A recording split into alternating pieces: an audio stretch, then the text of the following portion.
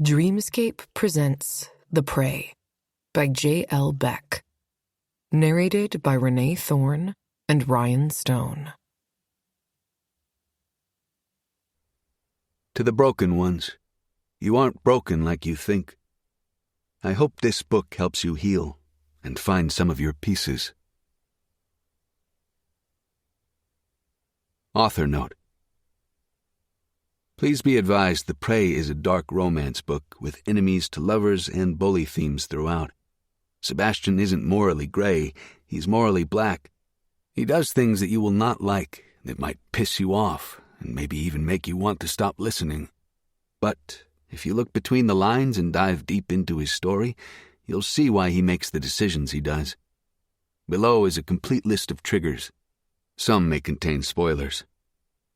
Triggers include knife play, stalking, violence, sexual assault, molestation, rape not by MC, pregnancy, death, blood play, kidnapping, voyeurism, dubcon, bullying, substance abuse, trauma, child abuse, murder, hallucinations, amnesia, forced oral, primal play, cognitive impairment, manipulation, human trafficking, chasing, masked men, humiliation, gun violence, use of drugs, animal cruelty/death/abuse, and gaslighting. Prologue. Sebastian. This may be hard to believe, but I don't just go around killing people. Many perceive me to be this ruthless, cold-hearted murderer, but much to their dismay, I don't make a habit of homicide. Death is messy and the easy way out if you're asking my opinion. I prefer to give my enemies the hardest path possible if they want to escape me. As I stand here in my grandfather's study, I realize there's no blood on my hands, not physically at least, and no indication that anything terrible has happened, except for the echo of the gunshot ringing in my ears. A glass of whiskey sits abandoned on the desk alongside a cigar, the tip still smoking faintly in its marble ashtray. A fire roars in the grate, the wood crackling and popping like it's trying to escape. I stand frozen in the center of the room, suspended in time, my entire body trembling. The rich scent of leather from the books and furniture mingles with the pungent odor of gunpowder, like metal and wood, filling my lungs with each shallow breath I take. I blink, slowly returning to awareness, my gaze skittering around me. Papers litter the burgundy rug on the floor, and I sink to my knees, my free hand landing palm down on one of them. At the top of it, in what might as well be flashing neon lights, is a single word. Contract. It's unmistakable, typed out in big, bold letters. Fuck. Why would he do this? Take a girl, no, a woman, as payment for a debt. Even for him, it's a new low. Acid climbs up my throat. This is what started the fight. Me proclaiming that you can't own another person, not in the way he proposed to, not with bars and cages and contracts. I was all about control, but not even I could stomach this. My grandfather had laughed in my face, the sound almost bitter with the depths of his disappointment in me. The thing is, I'm not stupid. I know you can own someone with fear, with love, even with heartbreak and hope, but not with locks and windows with bars over them. I own the fact that I am unwell, maybe insane even, but I don't come close to this level of depravity, and I don't want to. Standing, I peruse the crumpled paper in my hand. I am fine with tormenting people, fucking with those who deserve it, and hell, some who don't. I am even fine with letting my dark side come out to play. I consider myself among the cruelest of the cruel, but I could not silently stand by and allow him to do this.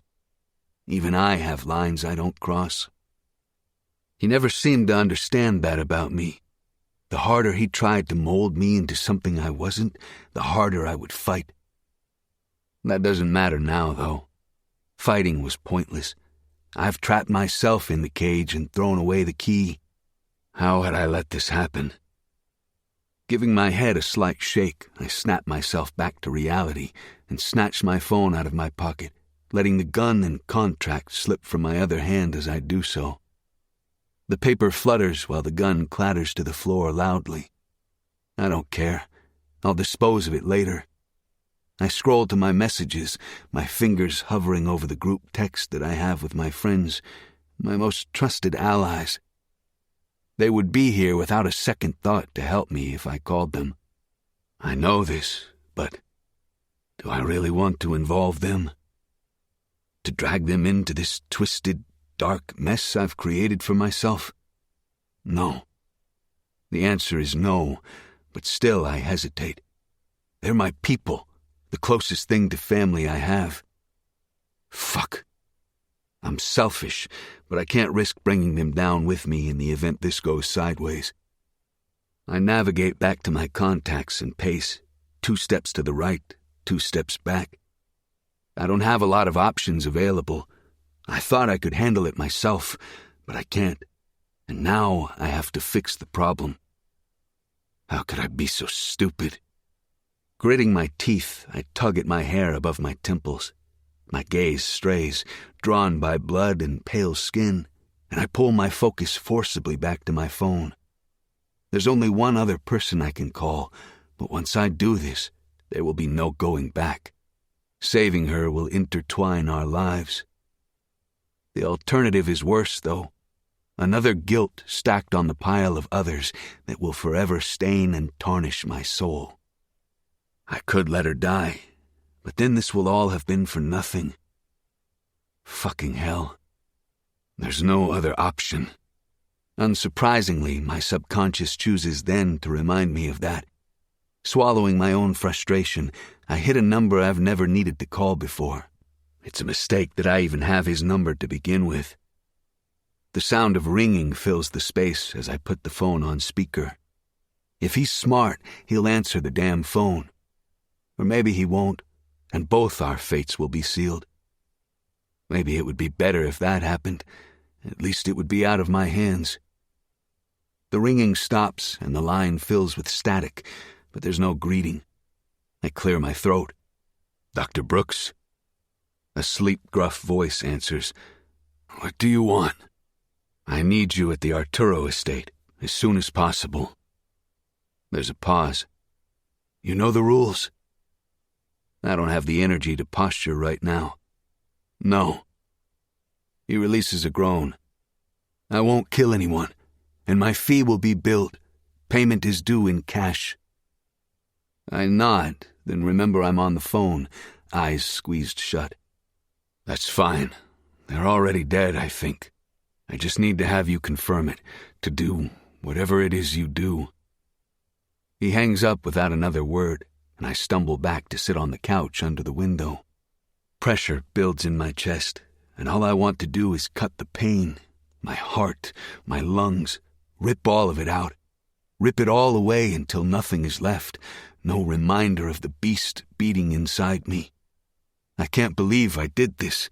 I can't believe what he forced me to do. I stare at the papers covering the ground, blood seeping up over the edges. What he's going to force me to do. I'm not sure how many minutes pass as I sit, my thoughts attacking me. Nothing more than a fucking disgrace. I catch sight of movement out of the corner of my eye, and it drags me back to the present. A man kneels on the floor over my grandfather's body. I blink a few times, trying to determine whether I'm seeing things. When he doesn't disappear, I convince myself that he's real. You're right. He's dead. I swallow hard and let my features fall into the arrogant asshole mask I've perfected over the years. Of course. He tips his head to the side and looks at the entryway, where the office door is cracked to reveal a slice of light. I can't do anything for him, but there is still hope for her. I blink. Really? Shit. I thought they were both dead. I stare down at my hands, expecting them to be coated in blood, every sin visible for the world to see. Sebastian, right? I blink again, looking up from my hands to stare into the storm-gray eyes of the doctor. He shines his pinlight across my face a couple of times. Nod if you can hear me, Sebastian. Of course I can hear you. I jerk away and shift onto the couch, putting ample space between us. If I snap again, all hell will break loose. Fuck, man. Get a hold of yourself. What's the plan, Doc? He tilts his head to study me, and I force myself to return his scrutiny with a calm I don't feel. I don't have a clue what he's thinking right now, but I need him to take care of them, not me. Finally, his eyes narrow and he rises, seeming to arrive at a decision. Nothing. Sit here. He crosses the room to the bar and grabs a bottle of expensive whiskey, then walks it back over to me and shoves it into my hands. With a brief nod at the bottle, he turns and strides away, walking back to the foyer. I swallow thickly around the knot in my throat. I can see her from here, her dark hair fanned out against the white marble like a raven in the snow. And creeping beneath that, the blood. Fuck. My stomach churns and I wonder if I'm going to vomit. Pussy. This isn't my first time seeing death and destruction, but seeing her blood spilled across the floor in my family's name, I can't bear it. The doctor opens the door wider and kneels beside her unmoving body.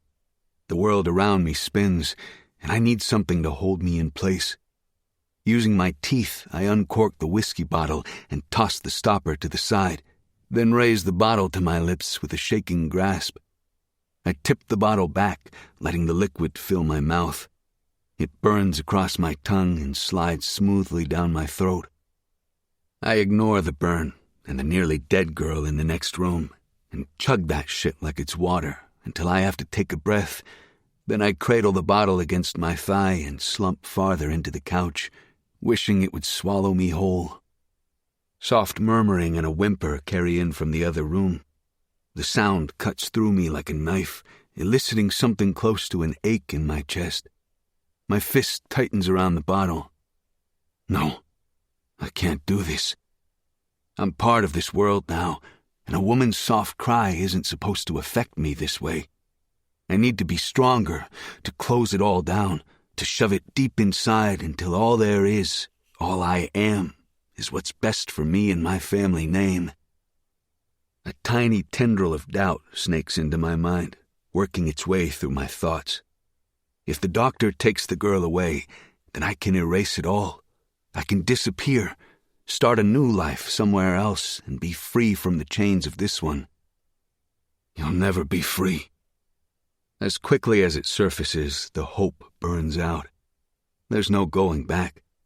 I'm man enough to admit I won't survive without money, without my contacts and resources. All those things come with my name and my house. If I walk away, I'd lose everything. And who would get it all? Fucking Tanya. I'd rather die in agony, a painful, terrible death, than give that bitch 1 cent of my money or my inheritance. I have only one choice, and it's not even an actual fucking choice. I take another long draw from the bottle and stand. In the foyer, the doctor whispers softly. I exit the study, closing the door behind me. I'll deal with all of that after I deal with her. The doctor's attention swings to me as he turns and surveys my features. You better now? I let out a mirthless grunt. Not even close. He slides his hand under the girl's all but lifeless body, and I drag my gaze over her. Her white sundress is stained red, along with her fingers. I'm not sure how I manage it, but I force myself to look at her face. It's battered and bruised, like someone used her as their own personal punching bag. Did my grandfather do that to her? The doctor eyes my hands, then my face again, his expression carefully neutral. Did you do this to her? I shake my head, tilting my clean, unhurt fingers to the light. No, I didn't. Seeing these marks on her makes me want to fucking destroy someone on her behalf, and I don't even know her. Inspecting her features a little closer, and even through the bruises and marks, I recognize her as someone I've seen on campus at Oakmount a time or two. Fuck me. Of course she attends Oakmount, because nothing in my life can be complication-free. "Help me lift her," the doctor orders. He's staring at me expectantly, like he's had to repeat himself while I wandered off mentally. I nod once, crouch, and help him lift her slight weight. He probably could have lifted her by himself. She's a tiny thing, fine-boned and fragile feeling in my arms. "We can take her to the staff wing. There's no one back there right now, and she'll have the space to herself." He nods and I lead the way, both of us carrying her. We walk through the kitchen to the back of the house before turning down a long corridor. Once we reach the narrower hall, I shift the girl away from the doctor and more fully against my chest. "I've got her. Just keep going. Right through there." The doctor continues in front of me. The lighting is minimal, illuminating several doors farther down. I choose the first door we arrive at and adjust my hold while the doctor opens the door. Thankfully, fresh sheets are on the twin bed, tucked tight into the basic wooden frame. I gently place the girl on the gray wool blanket and take a wobbly step back. Red. Blood. It coats my fingers now, and I'm transported back in time. My uncle's drenched in blood, lying in the middle of the floor. The same floor covered in blood all over again. I blink, trying to make the memories fade, but that only intensifies them. Tanya's hands run over my shoulders and up my neck. There's so much blood. "It'll be okay, Sebastian." "Sebastian," someone calls in the distance. "Sebastian, are you with me? I need your help." I snap back to reality with a shudder. Sweat beads on my brow, and a shiver courses through my body. I know the doctor needs me, but I can't help him. I can't even help myself at this point. With fear and panic clinging to my bones, I leave the room to rush down the hall and up the stairs, stopping only once I find the haven of my own room. On the nightstand is a bottle of whiskey, the one constant in my life. It's never let me down, never hurt me. I rush across the room, grab it, and clutch it to my chest, knowing it's the only thing capable of keeping me afloat in these dark waters. Releasing a sigh, I bring the bottle to my lips and chug down the brown liquid inside. It doesn't even burn. It's like I'm drinking water. Am I numb to the pain, or am I just too far gone to care? The answer is irrelevant. Soon enough, the alcohol will kick in, stopping the runaway train of memories threatening to take me back to that night when I was 16. Fuck me. That was only 5 years ago now. Back then, I thought I was happy, that I would one day run a legitimate company with my uncle, who had raised me as his son. She ripped it all away, though, leaving me with a fist-sized hole in my chest and memories I'll never be able to scrub from my mind.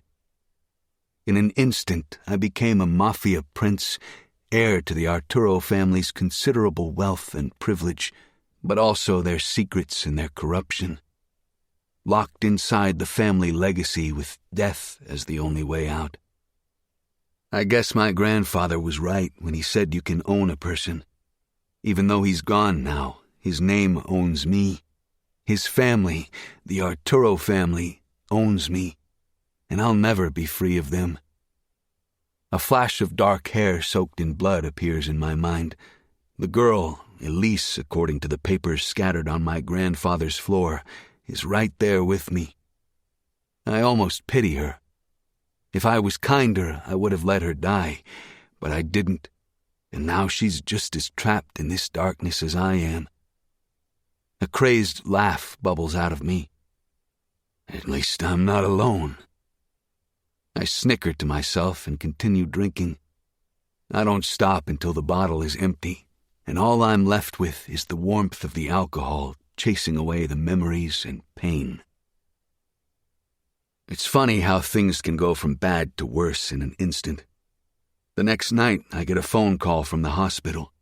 At first, I'm confused, but then I meet my real mother, and as if God hasn't hurt me enough, he arranges things so I arrive just in time to witness her passing. Something inside me died that day. Whether it was whatever remaining pieces of my heart existed, or whatever juvenile thoughts about the life I might get to have now that I was free from my grandfather, still lingered. It all becomes grains of sand in an hourglass when I learn the truth about my sister, Maybelle Jacobs. She needs me, needs my support and strength. It may appear that I've lost it all, but I've gained something in return. And I'll be damned if I'm going to let anything happen to her. My fate might be sealed, but if I have to choose between freedom and protecting the only remaining family I have left, I will always choose her. Chapter 1. Elise. There is no one I hate more than Sebastian Arturo. I thought my father was the most loathsome person on the planet, but I learned fairly fast that it's that smug asshole with his icy personality. That beautiful man, who I swear is broken inside and out, who is the epitome of hate. Who cares if he's my boss? If he saved my life? If he provides me a place to live? None of that matters or negates the fact that I absolutely loathe him. Considering the life I've had and how I've spent the last 10 months since I was brutally beaten and shot by my own father, that's really saying something. The sound of the door slamming in the foyer still rings in my ears. He always fucking slams the door, as if its presence and the fact that he had to open it at all is offensive to him. I guess I should be used to his crazy antics by now, but unfortunately, I'm not. I inhale deeply through my nose and try to let it out slowly to release the anger that kindles the moment he comes near me, talks to me, or even looks at me. Not that he's going to grace me with his presence today.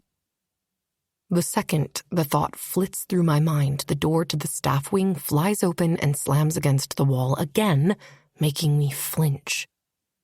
Shit. Apparently we're doing this again. I swear the guy is always 1 second away from losing his damn mind.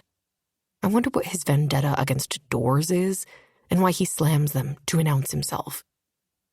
Having played this song and dance a time or two, I know I have only seconds before he comes stomping into the room. I'm tempted to cower in the corner, but I've learned cowering doesn't stop the inevitable from happening. If someone wants to hurt you, they'll do it, no matter what. Quickly, I move toward the dresser, gripping the edge of it to steady myself. My knees tremble, and a sheen of sweat forms against my brow, both telltale signs of fear. It's been difficult to handle the anxiety that comes with living with someone like Sebastian. Fear has been the one thing that helped me survive this life. And I'm so used to living with it and letting it guide my every choice that even though part of me knows I have nothing to worry about when it comes to Sebastian, I can't shake the lingering panic. Yes, he's dangerous. I know anyone standing within 10 feet of the man would assume he's a menace, but instinctively, I feel safe with him. Which is strange, considering I want to stab him in the eye almost daily. As I predicted, he comes powering through the door like an F5 tornado hell-bent on destroying anything in his way. He barely manages to stop in time, but not before partially barreling into me, the toes of his expensive leather loafers scuffing against my worn Chuck Taylors. I fall back against the dresser with a breathless oomph as he straightens himself, too close for comfort. Glancing down at my feet so I don't have to meet his gaze, I'm reminded that we do not come from the same worlds. The typical fear and anxiety that trickles into my veins anytime he comes near me makes it hard for me to swallow, to think, to do anything but stand there looking like an idiot. I hate this feeling of helplessness. There's no reason he should have this effect on me. He may be painfully good-looking, powerful, and filthy rich, but he's just a man. That's all any of them are. Swallowing my fear, I lick my lips and force myself to look up from my feet and into his dark green eyes. Sebastian thinks he hides his scars well, but I know better. I know that beneath that soulless, annoyed expression he gives everyone lies a man who's both damaged and hurt. A man haunted by his past and future. And it's sad because maybe if he wasn't such an asshole, I'd be willing to help him. Or, I don't know, at least try not to hate him. But not now. Not ever. He wears his usual irritated expression. Is it really necessary to slam every door in the house? The question sits at the tip of my tongue, but the thought hardens into concrete on my lips when his annoyance morphs into anger right before my eyes. Even knowing that I'm not truly afraid of him, I can't make my body react differently. All I can do is stand here trembling. Damn it. I'm so disappointed in myself. I don't know why I thought this time would be different, that I'd be able to stand up to him. I'm not really surprised. Angry men have a habit of making me fear for my life. It doesn't help that my employer is perpetually angry at the world either. His gaze rakes over my skin as he assesses my navy blue polo, khaki pants, and sneakers. He's silently judging me. Again. I straighten my shoulders and tug the hem of my uniform shirt down. I'd really just love to have one day when I don't feel self-conscious in my own skin. What do you want? The words don't come out half as strong as I want them to. His full lips twist into a scowl as he drags his gaze back up my body, stopping once he reaches my face. Did you really just ask me that? He shakes his head like I asked him to buy me a new car or something. What do I want?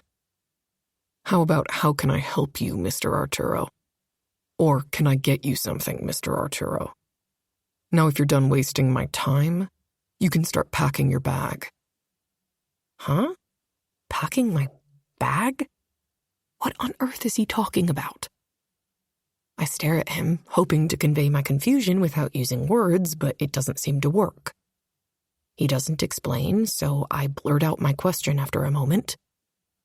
What do you mean, pack my bags? I don't understand. For fuck's sake, he growls, then turns his attention to my dresser, the same one I'm gripping the edge of. Without care, he rips open the top drawer. Shock morphs into embarrassment when he starts rifling around inside. What the fuck? What are you doing? Stop that. I place my hand flat on the drawer and attempt to push it back in so I don't have to see his long, graceful fingers clutching the lace and cotton of my underwear, but it's useless. He doesn't miss a beat, doesn't even spare me a glance as he brushes my hand away and continues his assault on my underwear. After tossing a handful onto the top of the dresser, he moves to the next drawer down where my shirts are neatly folded. Why are these all uniform shirts? If I had more balls, I'd probably say what's on my mind at this very moment and ask him if he's stupid or just oblivious. He has to know I do nothing but attend classes and work for him. I have no time for a social life. I refrain, though. There's no point in instigating the beast. Instead, I say mildly, because you paid for them, and all my wages go to attending school.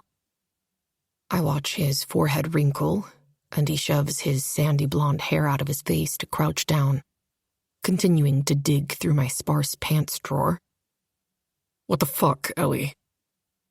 I flinch at the stupid nickname, the one he adopted and keeps using, simply because he knows how much I hate it. It's the same name my father used to call me while he beat me. I don't bother telling him the real reason I hate being called it. He'd only use it against me. And he doesn't need more ammunition. Please, stop calling me that. His features sharpen and he freezes at my protest, and I swallow it hastily. Never mind.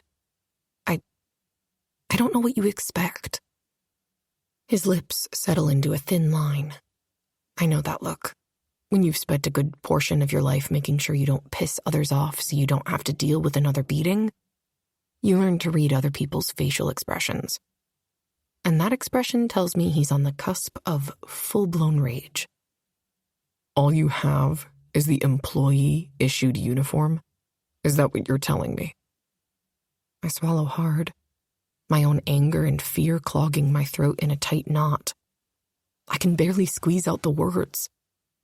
Clothes aren't important, not as important as other things. He stands in one smooth motion, his frame towering above me. You mean not as important as school and, say, the menagerie of pets you've been housing and feeding gourmet food to in the old groundskeeper's cottage? Shit. Heat blooms in my cheeks. I was certain no one saw me sneaking in there.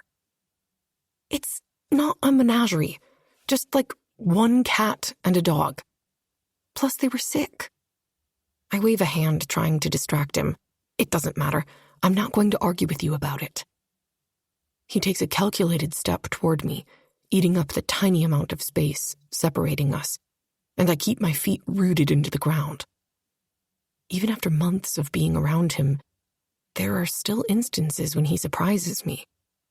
You can never be too sure with him. The animals don't matter. What matters is the clothing you don't have. The clothing that I need you to have. Why? I try to strip the anger out of my voice, but the way his eyes narrow, I know I've failed. Why must you always ask a million questions? He snarls. Because I have places to be and you're coming with me. His annoyance makes a mockery of me, as if it's so inconvenient for him to be here rummaging through my meager possessions. My chin lifts as my own annoyance flares to life, and I forget for a single blessed moment to be afraid. Well, this is what I have. If you don't like it, I suggest you provide me with something else. Maybe Belle has something I can borrow? He cocks his head to the side and purses his lips, his full bottom lip poking out invitingly. Nope. Not even going to let my thoughts go there. I bet he's a terrible kisser. No one in their right mind would take that invitation and saddle themselves with his emotional trauma or the repercussions of crawling into bed with him. I've been around long enough to hear what happens in his bedroom. Thinking about it sends an involuntary shudder down my spine. I've had to listen to the screams and the moans. I've had to wash blood from his sheets. Sebastian isn't the gentleman the world thinks he is, I'll tell you that much. I hold my head high while the urge to look down at my shoes and crumple at his feet tempts me. With nothing more than a nod and in a deceptively calm tone, he says, "Let's go see what she has in her closet. There should be something suitable. And considering I bought most of it, she won't mind sharing." He gives me no time to react as he snags me by the bicep. I fight against his grip, but all I end up doing is tripping over my own feet as he hauls me behind him. I have to put in twice the effort to keep up with him since his legs are so long. I can walk by myself, you know. I know that, but ask me if I care. He doesn't even turn to look at me as he speaks, pulling me along behind him as he stalks down the long hall of the staff wing and up the stairs to the kitchen. I barely catch a flash of stainless steel and granite before we're in the foyer. My head spins, and I stumble, a wave of dizziness slamming into me. Stay on your feet, E. The last thing I need is to fall to my knees in front of this man. By sheer willpower, I remain upright until, thankfully, Belle's bedroom door is only a few feet away. He stops directly in front of it, and even with his back to me, I know he wears an expression of annoyance. The closed door is nothing more than another hurdle. I don't want him ambushing her on my behalf. Then again, it's really his problem that he wants me to wear something I don't own. Releasing a sigh that might be frustration, he raises his fist and knocks. The sound of his fist on the wood vibrates through me, and a shudder ripples down my spine. A moment passes, and when there is no response on the other side, he grabs the doorknob and twists it, shoving it open. Without blinking, he steps into the room, dragging me behind him as he makes a beeline for the closet. Jesus! I nearly sigh when he finally releases me, apparently needing both hands so he can open the closet and turn on the light. I blink a few times to adjust to the light, and then I notice the clothes. Rows of sumptuous wools, creamy cottons, and gorgeous leather, all perfectly pressed and lined up on hangers. I should know, I'm the main person who does the laundry around here. I skim my fingers over some of the soft taupe fabrics. She doesn't wear much of this, preferring her old hoodies and sweaters to most of the luxury outerwear and slacks. What I wouldn't give for a closet like this. Everything is so pretty and well-tended. Nothing like my threadbare wardrobe with pieces I've had to mend too many times. My father never had money for new clothes. And when I got dumped on Sebastian, I'd only had the one sundress I'd been wearing. That's long since been discarded for the blood spatter and, the prominent bullet hole. Thinking about it makes my arm ache, and I shake it out while focusing on Sebastian. I could help if I knew what I was looking for. He doesn't even spare me a glance, sifting through the hangers like a competent secretary flicks through files. The hangers make soft shushing noises on the metal rod above our heads, almost lulling with their constant motion as he searches for some great unknown. After a few minutes, he stops, clearly finding something he likes. With a flick of the wrist, he grabs it from the hanger and holds it out to me. I take it so it doesn't fall to the floor since he releases it almost immediately, holding the green satin dress against my body. I don't have Belle's full curves or voluptuous chest. I've always felt more shaped like a box than anything else. This dress will look awful on my somewhat flat chest and shapeless body. I clear my throat, thinking to warn him of this, but he shoves another couple of outfits at me, then turns to look at the shoes. What size do you wear? I squeak out an answer. 7? Belle and I happen to be the same size. I know because I might have tried on a few pairs of the beautiful heels she absolutely refuses to wear unless Drew asks her to. A slight shift in the air and a soft noise alerts me to the presence of someone else. I glance back to find Belle braced in the doorway, taking in the scene, a smile on her lips. So, what's going on here? Chapter 2. Elise. I freeze. Shit. Belle isn't privy to why I'm here, although we've gone out for coffee, studied together, and even gone to the movies a couple of times. She always talks to me and tries to include me in things, but I'm pretty sure she still considers me to be the maid. The maid her doting brother hired out of the goodness of his heart, which is basically a load of shit. I doubt Sebastian has said a damn thing to her about that night. Thankfully, Sebastian saves me from having to explain. Ms. Silver has agreed to do me a favor. You know I hate going to those business events alone. And since you and Drew are properly attached now, I find the attention I get at these things tiresome. Belle chuckles. You want to take Elise to a business event to save you from being hunted by other women? He clears his throat, and all I can do is stare, still frozen. I notice the pink of embarrassment creep up his cheeks instantly. It reminds me how guarded and different he is with Belle and with his friends. The person he is with his sister is warm, kind, and gentle. Possibly the real him. a man few others get to see. His gaze ping-pongs between us before he settles it back onto Belle. When you put it like that, it makes me sound like a pussy. But yes, I need someone there to keep them away from me. I can't be bothered with distractions. I need to conduct actual business. She leans against the doorframe now, smiling at her brother. And where are you going?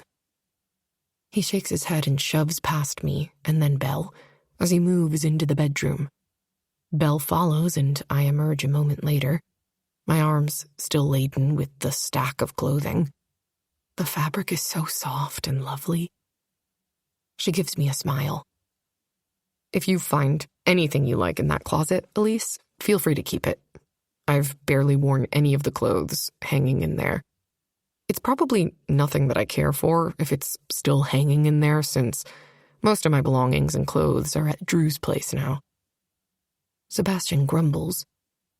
Don't remind me. I don't like the thought of you living there most of the time. But at least it's not the mill. Belle scoffs. Well, for your information, we are currently alternating between the mill and Drew's house, so we can give his mom some privacy and have our own from time to time. I'll continue this conversation with you later. We're already running late. There's an edge of annoyance to his tone, and I know it's only because of me. Sebastian could never be annoyed with Belle, not even when she's disobeying every one of his rules. Of course, I don't want to keep you. Belle smiles, and Sebastian turns to head for the door. I take a step forward, intending to follow, but am stopped when Belle places a hand against my shoulder. I look down at her hand and then back up to her face. She's smiling softly, but her eyes look concerned? Worried, maybe? I know he's my brother, but that doesn't mean anything. Don't let him push you around, E. Us women gotta stick together. Stand your ground, and if he hurts you, come to me. I've got your back. Belle is what I consider to be my one and only friend in this whirlwind of a life. And while I appreciate her so much and accept her desire to care for me, I won't ever pit her and Sebastian against each other by dragging her into the mess I've gotten myself into with him. I know you do, I whisper, and give her a smile in return. Sebastian has a lot of bark, but no bite. At least, not to those he cares about. Don't let him scare you into submission. She gives me a wink and then releases me, her hand falling back to her side. I'm not sure what that means, but I don't have the time to read into it. Not when Sebastian starts yelling my name. Coming, I reply, and scurry from the room like there is a fire behind me. I find him standing in the hall wearing the same look of impatience from earlier. The time to socialize isn't now. What part of we're already running late did you not understand? He asks, then starts walking again, forcing me to follow. I'm hot on his heels up until the moment he turns into his bedroom. It's there I find myself pausing just outside the door. Why does this feel so personal and intimate? I'm sure I'm overthinking it, but I've never been inside his bedroom. At least, not with him inside. And even then, it was only to clean the space. He's not asking me to clean right now. And while I understand the interpretation, I'm not sure I like being invited into his room to do anything other than that. Turning on his heels, he spots me, stalled in the doorway. A look of pure impatience etches into his features. For fuck's sake, Ellie, get in the room. We don't have time for your uncertainty. Uncertainty? Am I so easily read? Actually, never mind. While it doesn't feel right, and I can't pinpoint in what way, he takes my hesitation and doubt and shoves them back at me, reminding me once more that he holds all the power. I highly suggest you get your ass into this room, or there will be consequences, and I can promise you don't want to see how creative I can be. The hard edge of his voice makes me shiver. and I don't dare ignore the warning coding his words. Even though my body urges me to turn and run away, I force myself to do as he says and walk into the room. His usual woodsy sea salt scent tickles my nostrils as it lingers in the air. Someone so bitter and hate-filled should not smell so delectable. Never mind look as handsome as he does. It's like false advertising. Walking up to his king-sized bed, I drop the stack of clothes. What does he expect me to do now? I look down at the clothes and try to figure out where the hell he's taking me based on the clothing. He can barely stand to be in the same room as me most days. So what's brought on the sudden desire to take me somewhere? My instincts scream at me, telling me to think this through properly before agreeing. Unfortunately, my instincts don't understand that I have no choice in the matter. There is no agreement. The feel of his eyes on me drags my attention back to him. What? I blurt out before I can think better of it. Do you plan to stand there all day staring at the clothes, or are you going to try them on? I need to see what you look like in them and determine if this is even worth the effort. Wow, world-class asshole right here, folks. I shouldn't be bothered by his crass response. It's not the first time he's spoken to me that way, and it won't be the last. He's all about cutting me down, reminding me that I'm a bug beneath his shoe, and that if he wants to, he can and will step on me. You know, if you were a little nicer... I grit my teeth, only then realizing that he means right here and now. Yeah, he's lost his mind if he thinks I'm going to strip down to my bra and panties in front of him. Nice gets you stepped on. I'm not nice. We both know that, so let's skip the pleasantries. Now try on the damn dresses. All I can do is shake my head and roll my eyes. This man is beyond bossy. I quickly grab the green dress off the stack and turn toward the bathroom. If he wants to see me in the dresses, then fine. Hopefully I look terrible and he will change his mind about taking me with him. A girl can dream, right? I've taken only a step when he speaks again. No, Ellie. I need to see it all. Put the dress on in front of me. See it all? Everything in me freezes. Why can't I just do it in the bathroom? Are you going to be able to get the zipper up on your own? I open my mouth to respond, but he's talking over me before I can get a word out. Never mind. Your response isn't needed. Besides, I want to ensure that if clothing comes off, you'll at least be adequate enough to be in my company. If clothing comes off? Where the hell does he think he's taking me? I grit my teeth and ignore his words. He's just trying to break me down, trying to see if he can make me cry. It's like his favorite thing to do. See how much he can hurt me before I snap. I'm not really sure why he hates me so much, and I try not to think about it. No point in worrying over something I'll never get an answer to. Fear furrows low in my belly. I want to tell him no, that I won't change in front of him. But I can't make the words come out.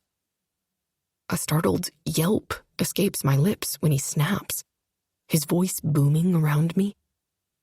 Stop acting like you have something to hide. You aren't the first woman I've seen naked, and you won't be the last. Jesus, why does he have to be so blunt? I don't understand. I start, but he cuts me off with a singular icy glare. Do I look like I give a fuck if you understand something or not? I'm certain I warned you once already about repeating myself. If you intend to piss me off, you've succeeded. I don't want to hurt you, Ellie, but I will if you make me. Hurt me? I don't think he knows what being hurt looks like. Anger boils to the surface, and I clench my hands into tight fists. I really want to punch him in the face for being so condescending. But I'm kind of forced to work with him until my asshole father's debt is paid off. So, while I don't punch him in the face, I don't stand there letting him toss stones at me either. Fine. I growl and grip the hem of my polo, ripping it over my head with a jerk. My chest heaves with every breath I take, and I know I need to get a grasp on my anger before I unleash it all on him. But honestly, he deserves whatever comes out of my mouth. I can feel his eyes on me, and I look up in time to notice his smoldering gaze as it flicks over the threadbare lace of my bra. I'm barely a B-cup, and while I'm slim, I'm also short. Never mind that I'm missing the sensual curves most women my age have. That doesn't seem to matter to Sebastian. Not when I notice the ember of desire glowing deep in the depths of his emerald gaze. A look that wasn't there just moments ago.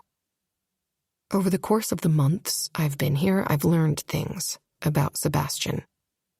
Although he doesn't vocalize every emotion, he feels things deeply. And so I know that look because I've put it there more than once or twice before.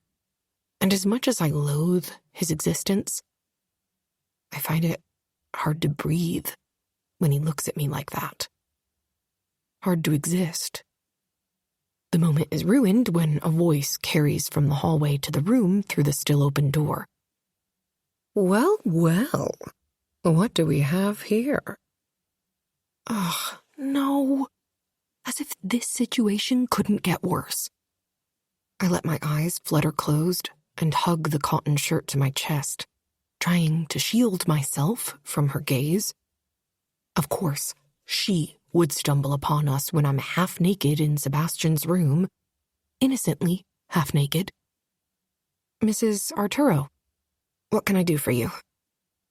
When I open my eyes again, my gaze automatically shifts to Sebastian. I'm pretty sure it's obvious to everyone but her how much he dislikes her. Either that or she doesn't really care. Sebastian does his best to hide his irritation and annoyance of her, but sometimes his mask slips, and other times his feelings are so profound they slip through the cracks. I've never bothered to ask what the problem is and why he dislikes her so much. Kind of like I've never bothered to ask why he hates me. It's better not to know the truth, sometimes. Though I've never done anything to earn me so much hatred from him. Who knows? Maybe Tanya hasn't either. Maybe he just hates people for the hell of it? It's impossible to miss the tightening of his jaw and the slight clench of his teeth. He turns to stone instantly, his body becoming rigid, his eyes narrowing, the typical emotionless mask he wears around everyone except me falling over his face. No. He saves all his anger and hate for me, and enjoys making me see it. Tanya creeps deeper into the room, sucking all the air out of the space. Just like always, she's beautifully polished and put together from head to toe. Her ruby red lips pull up into a predatory smile as soon as her gaze lands on me. I wish the floor would swallow me up and spit me out back in my bedroom. But I don't get that lucky. Am I interrupting something? Chapter 3. Sebastian. Am I interrupting something? The list of things that are starting to piss me off seems to be getting longer and longer. Maybe if Elise hadn't wasted so much time and had fucking suitable clothing, anything other than a damn work uniform, in her dresser, I wouldn't be in this room with her and Tanya right now. Who am I kidding? Rationally, I know none of this is Elise's fault, but that doesn't mean I won't make it seem that way. Something about her begs me to give her a hard time. Tanya, technically my aunt, although she calls herself my stepmother, has been living in the house for 10 months now. And when I say living, I use the term loosely, since I haven't seen much of her in that time. Thank fuck. She tells me, like I actually give a shit, that she's been balancing her time between here and the house she has in Miami. I don't really give a fuck what she's doing, as long as she stays away from me. For some unknown reason, she's been hanging around a little more lately, though, and I don't like it. Just looking at her makes me sick. It makes me want to crawl inside a bottle of bourbon and never come out. I will deal with her for now, until I can figure out how to convince her to let me buy out her part of the house's deed. Yes, you're interrupting something, but we don't have time for it now anyway, so no apology is necessary. I give Tanya a hard glance and peer back down at Ellie, noticing how she clutches her shirt tight in her hands that are visibly shaking. Good. I need her fear like I need oxygen, because it means I'm in control. I feast on it, and she gives it to me so easily, it's almost pathetic. And keeping her afraid shouldn't be a problem after she finds out where we're going. I've gone easy on her the last couple of months, but I know it's only a matter of time before she remembers things. Dr. Brooks warned me that once her memories trickle in, they may come and go like waves. He also said she might not ever regain her memories from that night, so it's crucial that I maintain control over her so I know what she's remembering and not remembering. My own life and future hangs in the balance of her recall. Elise, go pack up whatever else you're going to need and hurry back. We're leaving soon, as in an hour soon. You don't show up, I hunt you down and drag you out the door. Is that clear? She blinks up at me, her big doe eyes wide and shining with fright, and maybe a hint of something else. Something I'm not even fucking touching right now. Maybe she doesn't think I've noticed her lingering stares or the heat in her eyes, which she tries to hide beneath a hateful glare every time I say something shitty. She might be good at hiding from the rest of the world, but she can't hide from me. I notice everything when it comes to her. In fact, sometimes I have to remind myself that she's my employee, and this can only end one way. Developing an obsession for the quiet, fearful brunette is not necessary to my end goal. If I wanted to, I could have her. I could fuck her any way I want, however I want, even if she said no and begged me not to. She belongs to me, after all. I pride myself on control, though, being in control and maintaining it. Giving in to those impulsive desires would be the same as letting her win, and I refuse to let her break me down to that level of baser instinct. Plus, nothing good comes from making choices with your dick. My aunt/stepmother, Tanya, is proof of that on my uncle's part. When she doesn't immediately start moving, I clap my hands, and she jumps, startled by the sound. "Move it," I taunt. She springs into action, scurrying from the room. I return my focus to Tanya, unbeloved auntie, adopted mommy, stepmother. Mother is a generous term for a woman who didn't do anything to actually raise me, nor did she give birth to me. It was my uncle, Mitchell Arturo, whom I consider my adopted father, who raised me. Not my grandfather, who took credit for turning me into a brutal, sadistic asshole, and definitely not this bitch who thinks she can have what's mine. My family is beyond fucked up. Just the thought of it makes my head hurt. But Tanya's presence is a constant reminder of all that I try to forget. My mother, who I reconnected with before her untimely death mere months earlier, had an affair after giving birth to me that resulted in the birth of my sister, Belle. Since my biological father was psychotic and abusive, among other amazing attributes, my mother wanted to leave him. She struck a deal with my grandfather, her own father, where she signed over her rights to me, giving him guardianship and allowing him to raise me, and he allowed her to leave, free to live her life as she saw fit. I guess that's what she wanted, since that's what she did, without a single penny to her name. I'm past the point of hating her for it. In fact, part of me respects her for it.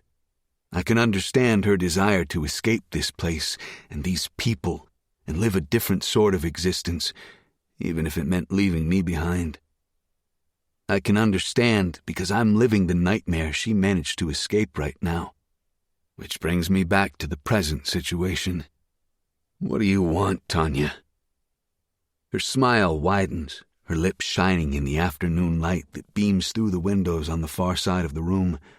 I usually keep the curtains drawn, as it's far more fitting for my mood, but someone must have left them open after cleaning.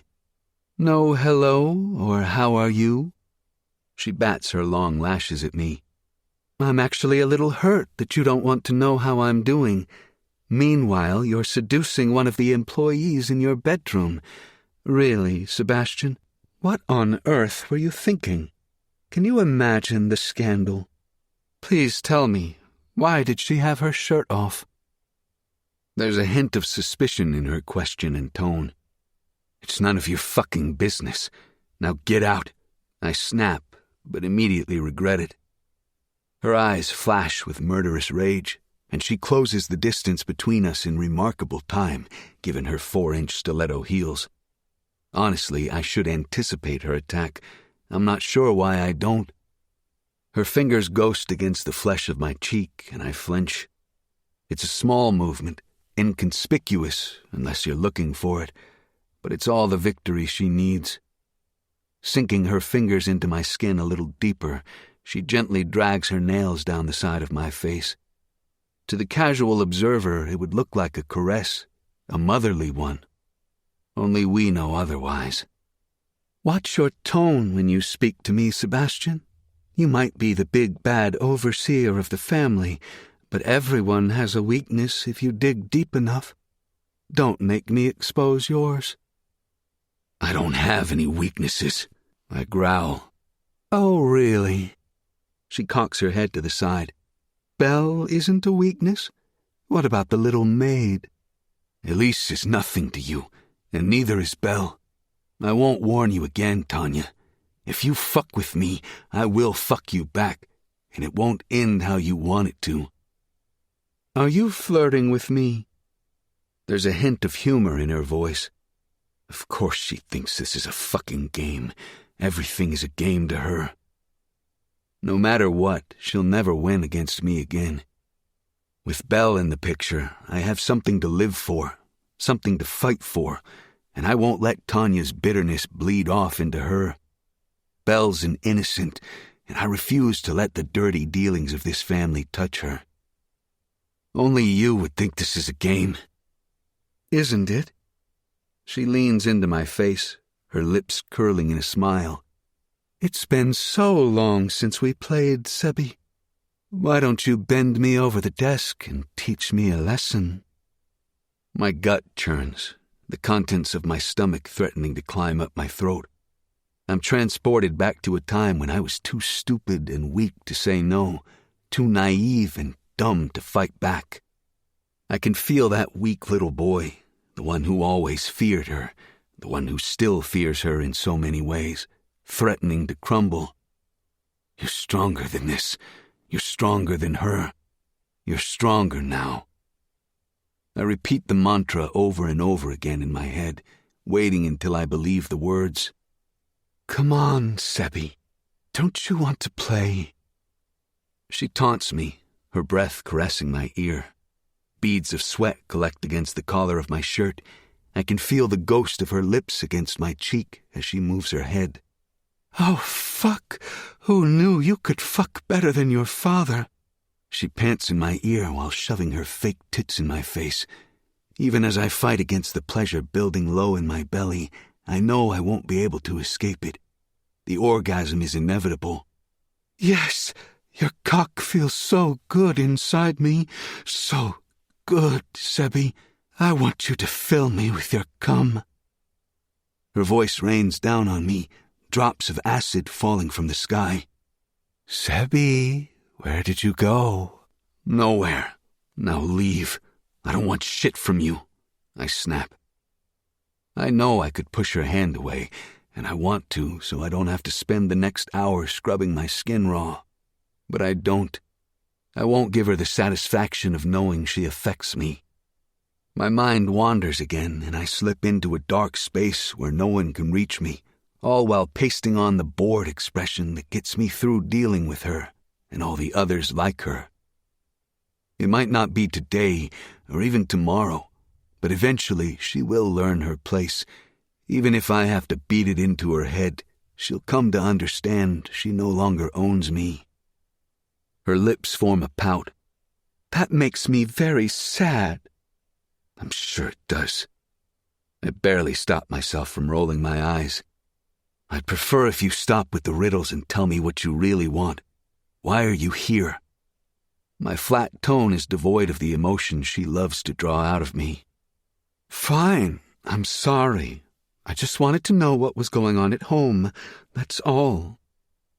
Her toxic scent of raspberry and Chanel No. 5 fills my senses, and I nearly gag on air as I suck a ragged breath into my lungs. Memories continue to assault me, threatening to drag me back down into the abyss. No, not right now. I suppress them as best I can, hoping to bury the memory of her hands, her punishments, her skin against mine, but they still linger right near the surface. I need something else to think about, something to distract me. I don't mention the fact that she's been gone off and on for months and never cared to know what was going on before today, mainly because I don't have the tolerance to deal with any more of her bullshit. If it's that big of a concern to you, then I'll tell you. I'm attending a business meeting and taking Miss Silver with me to assist. Her eyes narrow, and she cocks her head to the side. Assist with what? And why on earth would she need to remove her clothing to help you? Not that I require your permission or need to share what I do or do not do with my staff, but I'm taking her to Pound of Flesh. And before you rudely interrupted me, I was having her try on a few dresses I had picked out. As badly as I'd love to tell her that I was getting ready to fuck Elise, I don't. I have no doubt in my mind that she would murder Elise just to spite me if she thought for even a moment that the girl was competition. Tanya smiles, all sadistic curiosity. You're taking that innocent little thing to Pound of Flesh? Have you lost your mind? I shrug. I have to wonder about that myself. Tanya's gaze sharpens and her grin widens, white teeth flashing, sharp like a shark's. Oh, no. Are you going to sell her?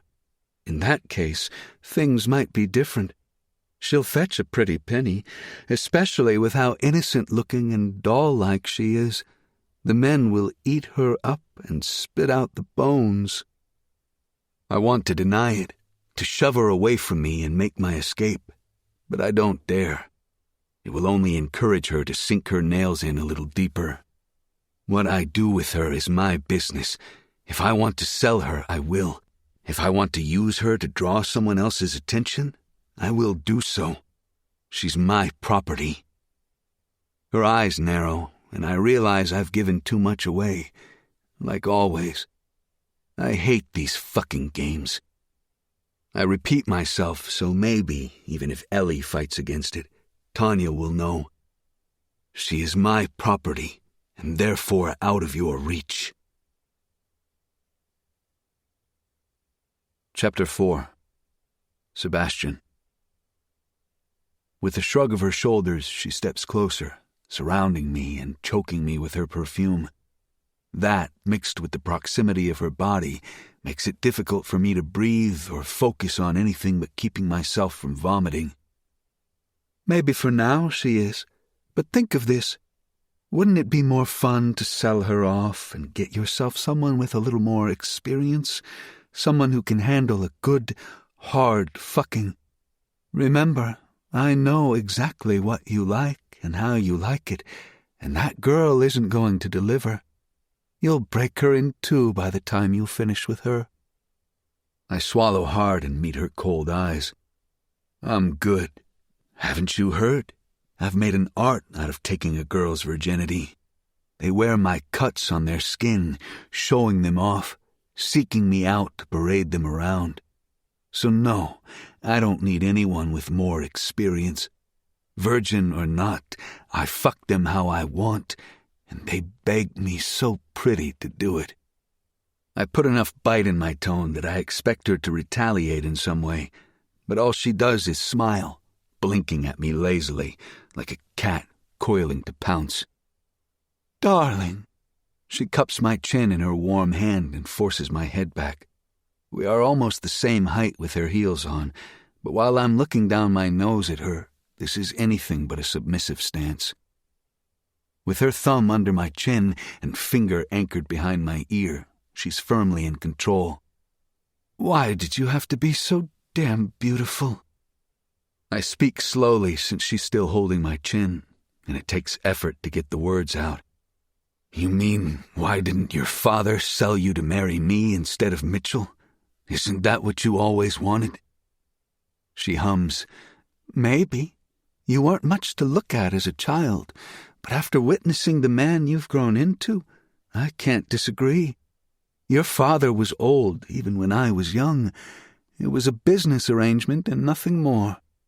There were no feelings between us. He had his dalliances, and so did I. I flinch, and she smiles, knowing she's struck a nerve. I'll let you get packed. Make sure you bring your weapons. You're going to have a hell of a time protecting that little thing once they find out she's a virgin.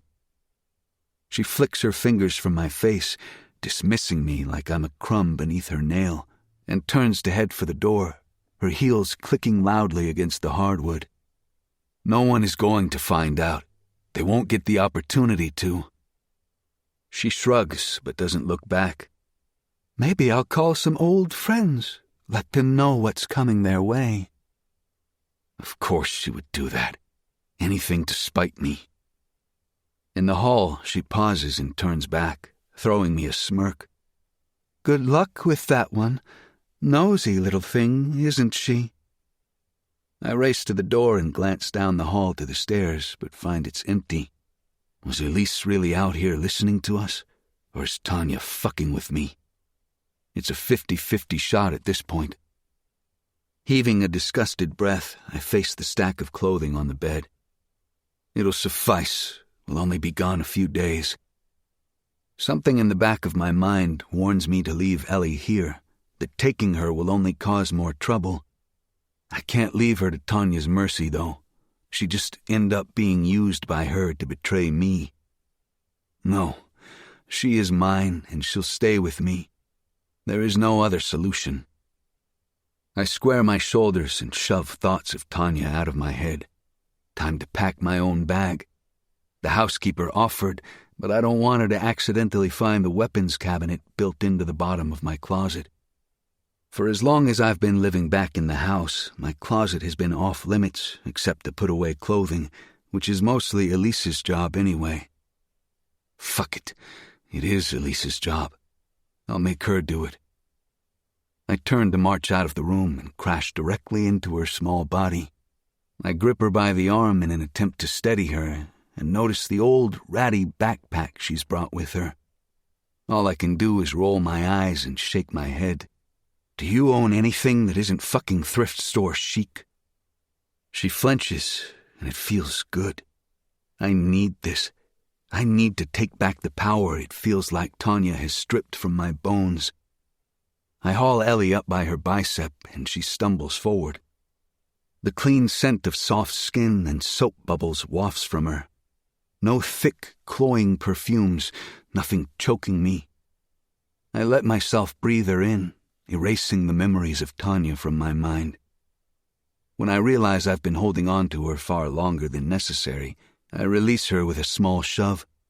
She stumbles backward, and I revel in the anger that flashes in her eyes while I take the armchair by the bed. Perfect timing. I need my clothes packed. She blinks. But I thought you were going to pack your own bag. Well, I changed my mind. I eye her body and the stack of clothes. That is, unless she would rather resume what we were doing before we were interrupted. I toy with her, knowing her response will be a shuddering no, and on the off chance she tries to surprise me with a challenge, I ensure the door is closed this time. No, of course not. Her voice wavers, and she walks over to the closet. The light cuts across the dark hardwood, and I sit in my chair, watching her. What type of person does it make me if I admit that terrorizing Elise has become my favorite pastime? I mean, since she belongs to me, why the hell not, right? Our verbal sparring matches are what gets me through the day sometimes, but I would never confess that to a soul. As much as it annoys me most days, I've come to respect Elise's sunshiny personality and drive. Even with the odds stacked against her daily, she still finds a way to be happy. Like just breathing is enough for her, and I guess I'm a little jealous of that. Or how, no matter what is thrown at her, she can somehow still find the smallest speck of good in the bad. I can't seem to take my eyes off her, and it's definitely hate simmering in my blood right now. My balls ache, and my fists tighten as I stare at her perfect, heart-shaped ass. Months of confinement in this damn house with her are going to my head. Hate, not lust. Remember who she is and what she represents. That reminder transforms desire into disgust. Yes, let the disgust and anger lead you, not the desire. Never the desire. She pulls one of the designer suitcases from the top shelf and opens it, placing it just outside the closet, giving herself ample room to move around. How many days should I pack for? There's something intimate about this moment. Me watching her as she moves around in such proximity to my personal possessions, her fingers touching them. Alarm bells blare in my head. 5 days should be sufficient. 5 days, she murmurs. I didn't pack for 5 days. I shrug. It doesn't matter. Where we're going, clothes are optional. I keep my expression blank, even as adrenaline zips through my veins when I see fear filter into her blue eyes. Those same blue eyes beg me to meet her gaze, as if I'll confirm she'll be safe with me. Yes, give your fear to me, Elise. Give me all of it, and let me drown in it, because the alternative is so much more frightening. She has no fucking clue what I would do if another man saw even an inch of her flesh without permission. I'd have to gouge his eyes out and remove his brain so I could take the memory from his mind. In every definition of the word, she is mine. I'd never let anything happen between us, but she doesn't have to know that, nor will she ever. Not even when my use for her has ended. She returns to the closet, and a second later brings a handful of suits back out. Evening wear? I presume a tuxedo? Her eyes dart to the clothing on the bed, and before I can respond with some asshole remark, she mumbles to herself, "Duh, a tuxedo is needed." I remain quiet and let her continue packing my belongings. She's just a maid, an infuriating, stubborn maid. A warm feeling takes root in my chest when she brings out a stack of my socks and underwear. It's just socks and underwear. Get a grip. But it's more than that. I know it, and I'm certain she knows it too. Unlike all the others, I trust her, and it shows when I allow her to touch the most intimate items I own. Thus bringing us way too close to the surface of something I don't want to fucking touch. I need a distraction, even if I don't have time for one. I whip out my phone and hit one of my most recent calls. Hi. I can feel Elise's eyes on me, but she doesn't pause. You free right now? A sleepy mumble filters through the phone as Lee wakes up enough to answer. Yeah, I guess. What did you have in mind? I put on a wicked smile, making sure Elise sees it. Not that she would miss it. Her eyes always have a habit of finding me. I think she's as attuned to me as I am to her. Oh, I don't know. You, me, a bottle of whiskey. Maybe we'll take a dip in the hot tub. I have no plans at all to go anywhere with Lee, but I sure as hell don't want Elise to think I'll be sitting around here waiting for her. I could call one of the 20 girls I have in my contact list, but I'm not in the mood to deal with the extra shit that comes with making those calls. Lee is good enough to make Ellie think I'm going off to be with someone else. More alert than before, Lee responds, "Sebastian, I'll definitely agree if you finally succumb to my wiles, but something tells me this isn't that." I chuckle, low and deep. No, it's not that. I'm looking to blow off a little steam before I head out of town on a business trip. Out of the corner of my eye, I catch Elise's mouth crimped tight in a thin line. Her hands pause as she stops packing. I stand and saunter over to her, still holding the phone to my ear. If making her life miserable was a sport, I'd be the champion. I glare down at the suitcase and shake my head. If you do it that way, the suits will be wrinkled, and I won't have anything to wear when we arrive. With the toe of my leather shoe, I tip the suitcase up and over, spilling the contents onto the floor. It's assholery at its finest, but someone has to do it. Her pert mouth pops open, and her big blue doe eyes glisten with tears. "Why did you do that?" "If you did it right the first time, I wouldn't have to correct you. Now do it again." I lean in close, dragging one long, deep breath of her clean soap scent into my lungs. Fresh, clean, perfect. And this time, do it right. I'll be back in an hour, maybe 2, depending on my mood.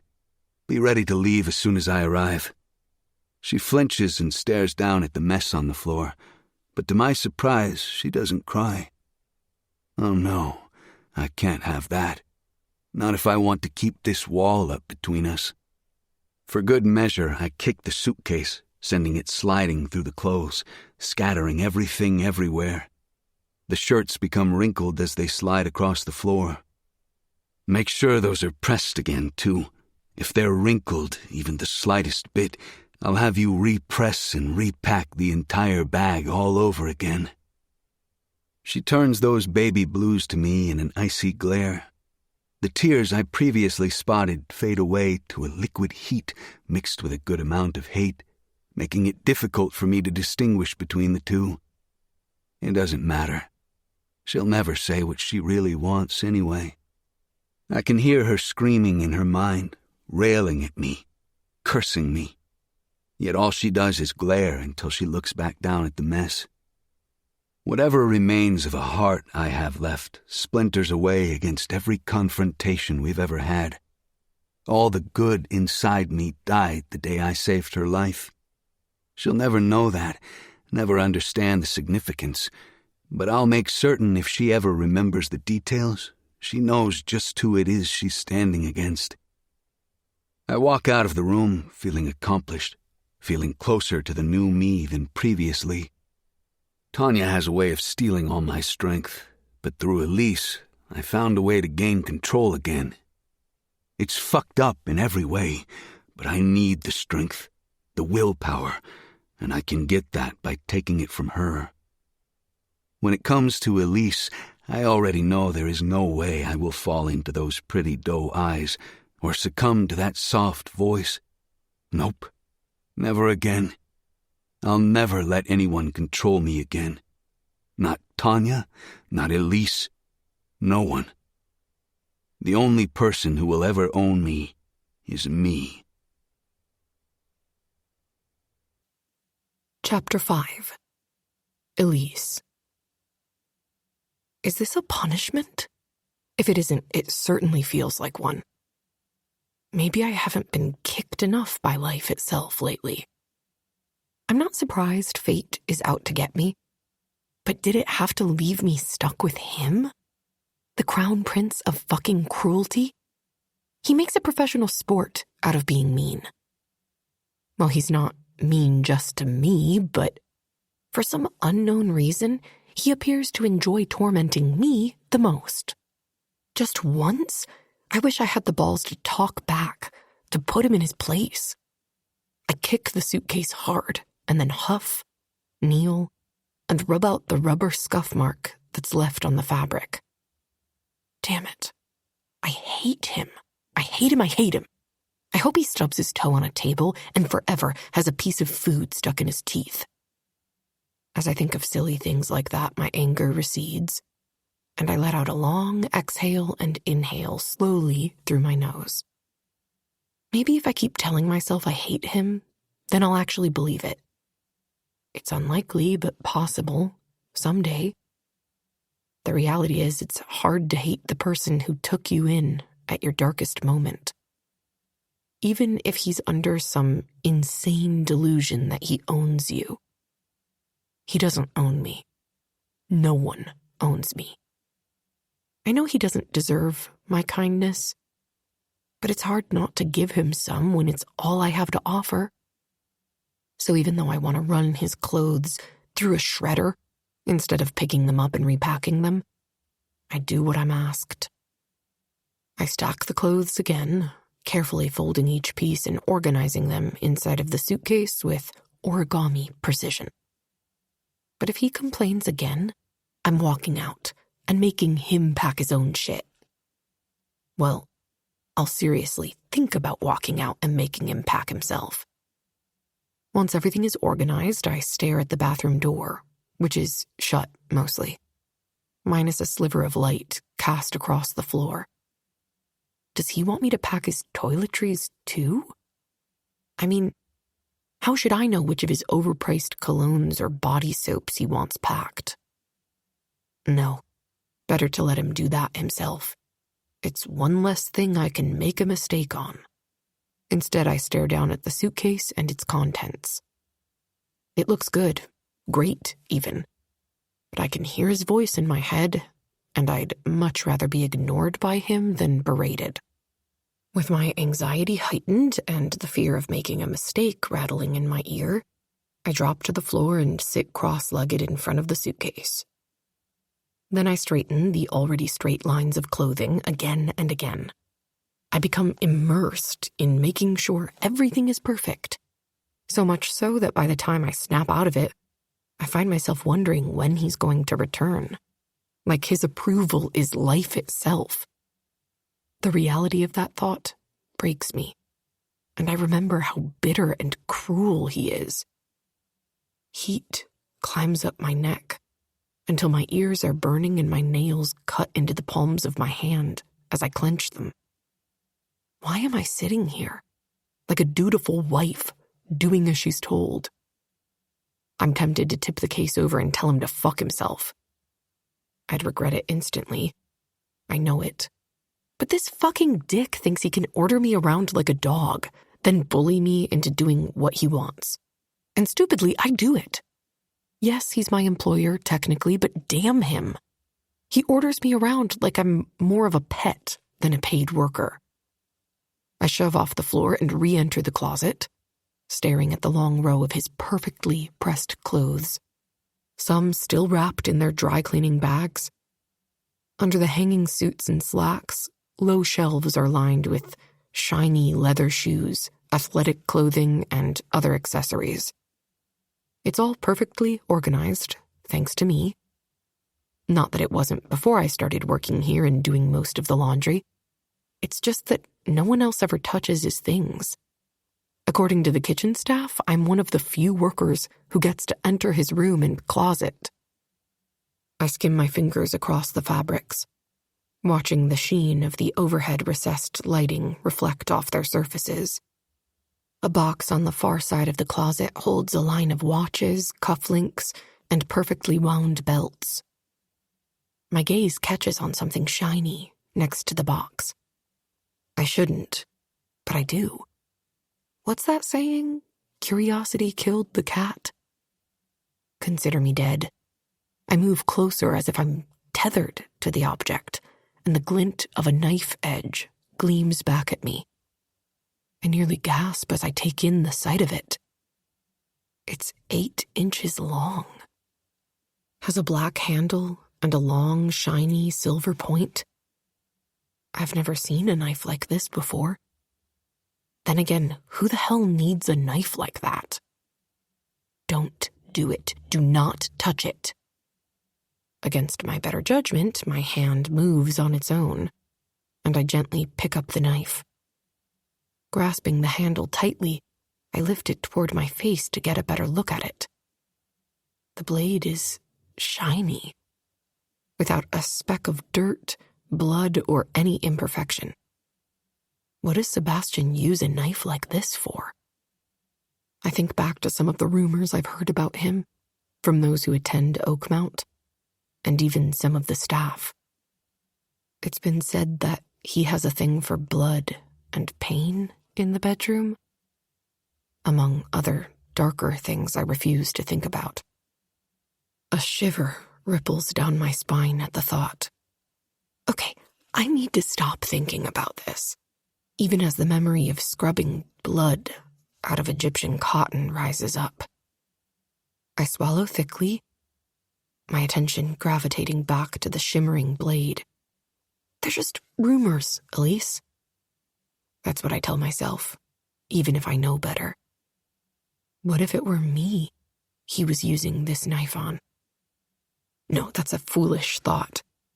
He might look at me with heat flickering in his eyes every now and then. But that means nothing.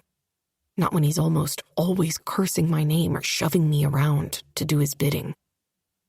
I'd rather climb into bed with a panther than sleep with him. Hell, I'd probably climb out with fewer injuries.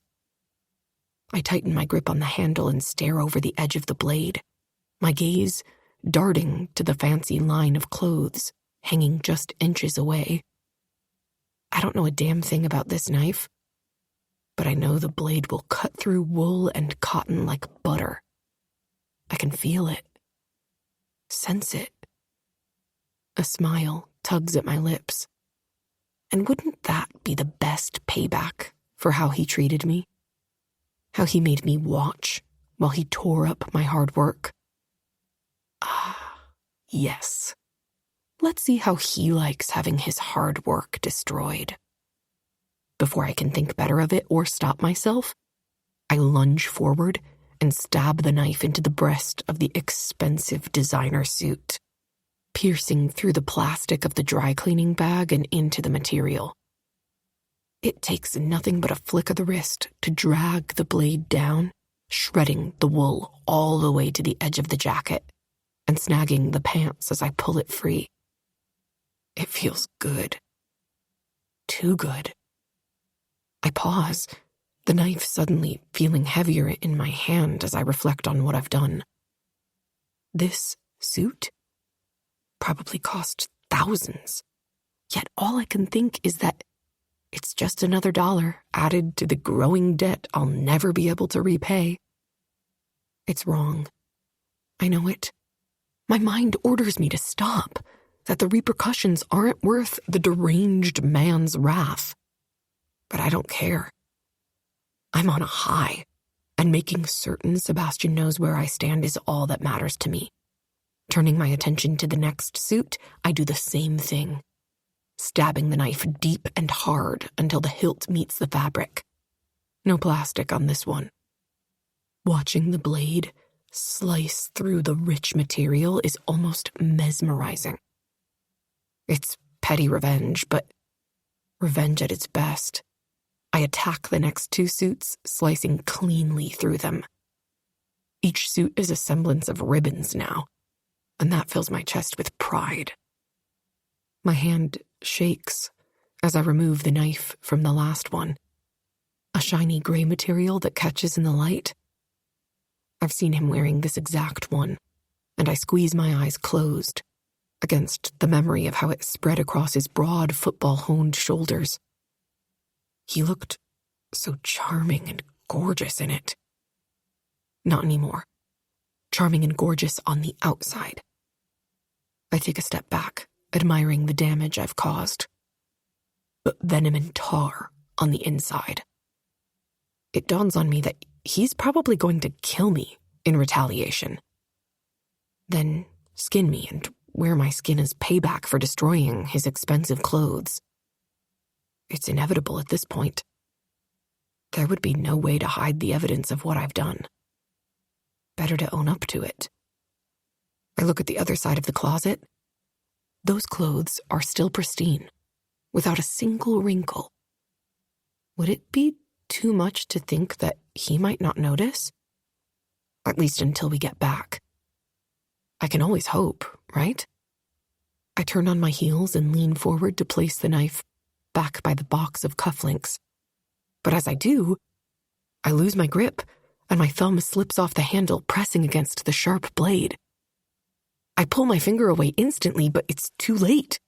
The blade has already cut through my skin, and a stinging sensation, followed by pain, zings along my finger. Damn it! I gasp, and shove my thumb into my mouth, sucking on the wound so I don't drip blood all over the floor. It's not deep, thankfully, but I know the blade itself is sharp enough that it could have very well cut my finger off. Because of my anxiety and years of dealing with my father's alcoholism, I'm attuned to every little sound. It's why when I hear a scuffle just outside the door, I freeze, my thumb still in my mouth. Fear latches onto me, but instinct keeps me in place. I'm dead. He's going to kill me. Slowly, I return to my senses and place the knife back in its hiding spot. Then I do the only thing I know how to do. I run. I race out of the closet and shut the door, but it bounces off the frame instead of closing all the way, leaving it cracked open. One glance inside, and I'll be ruined. Damn it, Elise, why did you have to be so dumb? I throw myself down in front of the suitcase and pull my thumb from my mouth, tucking it into the side of my jeans to keep from getting blood on his clothes. Lord only knows what he would make me do if I stained his precious clothing. The irony of what waits in the closet makes me tremble harder. My gaze moves to the door. There's a scrape of shoes over a rug, then a sharp crack of the sole of a foot slapping against the hardwood floor. Anticipation builds low in my belly. I know he's coming, and I can't stop what's going to happen, but that doesn't prepare me. The door swings open in a rush, and he steps inside. Fuck. I should look away and hide my eyes because they're a portal to my guilty conscience. The heavy thump of my heartbeat fills my ears, and I'm right on the fringes of panic as I stare up at him, wide-eyed and afraid. Very afraid. I've never done something so stupid, so reckless. Something that is so not Elise. Why are you staring at me like that? It's merely a question, but I'm still stuck on the way his voice sounds. How low it is, carrying with it a different level of darkness. Shit. I shake my head and stare down at my trembling hands. I'm not. My voice squeaks out, sounding high and stupidly suspicious. I mean, no reason. I couldn't be any more obvious if I tried. Stalking closer, he cocks his head to the side, his eyes narrowing. What did you do, Ellie? I flinch at the nickname, but don't answer. Nor do I call him out on using it like I usually do. I'm far too worried about what might happen to me next than to squabble over something so stupid. No response is a good response, right? Wrong. He clicks his tongue at me. Oh, little prey. What have you done? I'm not sure that nickname is any better, but at least he, my father, never called me by that one, so the sound of it on someone's lips doesn't make me want to curl up and die. Somehow I managed to swallow around the knot in my throat and keep myself from vomiting. Nothing. Just packed your clothes, like you asked. Now that I think about it, we should probably get going. You wanted to leave immediately, right? He steps closer when I shift to my knees to stand, halting my movements with a hand planted on my shoulder. The weight of it is heavy, pressing down on me, and that dark, pensive gaze of his roams over the suitcase, the bed, and the floor around me. Like a damn bloodhound, he's sniffing for the scent, seeking out my crimes. Not so fast. You're acting way too guilty to have just packed my clothes. Fuck. He knows. Like a predator, he peers around the room, stopping only when his gaze reaches the closet. Please, Lord, if you spare me, I promise not to do anything else so insanely stupid. Maybe for a whole day. The ground beneath me crumbles when he lifts his hand, the pressure on my shoulder disappearing. I need to get out of this room. If I can escape, then maybe I might be okay. I rush to stand, right as he takes 3 massive steps in the direction of the closet. Out of the corner of my eye, I see his hand press against the door. He shoves it open, and I know there's no way he isn't seeing the destruction I've caused. Move, damn it! I order my body, but I'm too consumed by the raw fear that my body has frozen itself. What the fuck? His booming voice trails off, and the sound of plastic shifting, as if he's moving it out of the way, filters into my ears. I try to ignore the sounds and stare intently at my feet, wondering how I can make myself smaller. What's done is done, but what can I do to make the punishment less? Because he will punish me. He hasn't before, but I've also never made such a stupid choice either. Elise. My ears burn, my name punctuated sharply, just like the skin I cut with his blade. Even knowing he expects me to say something, or react, at least. I don't move, and I don't respond. When he steps out of the closet, I'm left confused. His face is perfectly blank. There's no expression whatsoever, except for the tight clenching of his jaw, accentuating his jaw, making him appear more like the cruel beast he is. His body language is another story, though. There's no missing the anger that rolls off him in waves, threatening to sweep me under and drag me into its dark depths. My eyes dart down to his clenched fist, which is strangling a scrap of gray material. He holds it up for me to see as if I don't know what it is he's shoving against my nose. As if I don't know I've dug my own grave in one irrational act of vengeance. Chapter 6. Elise. What the fuck is this? The words are spoken through clenched teeth. I can tell he's restraining himself, but barely. I've seen him angry many times over various things, and while he's been mean and downright terrifying to others, he seems to hold back a little with me. That doesn't lessen my fear of him right now, though. My lungs burn with a need for oxygen, and I force a ragged breath into them. His face shows nothing. It's like he's a robot, incapable of showing any emotion. But I know better. I can hear his rage, feel it in every word he speaks, and see it in the tight clench of his fingers. See it in the veins bulging in his neck and flames of revenge burning in his eyes. Run, you idiot! Get out of here! Maybe you can't hear me. His devious lips tug up at the ends, and he looks completely villainous, demented, cruel, broken. Let me speak a little slower, in case your tiny brain cannot compute what I'm trying to say. He takes a step closer, leaving little to no space between us.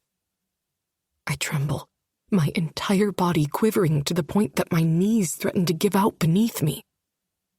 What the fuck did you do?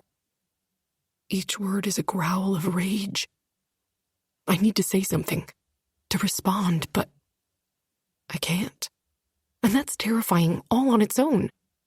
I'm not sure how long he stands there staring at me, anger rushing off him and slamming into me like a truck. When he lifts his hand, I flinch, thinking maybe this time he will hit me, that he'll punish me like my father and my father's friends used to do. But instead he pinches the bridge of his nose. I don't dare hope. Hope is a seed that you learn very early on not to plant. Exhaling, I suck a wobbly breath into my lungs and then force the first words that appear in my mind out of my mouth. I'm sorry. He drops his hand and shakes his head, and I stop speaking. I watch cautiously as he crosses the room, taking a seat in the armchair in the corner. Sorry does not fix the clothing you've destroyed, Elise.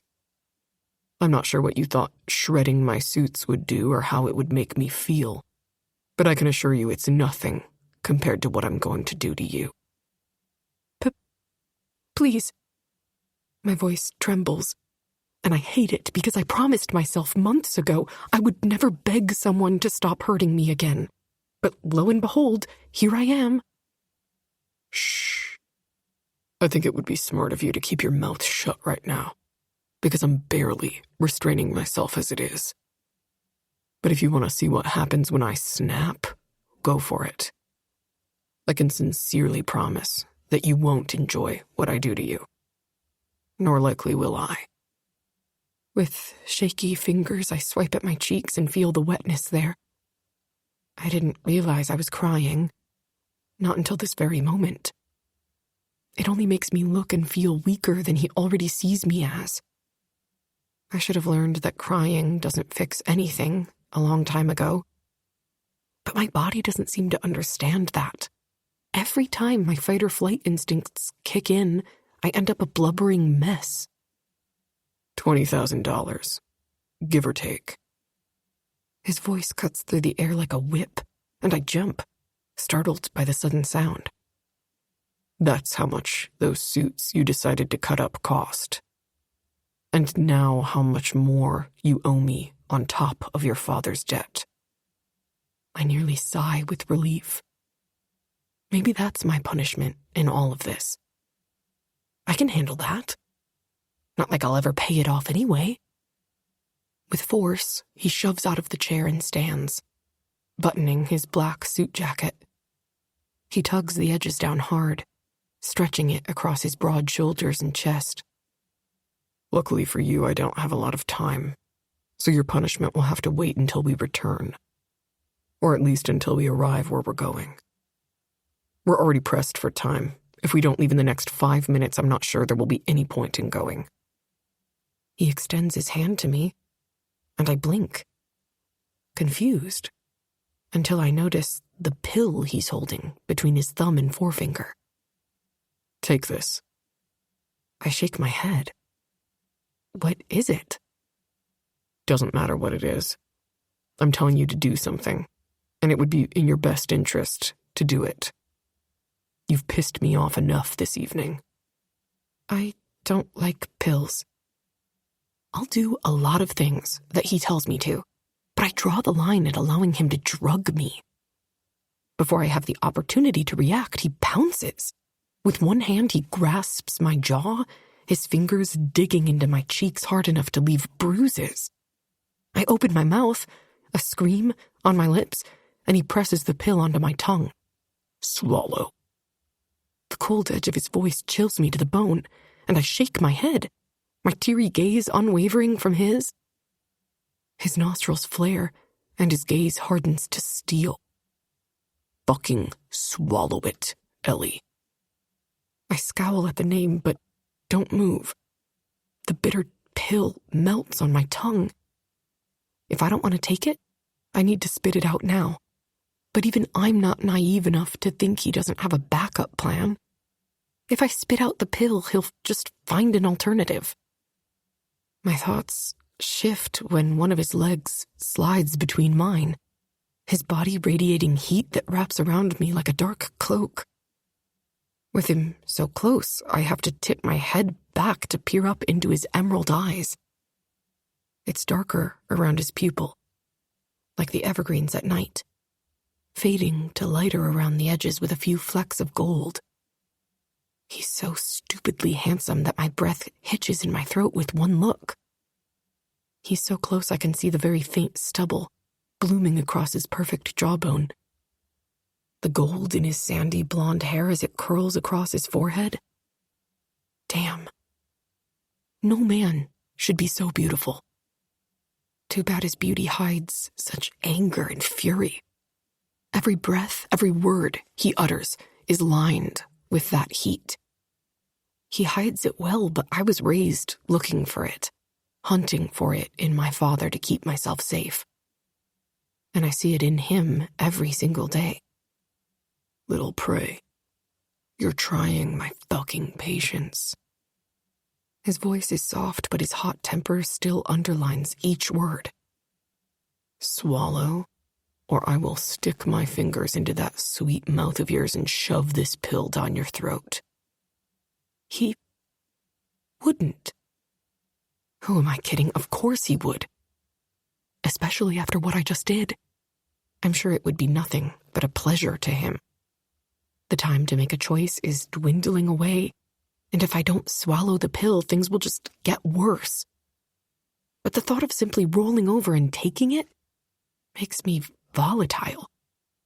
While I'm willing to make the best of a bad situation, I know that if I'm ever going to make it out of all of this alive, I can't just keep saying yes. I can't keep doing as I'm told simply because I'm told to do it. I have to draw lines. I spit the pill back at him, watching his face transform from a mask of boredom to downright fury. Perhaps the robot has emotions after all. I'm tired of taking orders from you and being treated like a possession instead of a human. You might be my boss, but that doesn't mean I should be treated as less than. The words come out weaker than I intend, but they come out, and that's all that matters. You're nothing but a toy to me, and it's your own fault for thinking otherwise. He snarls and plucks the pill off his shirt where it landed, pinching it between two fingers. Since you want to do this the hard way? Stop! I won't let you drug me! Panic zips through me, and I whirl around, but the bed is right there, and the only other way out is through him. I'm tiny and fast, but Sebastian has no problem hitting below the belt to get what he wants. Stop acting like you have a choice in the matter. It's more fun that way. A sinister chuckle escapes him, and then he attacks. I'm trapped in his dark web without any escape. In no more than a step, he's got me cornered against the bed. I fall back against the mattress in my haste to get away from him. His reaction time is much faster than mine, and he has me pinned to the bed beneath his body before I can blink. I swear I can feel the hard length of his cock against my thigh, but I don't even consider mentioning it. His thick fingers sink into my cheeks once more, and I fight through the pain, struggling against him, doing whatever I can to stop him from drugging me, because who knows what he will do next. If you do this, I will never forgive you. I will never trust you. I barely get the words out between heaving breaths. A wicked glint of satisfaction appears in his eyes. Oh, Ellie, your first mistake was thinking you could ever trust me. Your second was pissing me off. Now you'll pay the price. His fingers sink deeper into my cheeks, and the pain becomes unbearable. Don't make me have to hurt you more than necessary. He speaks softly. My lips part as a whimper escapes them. It's at that instant that he takes the remainder of the pill and shoves it past my lips and into my mouth. The bitter tang of it is all I can taste, and I open my mouth to spit it back at him. But he's prepared this time. With 2 fingers, he pinches my nose closed and leans forward, his hot, formidable lips hovering over mine. He's not going to kiss me, is he? No, you idiot, he's trying to kill you. His hand slaps over my mouth and the real fear kicks in. I start to thrash against his grasp, but he's got me trapped. And just like a python, the more I struggle, the more his grip tightens. It doesn't take long for my limbs to grow heavy, especially when my lungs are starved for air. "Swallow," he whispers cruelly. The fear of the unknown, of him truly hurting me, finally becomes a reality. The fight drains out of me, and every second without precious air brings me closer to the dark. My hands slip from his arms and eventually fall to the mattress beside my body. My lungs burn. My brain screams at me to move, to do something. But I'm helpless. Black spots fill my vision as I try to hold on a little longer. "You should see yourself right now, Ellie. Your eyes are like frigid pools of water shimmering in the sun, and they look even prettier filled with fear. Fear put there by me." I want to respond, to tell him to fuck off, to fly a kite to Mars. But I'm barely hanging on, afraid of what he might do to me once I'm unconscious. The harder I try to hold on, the further I slip away. My eyelids flutter closed and then open, and I can barely make out the shape of him in front of me. But I swear, before the entire world goes dark, he leans in and ghosts his lips against mine. "It's time to let go. Nighty-night, pray," he taunts. "Enjoy your reprieve, because when you wake up, you'll discover I'm so much more of a monster than you ever imagined I could be. I'm ready to play.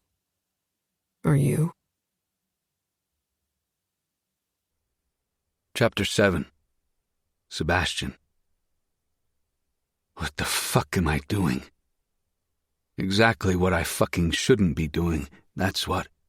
Ellie is nothing to me, less than nothing. Her existence in my life is a reminder of how trapped I am. If that's true, why do you always have to remind yourself that you hate her? My subconscious is playing Russian roulette today, and I'm considering killing the fucker. Elise's only real fault in all of this is that she happened to be at the wrong place at the wrong time, and that's only because her father manipulated her presence there in the first place. It's not like she wandered in of her own accord. I have no other reason to hate her outside of that, but it's because of her and those circumstances that I'm now trapped in the family business. A victim of the very same shit I always said I'd never succumb to.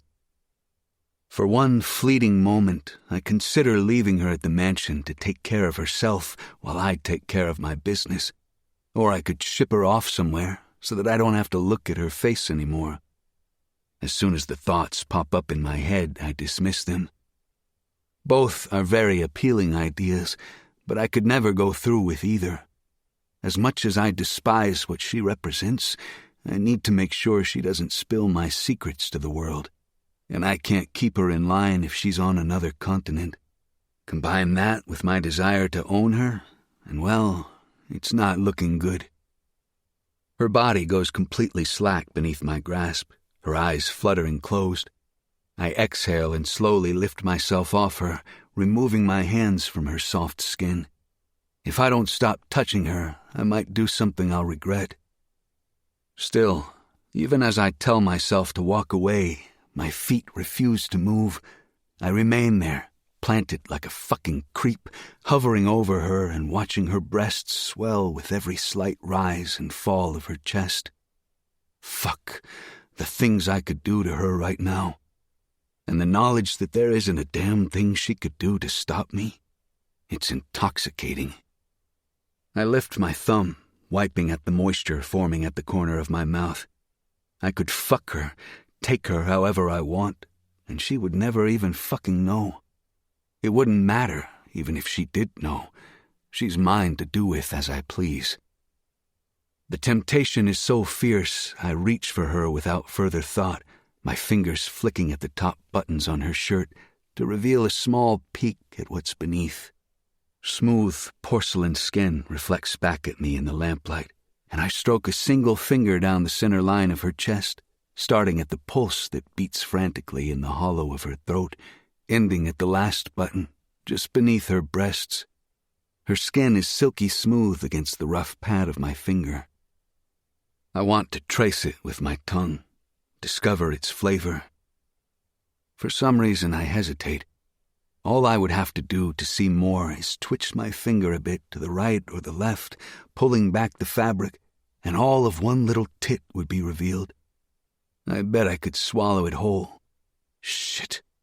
My throbbing cock presses against the zipper of my pants, reminding me that even if she pisses me the fuck off, she still has the power to awaken me with need. Now would be the perfect opportunity to relieve myself, while she's lying so perfectly still, so vulnerable and helpless. The perfect prey. It wouldn't take long for me to come. I could rub it into her skin, coat her with my seed, mark her, make her even more mine than she already is. Would she be confused when she woke up and found the dried residue of my cum? Disgusted? Or turned on? My fingers brush against the button of my slacks like they've already made their choice. Don't let her win. Don't let her gain control of you. A tiny voice rings in my mind, an annoying reminder that snaps me out of the hazy fog of lust and back to reality. Disgust coats my insides. She's the enemy, the very thing I need to stay away from. Touching her, even if she would never know, would only complicate things. I'd know what I did, and that would fuck me up enough in itself. Fighting against every impulse in my body, I force myself to take a step back. I curl my fingers into my palms to alleviate the temptation to touch her. But God damn, she's beautiful. Her features are delicate, tiny, and breakable. I look away from her still body and back to the ravaged closet. Anger simmers in my blood, demanding an outlet, one that I do not have at the moment. It's easier to allow myself to feel anger than lust for my little prey. If I lean into the anger, maybe I can forget how much I desire her in other ways. My gaze catches on the suitcase that's sitting on the floor, and I move to inspect the contents. At least she packed adequately. I let out a sigh and grabbed the pile of clothes I set aside for her earlier off the bed. I cast her still body one last lingering glance and trudge into the closet to grab another suitcase. I toss the clothes inside, along with a few toiletries I stole from her room while I was gone. And because you can never be too prepared, I add a gun, a couple of knives, and some spare clips. I don't anticipate trouble, but that doesn't mean it won't find me on its own. Once I've gathered everything I need, I call for the driver to come grab the bags while I remain standing at the edge of the bed, staring down at Elise's unconscious form. She'll wake up in about 12 hours with a hangover from hell. Not that it matters. It's worth it knowing I don't have to spend 8 hours in a steel box 35,000 feet in the air, listening to her whine about her animals, trivial life, and how I've ruined it all. In reality, she hasn't said much about it to me, or how much I've destroyed her future. But I'm waiting for the day she blames me for the choices her father made. Crouching by the bed, I prepare myself for what I need to do. Touching her both disgusts me and intrigues me. I grab her by the arms and lift her, tossing her over my shoulder so I can carry her out to the car. She's as light as a feather, too light for my liking, honestly, but her eating habits haven't been my priority. I might have to change that. The driver averts his gaze as I bend and load her inside the back seat before sliding in behind her. I straighten in my seat and stare down at her sleeping body slumped against the door. Fucking hell, I mutter under my breath and then lean forward, yanking the seatbelt around her.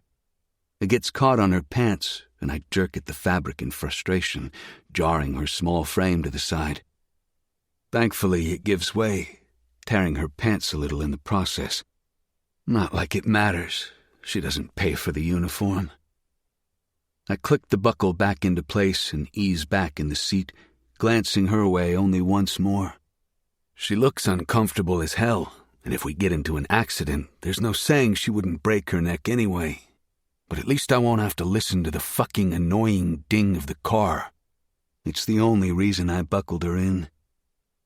That's what I tell myself anyway. It only takes a few minutes to get to the airport. In a college town chock full of rich criminals, there's always quick access to a safe exit. The jet is prepared and waiting for our arrival. My agent took care of the paperwork for both of us, and it should only take about 40 minutes to reach the hotel once we arrive in London, giving us just enough time to get ready for the event. I calculate the time frame again and again in the car as we drive to the airport.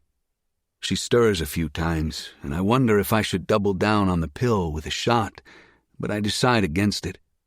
I know her medical history from Dr. Brooks, but I don't want her to be drugged up and drowsy during the event tonight.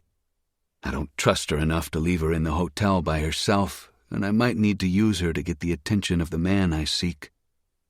The driver opens my door, and I walk around the car to grab Ellie out of her side. The lone flight attendant helps with the bags and completely ignores both Ellie and me until we are sitting and buckled in. These are the kinds of advantages to being wealthy. I'll accept the ability to get away with murder, figuratively speaking. Literally speaking, too.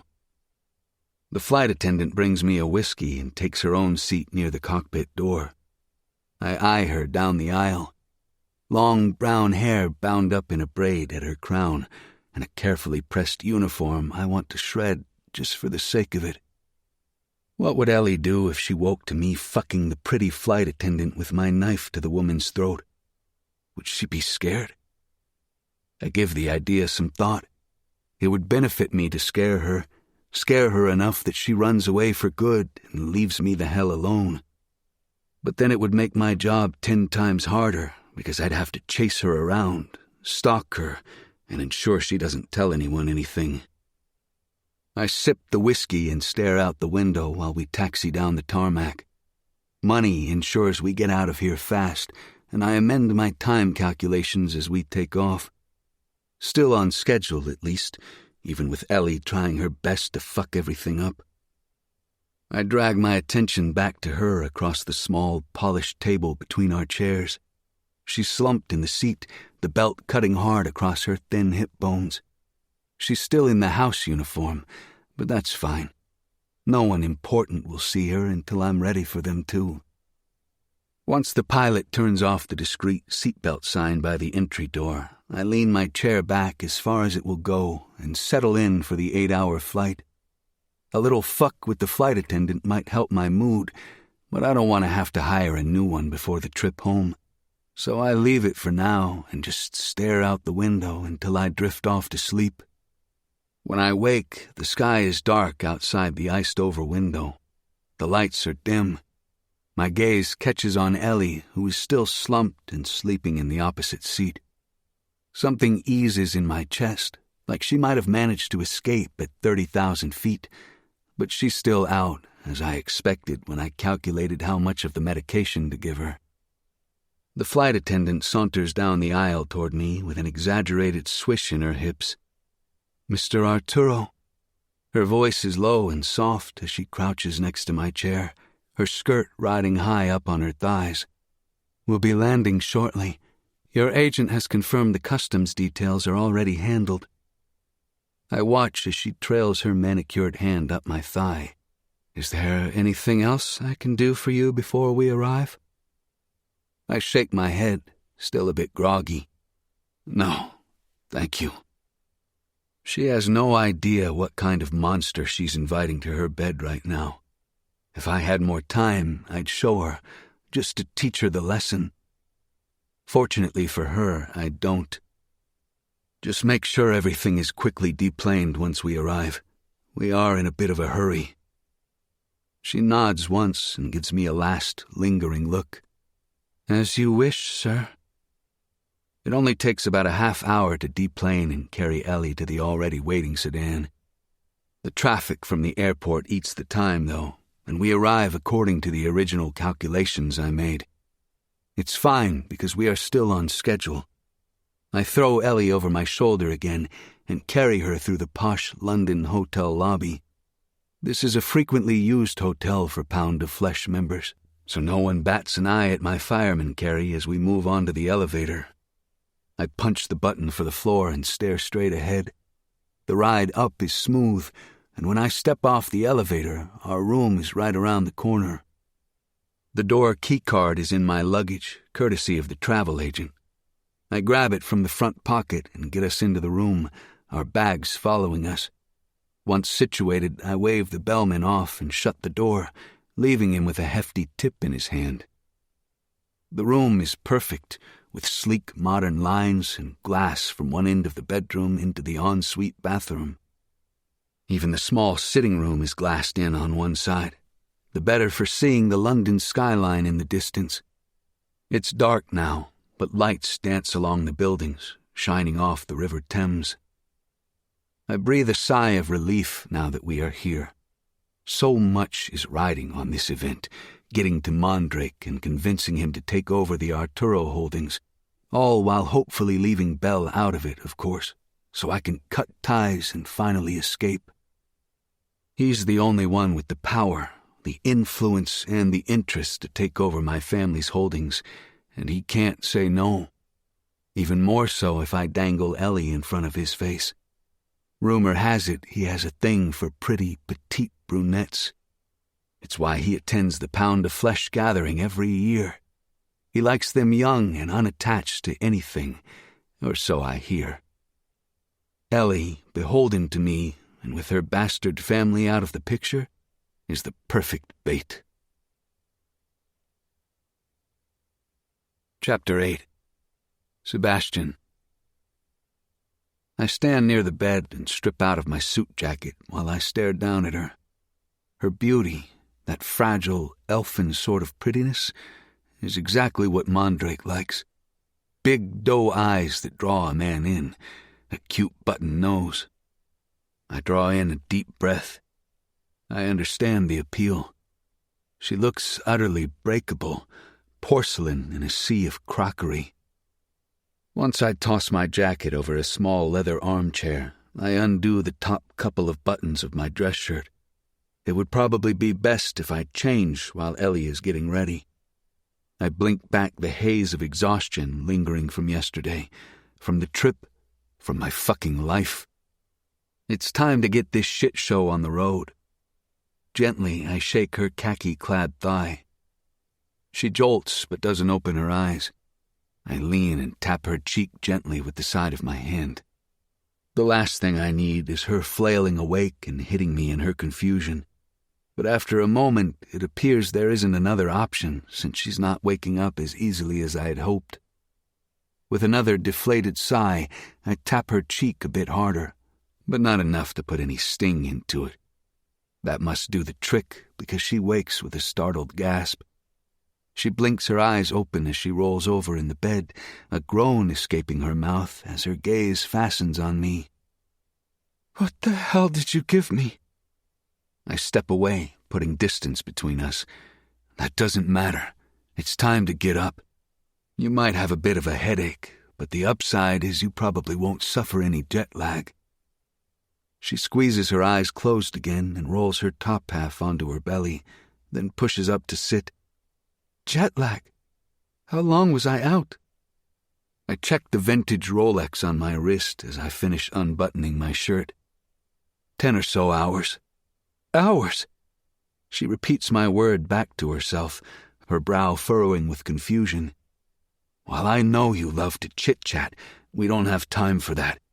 I need you to get ready now because we have an hour before the event starts, and arriving late isn't an option." She blinks out of her confusion, her gaze going wide-eyed as she drinks in my completely bare chest. "What the hell are you doing?" I turn away from her to find my luggage. It would have been better to hire someone to unpack for us, too, but I don't want anyone touching my weapons or going through my things. "Getting ready, which is what I told you to do." Turning my head to the side, I gaze at her over my shoulder. Another blink, another long stare. Are you kidding me? I don't have time for her bullshit. Whatever patience I had built up for her is gone now. I stalked back to the bed, my shirt flapping open along my ribs. Wake the hell up and get moving. Bathroom is over there. I point at a door leading off the bedroom. I'll grab you something to wear. Fear trickles into her eyes, and I can see the hesitation building. Where are we? I take her chin in my hand and squeeze it gently. Ellie, darling, if you don't get moving, I'm going to drag you to this event naked. There's a dark layer of menace in my voice now that she doesn't seem to be grasping. She blinks again, and as the words sink in, she jerks her face from my hold and glances around the room. Once she spots the windows, she glances back at me, then scoots backward across to the other side of the bed, walking over to the windows. It's a gorgeous view, and I don't begrudge the little gasp that escapes her lips as she cups her mouth. Are we? Is this London? Sure is. Now get dressed. Of course she doesn't listen to anything I'm saying, and I have to stalk back to her side, grip her by the bicep, and drag her to the bathroom door. Go, or I'll be going in with you to make sure you actually listen to me. She cranes her neck back and looks up at me, and I see the usual haze that comes from the use of that medication. It still lingers in her system, which would be fine if I didn't need her to be a little more alert. Her legs wobble as she steps into the bathroom, and thank the fucking Lord she does. I slam the door closed behind her and release a sigh of frustration. If she were anyone else, I would have ruined her by now. But every time I think of crushing her in my fist, I see that broken and bruised image of her from that night in my mind, and I can't bring myself to hurt her. On the far side of the room is a small coffee maker that sits on the bar. I stalk over to it and hit the button for an espresso, placing a small glass Dimitas beneath it. Coffee should wake her the fuck up, and if it doesn't, then I guess she'll have to deal with my assholery keeping her in line. A few minutes later, she exits the bathroom and scans the bedroom hesitantly, her gaze finding me. The espresso machine spits out the final drops of coffee, and I take the tiny cup over to her. She takes it from me, staring at the brown liquid suspiciously. Did you drug it? My annoyance climbs once more.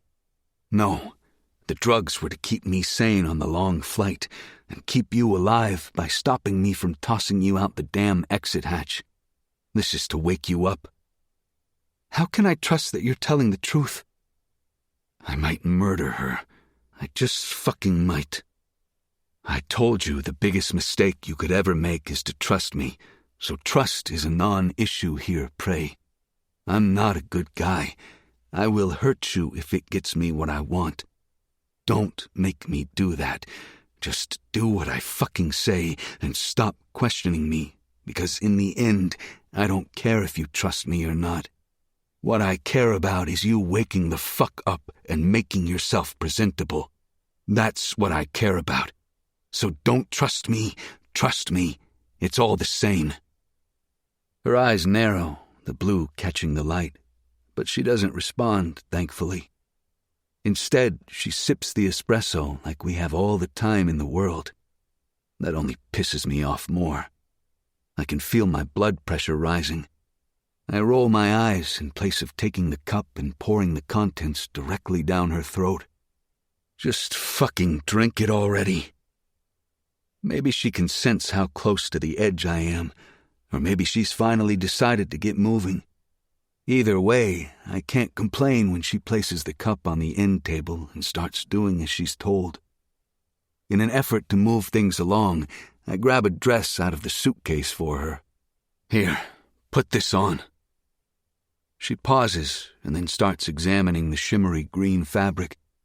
I don't remember this being in Belle's closet. Okay, and your point is, I didn't ask if you wanted to wear it. I told you to wear it. Her blue eyes blink rapidly, and I look away before I fall into their depths. I can't. It's way too short. Never mind the fact that I'll look like a can of busted biscuits in it. All I hear are complaints when what I need is for her to do what she's fucking told.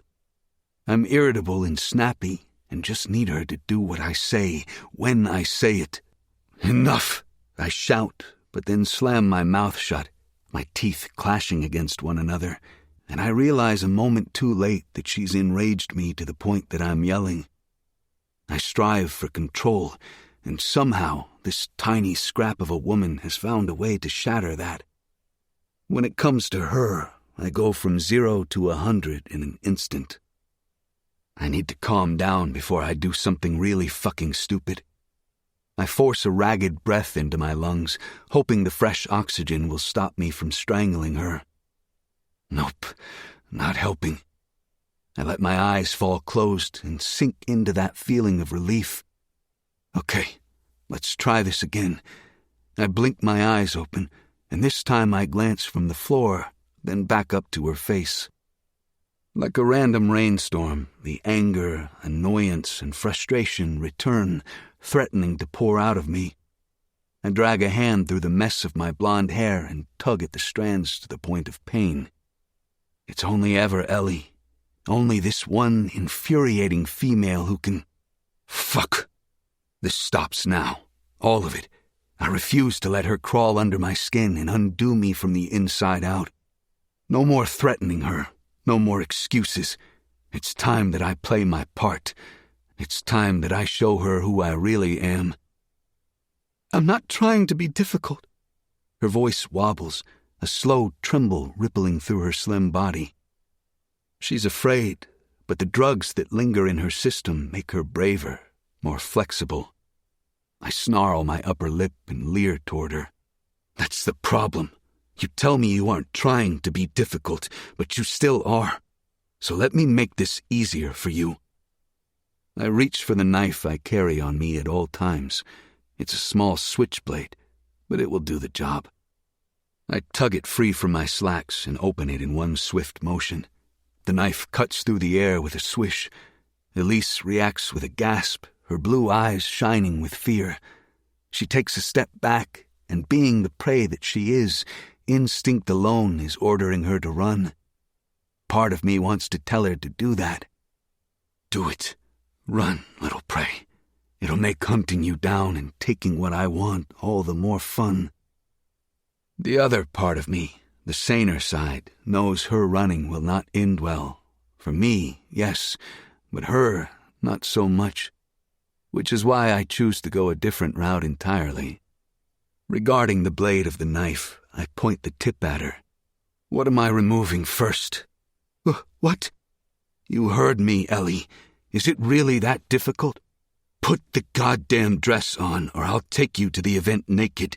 And trust me, little prey, this isn't the sort of place you want to go stark-ass naked. It might lead someone to believe you're for sale, or worse, that you want to play in one of their games. The choice is yours. Belong to me or belong to a stranger. But stop dicking around, or I'll make the choice for you. I take another step, bringing myself even closer. The tip of the knife catches in the dim light that illuminates the space from the bathroom. It gleams, and for a moment I wonder what it might look like with her blood on it. But before I let that image bloom in my mind, it disappears. Staring her down, I gently press the blade against the spot where her heartbeat beats a frantic tattoo at the hollow of her throat. What's your choice, pray?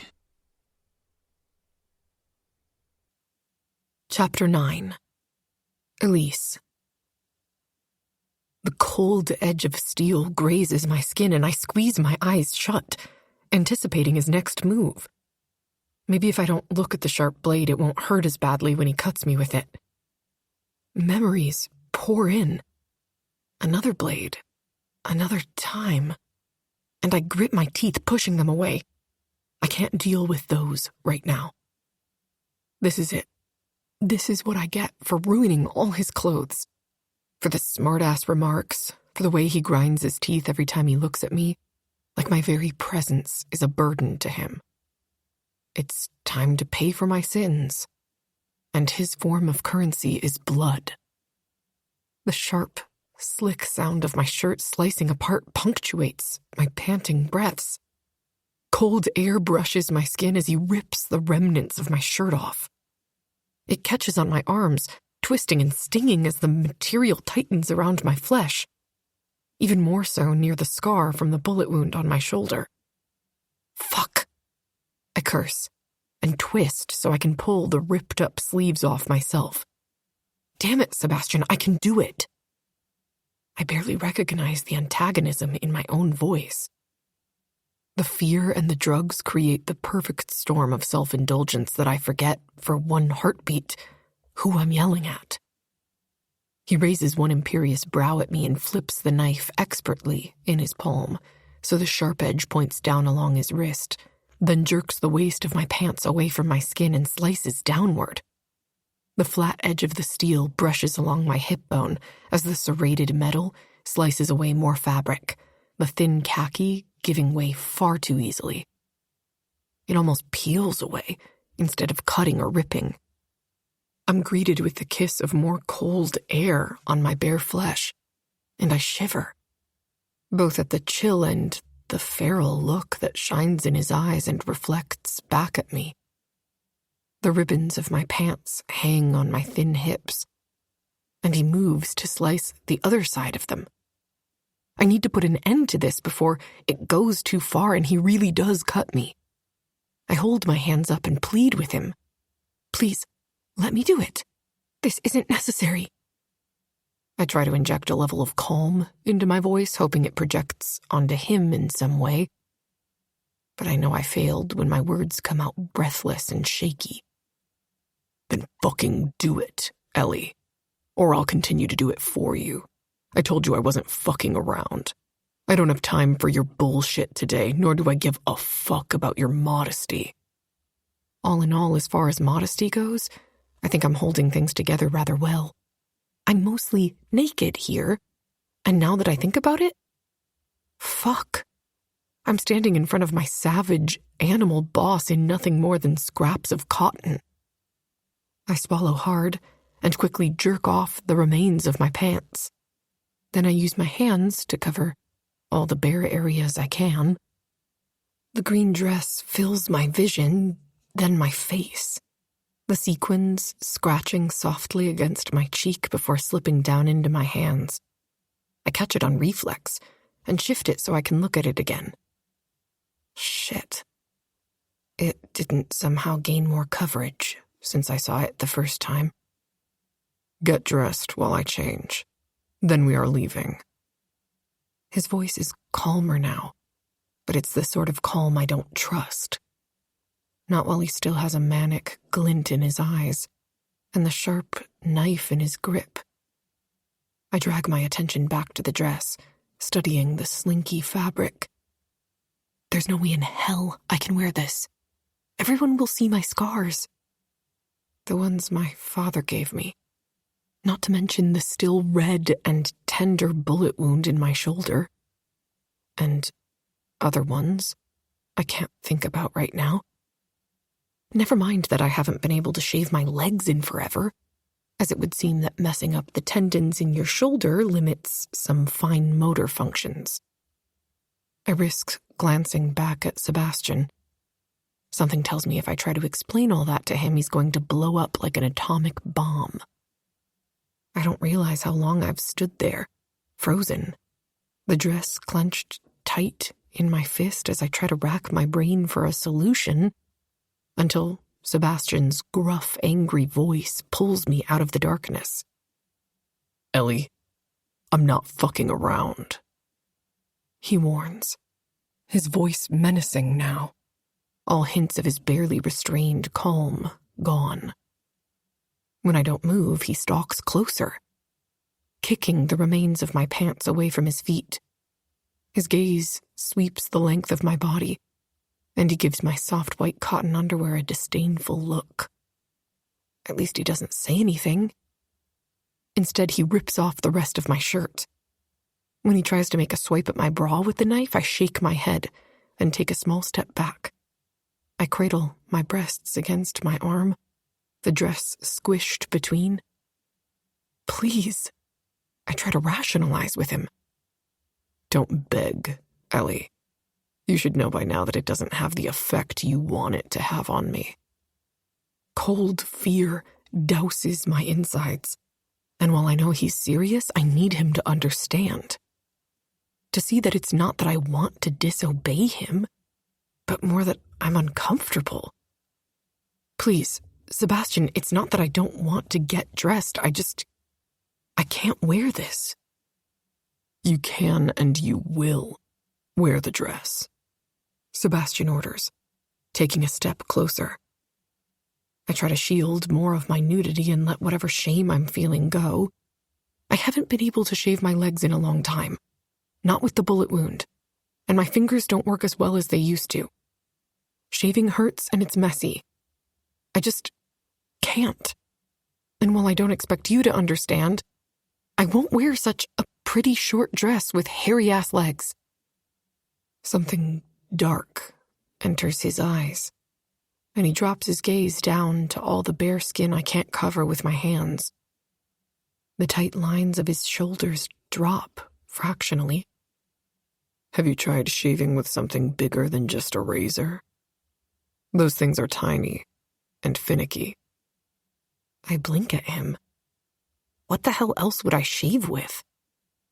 He rolls his eyes and turns his knife in a blindingly fast swish so the hilt faces me. Try this. Did you not hear me? I just told you I don't have the fine motor skills needed to control the razor. If I try to shave with that thing, I'll end up bleeding to death. Also, are you really sure you want to give me something sharp right now? I could sink it into your gut and then just go home. He shrugs one shoulder, and somehow, on him it looks graceful. Don't threaten me with a good time, little prey. A good time? I barely have time to process what he said when the rough touch of his hands circle my waist. In a flash, he lifts me like I weigh nothing and carries me into the brightly lit bathroom. I give the room a quick scan, noting how big and luxurious it looks, with gold accents and marble everywhere. A small leather toiletry bag sits on the sink, a white shopping bag beside it, and a hand towel next to that. I let out a squeak when he places me down on the counter, the cold stone pressing against my bare thighs. What is happening right now? Heat radiates off him, and I shiver involuntarily. He shouldn't be this close, and he especially shouldn't have his hands on me. His long fingers drag down my sides until he reaches my thighs, where he clutches them right above my knees. I'm lost in a daydream for half a second. Then it becomes a nightmare when he tries to pry them apart. Out of pure instinct, I move to snap them tight shut again, but then catch his narrowing gaze and clenched jaw out of the corner of my eye. Do you really want to fight me on this? I'm stronger, faster, and more than capable of forcing you to do what I want. It's okay, Elise. It's okay. I force myself to breathe through the panic bubbling up in my mind. I can't do anything to stop him, but at the very least I know he won't hurt me. Or at least he hasn't yet, so I have no reason to believe otherwise. I shake my head because my brain is past the point of forming coherent words. Good. Then be a good girl and do as you're told. Good girl? What is it about those two words that calms me? I try not to delve too deeply into it, but it's hard, since the person saying those words generally has the opposite effect on me. Please don't tell me I'm developing a praise kink.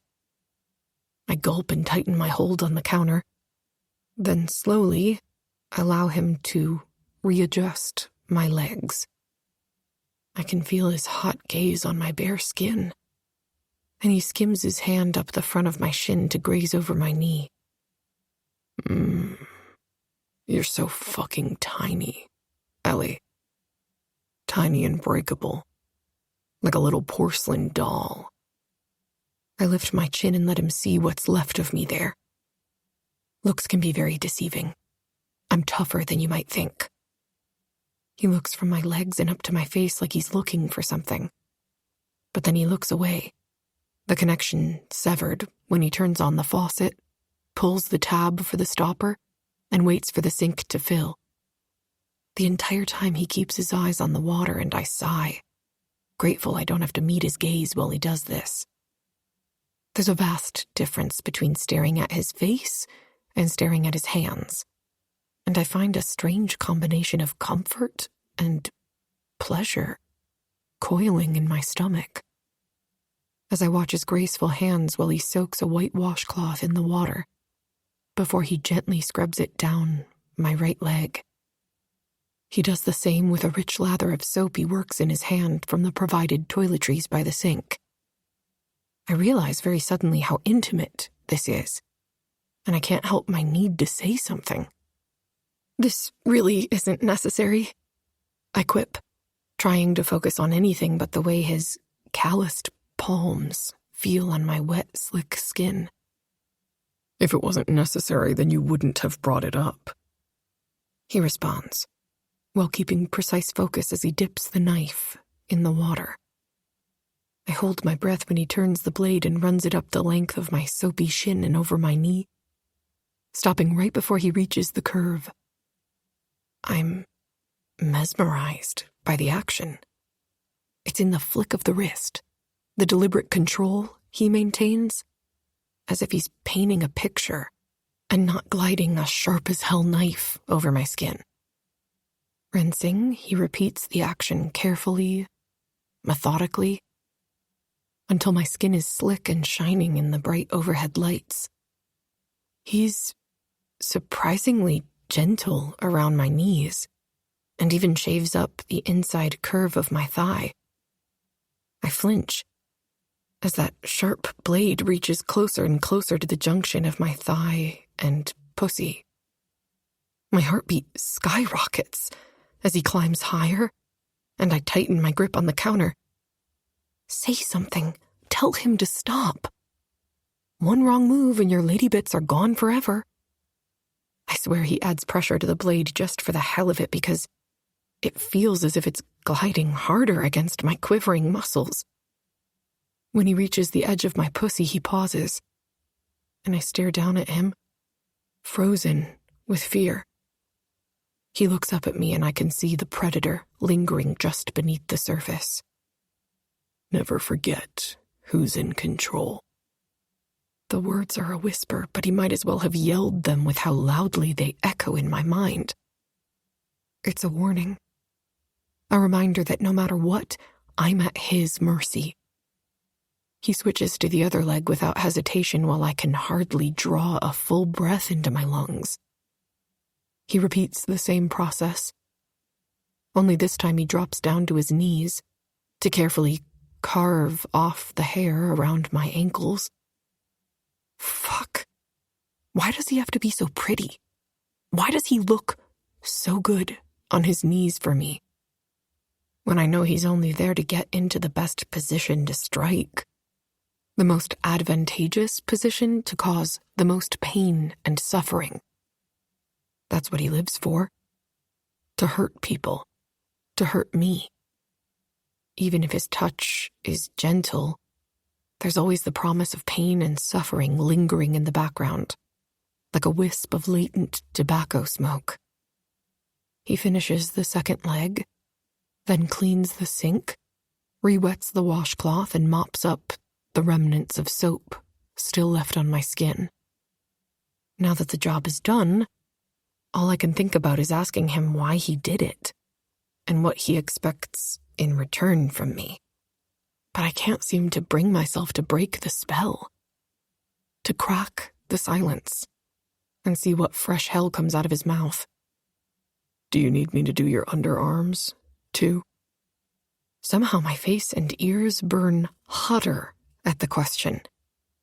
He's stared directly into my underwear-covered pussy, he's shaved the hair on my legs, and now I'm blushing at the thought of him running that knife over my armpits? Come on, Elise. No, I tell him. I'm good. It's a smaller area, so I can usually shave that just fine. He nods once and focuses his attention on washing his hands. After drying them, he plucks the dress he'd tossed on the other side of the counter up and holds it out to me. I lean forward to grab it, but he shakes his hand and instead opens the top to slide it over my head.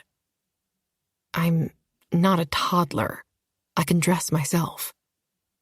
He narrows his eyes. If you could, then you would already be dressed by now, wouldn't you? I grit my teeth and let him settle the dress down over my hips. He stares at my bra straps, like he wants to cut them off too. But instead, he reaches around and unfastens it, like he's an expert. You can go without a bra. The dress has enough coverage. I question him with a lifted brow. Says the man who isn't running around with his tits out. The corner of his mouth twitches, barely. Fair enough. But you'll still go without. I say nothing since we both know he's right and there's no point in arguing. Not right now, with the shine of the knife on the counter next to my hip and the way his eyes keep roving over my skin like somehow, by grooming me, he owns even more of my body than he did before. It's like this small act changed something between us. I can't pinpoint what yet, but I'm even more terrified now. Not of him, precisely, but of this feeling, of the unknown. I'm shaking as he steps away, and there's no hiding it. I know he sees it too.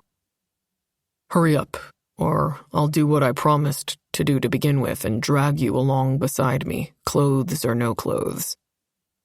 He says the last almost half-heartedly, like he's already somewhere else, thinking about something else.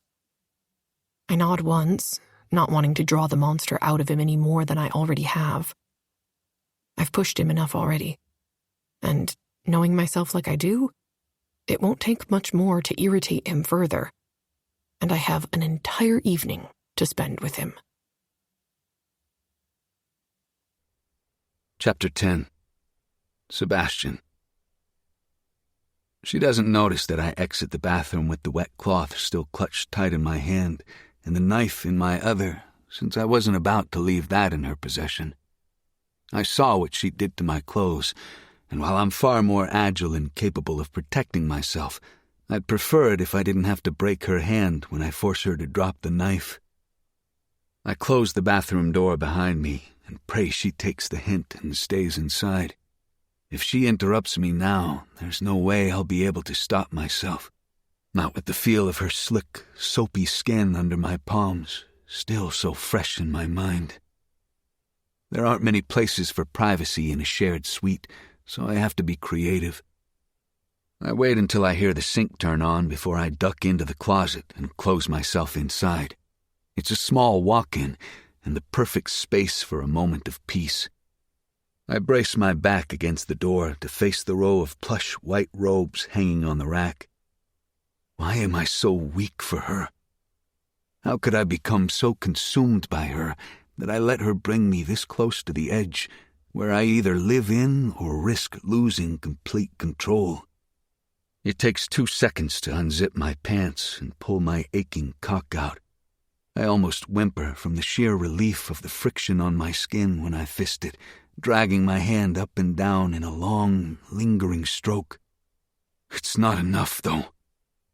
The low, burning ember of desire sticks in my gut, but I'm missing that bang, the igniter. I rotate the knife in my palm one-handed and press my thumb to the base of the crossguard. It slides along my skin as easily as it did Ellie's, and my entire body hums with approval as I watch the blood well in thick droplets. I use it to slick up my own skin and then release a sigh. This is what I need. No, that's not true. What I need is Ellie on her knees, my cock down her throat while she cries big fat tears for me. But that's not going to happen. It can't. It won't.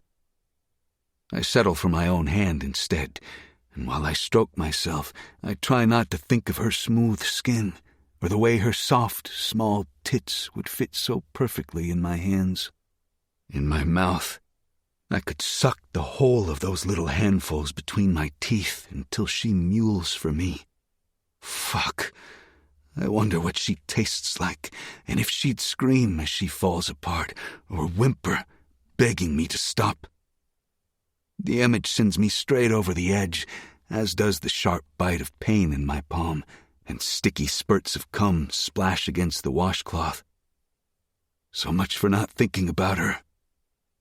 I mop up the blood as well and toss the mess on the floor, clean the knife and bend down to slip it into the minimal sheath around my ankle.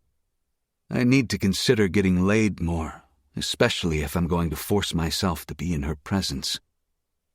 When I open the closet door, I find her hovering just outside the bathroom, her face a flurry of apprehension. However, as I drink in the sight of her, I wonder if I made a mistake. The dress hugs her body tightly, giving her slight, muscular form more curves. I've noticed her running on the property early in the morning or late in the evening. That must be where she gets her spare, defined shape that's nonetheless feminine as fuck. My mouth goes dry at the shadowy hint of cleavage bared by the dip of the dress. Shit. I want people to notice her, but I don't want to have to fight anyone off either. She raises her eyes slowly to mine, and if she knows what I'd been doing in the closet, she doesn't indicate it. I pull a tie off the bed, loop it up, and then shrug on my jacket. Once I fix my cuffs, I point at the shoes on the bench at the end of the bed. Put those on. She rushes to the bench and quickly slips on the tall, strappy heels. I don't think I'm going to be able to walk well in these. I pretend to ignore how sexy her legs look and then shake away the thoughts of her bare skin again. Don't worry about it. If all goes well, you'll be sitting or kneeling most of the night. A line creases the center of her forehead, and she gulps loud enough for me to hear. But thankfully, she might be learning after all, because she doesn't argue or question me. It only takes a few minutes to get down to the car, which is waiting for us since I already had the time set for pickup. I help Elise into the car and then take the seat next to her. She's quiet, almost too quiet on the drive, but thankfully traffic is light. Even so, I keep checking my watch. I wanted to be there over a half an hour ago to find the perfect spot to approach Mr. Mandrake Sidorov. Everything needs to be perfect. This might be the only chance I get to fix this, to rewind things enough so I can still break away from this life, from this world. If the past few months have taught me anything, it's that I have the mind for it, the temperament, I guess, but I don't want it. Tanya ruined my desire to take my rightful position within the company. I don't care about the power or the money, the driving forces of most of this world. I don't give a shit about anything or anyone except Belle and my freedom. Nothing else. I glance over at Elise, who stares out the window into the city, her red-painted mouth slack as she takes in London for the first time. I can't imagine what's going through her head right now. I suppose if I was halfway human, I'd feel guilty for dragging her all the way here for a flesh market instead of actual sightseeing. Good thing I'm not. But we packed enough for a week, just in case. Maybe I can take her to a few touristy places. The Tower of London, Buckingham Palace, Big Ben. One of those red phone booth things. We pull up to an old warehouse, derelict and seedy-looking, but the streets outside boast millions of dollars in vehicles, all being parked and seen to by the sprinting valet drivers who linger near the huge industrial double doors. The car rolls to a stop, and I exhale slowly, preparing to slip into that dark place in my mind. The door to the vehicle opens, and we're greeted by a smiling valet. I step out of the car and offer my hand to Ellie, who takes it automatically. Once she's on her feet, I interlock our arms. It's more of a cover than concern, as I don't want her to topple off her heels before we even get in the door. Men like the ones who frequent pound of flesh don't like their property damaged. At the door, a willowy blonde young man extends a tablet, and I pull out my phone and hold up the QR code I was sent as an invitation. He scans the code, the door opens automatically, and I lead Elise inside. "What is this place?" she asks curiously, leaning close so I can hear her over the sudden barrage of thumping house music. The internals of the warehouse are set up in tiers, progressively sinking down like the levels of hell. We walk up to a steel railing and stare down into the pit. Stairs lead down to each level, with couches, tables, and bars lining each level. Everything is black and gold with red accents.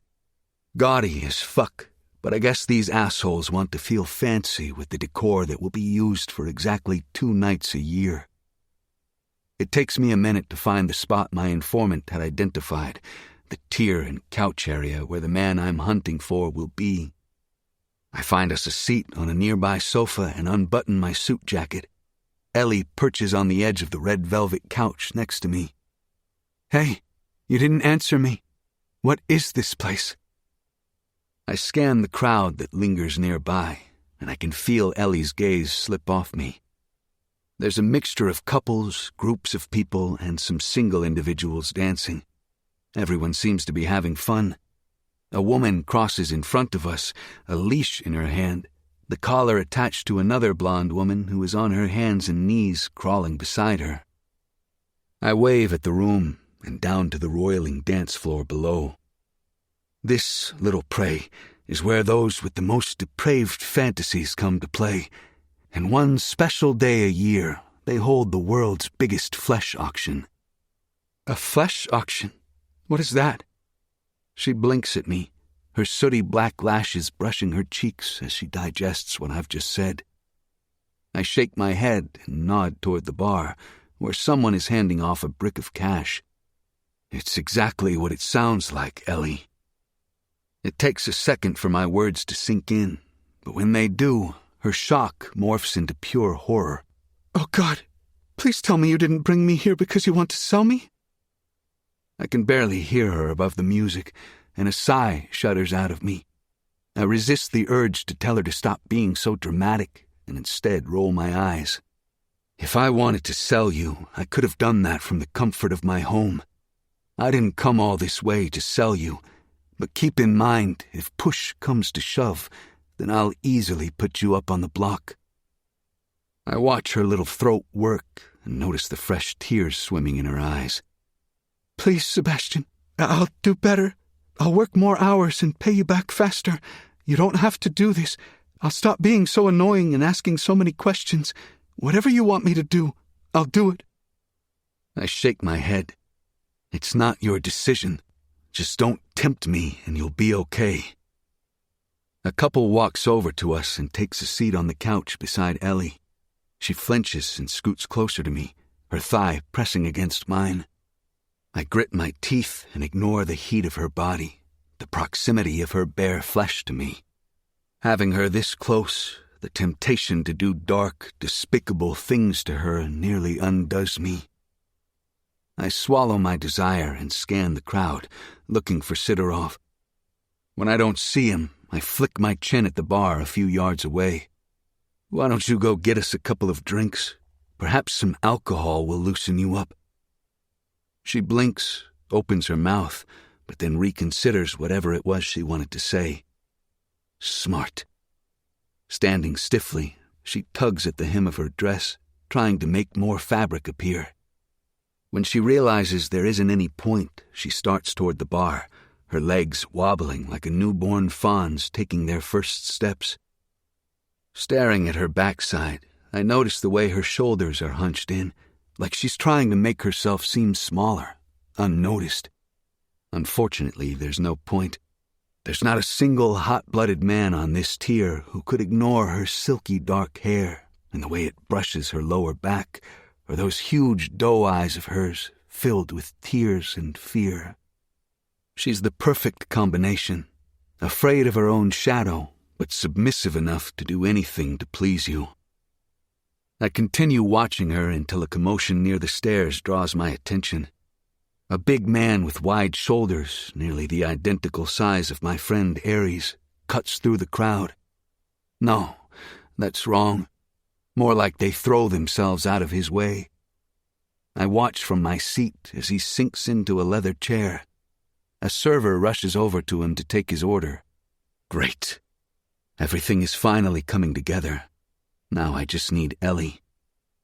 I turn my attention back to the bar, and that's when everything goes to shit.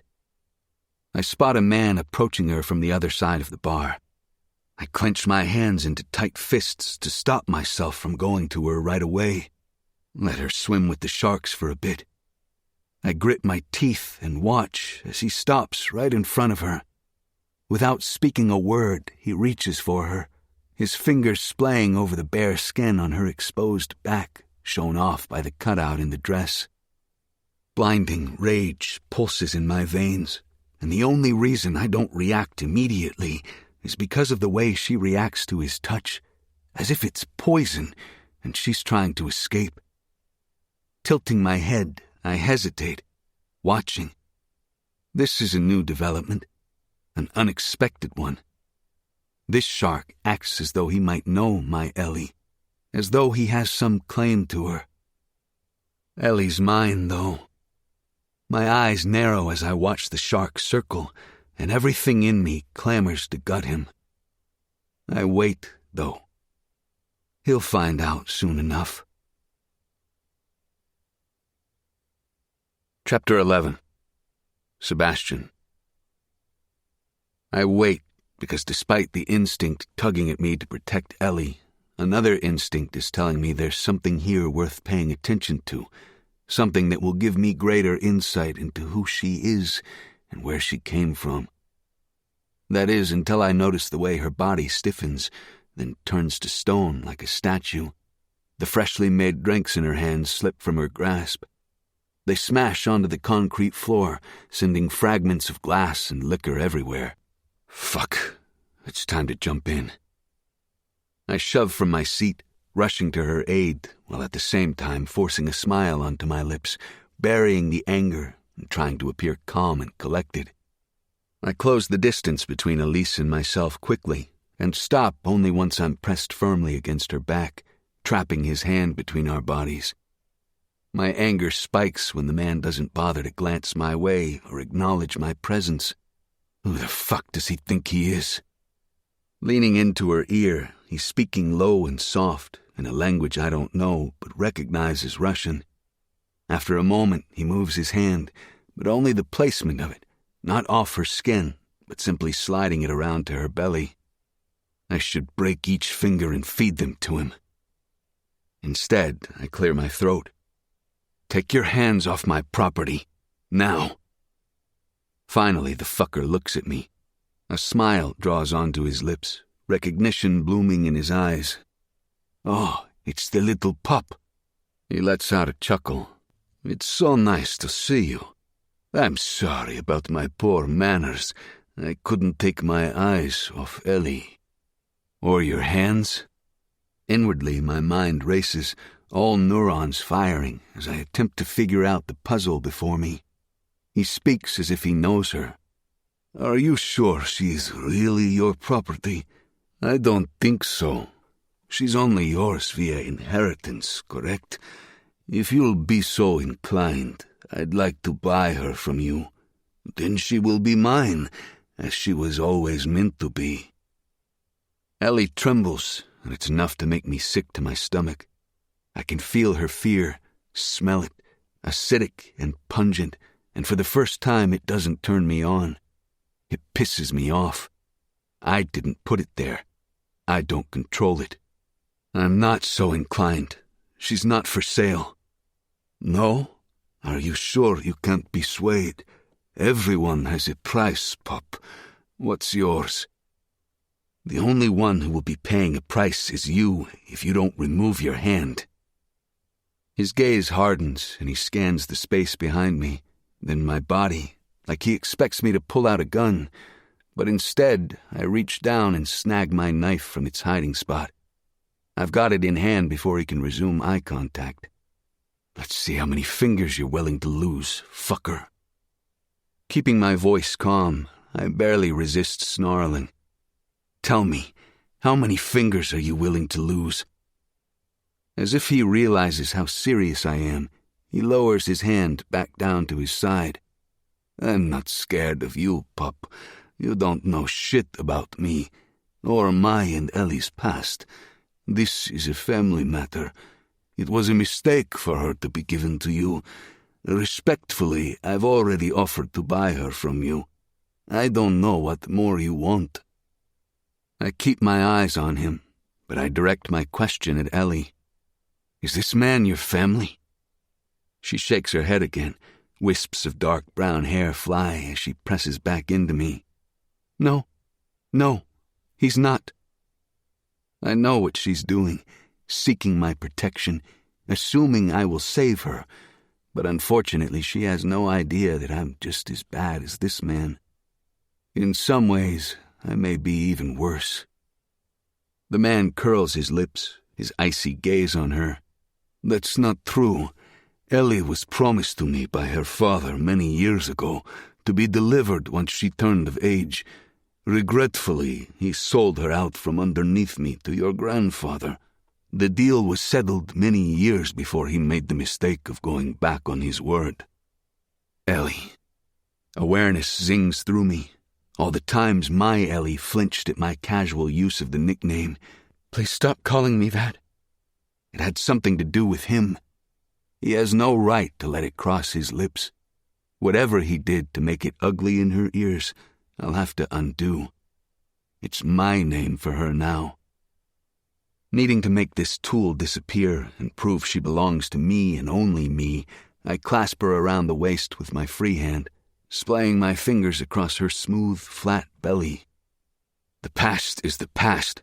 As of today, she is mine and will belong to me until her father's debt is paid in full. Her body jolts against me, but she doesn't say anything. What seems to be the problem? A booming voice questions from behind the little leech who thinks he can take what's mine. Sidorov. My quarry approaches and stops behind the smaller man. Yanov, what is happening? Sidorov's eyes bounce lazily from me and then to Ellie, where they pause and darken. Oh, you found a little toy. Yanov, or whatever his fucking name is, stiffens. No, she is not a toy. She is mine. I don't share. Mr. Sidorov grins while holding his hands up.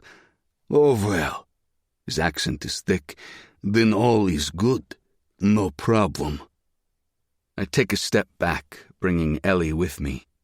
Damn it. I'm trying to conjure up a response, a way to salvage this shit show. I need Sidorov so that I can get out of this mess, and with the way he's looking at Elise right now, I could use her to my advantage.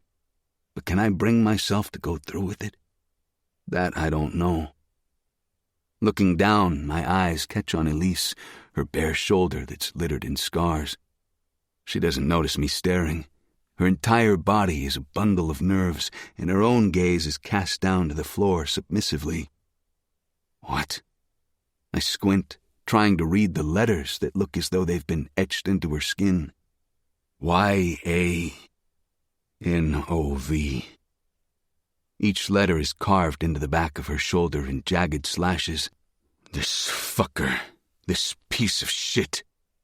My stomach roils, the contents threatening to climb out of my throat. I'm supposed to wear a mask of boredom, but how can I when I see something like that? The irony doesn't escape me. His mark is similar in aspect to what I do with my Oakmount conquests. It's a type of branding. The only difference is that the girls I slice beg me for the blade. They want my mark. It's part of the whole Sebastian Arturo experience, and they wear it proudly. showing it off like a damn gold medal. This, though, this is different, and I know without asking that Ellie didn't ask to be branded by this man. I grit my teeth through the nausea and breathe through my nose, tightening my grip on her. Elise, who is this man? She trembles against me and leans her weight backward so much that I have to widen my stance for better balance. He's a friend of my father's. I stare the man down, ready to explode. Who the fuck does he think he is? I feel even more compelled to protect her against this twisted fucker now. He's either got a death wish or he's dumber than a box of rocks. I don't really care what the excuse is, but he's soon going to find out what happens when you fuck with the wrong person. His name might be carved into her skin, but that don't mean a fucking thing. Elise is mine. My fucking Ellie. The asswipe takes a predatory step closer, and Mr. Sidorov slams a hand down on his shoulder, stopping his progress, as if he knows where this is going. Yanov. Unfortunately, his friend isn't listening, and it's even more unfortunate that my patience is threadbare. I didn't come here to draw attention to myself, but I'm very close to saying fuck it and slitting the fucker's throat just to prove a point. Ellie, don't lie. He spits out the words, and she flinches at their impact. Tell this man the truth. Tell him you belong to me. Elise's trembling becomes full-on shaking now. Shit. She's probably on the verge of a panic attack. It doesn't matter what she says. Legally, she belongs to me. Yanov snarls at me, spittle flying from his lips. Paper is useless. Prove it here, now.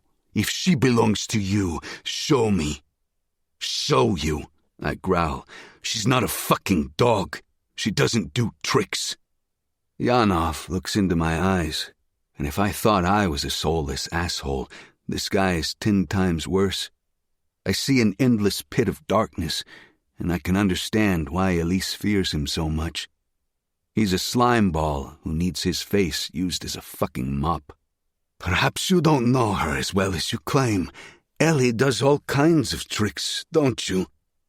He snickers like he knows something I don't. Fucker is going to end up gutted like a fish if he continues with the stupidity. Don't talk to her, I hiss through my teeth. I shouldn't have brought Ellie here. I could have figured out some other way to approach Sidorov. Territorial, are you? He laughs. I can understand the obsession. There's something special about her, isn't there? Something intriguing. His reptilian gaze measures me, finds me wanting. It makes you hard, doesn't it, pup? You think about sinking your cock into that sweet pussy. Sidorov clears his throat, halting Yanov's vile commentary, and I couldn't be more grateful for an interruption, because tucked tight against me, like she's trying to make herself disappear, is Ellie, her entire body shaking like a leaf. Why don't you show us, then? Everyone knows a man who takes a woman as his property must train her well in all areas. Yanov's gaze slides over Ellie, oily and full of hidden intent. There's no doubt in my mind he's speaking from his own twisted agenda, that he's always meant to train Ellie in whatever fucked up ways he deems suitable. He knows she will do as she is told, no matter what, no matter where, no matter with whom. So prove it. I'm Sebastian Arturo, powerful, successful, a king among peasants. I have nothing to prove to this fuckhead or anyone else in the room. But that doesn't matter. Not when he challenges me the way he is right now. Sure, I could turn him down, but it would be viewed as a sign of weakness. One fuck-up. That's all it takes for someone to think they can take you on.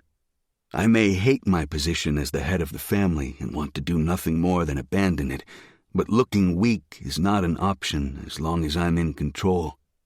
After all, image is everything, and weakness is blood in the water. It'll get you stepped on. It'll get you killed. I look down at Elise, and I know she's not going to be happy with my next words. I remind myself that it doesn't matter, not if I can get us both out of here without making a scene. As you wish. I growl in resentment. I give Ellie's hip a squeeze, drawing her attention to me. She peers up at me through thick lashes, and I see both fear and hope brewing in her icy blue depths. I don't have the heart to tell her there is no saving us. If she wants to survive, she'll have to fight for it. Get on your knees, Ellie. Show them who you belong to. Chapter 12. Elise. Did he just tell me to get on my knees? I'm fairly certain I'm hearing things, so I hesitate a second longer than necessary. But then he releases me and pulls away, leaving me without the protection of his body. Ellie, I will not ask you again. His commanding tone is dark and tempts me to disobey just to see what he might do if I don't listen. But with Yanov lingering so close, I don't have the luxury of teasing or getting out of this. And then there's his friend, Sid something. His gaze makes me feel like ants are crawling over my skin, and something unpleasant lingers on the edge of my mind. An instinct that tells me never to be caught alone with him. My legs wobble like towers of jelly while I try to navigate to my knees without toppling over. Using my hands, I lower myself to the ground, pressing my palms to the sticky, cold concrete to help balance myself. By the time my legs touch the bare concrete, I'm dizzy and afraid I might vomit all over the floor. It's this or Yanov. Choose the lesser of the two. Getting away from Yanov was the only good thing about my father selling me off to pay his debts to the Arturo family. I had hoped I would never see the man again, but like all things in life, I never get what I want. My entire body shakes, and goosebumps crawl up my arms. The cold concrete beneath me isn't helping matters. What is Sebastian going to do to me? I don't see him forcing me to have sex. Yes, he lacks morals, but I know he doesn't want me. Not like that. He may give me a lingering look or two, but nothing has ever happened between us. Well, not until today. He can barely stand to be in my presence. So what's the plan then? Uncertainty coats my insides, but I remind myself that it doesn't matter. I'll do whatever he asks of me so long as he doesn't let him touch me or take me. I cast my gaze to the floor, not daring to look at Yanov, for fear that he might take it as an invitation. And if he touches me again, I will absolutely lose it. Sebastian takes a step toward me. I know this because the tips of his expensive leather shoes appear in my line of vision. His unique sea salt scent fills my nostrils, and I nearly gasp when his warm fingertips graze my chin. With minimal effort, he tilts my chin up, forcing me to meet his gaze. His pretty green eyes twinkle in the light, and I sink into their depths, becoming almost mesmerized. How can someone so cruel and heartless be so beautiful and tempting at the same time? Are you my property, little prey? I inhale sharply as awareness arcs between us. For the first time, he understands the ugliness of that name. He realizes that's what Yanov and my father always called me. Gratitude spears through me that he's calling me something else. I'm not sure he'll continue with the nickname after tonight, but right now I appreciate the tiny gesture. My tongue feels heavy in my mouth, but I force the word out. Yes. Cocking his head to the side, he eyes me curiously, and there's something soft in his eyes. Even as his shoulders are set tight and rigid. Are you sure? because this asshole doesn't seem to believe me. I think he needs a visual, since his ears aren't working all that well. I swear I hear someone snort. Maybe in laughter, maybe in derision, I don't know. I'm trapped in this dark trance that Sebastian put me in. And strangely, I don't want to leave. What do you want me to do? I ask. When he speaks, his voice is soft, coaxing. Be a good girl and crawl over to the red chair. I'll be following you. The connection between us flickers out when his fingers slip from my chin. For one moment, I hesitate, wondering if there is another way out of all of this. But as soon as I consider the idea, I shove it away. I don't know what I'm doing. I need to let Sebastian lead to get us the fuck out of this situation and to save myself. Ugh. I hate myself a little bit more right now for how much I need him. I do as he instructs and crawl across the floor, trying not to look as awkward as I feel. I've almost reached the chair when I hear a loud booming voice behind me. If you're going to put on a show, at least make it good. It's the other guy, the one with the S name, chiming in. I grit my teeth and try to forget that he's still here, that Yanov is here. That I've put us in this horrible situation by simply existing. The chair is now in front of me, so I sit back on my knees but keep my gaze on the floor. I can feel the heat of embarrassment blooming in my cheeks. It's a matter of survival. I understand that.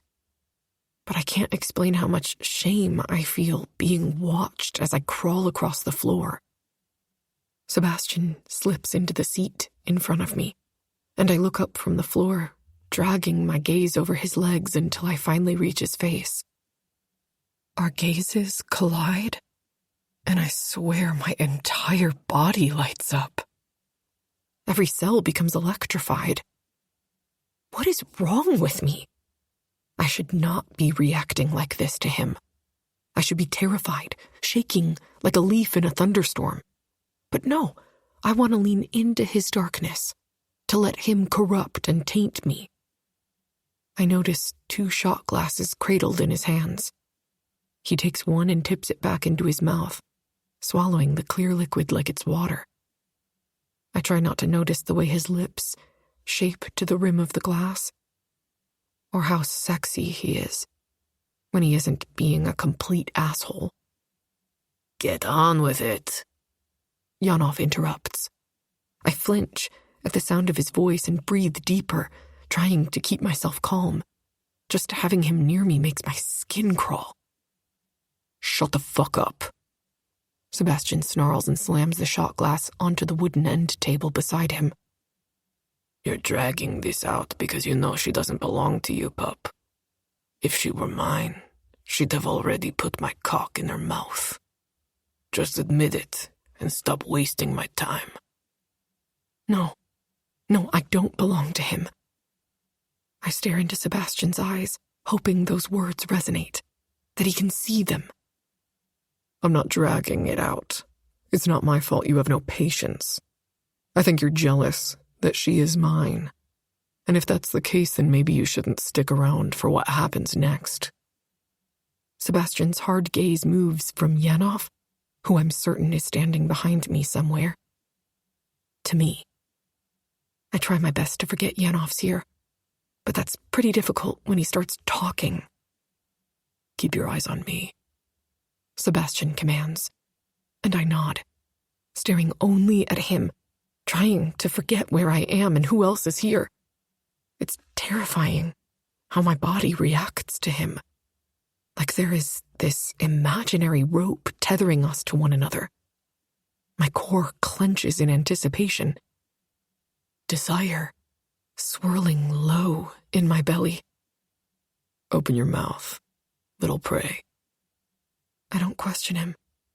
I simply open my mouth and stare up at him, waiting for his next instruction. I have no other option but to put my trust in him. He's my dark angel, swooping in to save the day. I swear I see the side of his lip lift in the ghost of a smile, but when I blink, it's gone. Wider. Open your mouth nice and big for me. I'm not sure what he plans to do, but I tip my head back a little and open my mouth wider, hoping that's enough. He nods, as if approving, and then clasps the other shot glass with 2 fingers and brings it to his lips. Instead of downing it and swallowing, he simply holds the liquid in his mouth. I blink, watching, confused, as he leans forward and pinches my chin between 2 fingers.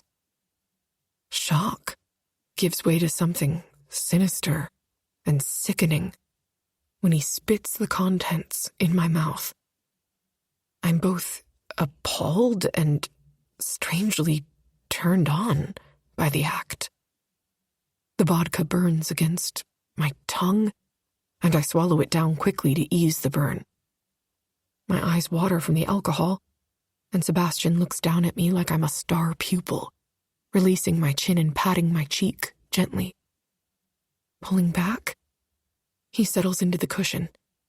I lick my lips, the vodka in my belly warming me from the inside out. Okay, I can do this. From the position I'm in, I've gathered where this is going to go. I've watched enough porn.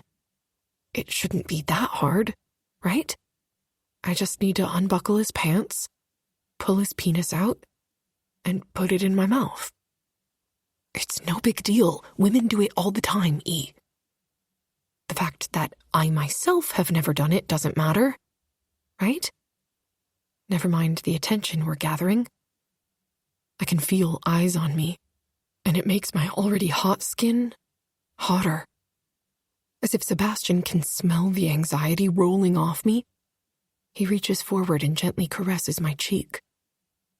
Undo my pants and take my cock out.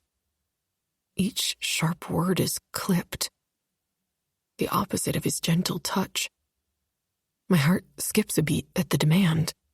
I stare down at his lap, then up at his face, and back down again.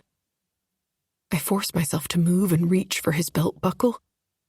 My fingers tremble as I thread the leather through the loops until the ends hang loose across his lap. I'll use every ounce of courage I have left to get through this very moment. With a deftness I don't feel, I unfasten the top button, then slide his zipper down. It's a little awkward since his zipper is backward. In typical Sebastian fashion, he leaves me to struggle. When I finally get the zipper down, I give in to the growing desire to see his face. I look from his lap and into his eyes. I'm not really sure what I anticipate finding there. Anger, desire, hate. I'm greeted with none of those emotions. Instead, I find his gaze narrowed and the corner of his mouth tucked tight in his teeth, like he's trying to focus his attention on something else entirely. I'm not sure what that look means, but it only intensifies my anxiety. I don't want to mess this up. If it's even possible to mess up a blowjob. Swallowing around the ball of fear threatening to clog my throat, I focus my attention back on him.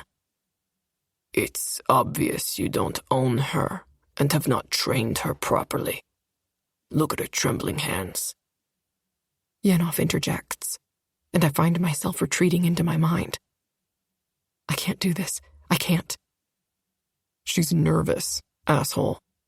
I've never made her do this in front of an audience. So sit down and shut up before I make you suck my cock. Seb growls. Yenov stares at him balefully before sitting. Beside him, Sidorov hides a smile. Now if you're done interrupting, my little prey will continue.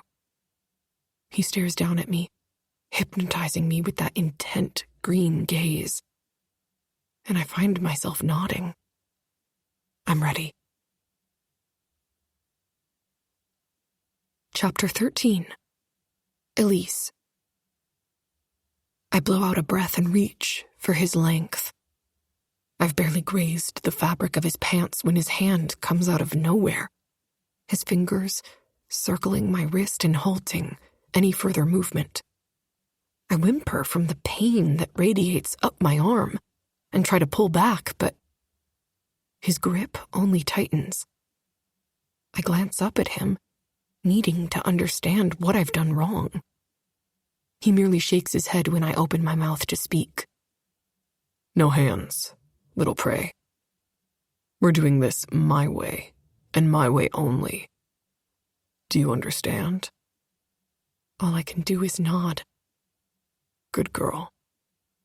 I'm going to free my cock and then feed it into your mouth.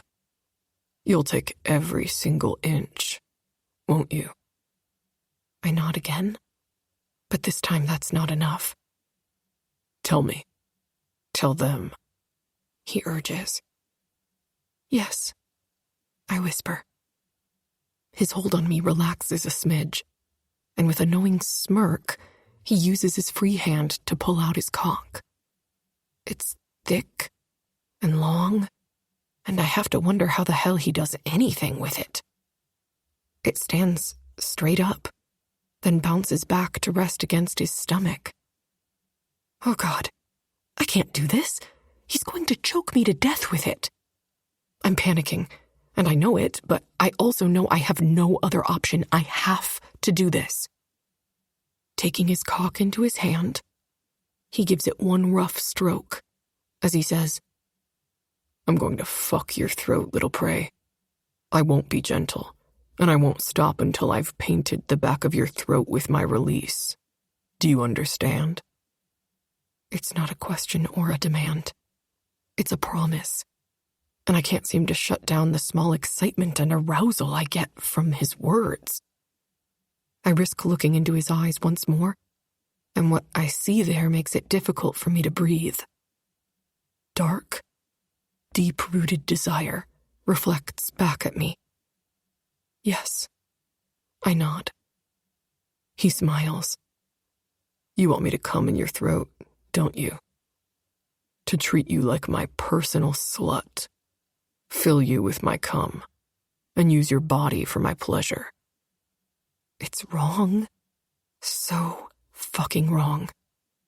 But his words, they spur me on. They give me the encouragement I need to play my part. Yes, please. I bat my eyes at him. I need to prove myself to him, to please him. Braced on my knees with my thighs pressed into the couch, I lean forward, tentatively licking the thick, swollen head.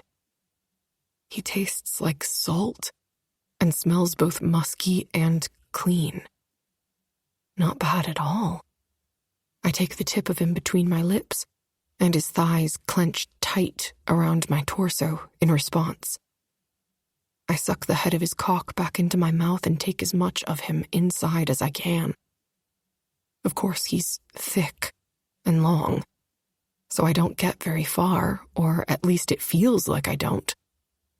My eyes water as I gag around his length, but I try to ignore that fact and hollow my cheeks out, sucking harder, while gliding my tongue over the head before pulling back. His thighs tremble against me, and I freeze. Does that mean he likes it? The thought makes my core clench and burn hot. How did I manage to make a man as callous and powerful as him tremble?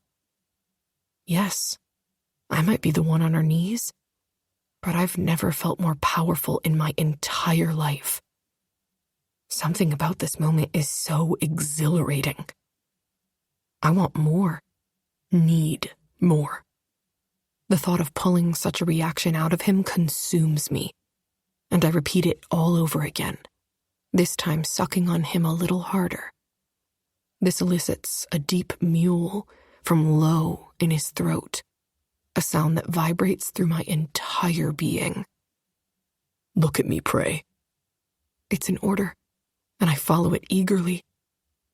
With my eyes locked on his, he releases my wrist slowly, Then he leans down and retrieves the knife he'd pulled out earlier. Shit. I didn't even notice that he put it away. It rests in his hand along the outside of his leg. Panic flutters through me briefly as I wonder whether he plans to carve me, as Yanov did. He merely tucks his thumb against the blade, though, initiating a shallow cut. Keep your eyes on me. Only I get to see how pretty you look while choking on my cock. He growls. I blink and look back at him, keeping my gaze locked with his as I drag my mouth up and down his length, taking as much of him as I can. When he flexes his hips up, forcing the head of his cock to the back of my throat, I start to struggle. I try to meet each thrust of his hips, but even I know I can't take all of him. Relax, little prey. Unclench your jaw and relax your shoulders. I want to see how much cock that tiny throat of yours can take. Even though I'm afraid to do as he says, the desire to please him is more prevalent than any other emotion right now. So I drop my shoulders and let my jaw go slack. Drool pools in my cheeks and dribbles out the sides of my mouth as he slips out and then threads himself back between my lips. I brace my hands on his thighs to give myself a little leverage, and he takes the opportunity to piston his hips forward. A river of tears leaks from my eyes as he slides deeper, past my gag reflex and into my throat, smoothly. I do my best to swallow against the pressure telling me I can't take another inch. Yes, this feels right. I breathe through my nose and dig my nails into his thighs. A small hiss of pleasure escapes his lips, and at that moment it feels like I've won something, earned something. Yes, just like that. He praises. You're doing such a good job taking my cock into your pretty mouth like a good girl, letting me fuck your throat. His words flutter through me like butterflies, and I can't help but work that much harder, if only to have him praise me again in his deep, baritone voice. Anything to hear something good, something nice. I don't get praised often, or ever, really. I up the suction while taking him deeper into my mouth at the same time. His green eyes bore into mine, and I notice the tight clench of his jaw. It's almost like he's angry, but that can't be. Maybe more unhinged? I can't be sure. Whatever semblance of control he has left slips away with every harsh press into my mouth. It only takes seconds for him to completely snap. And when he does, his fingers spear through the hair at the nape of my neck. Panic grips me with a vengeance, while he presses my head down, forcing my nose against the base of his cock. I dig my nails into his thighs and try to pull away, but his hold is steel, and the lack of oxygen makes me dizzy. Sensing this, he whispers harshly into my ear, reminding me once again of what I need to do. Breathe through your nose, pray. More tears leak from my eyes and trail down the apples of my cheeks. Even though I know what to expect, I'm still unable to stop myself from panicking when he does it a second time, especially when it seems like he's trying to choke me to death. He lifts his hips and drives my head down into his lap, making my chin bounce on his balls. I whimper around his length, unable to suppress the response. I'm not sure if it comes from a place of fear or arousal. Maybe both? It doesn't really matter because when the sound reaches his ears, I swear I hear him respond with a growl of approval. Fuck. Your mouth feels like heaven. How will I live without it now that I know how good it feels? His whisper is feral, sharp, like the knife blade pressed against his thumb. I blink through teary eyes and try not to think about what that means, while he fucks my face harder. Does he get off on pain? The ache in my jaw intensifies and I squeeze my eyes shut to focus on finishing the job. Sebastian isn't having that, though. Hell no. Fucking look at me, Elise. Now. He snaps. I want to see your face when I come down your throat. I immediately snap my gaze back up, even though I can barely see his face, swimming behind a layer of tears. But that one quick look is all it takes to see how close to the edge he is. His entire body is strung tight like a bow, his jaw clenching tight, his nostrils flaring with every sharp inhale. It occurs to me then that I want this. I want to make him come, to see him vulnerable and at my mercy, to see him unravel at my touch. The desire encourages me, so I match his brutal pace, gagging around his length while I struggle to take more and more of him. Strangely, the more I struggle, the more excited he becomes. Yes. Fuck yes. Take me deep into your throat. Choke on me. He tightens his grip on the back of my head and forces my head down, choking me with it. I dig my nails into his thighs, trying to fight off the panic and spots that fill my vision. Meanwhile, I can feel my own arousal dripping down my thighs, my hard nipples grinding against the fabric of my dress. I want this. I want him. Without warning, and with a guttural groan, he explodes, his grip tightening to the point of pain. I stop moving as thick, salty ropes of cum fill my mouth. I gag at the intrusion, forcing myself to swallow. My cheeks burn, my mouth aches, and I can only imagine how my makeup looks. A soft clap sounds from behind me, and that only amplifies my shame and embarrassment. I just let him fuck my face in front of a crowd of people. That was well done, the big man says, congratulating me. Sebastian gently eases himself out of my mouth, and a trail of cum crosses my tongue to drip out of my mouth and back onto him. Clean it up, he snaps. I lean forward and tentatively lick his skin. You can do better than that. I swallow nervously and try again, sucking the head of his cock between my lips and cleaning up the errant drops. Once he's satisfied, he tucks himself back into his pants.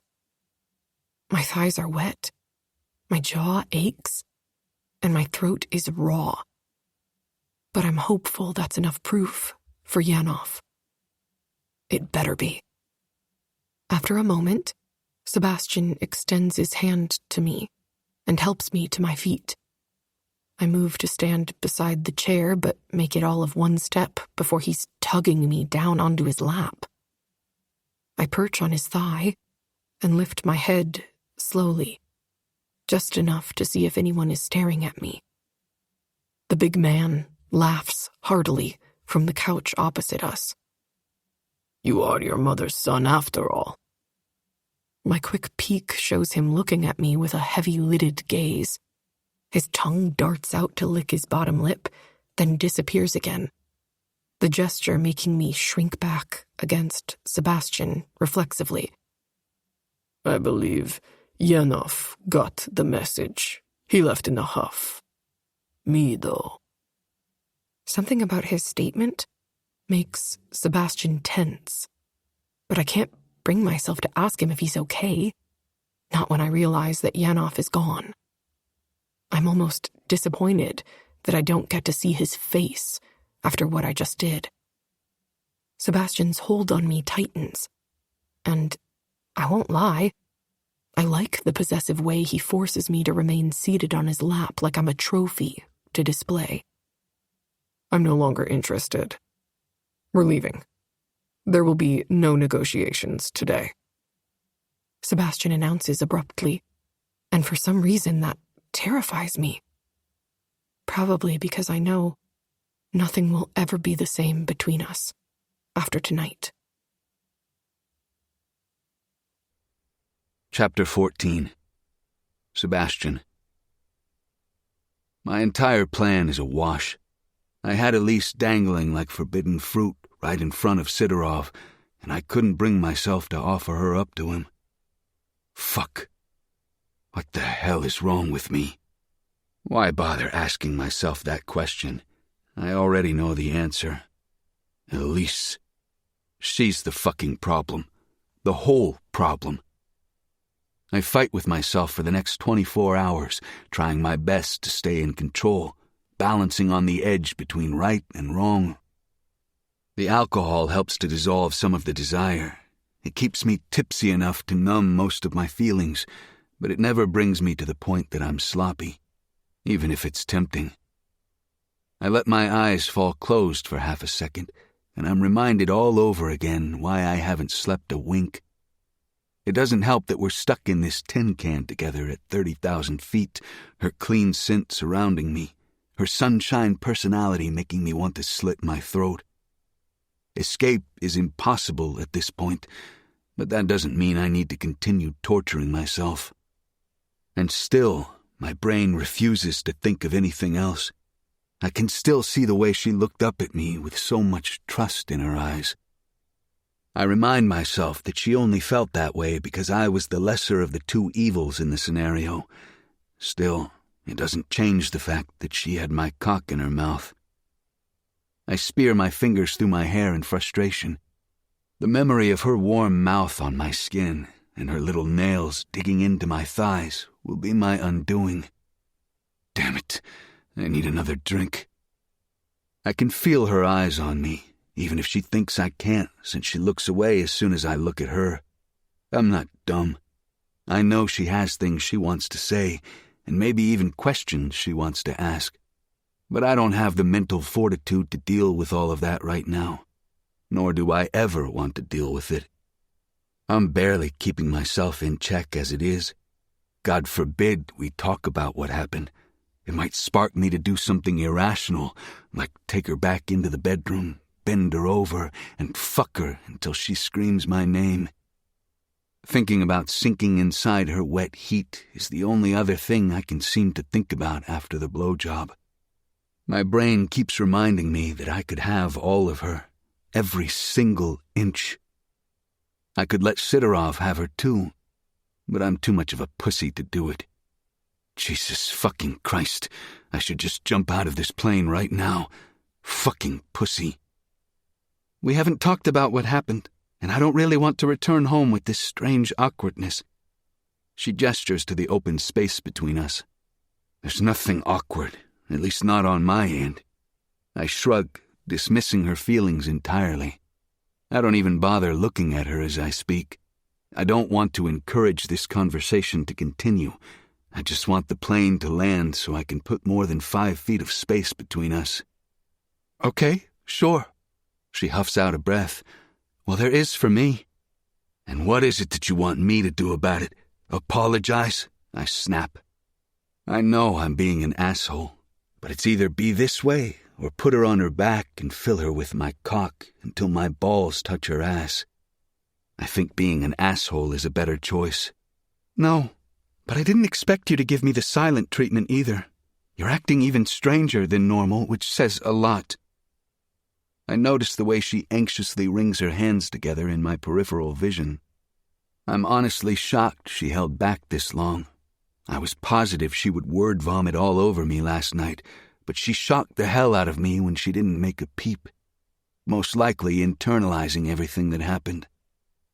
That doesn't matter. Hell, her feelings don't really matter, not when it comes to keeping myself in check. In the long run, she should consider this a favor. Stopping myself from claiming her offers her a chance at freedom. If she ever pays off her father's debt, that is. I cling to the frustration hovering just beneath the surface, because the alternative is not something worth thinking about right now. Jesus Christ, Ellie. It was a blowjob. I didn't take your virginity. It doesn't have to be a big deal. Don't make it something that it isn't. She drops her gaze, and I pin her with a glare.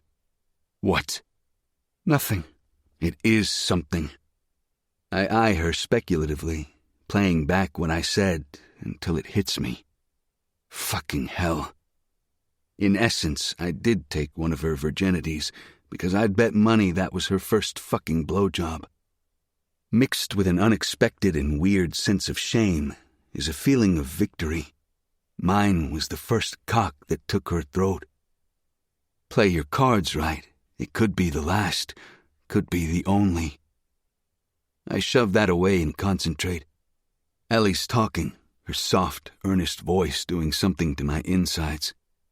That's just it. I'm not trying to make it anything, but you're acting weird, making it difficult for me to let it go.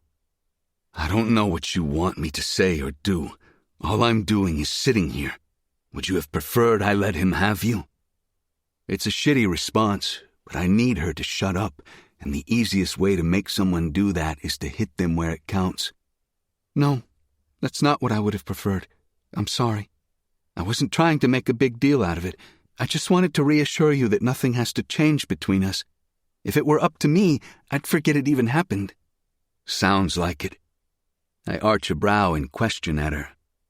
You're the only one talking about it, and somehow you want me to think you want to forget it happened. Her mouth opens and then closes like a fish out of water. After a few seconds, she finally mumbles, I do. Then shut up about it. What's done is done. Okay, she whispers, tucking her bottom lip under her top. I look away, my desire for her growing tenfold, burning hotter than the sun. Fuck her. Fuck this need she's planted deep inside my chest with her pretty eyes and her soft lips and her delicate features. She's making me crave things I have no right to take. I want to hurt her for making me feel this way, mark her skin. But touching her would only set me off at this point, so my only other option is to cut her with my words. You really don't need to worry about anything changing between us. I can promise nothing has changed. You're still the maid who owes me a debt that you'll never be able to repay, at least not in this lifetime. Sucking my cock doesn't change that, although maybe I'll let you do it again, just for the fun of it. It happens in a flash, so quick that I don't even have time to react. 1 minute she's sitting, and the next she is out of her seat, her palm colliding with my cheek. The sting of her slap ripples across my face and twists my head to the side from the impact. You're despicable. I hate you.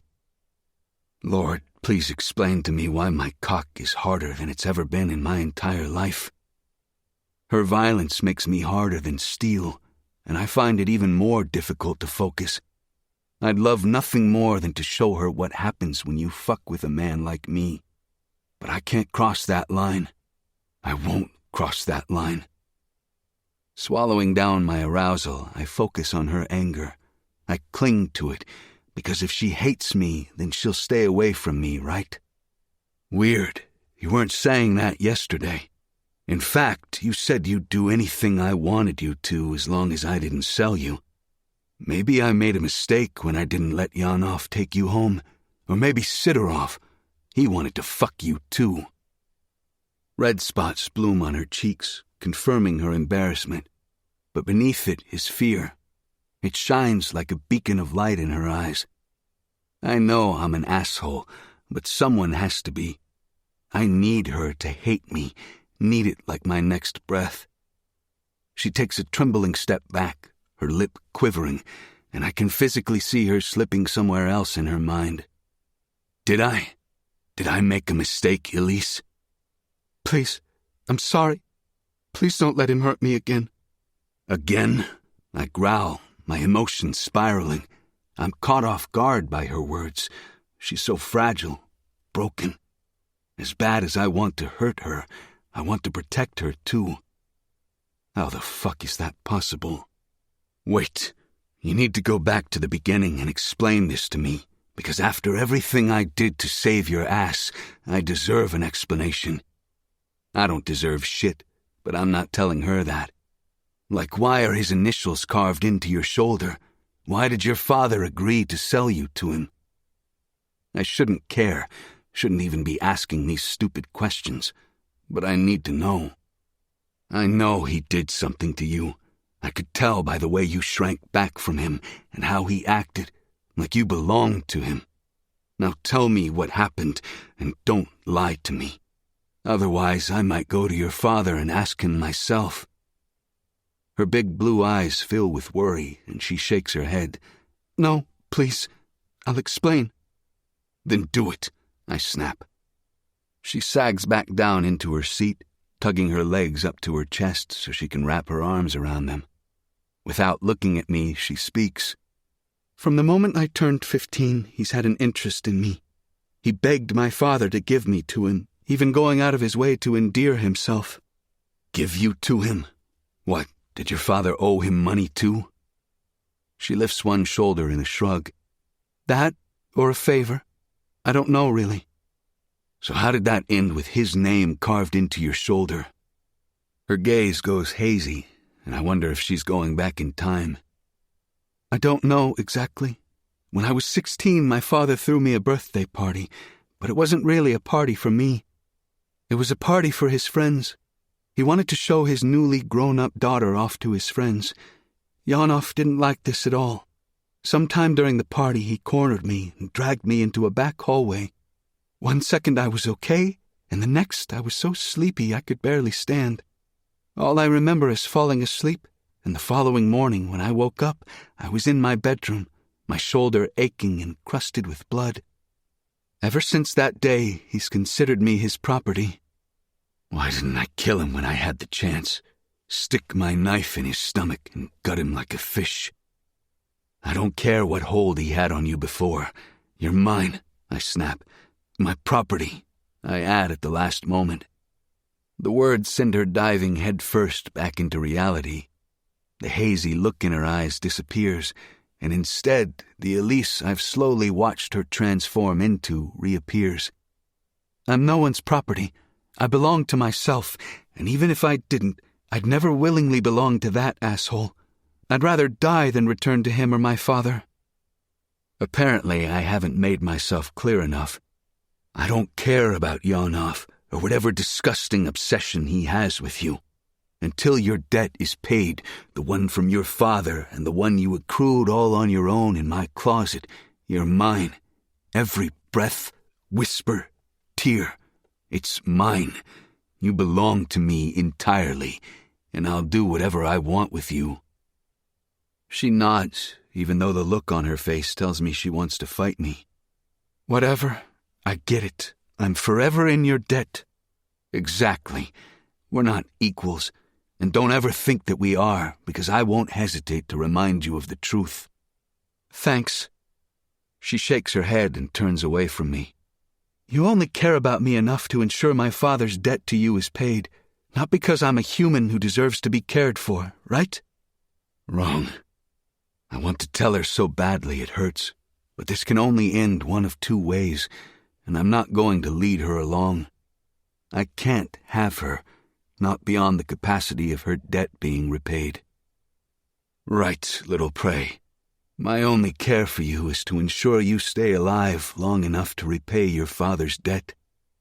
"I hate you," she whispers, and I almost tell her that I hate myself, too. Instead, I take a drink of the whiskey and let it burn away the guilt that's threatening to choke me. "Get in line, sweetheart. There's a lot of fuckers who hate me, and you are merely a number at this point." Chapter 15. Sebastian. Several silent hours later, I find myself staring out the window on the opposite side of the plane as we land in Oakmount. I've had far too much time to think about what happened between Elise and me, and what I said to her when she finally broke the silence and asked her questions. Now I feel like an asshole, and there's nothing I can do to fix it. I mean, I'm supposed to be an asshole, but I can't help the pang of guilt that stabs my chest every time I cut her down. The guilt is getting harder and harder to cover up. Everything that could possibly go wrong is going wrong. I suppose there is hope, a silver lining in all of this, being that we're finally home and I won't be confined to this damn tin can with her a moment longer. I've got enough shit on my plate without having to worry about Elise having a psycho stalker, and even if it isn't my problem, I've made it mine. After witnessing the way he talked about her and touched her, I won't rest until I find a way to make him disappear. Adding Tanya into the mix just gives me a headache. I couldn't have predicted how far she would go to secure her position in the Arturo family, but one thing is clear. Yanov was at Pound of Flesh because Tanya tipped him off. Maybe I'll call some old friends, let them know what's coming their way. Tanya's wily as fuck. She's bound to have realized why I was so intent on going to the flesh market and parading Ellie in front of Sidorov, none of which would have been advantageous for her. If I were to sell out to Sidorov, she'd stand to lose everything she'd become accustomed to. I knew she'd try to block me at some point. I just didn't anticipate this particular move this soon. How does she even know Sidorov? There was no reason for her to have ever attended Pound of Flesh. Therefore, there was no reason for her to be in contact with him. I can't wrap my head around all the things going on. There are too many moving pieces, and I'm starting to underestimate those closest to me. I need to get back on track. And the first thing I need to do to ensure that happens is to keep Elise as far away from me as possible. The plane finally comes to a stop, and the flight attendant opens the door. Ellie stands and slides past me, out the door, and down the small staircase in a flash. I follow her, but keep my gaze alert. I don't think we've seen the last of Yanov, not by a long shot. His obsession with her runs bone deep, and I'll need to stay vigilant if I'm going to try to get rid of him. Nevertheless, regardless of what I manipulate Elise into believing, he will never get his hands on her again. I make a mental note to get in touch with my PI. I need all the information available on him. It's clear that fucker Yanov doesn't know how powerful my family is, because if he did, he wouldn't be challenging me like this. It doesn't matter, though. He might think I'm young, maybe even naive, but he has no idea who he's fucking with. I'm not soft, nor am I empathetic. If you fuck with me, I will fuck you back, and I won't use lube. Ellie is in the car, waiting and ready. I slip into the seat beside her, but she ignores me. Who's giving who the silent treatment now? I guess I should be happy she's not yapping my ear off, but for some reason, her silence infuriates me more now. The entire drive to the estate is filled with silence, and the pressure inside the car becomes suffocating. Funny how silence isn't silence at all. In fact, it's just a space where unsaid words hover between two people. I can't explain the relief I feel when we pull up the long driveway to the house. It's so nice to be home, even if Tanya is here. The car has barely come to a stop, and Ellie is opening her door and hopping out. I follow more slowly, not like she can get very far on the estate. I'll give her a few minutes of alone time before I make my next demand. After all, the things that happened at Pound of Flesh changed nothing. She's still the maid. I'm still her boss. I clear the foyer and head directly to the kitchen for a proper drink. There's a bar in my room, but I need an ice bucket and a lot of whiskey to recover from the past 24 hours. Of course, God couldn't spare me a single second of peace. I've barely stepped into the kitchen when I spot Tanya braced against the countertop, her long hair hanging in shiny waves over one shoulder. I give her a brief glance, noticing she's wearing a red dress that hugs her slender curves today. As I approach, she extends a perfectly manicured hand my way, and I look down to find a crystal glass filled with amber liquid. Usually I would ignore her and go to the bar to get my own drink. But right now, between Ellie and Tanya and the entire bottle of whiskey I killed on the plane, I'm not thinking straight. I throw back the glass, set it on the counter, and head to the bar to get another one. What do you want, Tanya? And let me preface this entire conversation with the fact that I'm not in the mood for your shit, especially with the knowledge that you fucked up the deal I went all the way to London to make." She frowns. "So you didn't sell your little friend, then? Pity. I guess the maid I interviewed won't be needed after all." I don't answer because she's not talking to me. She's posturing. "Again, what do you fucking want?" Standing up straight, she shifts the empty glass on the counter with a clink. "You will not speak to me that way." I meet her eyes over my fresh lowball glass. Is that an order from the aunt, my adopted mother, or the woman who took my virginity? She snarls her lips at me. "Shut up. I'm telling you as the woman who will make your life hell if you don't treat her with the respect she deserves." Exhaustion washes over me in a wave, and I can barely remain standing upright. It has to be jet lag, definitely not the lack of sleep or the alcohol diluting my blood. Hate to spoil it for you, but my life is already hell, and there's nothing you can do to make it worse at this point. "Don't be pitiful, Sebastian. It's not very attractive, and I know you can do better. Let me know when you want to speak to me civilly." She sachets out of the kitchen, leaving me with nothing but the click of her high heels on the floor. What the fuck ever? I fill my glass to the rim with bourbon and take a massive gulp, letting it fill my belly with warmth.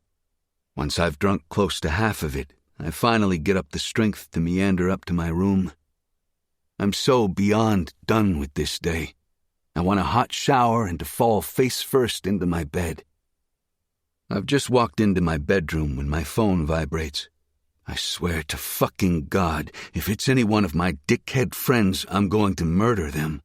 Lucky for them, they'll live to see another day, since it's only my head security guy, Rambo.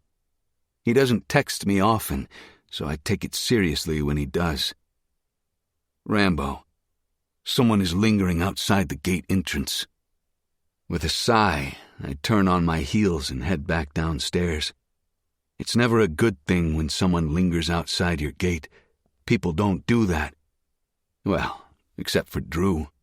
And that's just because he doesn't know when enough is enough. I jog down the stairs, counting the steps to distract myself, and then head out the front to go down the drive.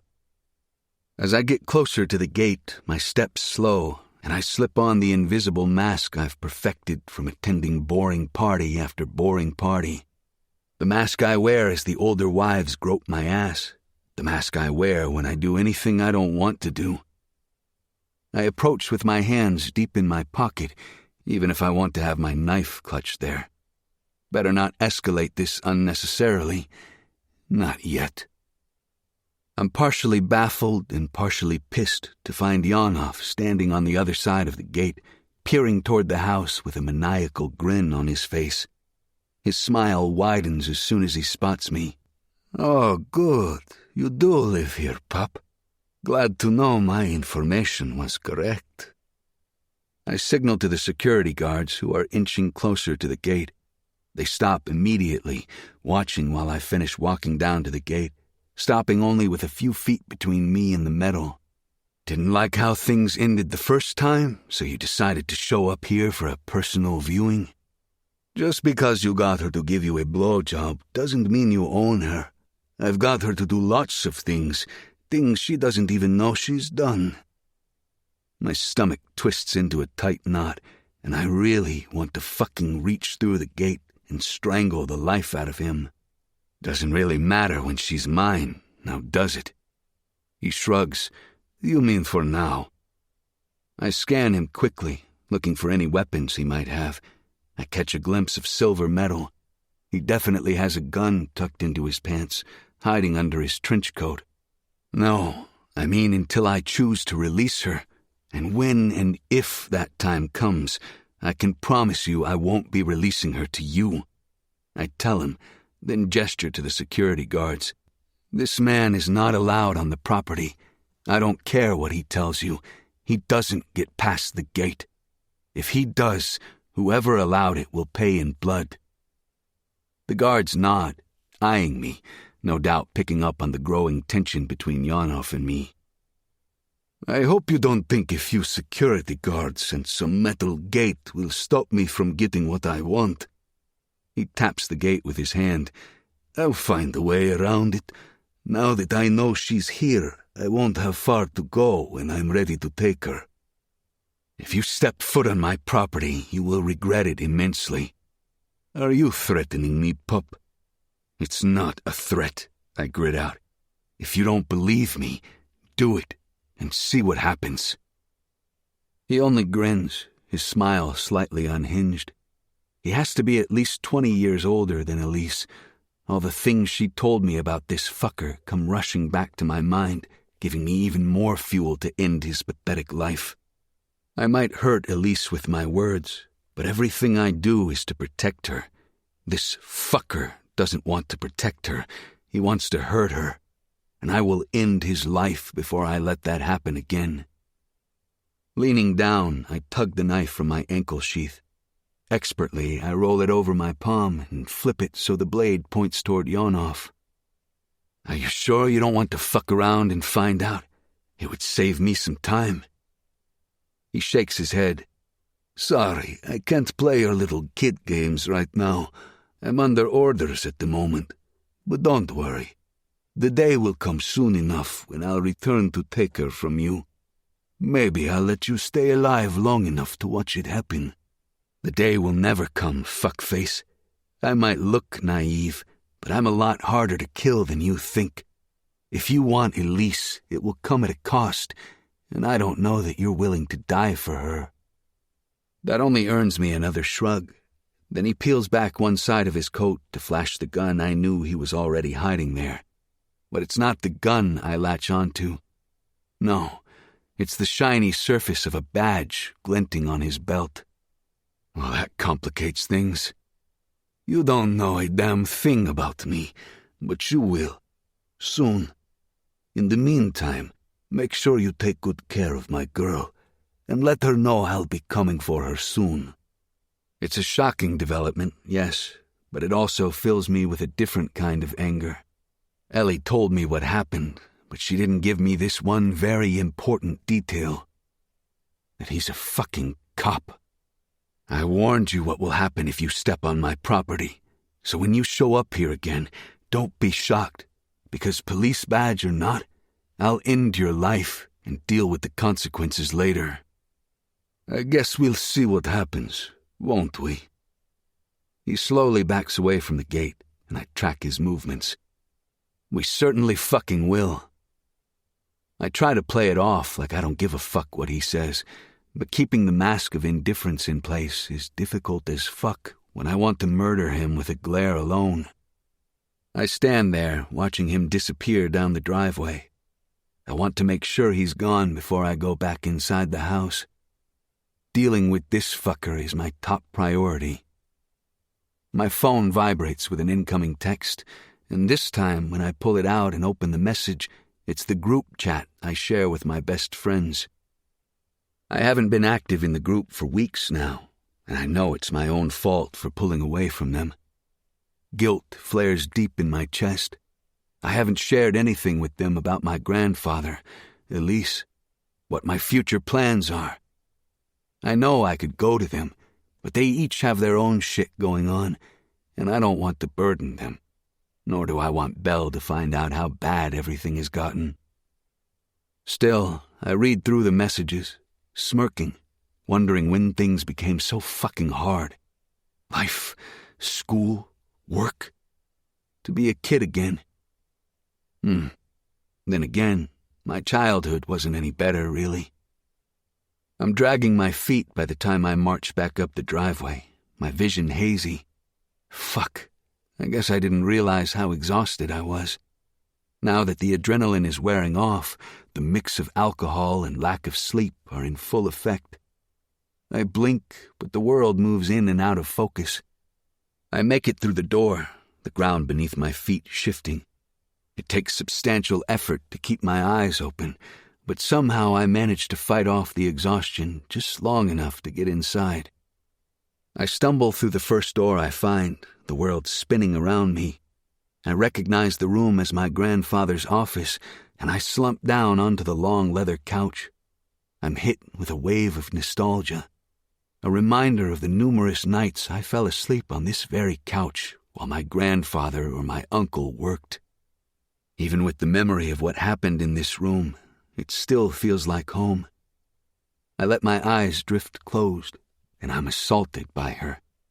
Even in my dreams, I can't escape her sassy mouth and piercing blue eyes. Ellie. My perfectly innocent fucking Ellie.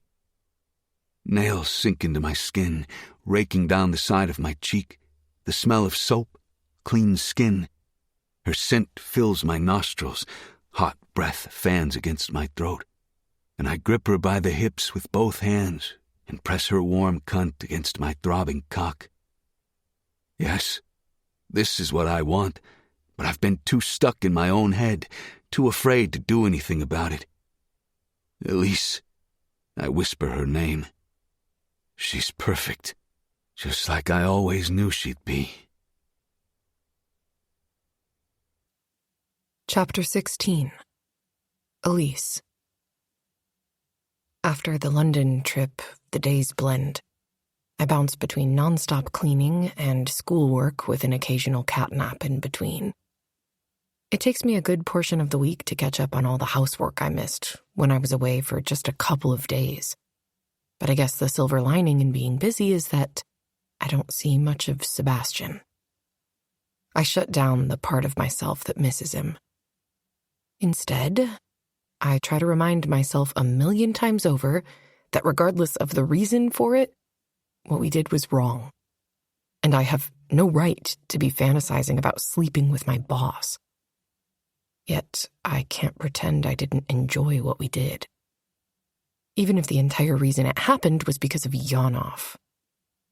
Yanov. Even thinking of him makes me nauseated. I had assumed that when I disappeared, shipped away by my father once again, he would conclude that something happened to me and move on. My father had stupidly promised me to him as his bride, but that was years ago. And several $1,000s in debt later, he had to use me to pay for his debts. I wasn't complaining about the circumstances, though. For the most part, I was content living here. Happy, even. I didn't live in fear anymore, and even if Sebastian was a bully at times, he never treated me like my father did.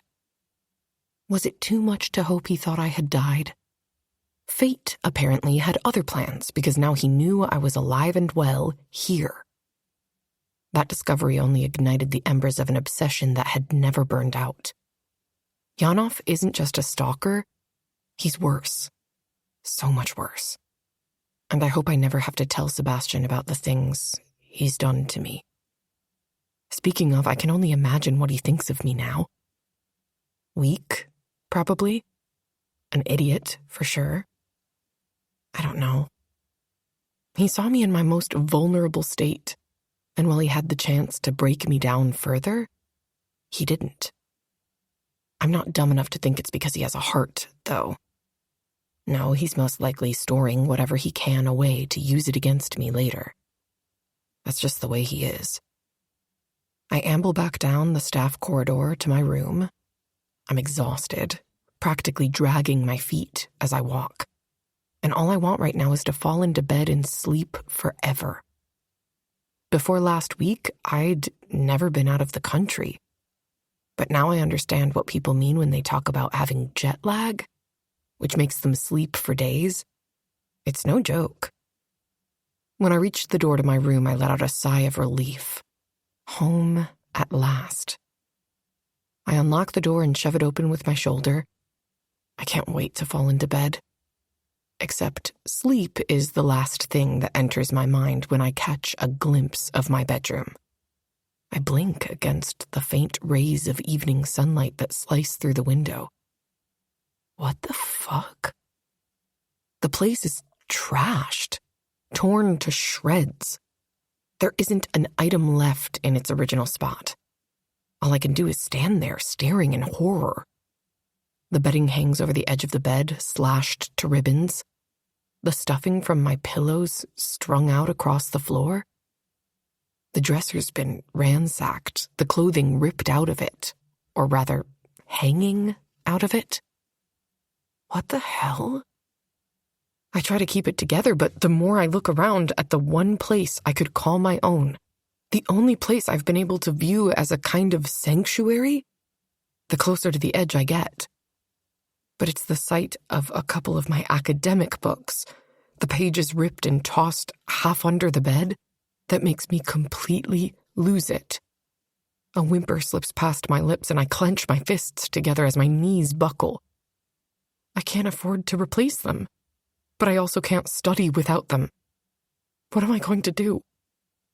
The memory of Sebastian tearing into my dresser and throwing my clothing out onto the floor in a similar manner appears in my mind. Sebastian. He did this. It had to be him. No one else in this house would put this much effort into hurting me. No one hates me like he does. This is probably his way of getting back at me for having to save me at the club and messing his plans up. I wouldn't have needed to be saved if I hadn't been there in the first place. Forcing air into my lungs, I latch onto reason, even though what I really want to do is march up the stairs and confront the asshole.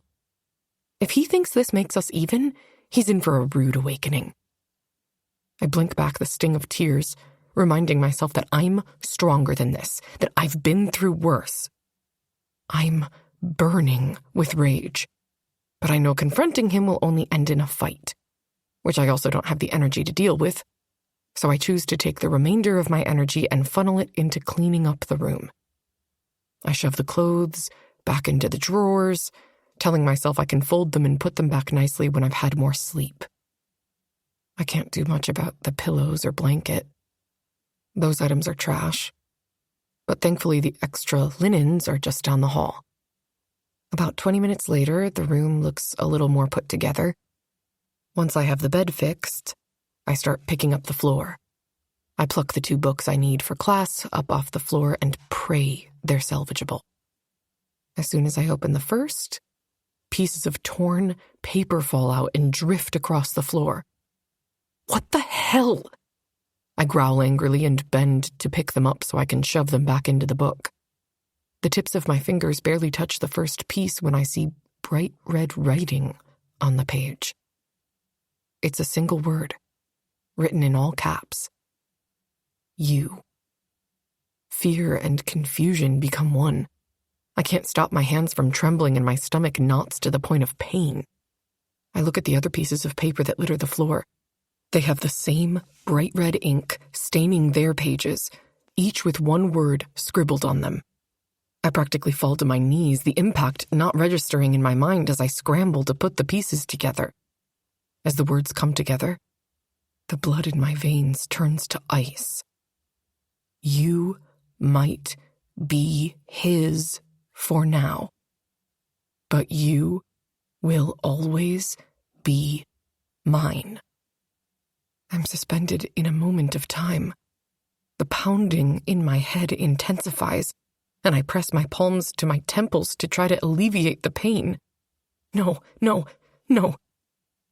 It's not Sebastian at all. It's Janov. This can't be happening.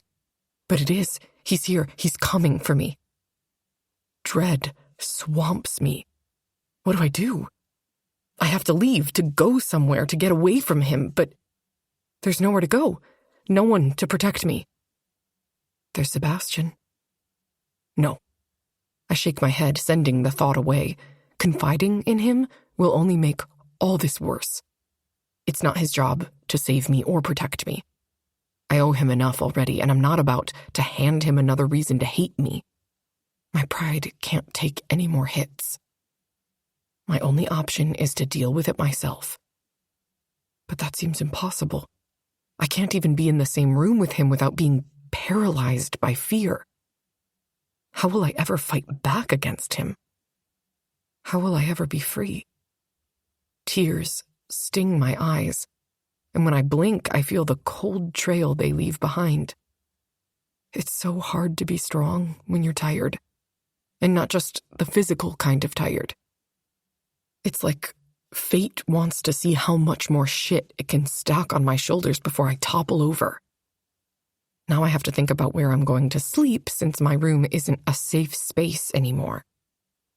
I'll have to go back to being hypervigilant and sleeping wherever I can. Whenever I can. I'll have to find a closet or a bathroom, somewhere small without windows. The thoughts swirling in my head leave me reeling. I wonder if he's out there now. Outside the window, watching me, laughing in the face of my fear. I look around the room at the destruction he's caused, and I can't bear to stay in here another moment. I grab my bag and a few other belongings I'll need for the night. I hate the idea of sleeping somewhere else, but the risk of him finding me here alone outweighs that uncomfortable feeling. Next time, there won't be a warning or the piddling destruction of my things.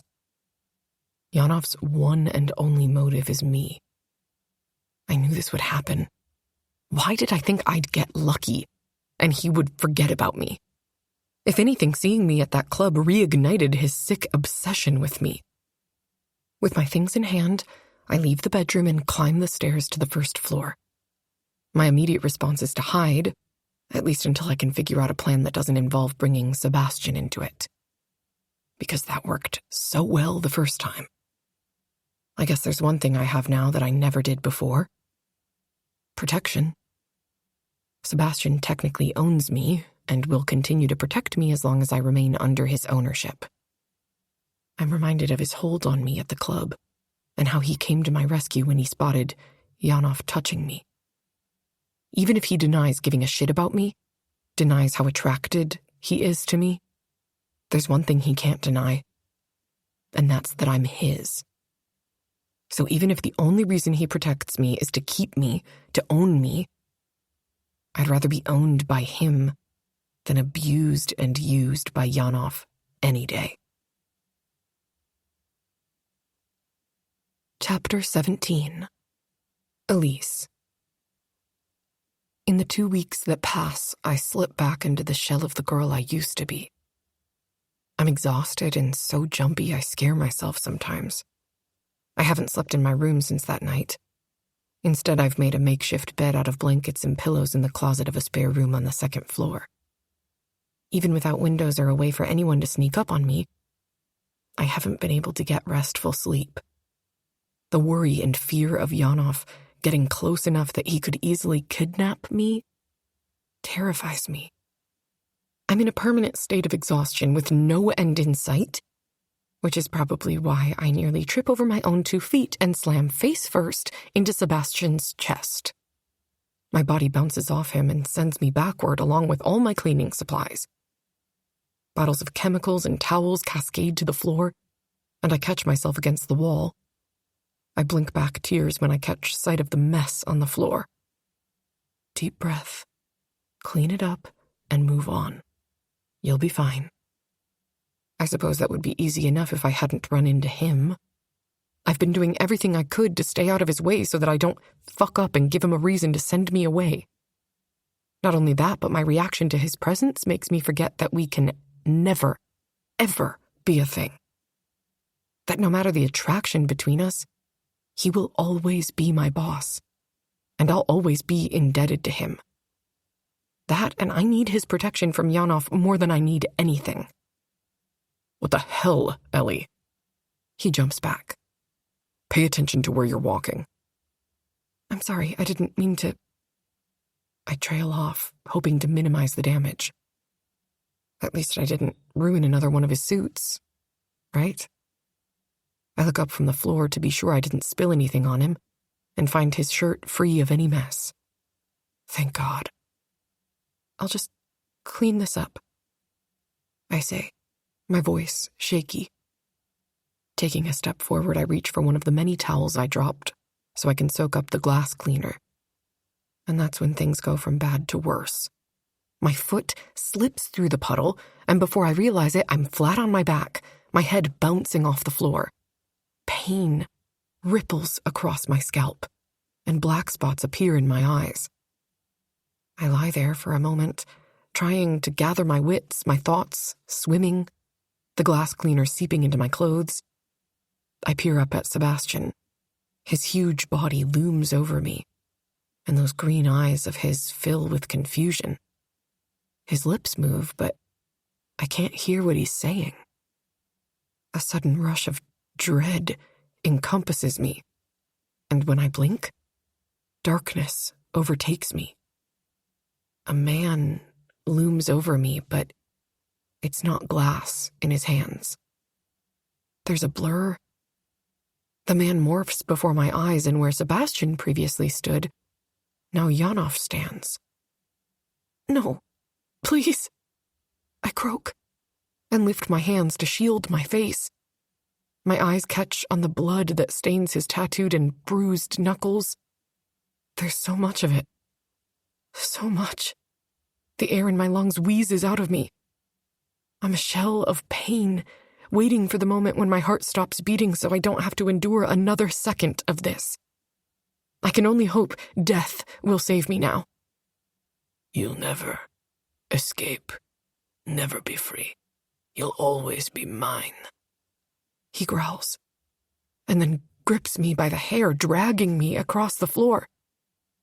With a gasp, I escape the memory and lift my hand to press it against my cheek. Beneath my fingertips is warm skin.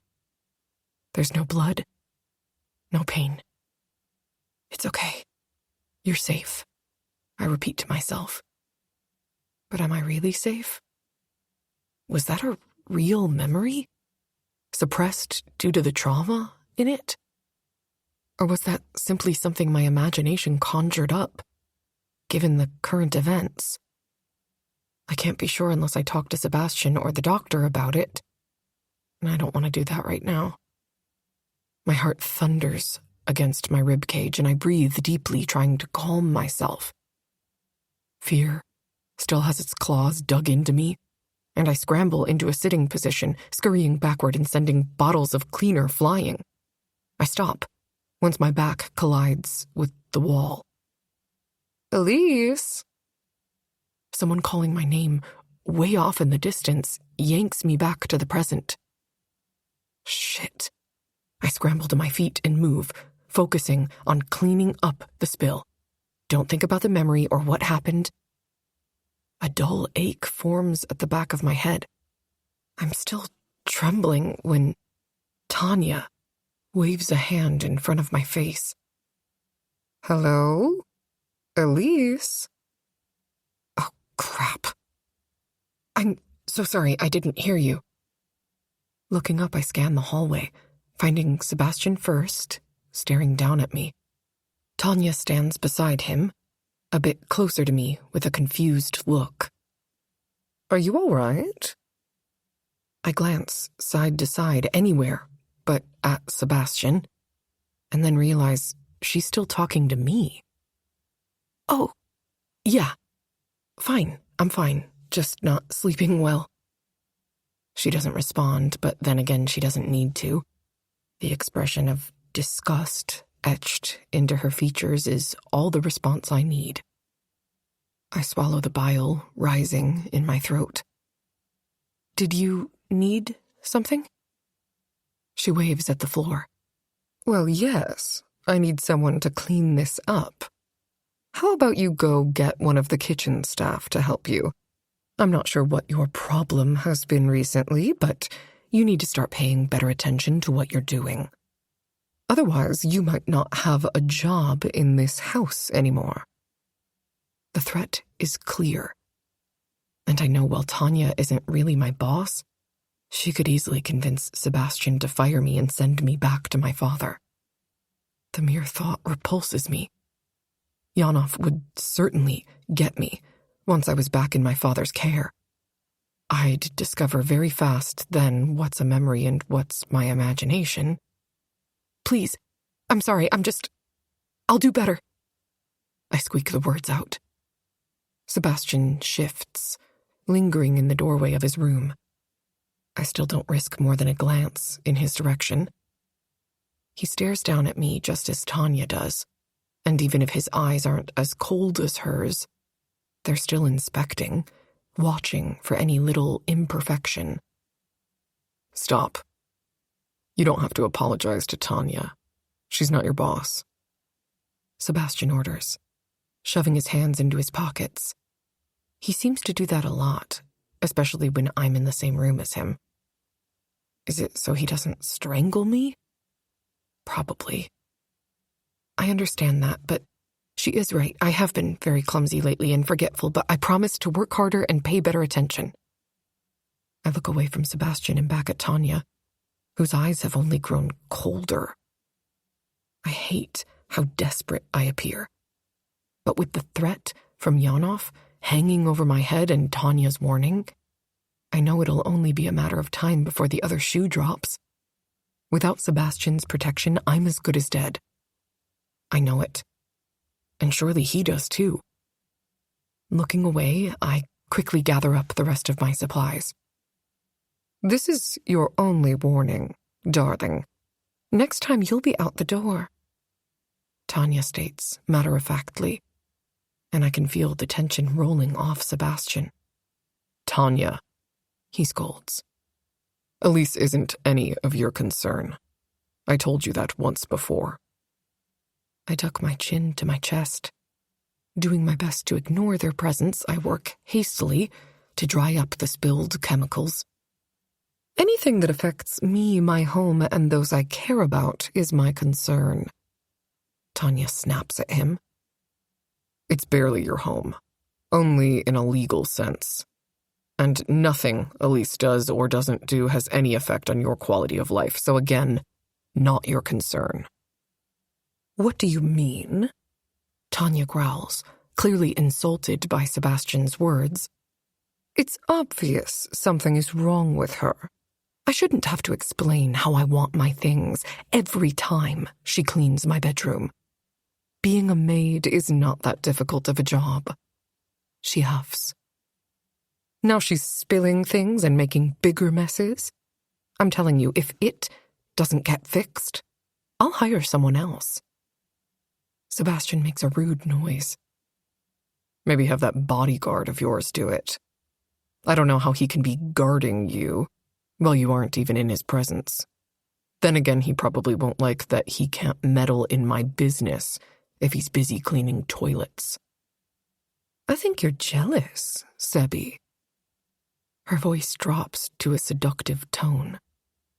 Am I not giving you enough attention? My skin crawls, and I can feel bile climbing up my throat. It's been clear since I started living here that something terrible happened between Sebastian and his aunt/stepmom. And every day that I'm around her, I draw closer to the conclusion that she's the predator in all of this.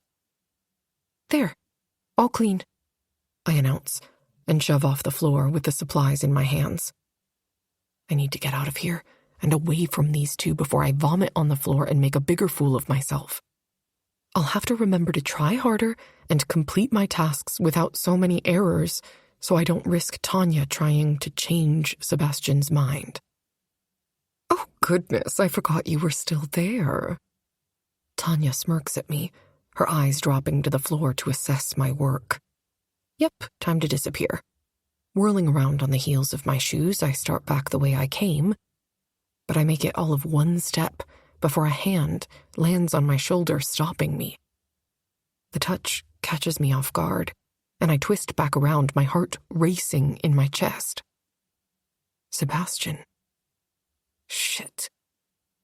Wait, we need to talk, Sebastian says, and drops his hand from my shoulder. I nod, but say nothing.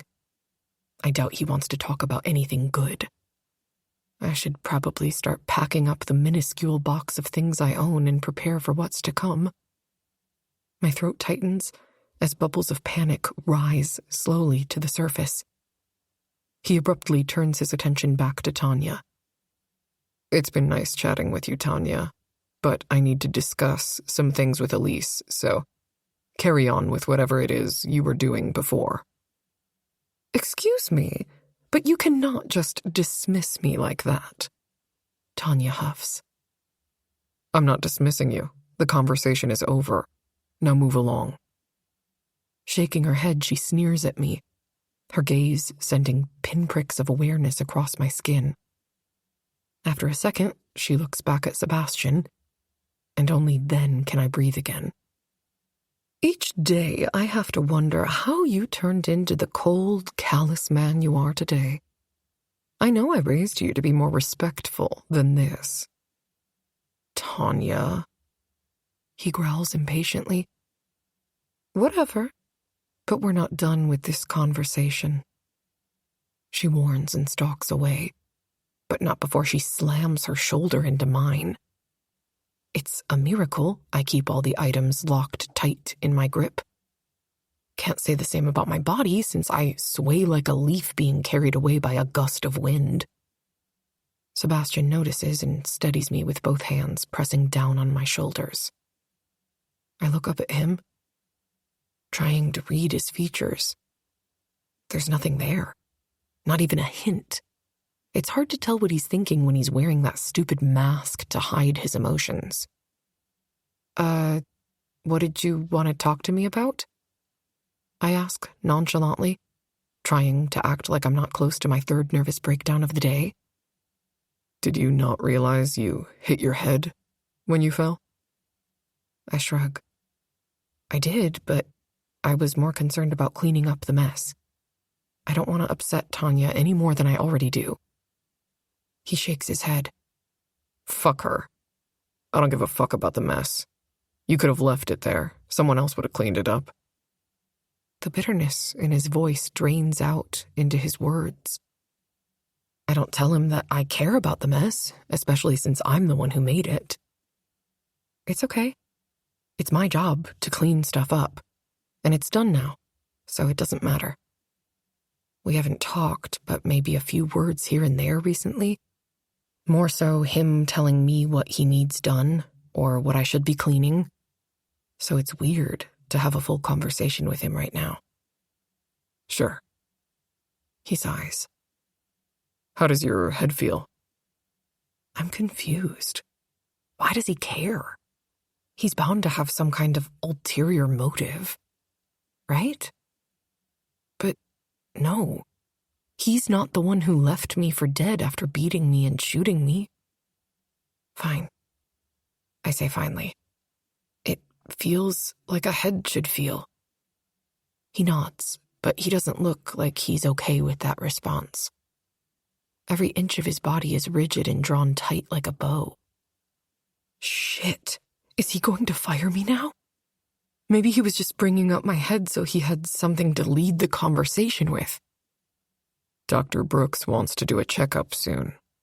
He asked me to ask if you remembered anything from that night, or if you've had any flashbacks. I tighten my grip on the supplies.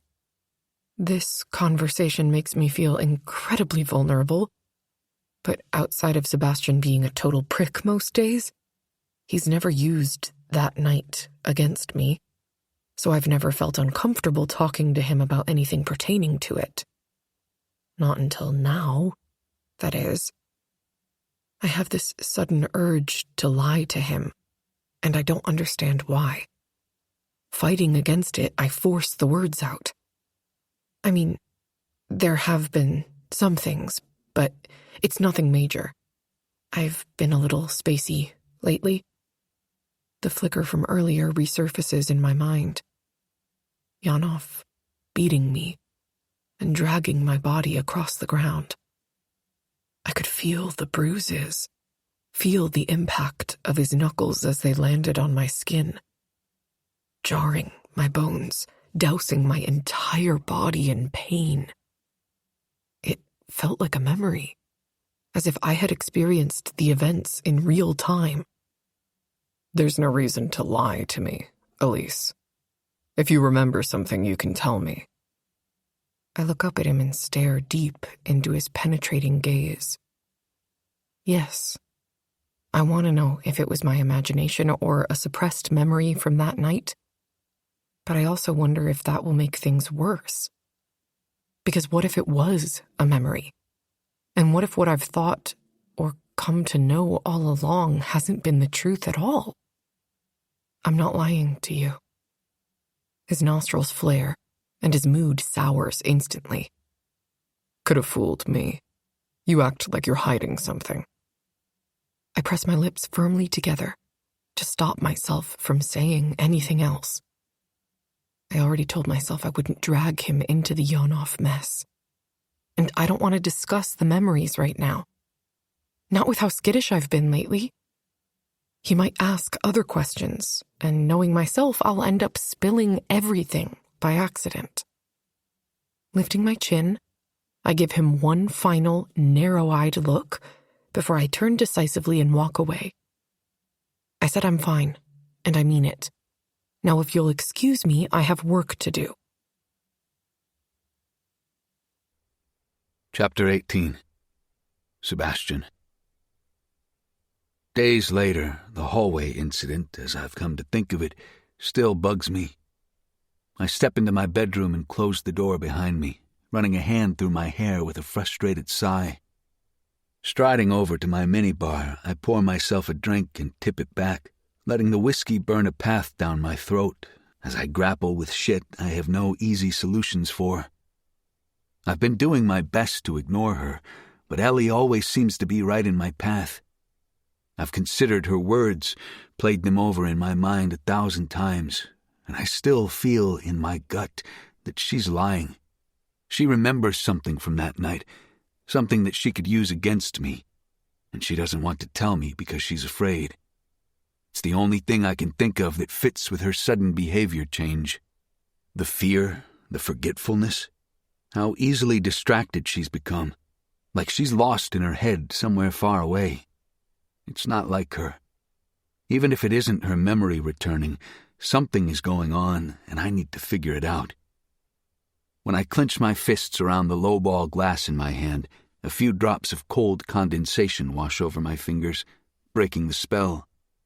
I throw myself down into the chair near my bed so I don't send the glass flying. I'm better than this. Get a hold of yourself, dickface.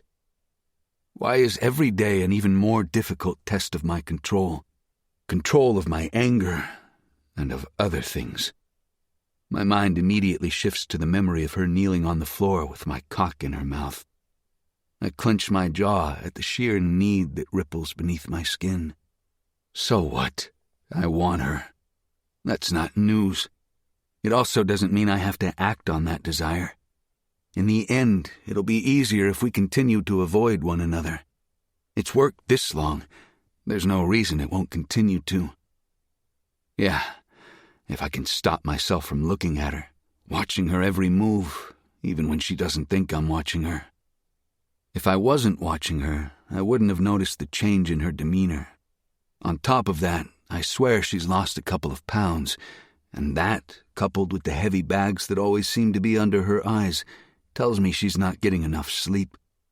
Maybe I need to monitor that as well, just in the interest of making sure my employees remain healthy. I throw back another swallow of whiskey and consider what else I might do to ensure she doesn't go off the rails. Finding a new maid isn't an option, especially with Tanya sneaking around.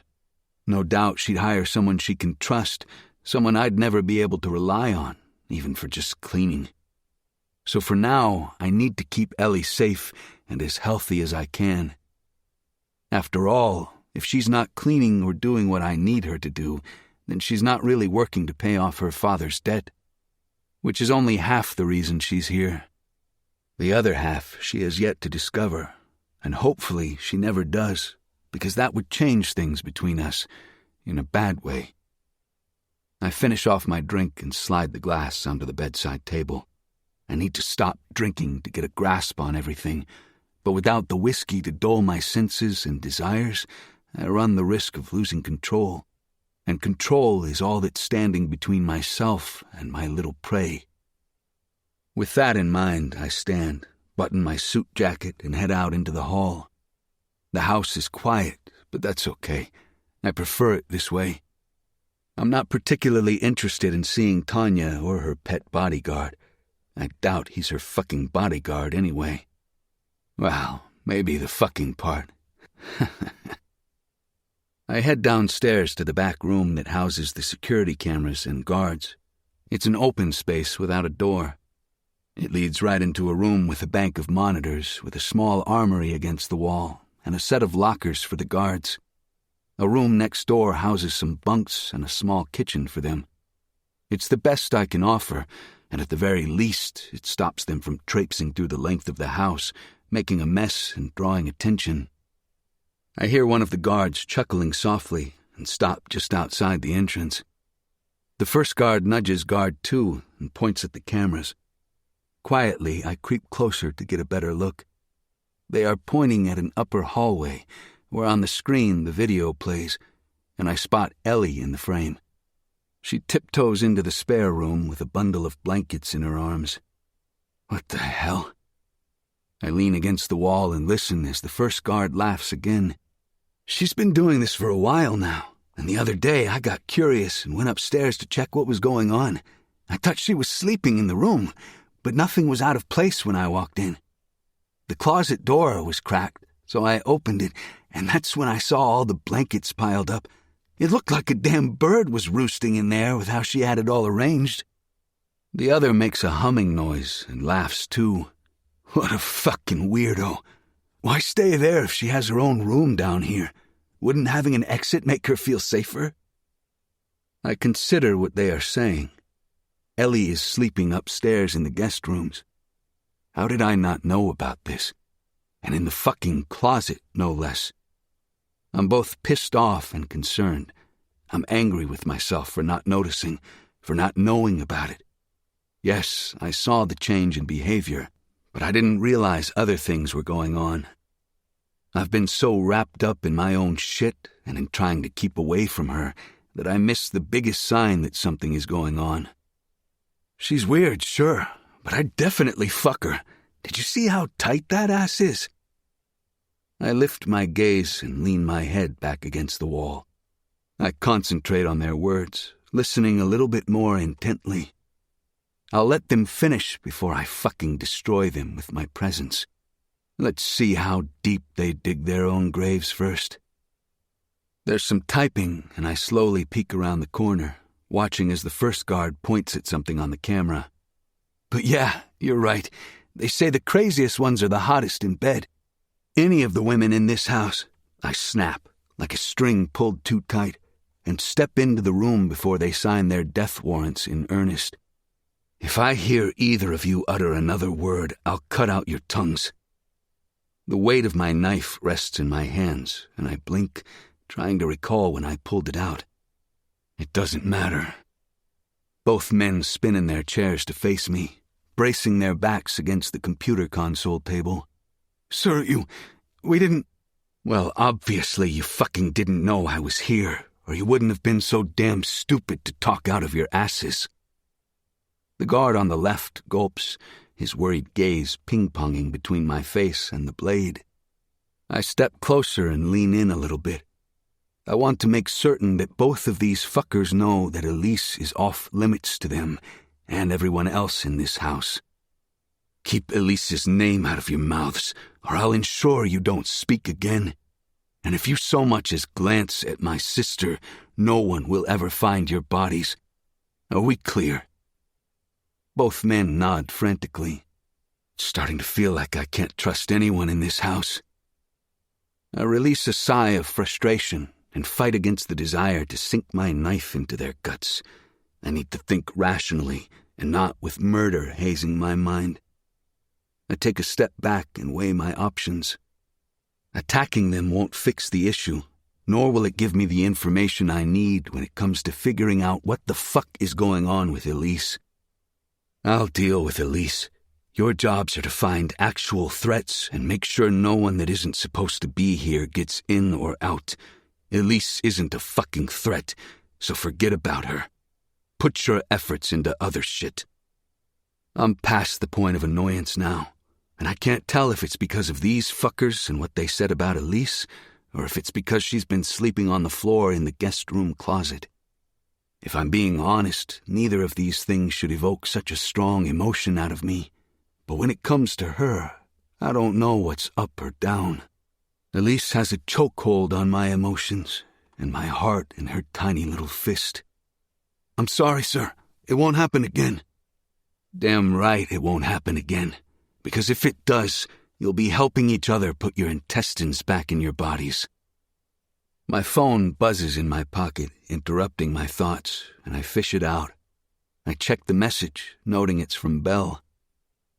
Belle, are you coming to dinner, or am I just eating alone? I squeeze my eyes shut for all of a second and shake my head at myself. Fucking shit. I forgot we were supposed to meet for an early dinner. How the fuck did I forget? I spin the blade around in my hand to point the sharp edge down my forearm and type out a quick response. Me. Be there in 10. When I turn my attention back to the guards, I stare them down. I really want to fuck with them a little, scare them, teach them a lesson, but right now I need to get to my dinner date with Belle. I hate that I forgot and that she's been waiting. That's not like me at all. Get your asses back to work. I'll be checking in with both of you later, I announce, checking my watch before I step out of the room. All I can do is shake my head in disappointment, mainly toward myself. My fixation with her has backfired on me. While I accomplished avoiding her for the most part, I've failed in other areas. I've missed big things going on right under my own nose and in my own fucking house. Now I'm late for a dinner that I set up. I barely recognize myself right now. I jog down the hall and toward the exit leading to the garage. It only takes a minute to hop in the car and speed down the drive to the gate. Once on the road, I slam my foot on the gas. There's little to no traffic since everyone is finishing classes. I make it to the restaurant in minutes and leave the car with a valet. We come here often, even Ellie, since they have a great to-go coffee counter next to the bar. It's also close to campus, so it's not a surprise to see a good number of students sipping coffee and sharing a meal. The hostess opens her mouth to greet me, but I shake my head. The person I'm with already has a table. I find Belle in my line of sight as I peer over the woman's shoulder. Belle looks up from the table and right at me, her face lighting up instantly. When I reach the table, she shoves herself up and out of her chair and wraps her arms around me, engulfing me in a tight hug. I hug her back, allowing myself to enjoy her touch. Ever since I found out Belle was my sister, small parts of my heart that I was certain would never beat again did just that. Supporting her and caring for her throughout our mother's death brought us closer. It was because of Belle that I felt I had a purpose. She needed me, and I needed her so fucking much. She just didn't know it. When she pulls away, I apologize. Sorry I'm late. I've been distracted. My watch tells me she's been waiting 15 more minutes since she texted me. It's okay, no big deal. It just surprised me since you're hardly ever late. She waves me off and twirls the glass in her hand, sending the coffee and cream mixture swirling with the ice and straw. I ordered you a whiskey, but I think maybe you should drink some water instead. How much have you had to drink today? You smell like a distillery. I ignore the way she wrinkles her nose at me, fighting against the prevailing anger building in my gut at her judgment. You're not my babysitter, Belle. I don't need you to dictate when and what I can drink or eat. I don't need to look at the menu, so I just wait for the server to return. She glances between us, at me in my Armani suit and Belle in ripped-up jeans and a hoodie with the Oakmount logo printed on the front. I can already see the questions in her mind, but she doesn't ask anything, thankfully. She takes our orders quickly before heading back to the kitchen. The restaurant is pretty busy, and there's a short line at the coffee stand a few feet away. How many cups of coffee have you had? It's her turn to narrow her eyes. You're not my babysitter, Sebastian, she mocks, using the same tone I used on her. Fine, I get that you're worried about me, but you have nothing to worry about. I didn't come to dinner so that I could argue with you. I just wanted to share a meal and spend some time together. Can we do that? She blinks at me slowly as if asking, can we? Sure, we can do whatever you want. Her tone still holds a smidge of attitude, but I decide to ignore it and move on. Okay, So you said you wanted to talk about something. She ducks her chin to her chest like she's insecure, and I watch her carefully. Yes, I've been thinking about it for a while, and I want to see if I can find my dad. My real dad, that is. Find out who he is, and if he wants to meet me. My knee-jerk response is to tell her no, because if he wanted to see her, he would have tried to find her already. But then I remember who I'm talking to. Belle, my sister. The light to my darkness. I can't berate her for wanting to know more about her father. And Belle's so stubborn that if I tell her no, she'll do it anyway, and in a way that leaves me out of it. The thought of anything happening to her makes me feral. What if he's not a good person? What if you regret meeting him? I think back to my own father, the fucking asshole who beat my best friend for most of his life, who made our lives miserable. Yeah, not a great guy. I was shocked for all of 5 minutes when I found out the truth, but it didn't stop me from ending his pathetic life. He deserved what he got.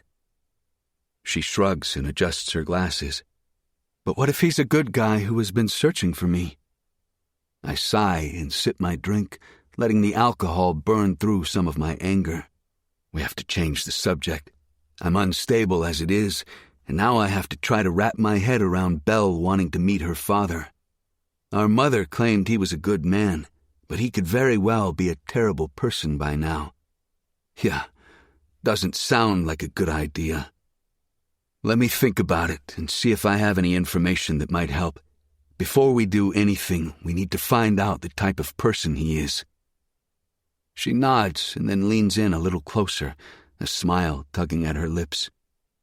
So, how is Elise? How did it go in London? Did she love it there? A sharp pang of guilt knifes me in the gut. It was a very short trip, for business only. She didn't get to see much. She actually hadn't gotten to see anything, a fact that makes me wince a bit when I allow myself to think about it. I had been knocked so off balance by Ellie's mouth on my cock and the grimness of the situation surrounding Yanov and Sidorov that I wasted no time getting us back on the plane and home.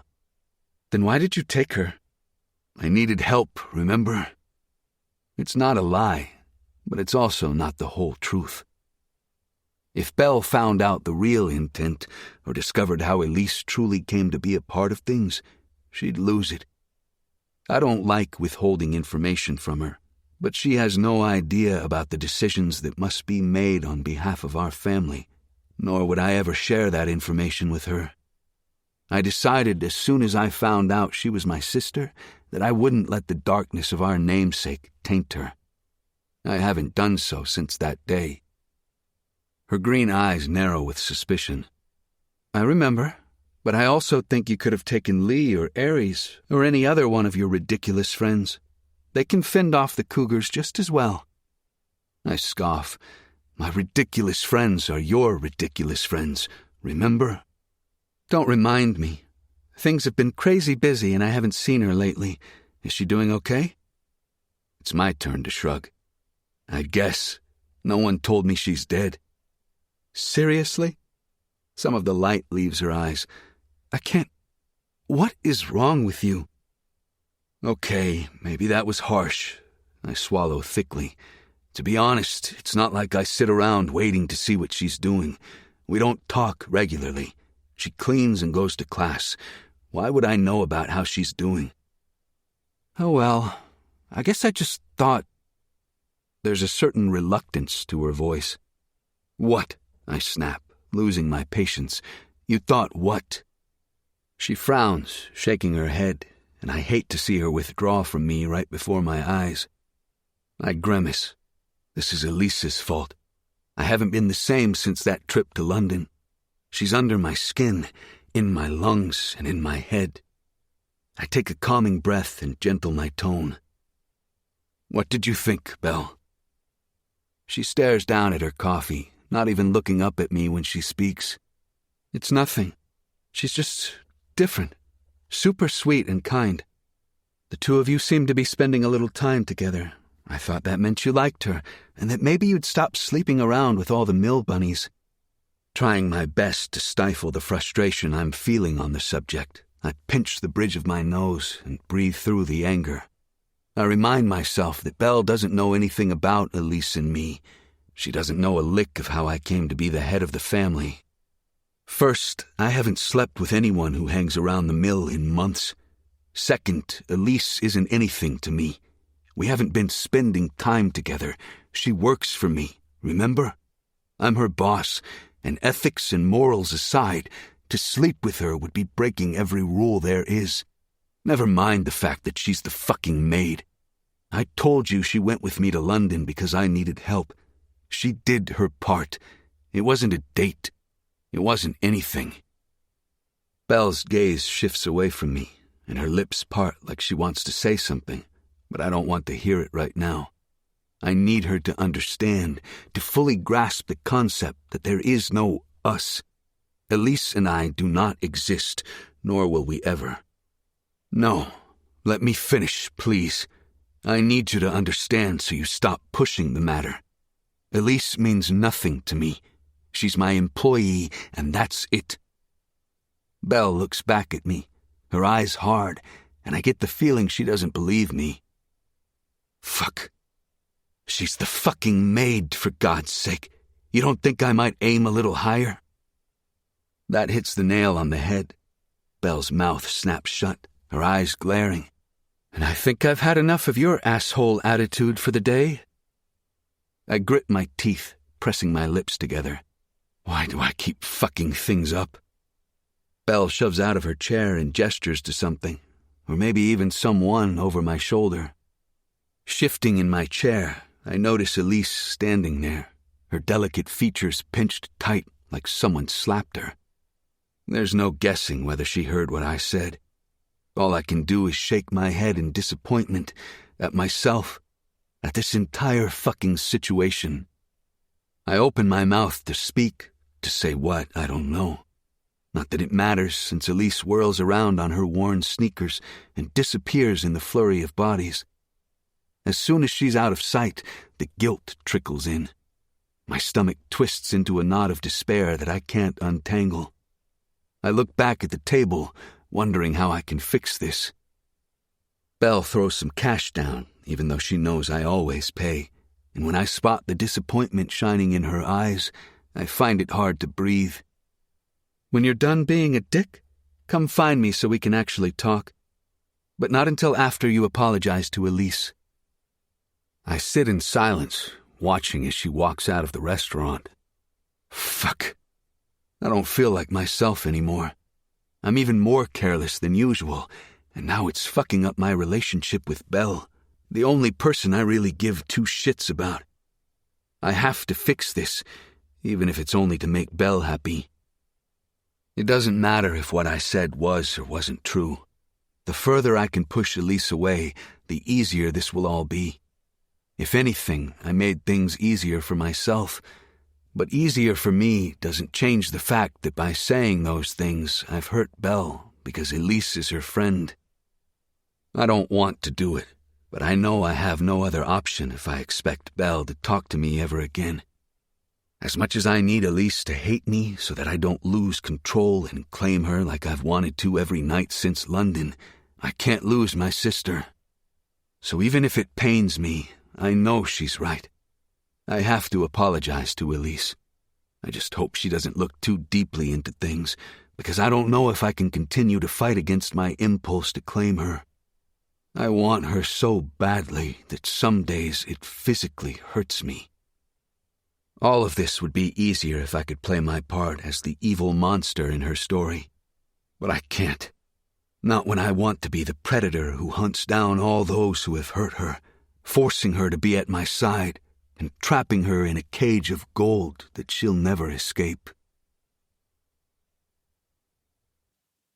Chapter 19. Elise. She's the fucking maid. Just the fucking maid. I shake my head as I cross the street, walking back toward campus. There's a shorter route, but I could use the walking time to clear my head right now. I can't let what Sebastian said bother me. Even if it really fucking does. Not when I know deep down what I felt couldn't possibly have been fake. Yeah, he might see me as just the maid, but he definitely feels something for me. He's just too stubborn to admit it. A shiver skates down my spine, courtesy of my constant paranoia, and I turn to look over my shoulder, reminding myself to stay vigilant. Yanov is still out there, and I don't intend to fall into his hands again. I sip my iced coffee, but I've lost my appetite after Sebastian's words. It's not the part about calling me a maid, or even the part where he said I meant nothing that really hurt. It's the coldness in his tone when he spoke about me. Completely devoid of warmth, of the heat he had in his voice that night at the club as I stared up at him. I shake the memory away and take another sip of the coffee. A hand lands on my shoulder and I spin, slapping the hold away. Belle bounces back, hands up in surrender. Whoa, ninja. Sorry, I didn't mean to scare you. My heart is still clogging my throat, leaving me unable to speak once I realize it's her. When I shake the fear off, I brace my free hand against my belly and breathe. Crap.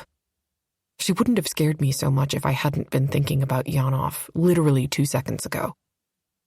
Once I catch my breath and my heart rate returns to a normal rhythm, I give her a small smile. No, it's okay. Sorry I'm so jumpy. I don't know what's gotten into me. I lie. She smiles, dropping her hands. Don't apologize, girl. You have no reason to be sorry. If anything, it's me who should be sorry. For my brother's shitty attitude and poor manners. I frown. I didn't mean to ruin your dinner. She waves me off. You didn't ruin anything. He did. Plus, he was super late and irritated before you even appeared. I let out a long sigh, finally feeling calmer. Yeah. Okay. Do you want to talk about it? Do I want to talk about the fact that my super hot boss, who I want to climb like a tree, is disgusted by my presence? No, not really. I don't see the point in talking about it. It seems pretty straightforward to me. No need to beat a dead horse. She tilts her head to study me. Are you sure? I thought something was developing between you two. We aren't even friends, Belle. He's been kind most of the time, but that's it. And that's probably only because you and I are friends. I'm not sure if she buys it. A glint of suspicion lingers in her eyes. Okay, well, would you want to go? She waves at my still mostly full coffee. Get some food with that coffee? This is to keep me awake, in the hopes I can try to sleep in my own room tonight. Sleeping on the floor in the closet is killing me. Not that I'm about to tell her that. I would love to, but I had a late lunch. We stand together on the sidewalk. I can feel her gaze roving over me, but I can't look at her. Did you need something else? She shakes her head, and then a shadow cuts between us. I nearly startle but calm myself when I see it's just Drew, her obsessed boyfriend, walking up behind her. He snakes an arm around her waist and tucks her back into his chest. She smiles, and I can see the love shining in her eyes.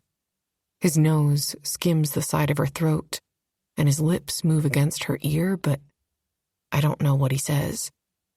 Whatever it is makes Belle's cheeks pinken. Pulling back with a smirk, he finds my eyes immediately, pinning me to the spot. Elise, right? I nod once, swallowing nervously. It's not an easy thing, being the focus of Drew's attention.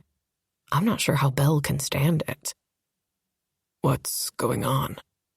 He questions, sensing my dismay. Belle chimes in first. Sebastian, he's being an asshole again, so I'm being a good friend and making sure I don't have to get a shovel and start digging him an early grave. She winks at me. Drew's gaze roves over me again, but not in a sexual way. It's more like he's assessing me. Unfortunately, asshole is his default setting. All I can say is don't take it personally. It's definitely a Sebastian problem, and no one else's. I shrug. Yeah, I don't. If I did, then I'd be in a mental hospital with the shit he puts me through. But anyway, you two get back to doing whatever it is you were doing. Belle reaches out and snags my free hand. Wait, please. Are you sure you're okay? Is there anything we can do to help?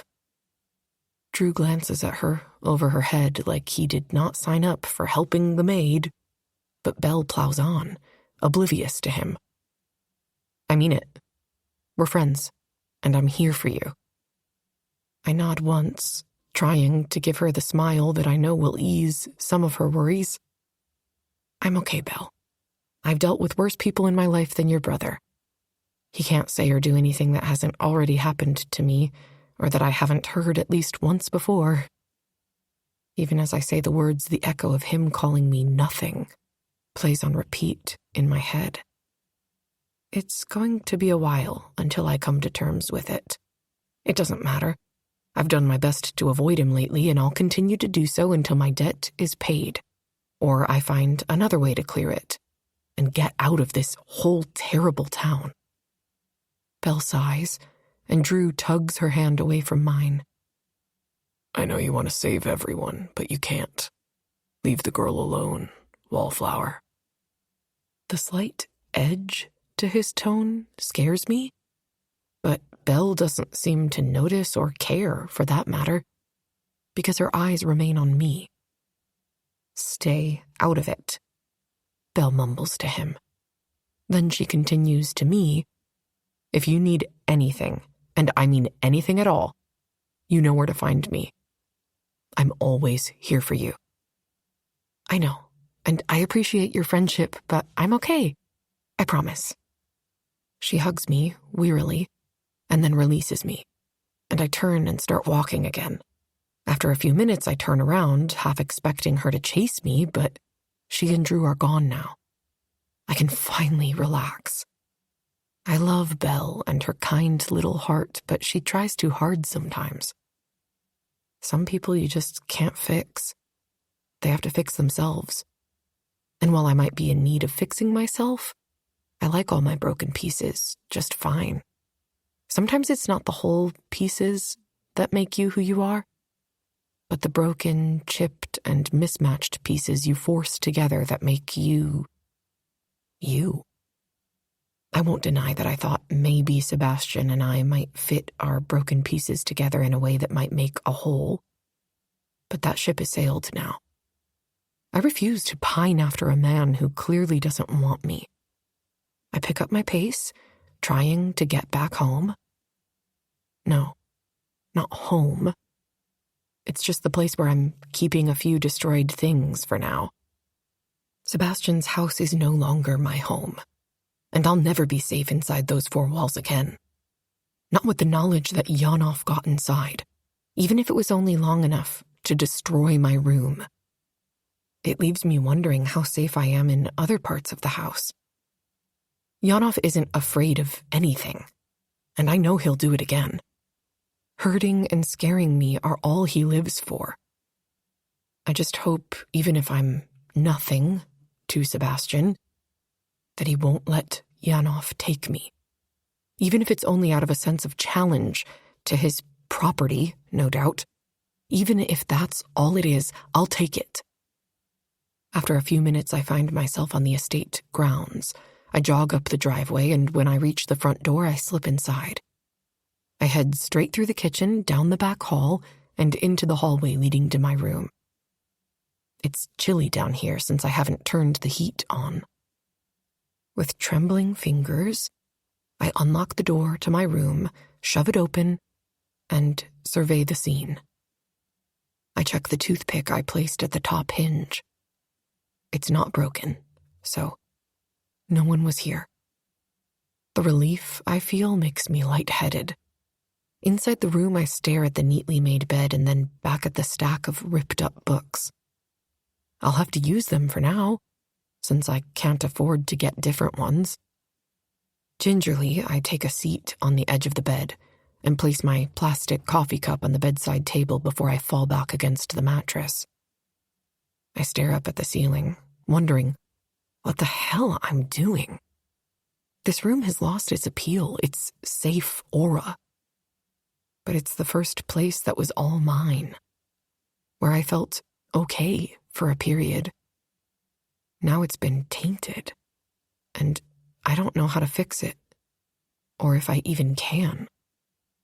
The only way I'll feel secure again is if Yonoff disappears, if he forgets my existence. Did he come at my father's order? I haven't seen him since the night he beat me into unconsciousness and shot me, thankfully. But just because he hasn't reached out or initiated a conversation doesn't mean he's not out there, looking for a way to make my life worse hell than it already is. You're going to be okay. Everything is going to be okay. That's been my mantra for months, and it's worked well until that night at the club. I wrap my arms around myself, trying to shake away the feeling of being watched. Ants march down my spine, making me shiver. The longer I think about it, the worse my thoughts become.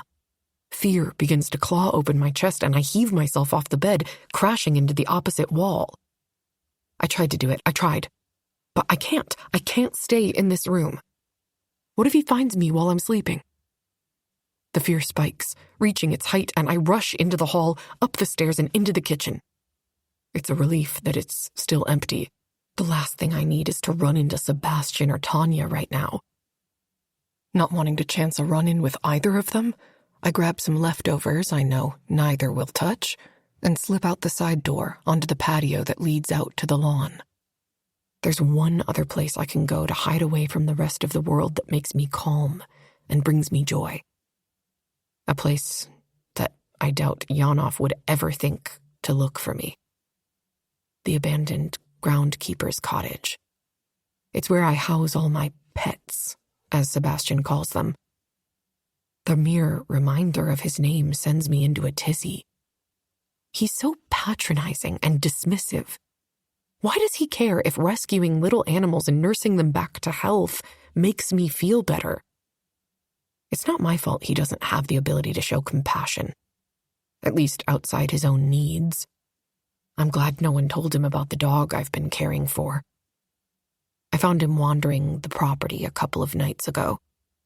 He was limping, so I assume he has a sprained paw or something. I've been trying to get out to the cottage to check on him more than once a day, but that's proven to be difficult. I'll just have to try harder.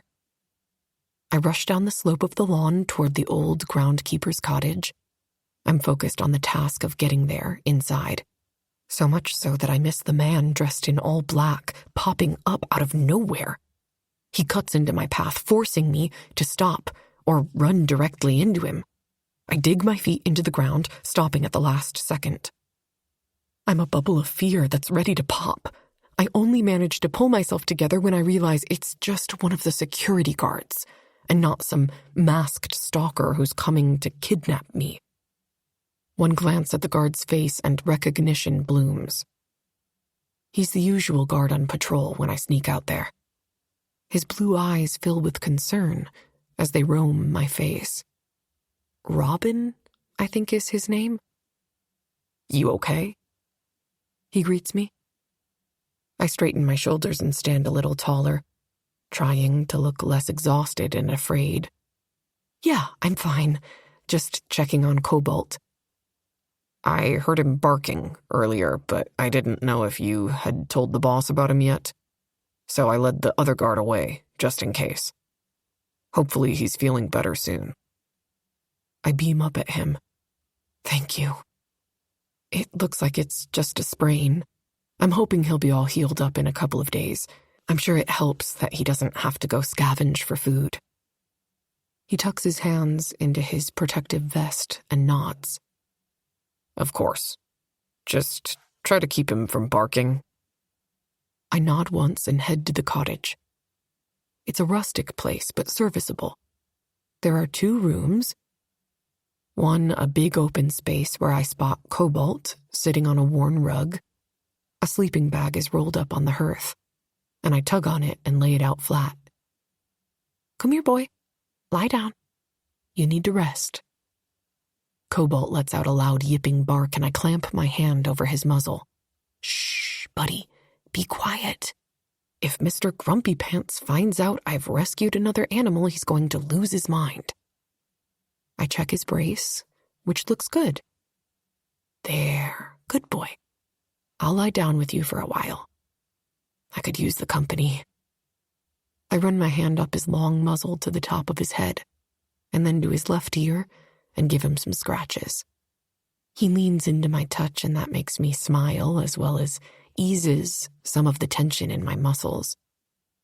Why are animals so much easier to deal with than humans? At least with animals, I know what they want from me. Food, care, attention.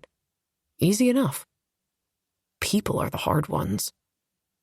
I use both hands to scratch his ears, and then I place a kiss on the top of his muzzle. It's a little dusty, so I bet he was sniffing around this place while I was gone. Once I take a seat on the bag, he turns, scruffs his feet into the fabric to bunch it up, turns again, and then lies down right over my ankles. All I can do is laugh. You dork, those are my feet. They will fall asleep if you lie on them. He regards me with steady brown eyes, and I imagine him telling me he doesn't give a shit. I snuggle into the sleeping bag, exhaustion pressing down on me. If I lie here for a bit, I'll feel better. I can always go back into the house in a couple of hours.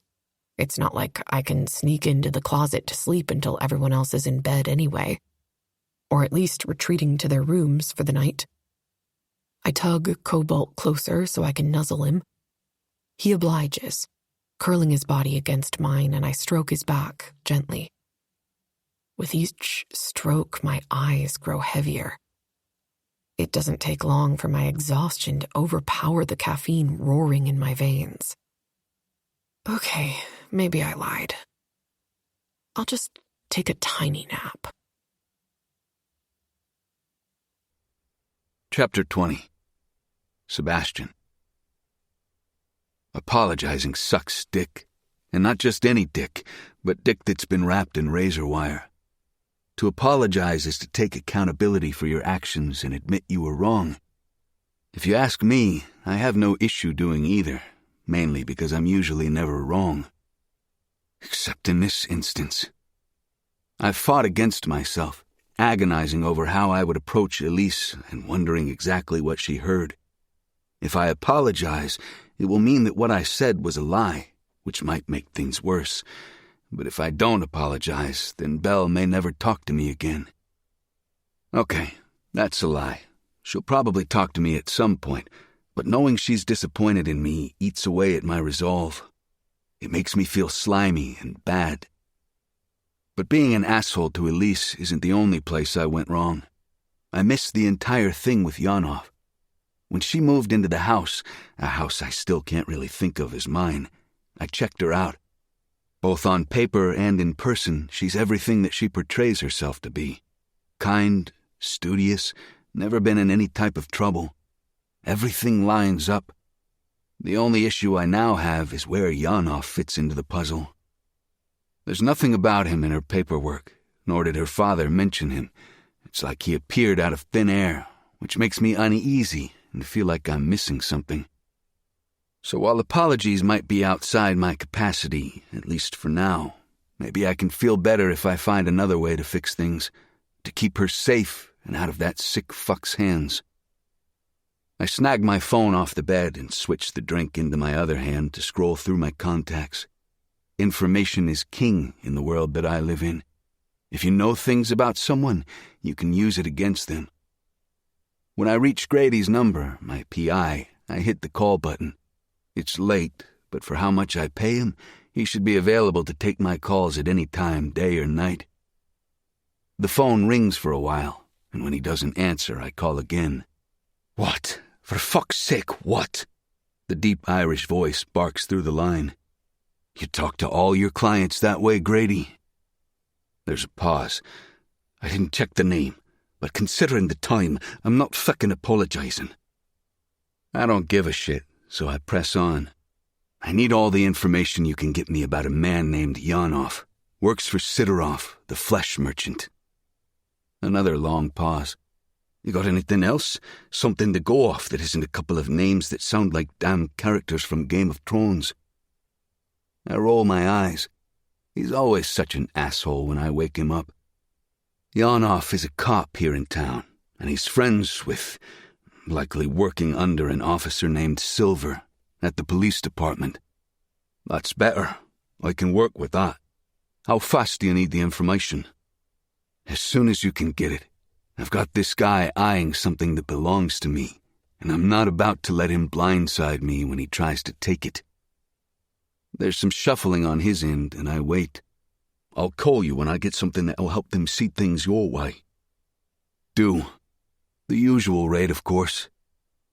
He curses softly, too soft for me to make out the words. "Fine. Usual rate." He cuts the call without a goodbye, and I toss my phone back on the rumpled covers. I tell myself this is so I stay prepared, but really, I know it's all for her. I miscalculated. I didn't anticipate her worming her way under my skin, and I didn't expect to be attracted to her goodness like a bee to a bloom. Now I'm the one left guilt-ridden, feeling like an asshole for doing everything I can to keep distance between us, for shutting down other people's thoughts on us when there is no us, and not because there couldn't be, but because there can't be. I know my words hurt her. I fucking know that, and I know I need to apologize, but I can't help but think how apologizing will have the opposite effect on things. On top of that, I've been meaning to have a conversation with her about what I overheard the guards discussing. I know now that she's no longer sleeping in her room, but instead in a closet inside one of the spare rooms.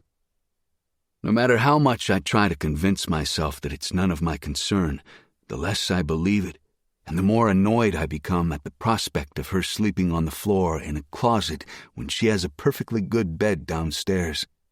Does it have something to do with Yanov? I haven't forgotten his threat, and in the midst of everything else happening this week, I've been waiting for the other shoe to drop. It's the other reason I'm strung so tight. Irritation zips across my skin. It's easier during the day to keep my mind busy, to focus on other things and forget that she exists. Once night comes and the restraint holding my patience and tolerance for bullshit is thread thin, it snaps. Fragments of her goodness, of that sunshine personality, seep through the cracks in my mind and do their best to poison everything. If goodness can be a toxin, that is. I check my watch. It's late and the house is quiet. Too quiet. I take a sip of whiskey and allow another minute to pass. I keep my gaze trained on the liquor in the glass, if only to give myself something to focus on, something to keep my ass in the armchair and away from Elise. I'll lose my fucking mind if I find her in that closet down the hall. So the best thing to do is keep my ass in the chair and do nothing. After the events at Pound of Flesh and the aftermath, including the new closet development, she continues to keep her distance. I know I should be grateful since it's for the best, but in the evenings when I'm at my weakest, she has a habit of entering my mind. I look forward to our sparring matches and seeing the fear and desire pool in her baby blue eyes. Fuck, it makes my cock hard just thinking about it. I switch gears and force myself to think of something else. The plan with Sidorov didn't go well, but I know one person who wants this life and the power I hold. I just don't know if I have the stomach to turn it over to her. Not after what she's done. Memories assault me, and I squeeze my eyes closed, forcing the thoughts into the past where they belong, so they don't take over in my drunken state. Bare flesh sliding on bare flesh flashes in my mind nonetheless, and I flinch. No, I can't go back there. I can't be reminded of how weak and powerless I was. She no longer controls me, no longer owns me. I force measured breaths into my lungs. Some will say I need to see a therapist. Others will question how I can stand to be within 10 feet of her after all she's done to me. But none of them will understand the basic desire to simply forget, to want simplicity. I don't need to heal from my trauma. I don't even require justice, really. I just want to forget it ever happened. A humorless laugh escapes me. That's where Elise got lucky, by losing her memories from that night. The memories twist and contour my mind, but it's not Tanya lingering at the fringes who makes my stomach curl. It's Elise. Memories of her slam into me, the way her pouty lips looked wrapped around my cock, and how she clenched her thighs together like she wanted to be there on her knees just as much as I wanted her there. It's an illusion. I blink away the memory, then stand and cross the room to the bar. I refill my drink, the liquid settling perilously close to the top. Why can't I stop thinking about her, about that night? It was nothing but a blowjob, one of many I've had in my life, but somehow it was the best fucking one I've ever had. Maybe I need to get laid. Yeah, that's probably what it is. I've forgotten what decent sex is like. My phone chimes from on top of the rumpled bedding. I'm a little groggy as I cross the room and check the notification that's popped up on the screen. Shit, it's security. The need for sleep is driven away with the spike of adrenaline that's been injected into my veins. I gently slide my glass onto the bedside table, then snatch the device off the sheets, open it, and check the text. It's from my head of security, Rambo. Rambo, we've got movement out at the old groundskeeper's cottage. I clench the phone tight in my hand. My first thought is yawn off. Is it possible he's been hiding out there? I didn't have it searched since I know Elise likes to sneak her little charity projects out there. That, and the thought of being notified every single time she's out there, would drive me insane. But now I'm worried I've made another mistake, that there's been a security breach, or worse, that I missed something important. I type out a quick response and hit send. Me, on my way. I tuck my phone into my gray sweatpants and adjust my black t-shirt. Before I leave the room, I throw on a hoodie and slip my feet into a pair of sneakers. It's easier to go down and check it out myself. I doubt it's anything serious, and definitely not worth sending the entire team out to investigate. But on the off chance that it is something serious, it's better to be safe than sorry. I pause in the doorway and look back at the bedside table where I keep a handgun loaded and ready for whenever I might need it. I think about grabbing it, but instead I walk back to the bed and snake my hand under the pillow. My fingers clutch onto the knife hidden there in its leather sheath. It takes me a second to buckle it around my ankle, but there's no describing the sudden rush of relief I feel at bringing it with me. I doubt I'll need it, but if I do, at least it's there. My security men carry guns on them, but I prefer a more hands-on approach, hence the knife being my weapon of choice. It's ironic when you think about it, head of a multi-billion-dollar arms-dealing franchise, and I choose to carry around a knife. It doesn't take me long to find myself at the patio doors that lead off the ballroom. I slip outside and move down the slightly sloped lawn toward the cabin. The air holds a chill, reminding me fall will be here soon. In the distance, I spot the cottage. It's run down and hasn't been maintained in many years, as the mansion hasn't had a groundskeeper who stays on site in over a decade. Not that it matters.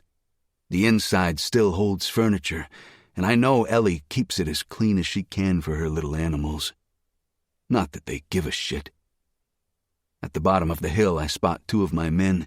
They stand about 10 feet away from the cottage, their flashlights pointed at the ground. I stop when I reach them. What's going on? The one guard, I can't remember his name, or maybe I never knew it, though he looks vaguely familiar, answers. We were doing our roving patrol, as Rambo asked us to do. That's when we spotted a light on through the window. We haven't been inside yet." I nod and scan the cabin. It's small, 2 rooms if I remember correctly. Nothing much more than a bedroom and open living area with a kitchenette. The building is livable, but the roof leaks and it smells like wood and dirt. Or at least it did when I was a kid. "I'll check it out. You guys stay behind me." They share an apprehensive look. "Sir?" I wave them off. "Don't bother. Just stay behind me unless I say something." They step into place behind me as I stride toward the cottage door.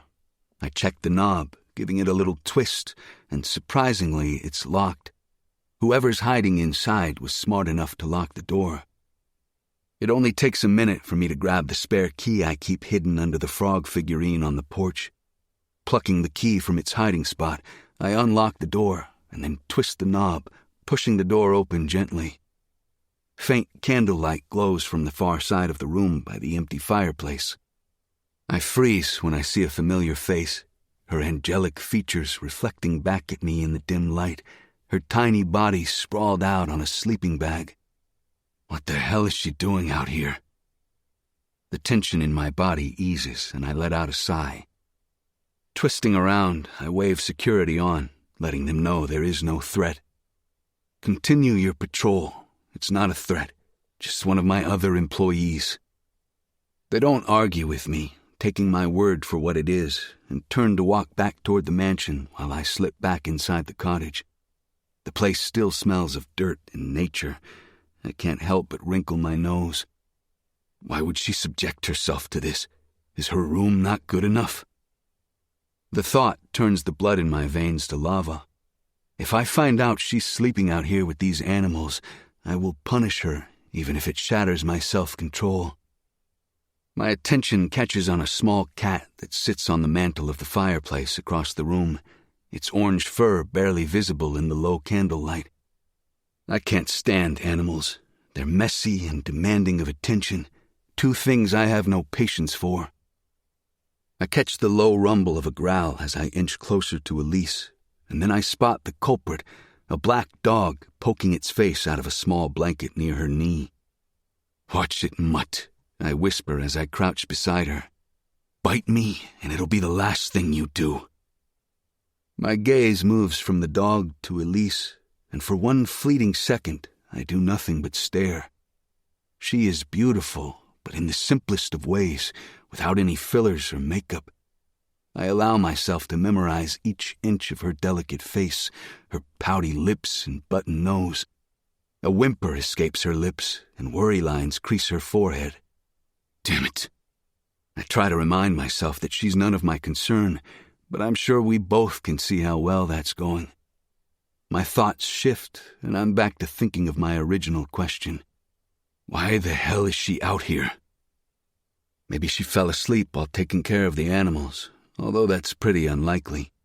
She's been out here numerous times and never fallen asleep. Is there something else going on? I consider the alternative. Is she hiding out here to avoid me? With Yanov sniffing around, this is the last place she should be. I can't protect her if I have no idea where she is. No one would even be able to hear her scream for help if he decided to show up and take her. The mere thought sets fire to my blood. Mine. She is mine. My property. I nudge her shoulder. Wake up, Elise. Nothing. I shove a little harder this time, and that does the trick. She wakes with a squeak, then scrambles backward into a sitting position, rubbing at her eyes. Sebastian? Expecting someone else? What? She blinks slowly, then scans the room, relaxing when her surroundings come into focus. What are you doing out here? I shove at the bag with my hand. I don't think you're in any position to be asking the questions. Now why don't you tell me what the hell you're doing sleeping out here? My protective instinct when it comes to this girl is mental. She's not my fucking problem, but for some reason I can't sit back and let her be. Sleep still clings to her eyes, and her dark hair is matted and sticking up on the side where she was lying on it. I wasn't sleeping out here.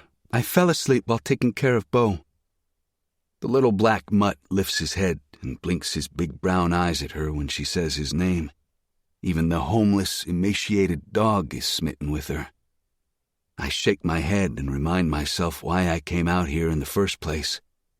For some reason, I don't believe you. I'm not asking you to believe me. My patience for her bullshit is stretched thin as it is.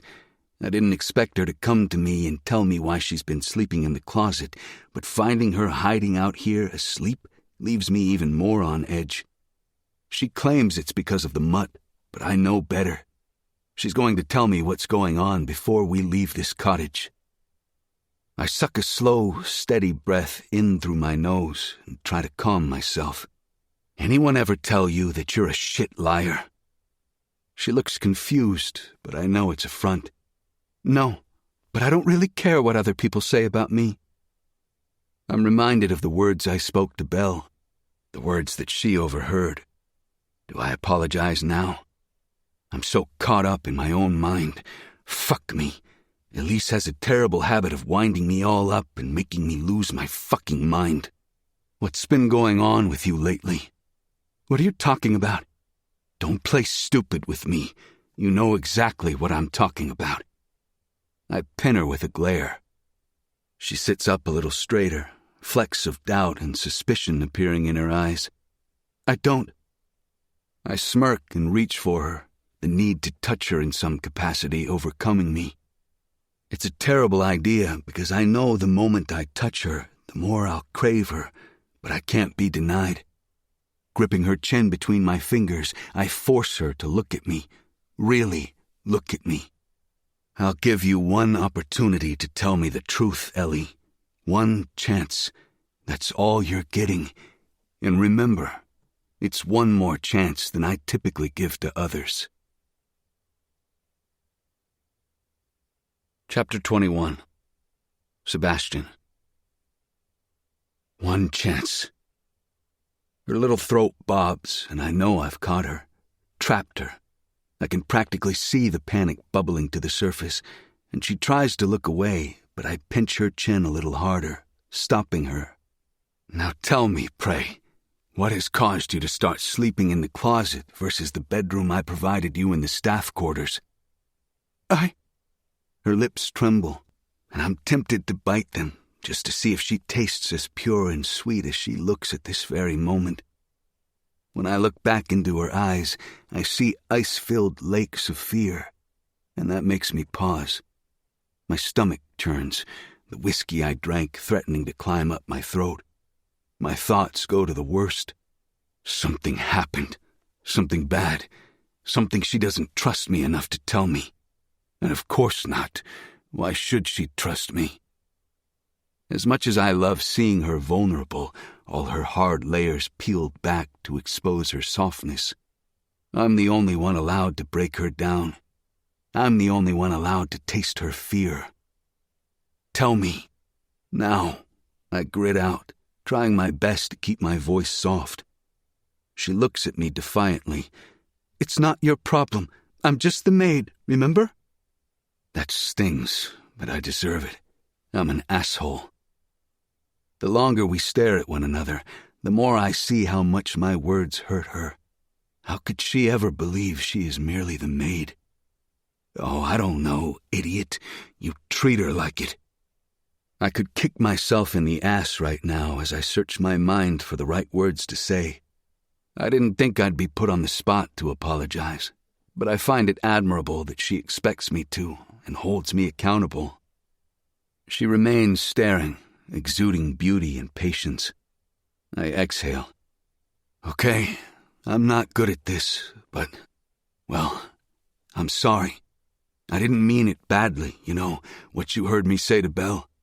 I don't think you're just the maid. I would believe you, but I don't think you even believe yourself, she challenges me. What the fuck? Are we even still talking about the apology?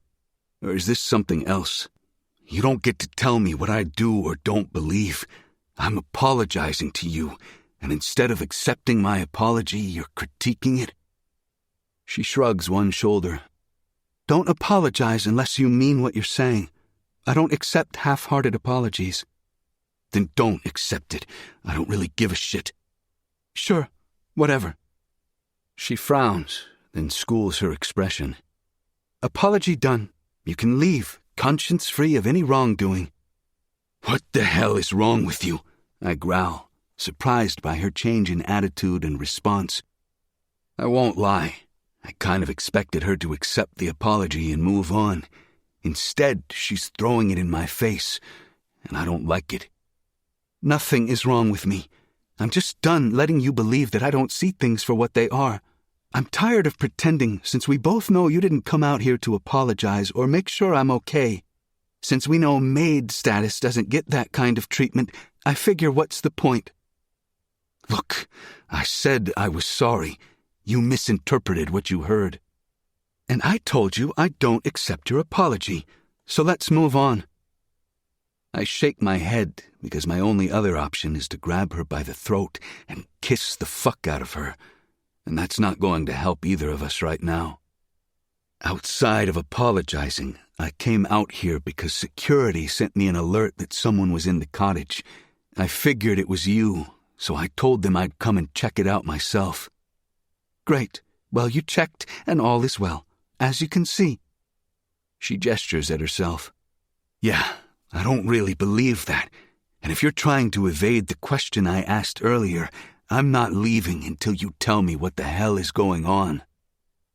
There's no witty comeback or immediate response, and my heart sinks into my stomach as the seconds drag.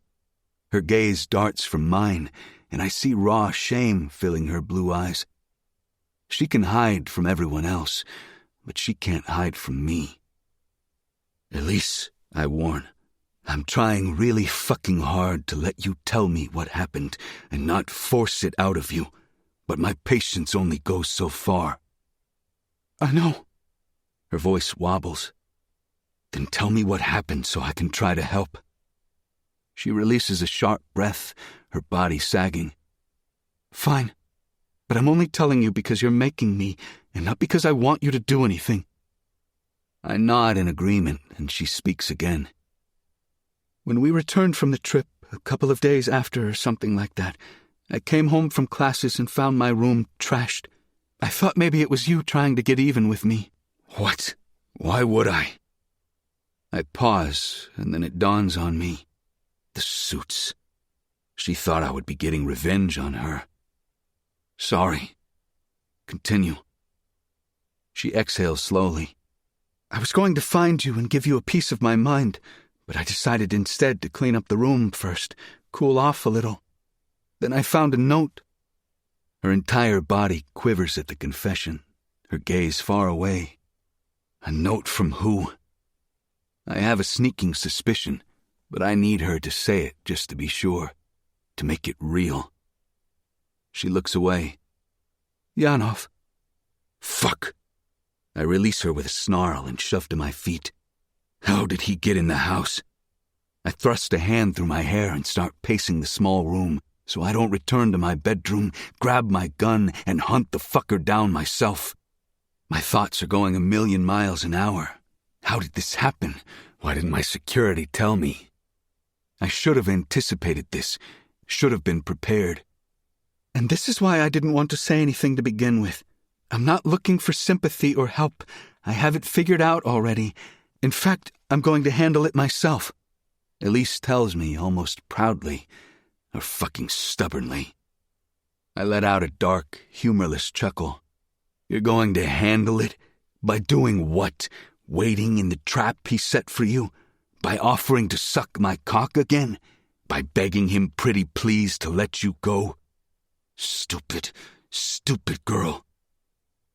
She wrinkles her nose at me. "There's no need to be mean. I said I'm going to deal with it, and I will. I'm not some princess in need of rescuing." I snort.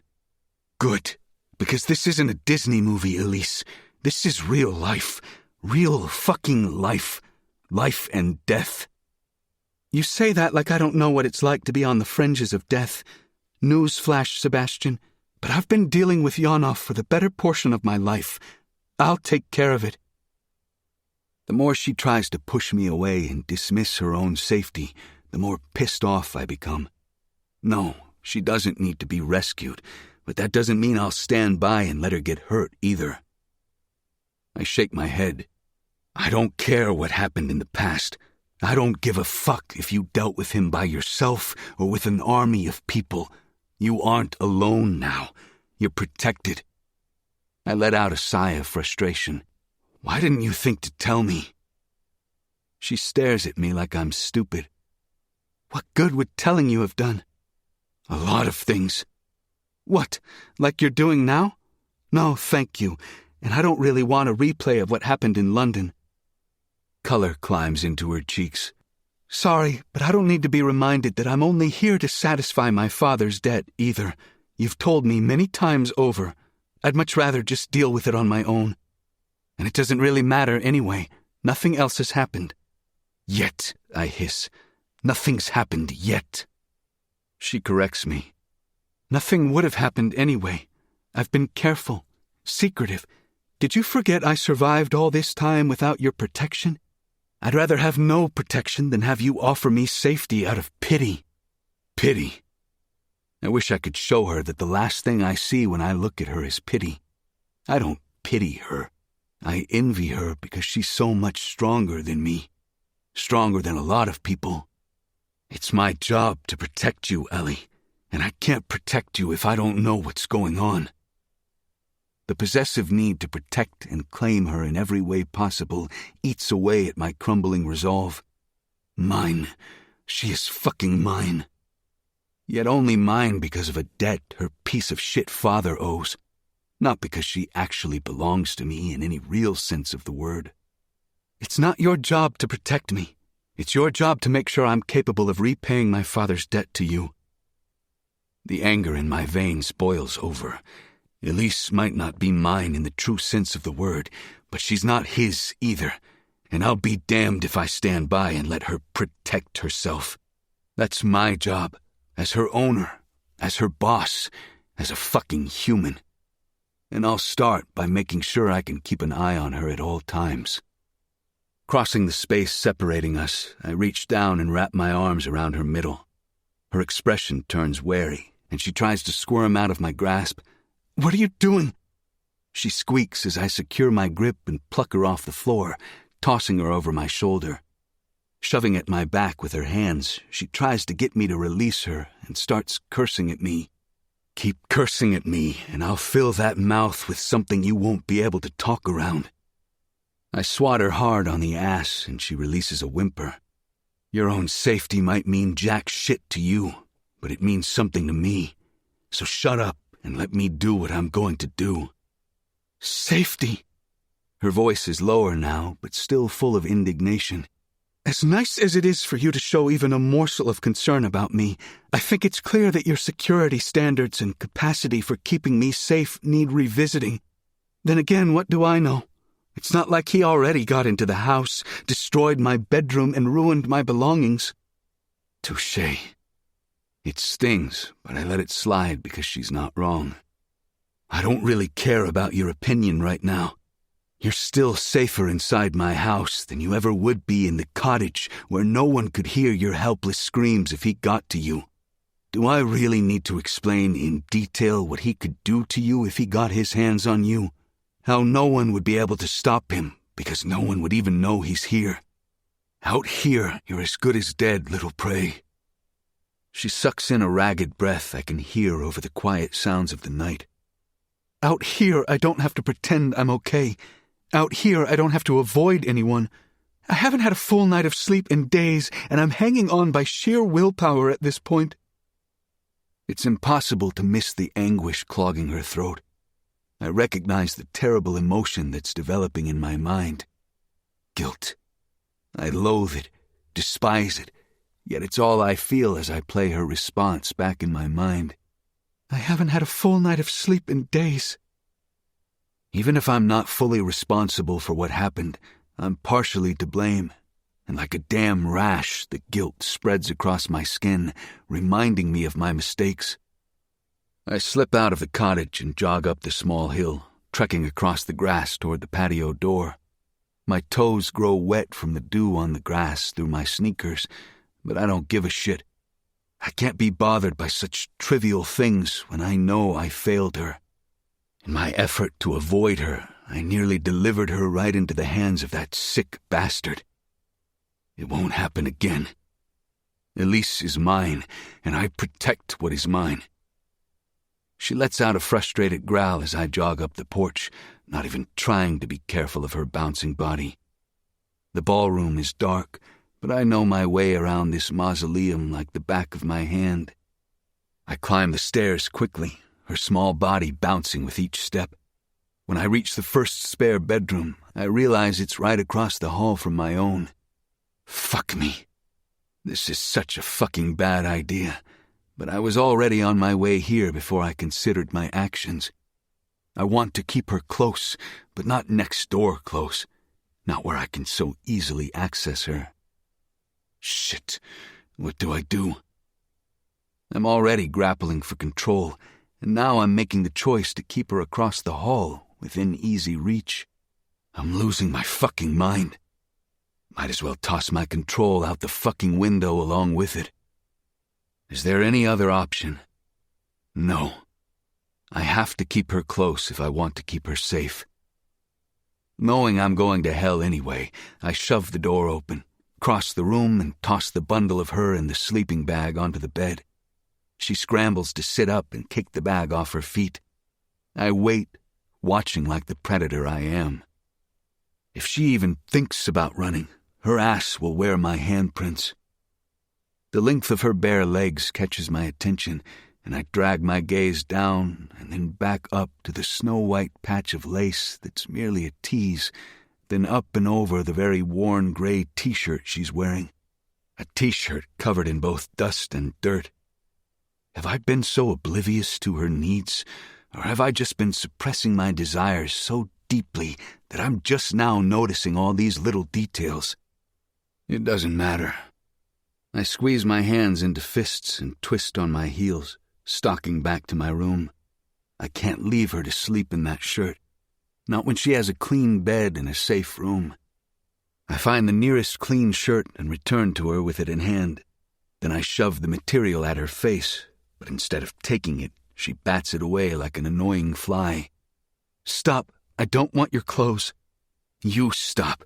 You're the one who's being stubborn. She recoils like she's stunned I would make such an accusation. Stubborn? Because I don't want to wear your clothes?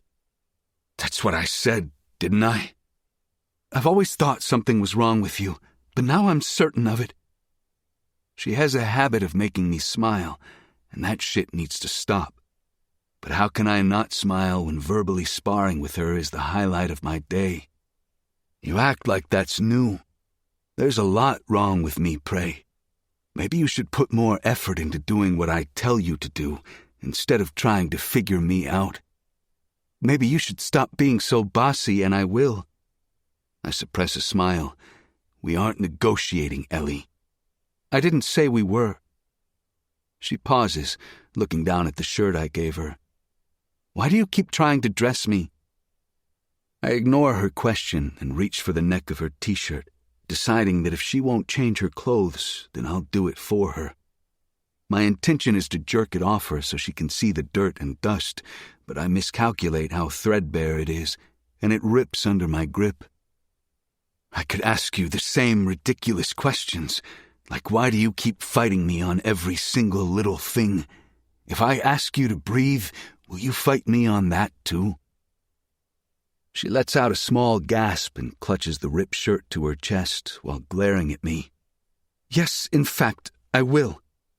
A tiny growl escapes her, and the sound is sexy as fuck. Sometimes I wonder if a kind bone exists in your body. Kindness isn't going to make you listen any better. You live to piss me off. It doesn't matter what I say to you. You're predisposed to defy me. She stares, refusing to back down. And you live to make my life hell, so we're even. The knot of tension between us tightens. I should have known the night I saved her life that she would be my undoing. We aren't anywhere close to being even, little prey. Oh, yes. How could I ever forget my debt to you? She rolls her eyes, then unfolds the t-shirt. Could I have some privacy, please? I cross my arms over my chest and sink onto the side of the bed. Could you? Certainly. Will I give it to you? Not today. She huffs and tugs the ripped shirt off her head, revealing a lacy white bra. It suits her. White, innocent, pure. But while she's mostly an angel, I know part of her clings to darkness. Light cannot exist without darkness, or darkness without light. We all carry fragments of the darkness that threaten to snuff out our light. She drags my football shirt over her head, her slim body disappearing beneath the material. I feel a sudden urge of relief now that she's wearing something clean, something that's mine. Giving her one more quick glance, I check to make sure there isn't any more dirt on her shirt. But honestly, I just want an excuse to look at her. The longer I stare, the more I see a sleepy, pissed-off porcelain doll. My shirt is far too big for her and drowns her small frame, but I can't ignore the profound warmth that fills my chest at seeing her wear my number. Lucky number 7. I didn't intentionally give her one of my jerseys, but now that she's wearing it, I'm not sure I want it on anyone else. Ever. Damn it, that's such a stupid thought. I cannot fuck her. I cannot cross that line. With that reminder fresh in my head, I shove off the bed, needing to put some distance between us. I risk glancing over at her and notice her watching me. Can she feel it? The tension? The desire? Of course she can. I try to moderate my tone when I open my mouth again, then realize I don't even know what I was about to say. I'm not ready to leave her presence yet, but I don't have anything else to talk to her about right now. I filter through my thoughts and circle back to her little charity cases. I can't tell you how many of them she's nursed back to health since she arrived here. Why do you do it? Why do you care for those flea bags? She adjusts the shirt, frowning at it as she shoves it around her thighs to make sure she's covered. What do you mean? Your pets, they aren't your responsibility, but you've made them your responsibility. You care for them, using what little money you have to buy them food and pay their vet bills. Her blue eyes find mine in the dim light from the hallway. It doesn't take much effort to be a good person. They didn't ask to be born into the situation they're born into, no more than you or I did. In my mind, they're innocent, a casualty to someone else's wrongdoing. And if I can ease a little bit of their discomfort, then I will. As shitty as the situation is with Elise, somehow she manages to be a good fucking person. The kind of person who deserves way more from life than what she's been given. And what do you get in return? The satisfaction of doing something good? She nods. I could ask you the same thing. Why care about me? Make me your responsibility. You don't owe me anything. She narrows her eyes. Or maybe you do. What happened that night, Sebastian? What are you talking about? The abrupt change of subject catches me off guard. The night my father brought me here, she replies without blinking, awareness flickering in her gaze. You say I owe you, but lately the way you've been acting has been anything but an indication of that. It's almost like you care what happens to me, almost like you owe me. So you tell me, what happened that night? I sputter, then stop and blink wide-eyed at her. I can't hide my shock. Like a knife to the chest, she's killed me with her words, watching as I bleed out. She's too close, too deep. All I can think to do is lash out. I let a lazy smile spread across my face. The mask I learned to perfect in my grandfather's presence as a teenager slips into place. Careful, Ellie. I wouldn't call fucking your face caring for you. Caring for myself, yes. She's not the least bit fazed by my response. Maybe the act itself wasn't proof that you care, but you didn't have to offer to prove that I was yours. You didn't have to be gentle with me or help me through it. You had a choice in all of this, and no matter how you tried to paint yourself to me, I know there are good parts to who you are. The bitter taste of denial sits on my tongue. She's not wrong, and she knows I know it too. That makes her far more dangerous than even she realizes. Don't mistake my kindness for weakness. Just because I show you compassion doesn't mean I won't choke you with my cock and leave you begging for your next breath the next time you offer yourself to me. You're my property, and that means the only person who gets to hurt you, scare you, or make you cry is me. This time she's the one sputtering, and I leave her that way, pissed off and mad as I head for the door. My fingers twist the lock into place on the handle. I'll use any means necessary to ensure I don't cross the fucking line. Go to sleep and keep this door locked at night. I pause with my hand on the doorknob. Yanov isn't the only monster hunting you. Chapter 22. Sebastian. It's only been a few days since I moved Elise into the room across the hall, but I'm still suffering the consequences of that choice. Sleep? What is that? I find it harder to sleep now than I did before, and I was barely sleeping before.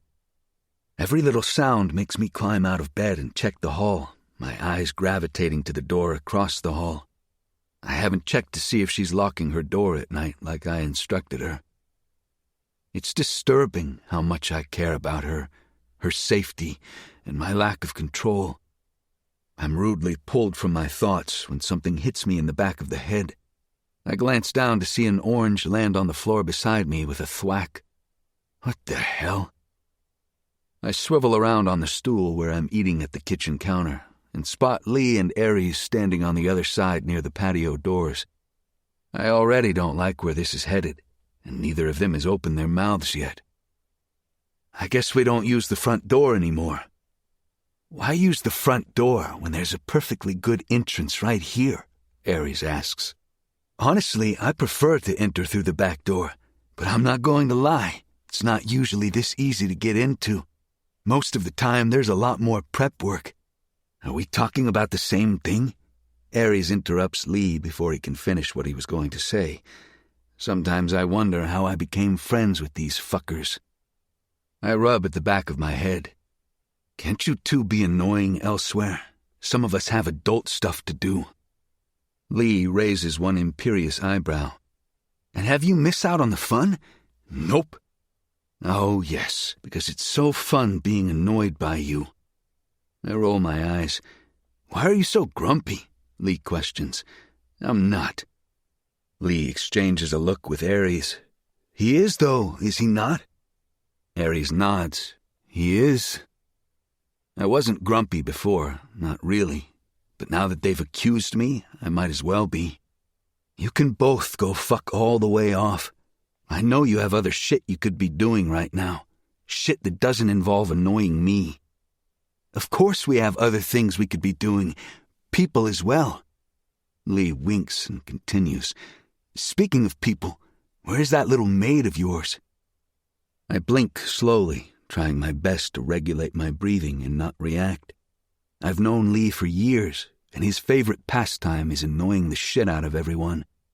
If he can piss you off or get a reaction out of you, then you've already lost the game. Good thing I already know his antics and can spot them a mile away, which is why I don't fall into that trap. The maid is busy cleaning and not making my blood boil like you two. When are you going to admit you like that little brunette? Lee ignores what I've said and carries on like he didn't hear me at all. Never, because I don't like her. Do I like her? I wouldn't call it like. It feels closer to obsession, with a dash of need to protect what's mine. Could have fooled me. I swear my cock gets hard when you start your foreplay banter. I shake my head and sigh. Please stop. I don't want to hear about your hard cock. Aries shrugs. Everyone wants to hear about my cock. Lee snorts. Sure, everyone but you know who. Shut up. Aries shoves him and Lee bursts into a fit of laughter. I can't help but feel a little nostalgic over having them in the kitchen berating one another. It reminds me of a time not too long ago when we were all on the same page without so many secrets separating us. Anyway, even if it's funnier than fuck to bust Aries' balls, we didn't come here for that. We're here on official mill business. Okay, and why couldn't you do this on the phone? Lee tugs out his cell phone and his fingers fly over the screen with agility. What the hell is he doing? I hear the faint ringing of my own phone from inside my pocket. This asshole thinks he's funny, doesn't he? I tug it out and set it on the counter, hitting the red decline button. Fuck off. Holy shit, it's a miracle. It really works. My lip twitches up at the side, but I don't smile. Why the hell wouldn't it work? Oh, I don't know. Maybe because you never fucking answer it when we call or text you? Yes, I do. Lies. You haven't been active in the group chat for almost a month. Lee postures. It's time to face the music, Seb. You're being a shitty friend. Aries crosses his arms over his chest, staring me down like I'm a child who disobeyed their parents. I'm not being a shitty friend. Lies. I'm being a terrible friend. Liar, liar, pants on fire, Aries taunts, echoing my thoughts. Sure, keep on telling yourself that, like we don't see you avoiding us. Drew's busy too, but even he still makes time to hang out, Lee mutters. A sliver of guilt cuts across my chest. Okay, so I haven't been a great friend, but I've got a lot of shit going on, and I can't fathom burdening them with any of it. They couldn't help me even if I was willing to accept their help. I'm not dumb. Sometimes you have to fight the battle on your own. Did you come here to berate me as well, or are you going to tell me what this official business is? Lee smirks and cuts across the kitchen, acting like I invited him in. He pulls out a stool across from me and plops down on it. Sure, of course. Come in. Have a seat. Shut up. Lee snorts. We've been planning all the senior activities for the mill, including this year's annual hunt. It feels wrong that you aren't actively a part of things. Every time we need your help or opinion on something, you're nowhere to be found. I look down at the bowl of food for a moment, and when I feel I've got my emotions in check, I look back up. Not sure if you noticed, but I have shit going on. You're lucky I've been making it to practice. Where's Drew? Inside your sister, Aries smirks, knowing full well his comment will make me lose my shit. I clench my hand into a fist, ready to punch the smugness off his face. Lee snickers, and I shift my glare to him. He can stop fucking her for 5 minutes and plan something. Filled with irrational anger, I scoop up another bite of blueberry oatmeal and shove it into my mouth. Lee huffs. No worries, we have your help now. What do you need my help for? You act like this is your first year putting the event on. It's the same thing, but with a slight difference.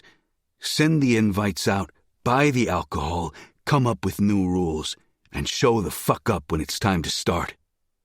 This earns me an affronted look from Lee. You say all of this like you didn't spend months planning who to send out invites to last year. I don't have the time or patience for this. With a long sigh, I shake my head. If it's of such importance, then send them out to the same people as last year and move on. I don't have the time to do this right now. Aries hops up on the counter next to Lee and snags a banana out of a nearby bowl of fruit. Lee glares between us. It's not that easy. Aries peels the banana while speaking. It's the biggest event we hold, and it's our senior year. The last one before they send us out into the great unknown. We need to end the year with a bang. The whole night needs to be unique, an unforgettable experience per se. We aren't Disneyland. Isn't it enough they get to live out their sexual fantasies for a night? Lee shakes his head at me, his gaze pressing like he's trying to look deep inside me. "Tell me what's wrong." "Nothing is wrong," I grind out. "Why are you lying? I thought we were friends." "Yeah, you've never been a good liar." Aries frowns. "How can we help if we don't know what's going on?" "If I needed help, I'd ask. But since I didn't, I think that means I don't need help." "Yes, you do. You're here, but not. No one can get you to show up for anything. I mean, I guess you did show up for your date with Belle, but you were late, which isn't like you." Lee rubs his chin as if he's pondering something. "Oh, actually, no. Sorry. You were in attendance at Pound of Flesh. Weird how you can travel overseas to attend some obscure flesh market, but you can't make it to the mill meetings or answer the fucking phone when your best friends call you." I really don't want to have this conversation right now, or ever for that matter. My friends sort of know what's been going on in my life since my grandfather died, but they don't know the gritty details. They don't know how much I'm struggling or what I'm willing to sacrifice to be free of this noose tied around my neck. I'm not ignoring them by choice, and I'm not attending events for fun. I need to get Sidorov to take over so I can slip into oblivion without question. How the fuck can I explain to them that the only reason I went to Pound of Flesh was so that I could meet with Sidorov? In what way could they help me escape this shit show? I swallow down the words before they can spill out. The need to confess to someone, anyone, eats at me from the inside out. There's a sound at the door, and Elise stumbles into the room. She freezes in the doorway when she sees us gathered around the counter. I'll just... Aries smiles at her and then hops off the counter. "Ah, there she is. We were just talking about you, little pet. So cute and tiny." I ignore him and her. Reacting to anything he says or does gives him ammunition that he can use against me later. But my lack of response pisses Aries off, and he stalks closer to Ellie. If he touches her, I just might fucking lose it. Lee's eyes ping-pong between Elise and me, suspicion building in their depths. "Is she the reason you haven't been pulling your weight?" I grind my teeth together so hard, I'm shocked they don't crack. "Fuck, don't tell me you're pussy-whipped too. If you haven't claimed her yet, I might be interested." Aries grins and leans in closer, his nostrils flaring as he inhales her scent. My scent. His single saving grace is the fact that Elise flinches away from him, like she despises the idea as well. I think I should go," Elise stutters awkwardly. "But you just got here, sweetheart." Aries raises his eyebrows. I grit my teeth. If I show even the slightest response, these fuckers will know what's up. But I won't stand by and let them touch her either. "Leave her alone, Aries. She's my employee. I'm not fucking her, and neither are you." The resounding sound of high heels clicking on the tile greets my ears, and I let out a sigh of defeat. Could this day get any fucking worse? Chapter 23. Sebastian. Tanya saunters into the kitchen and stops just behind Elise. "I don't pay you to stand here looking like a statue." She snipes at Elise, who jolts forward. In a flurry, she rushes past Aries and straight to the cleaning closet on the other side of the room. Tanya stares after her for a whole second and then crosses to the counter, her skin-tight dress riding up as she walks. Aries watches her closely, but not in a sexual way, more like how you'd watch a rattlesnake that's about to strike. I always thought he was smarter than he looks, especially concerning human nature. He's a true Casanova and a playboy, but he's also manipulative and cruel when he needs to be. It's probably how he manages to see Tanya for the snake that she is. "Oh my, what a pleasant surprise. It's been far too long since I've seen you all." Tanya eyes Aries curiously, while I have to stop myself from vomiting on the floor. "You sure have filled out." "What do you want?" Do I need to want something to walk into my own kitchen? I released the spoon in my hand and let it fall into the bowl. I can't fucking stand her, but I can't make her disappear either. Closing my hand into a fist, I press it against my thigh beneath the island and sink my nails deep in my palm. Pain lances across my flesh, awakening my senses and grounding me. It's not your kitchen. It belongs to me, according to the Arturo estate. After my grandfather's death, it became clear to me that I couldn't simply write Tanya off. I wanted to so fucking badly, but there were certain stipulations, certain things that she owned a stake in by virtue of her marriage, and I needed to play it smart if I wanted to ensure that when I left, it would be with my entire slice of the pie. So while I despise her presence, she's nothing more than a necessary hurdle to me getting what I want. And knowing just how much her touch and mere presence pisses me off, she leans into my side and slices her fingers through my hair. It takes serious self-control to force myself to stay still, because any out-of-place reaction will only entice her further. Even with me in control of the Arturo Empire, I still can't make her disappear. She's got connections and knowledge. Plus, there's truth in that old saying that it's safer to keep your enemies close. Your grandfather was not in his right mind when he finalized the will. Here we go again. I'm not about to get into another argument with her about what belongs to her and doesn't belong to her. According to the will, I'm to ensure she lives comfortably. It says nothing about whether that's in a shallow grave or a foreign country. So you've told me 6 times. Now, did you need something? I ask more politely this time, trying to modulate my tone enough that she will get on with it and leave us the hell alone. She shrugs. Not really. I only came down for a drink. But I see we have guests, so I'll stay a moment and chat. I open my mouth to tell her to leave, but Lee cuts in. It's good to see you, Mrs. Arturo. It has been a while now that you mention it. I was surprised I didn't see you at the elder Mr. Arturo's funeral. Her fake-ass megawatt smile slips a little. Well, I was in Europe when he passed. By the time the funeral was arranged, I was only being notified of his death. Not that those things matter now. She wraps a protective arm around me, hugging me tight around the shoulders. The scent of her perfume is cloying, and I breathe through my mouth to escape it. All that matters now is that I'm here to take care of my boy and help in whatever way he needs me. Help? More likely to cause problems. Her gaze returns to Aries, and there's no missing the way she checks him out, up and down.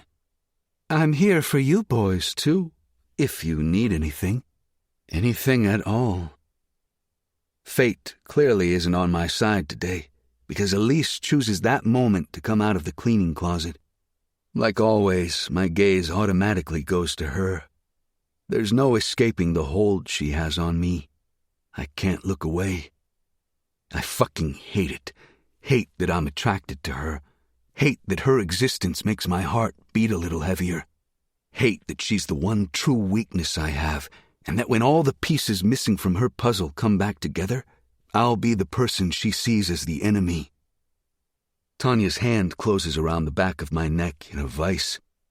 That girl needs to know when and where it's appropriate for her to show up. Real staff are never seen. I turn my attention to Lee, who is staring straight ahead, but it's too late. Tanya turns to press her chest against my arm, her hand still on my neck, and focuses all her attention on the weakest prey in the room. Elise.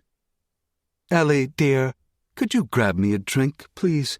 These young men have me so distracted I forgot why I came in here in the first place.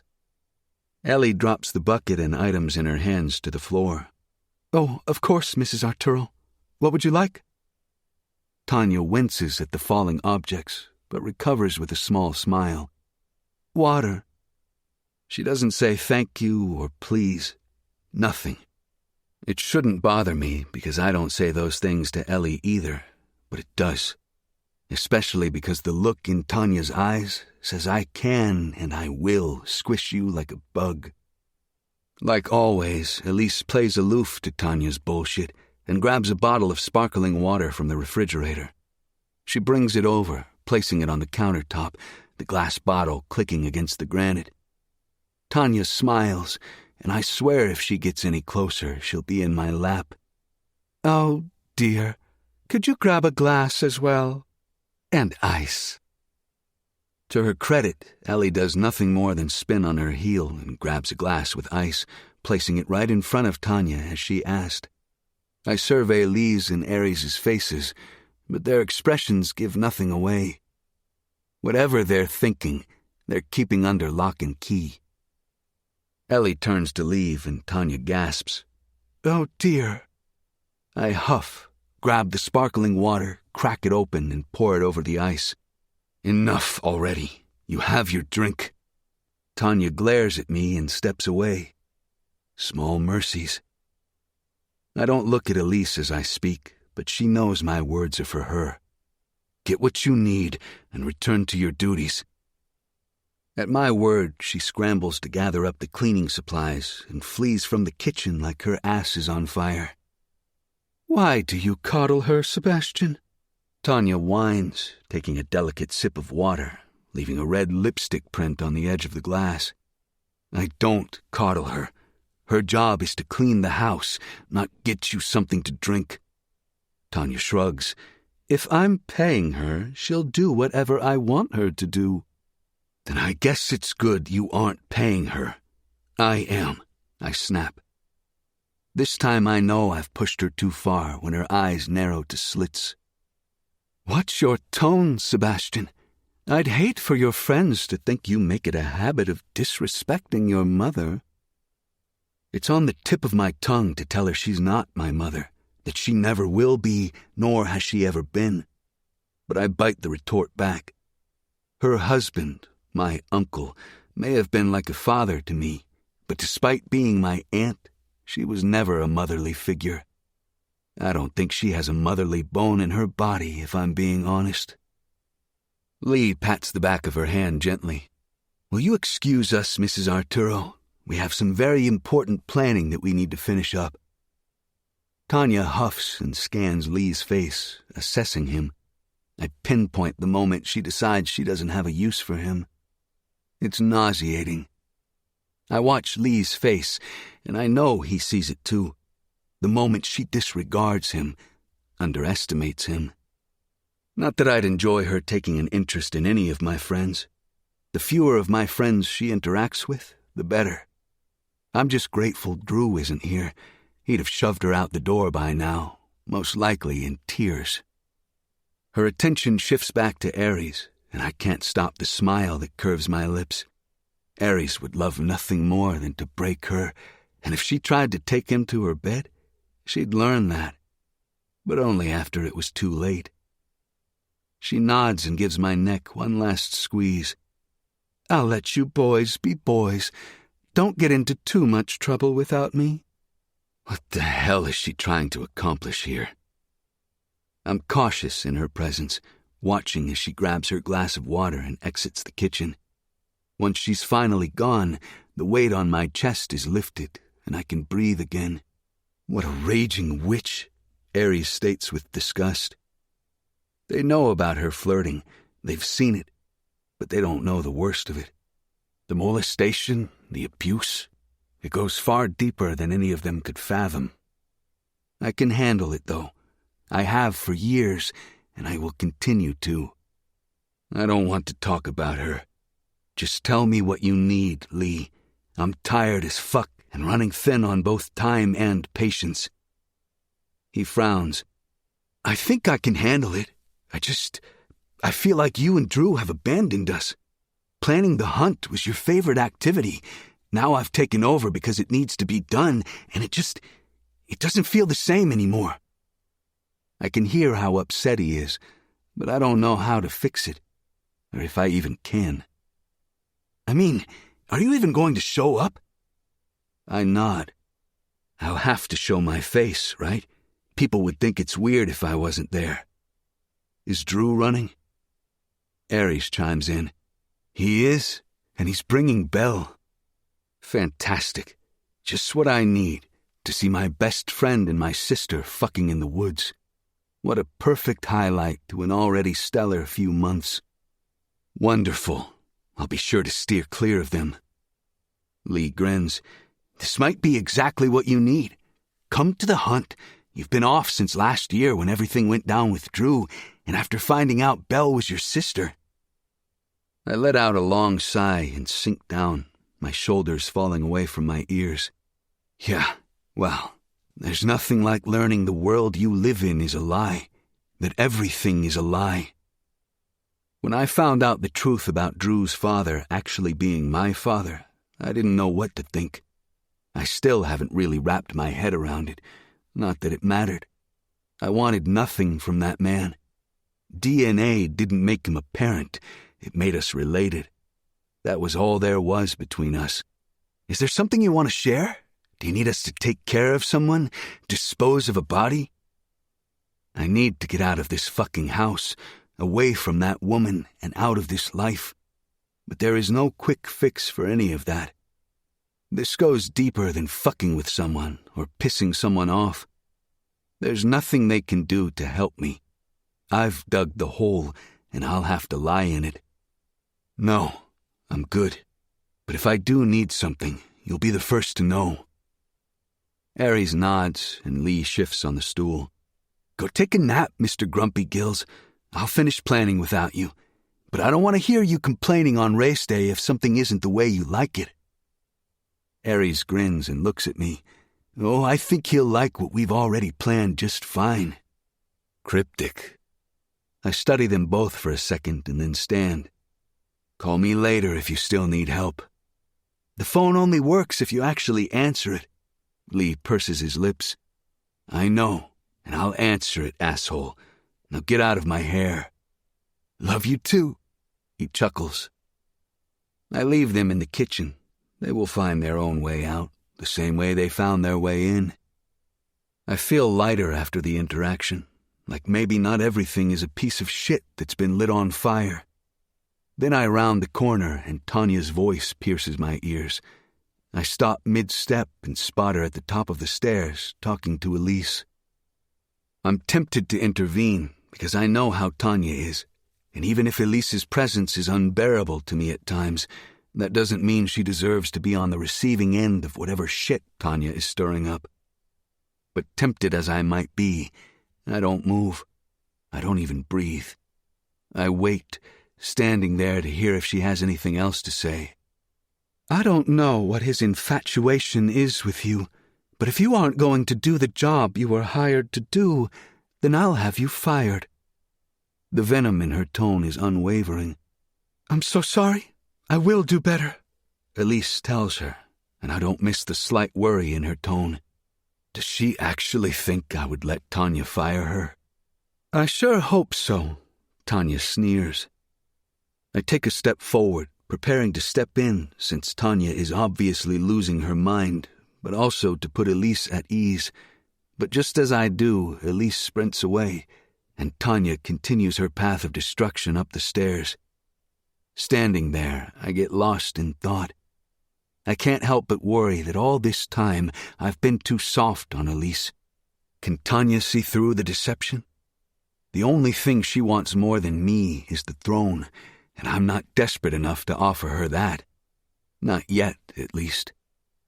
If she discovers Elise means something to me, big or little, good or bad, she'll consider her a weakness, and there won't be anything to stop her from using her against me. All over again, Elise will become the casualty of another war she has no business being a part of. Chapter 24. Elise. You would not look good in orange. You would not look good in orange. I repeat the mantra to myself for the 10th time today. Tanya's bodyguard, Marcus, is breathing down my neck. And I'm about to become a member of the TV show Snapped. One more insult or little comment or slight from either of them, and I'm gonna lose my shit. It's bad enough that I have to take crap from Sebastian every day, but Tanya has a way of making me feel bad. Like, as a woman. Something I thought I'd gotten over when I came to Oakmount, saw the blonde Barbies traipsing around and just accepted that I'm smaller, more athletically built, and all around, not a super feminine beauty. Sure, I'm pretty, but I wouldn't call myself sexy. And I'm okay with that. Marcus steps closer as I gently ease Tanya's clean clothes into a drawer. He's crowding me, and I don't like it. Do you mind? He shakes his head. Not at all. There's an accent there, but I have no idea where it's from, so I don't bother speculating. Did I do something? Is that why you're here, monitoring me? He shrugs. Just keeping you on your toes. Can you keep me on my toes from another room? I deadpan, grabbing the next stack of lacy undergarments and tucking them in the drawer with the others. Thousands of dollars in lingerie, and I'm wearing my Cotton Hanes Dollar General bra and panty set. I sigh and finish putting away the rest of the clothes, then turn back to check the bed is made tightly. The last thing I need is her hunting me down in the middle of the night for some trivial thing. Other people work here, but she seems to have designated me as her personal slave. It's nothing I can't handle. Just annoying as hell since she's an absolute bitch. But she's one of those bitches who say really bitchy things in the most polite voice possible. For your benefit, of course. I tighten down the corners of the sheet and smooth the coverlet, then check the trash can in the bedroom before I go to clean the bathroom. Marcus follows me, of course, and I'm thankful it's not a tiny bathroom. Aren't you a bodyguard? I question, as I clean the shower drain and spray the inside of the tub with cleaner. He makes some kind of noise in his throat. I can't tell if it's a snort or what. How can you guard someone when the person you are protecting isn't here? I think you should worry about yourself. It's none of your business what I do, he says, keeping his vigil at the door. I feel his hawk eyes on me as I make my way around the bathroom, wiping up toothpaste, disinfecting, imagining flushing Tanya's head down her own toilet. I peek back at Marcus as I sweep the floor. Tall and muscular, he definitely looks like a bodyguard with his dark suit and shaved head. I'm not stupid, though, and something tells me guarding isn't the only thing he's doing with Tanya's body. Not to mention her bed is always rumpled on both sides, and he doesn't allow me into his room to clean. It only takes a few minutes to clean up the floor and shake out the small rugs that decorate the space, considering she makes me clean her entire room every single day. Even the ones I'm supposed to be off for. Hell, I wouldn't put it past her to march up to the school and pull me out of class if I so much as forgot to fold the toilet paper edge on the roll. I relay all the rugs and clean up the sink while I consider how to get rid of my shadow. He's making me nervous, and I'm not even doing anything but cleaning. Can you leave while I finish up, please? I'm almost done. I ask as I wash out the sink and then wipe down the mirror. There's toothpaste splatter all over it. Considering I clean this every day, she must spit at the mirror to make this kind of mess. No, I won't leave until I can lock the door behind you. He's never hovered when I cleaned before, nor has he locked the door behind me. What's going on that Tanya suddenly feels the need to hide things? I roll my eyes and continue cleaning, having to stretch so tall my calves hurt to reach the top of the mirror. The granite counters inlaid with black and gold gleam in the overhead mirror lights, and I ensure no water spots remain on the gilded fixtures. I guess I should be grateful my own suite's bathroom isn't as gaudy as this one. I quickly clean the toilet bowl, which is still sparkling from yesterday, and grab the couple of items from the bottom of the wastebasket to throw into my bigger trash bag. I freeze when I spot what looks like a pregnancy test wrapper. What the fuck? The first thing that comes to mind is whether she should even be having kids at her age. I try to calculate her age, but I know she's Sebastian's aunt, not his mother, and his uncle, Sebastian's adoptive father, was older than her, all of which I caught from conversations with other staff members and Tanya herself in passing. It doesn't matter, it's none of my business. I trash the tissue and the wrapper, then notice some dust on the edge of one of the vanity drawers. I go back into the other room to grab a clean rag and have to squeeze by Marcus's gorilla-sized frame. "Excuse me," I murmur, but it comes out like fuck off. He leans against the door jamb to take up more space once I pass. Dick. I turn my back to him and swipe the dust on the drawers, opening the top to make sure I get around the edges. I'm both stunned and confused by what I find there, and my lungs tighten from the effort it takes not to breathe. There's a pregnancy test pressed to the edge of the drawer, tucked face in like she's trying to hide it. One that's super unsanitary, since her makeup is in here too, but I can't resist. Shock gives way to curiosity, and I flip the test over to see the result. Positive. Oh shit. Marcus the asshole is going to be a father. Poor kid. I move to flip the test back over where I found it and accidentally send it sliding. The door banging against the wall behind me scares the ever-living shit out of me, and I jump, snatch up the test, and shove it into my pocket. If he gives me a minute of privacy, I can replace it where I found it, and no one will know. The door, however, wasn't Marcus lunging at me like my brain so helpfully supplied in my imagination, but is instead Belle. She stands in the doorway, her shoulder nearly pressing into Marcus's chest. "Hey girl, I was looking for you." She smiles, her blonde, messy bun bobbing as she folds her arms across her chest. I close the drawer behind me and face her fully, smiling back. My heart slowly eases out of my throat and back down to where it belongs. "What's up? You need your toilet cleaned too?" It's a joke, but when the words are out, it feels more like I'm complaining. Her smile slips away, and I know she can tell something is wrong. "You okay? What's up?" I shake my head.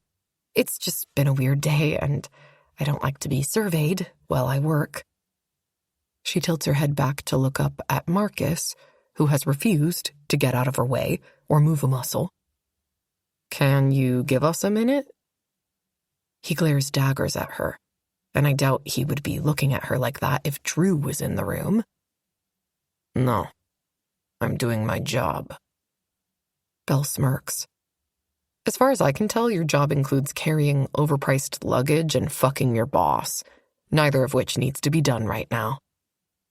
"You're lucky," he snarls, and walks out of the bathroom and into the bedroom, knocking Belle to the side as he goes. "Yeah, and so are you. Because if I told my brother you're trying to intimidate his staff, your ass would be canned." "Oh, I'm so scared," he taunts. She rolls her eyes and steps closer to me. "That guy needs his ass beat. Has he been messing with you for a while now? I'm not joking about telling Sebastian. If he's giving you a hard time, I'll talk to him about the ogre." I sigh. No, today's the first time he's ever done this. I'm okay, I'm just tired. It feels like all I'm doing is working or going to school. She reaches for my hand, but I jerk away, and then hold my hands up so she can see the latex gloves I'm wearing. I strip them off, trash them, then wash my hands in the sink. "What did you need?"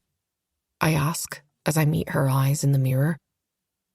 She shakes her head. "Nothing important. I kind of want to drag you out of here and force you to have some fun. Sebastian is giving you time off, right?" I shrug. Yeah, he is. If only Tanya understood I'm not a 24/7 staff member, then I could actually enjoy it. Maybe I need to leave the house on my off days. As I say it, I know I can't. Not with Yanov running around, knowing where I am and who I'm with. I'll never feel safe out there alone. Why don't you come out with me tonight? To do what? Socialize. Relax. It's just a little party. What party? The party at the mill. It's to celebrate the start of the recruitment season and all that. It's really a glorified excuse to drink and hang out. Like anyone at this school actually needs one, though. Am I right? There's a noise from the bedroom, and Belle shakes her head. I think someone is getting antsy out there. Come on. She grabs my hand and I let her, taking my trash bag in the other. In the bedroom, I grab my supply bucket and broom and head out behind Belle. We go to the cleaning closet and she helps me put everything away. Then she waits patiently while I dispose of the trash. I double-check that I have my wallet and my keys in my jacket pockets, and as I'm patting, I feel an unfamiliar outline in my skirt pocket. Oh shit, the pregnancy test. How could I have forgotten to put it back? Panic rises in my chest. If Tanya realizes it's gone before I can replace it, I have no doubt that she'll know it was me who took it. And then what? I need to get rid of it. Are you leaving right now?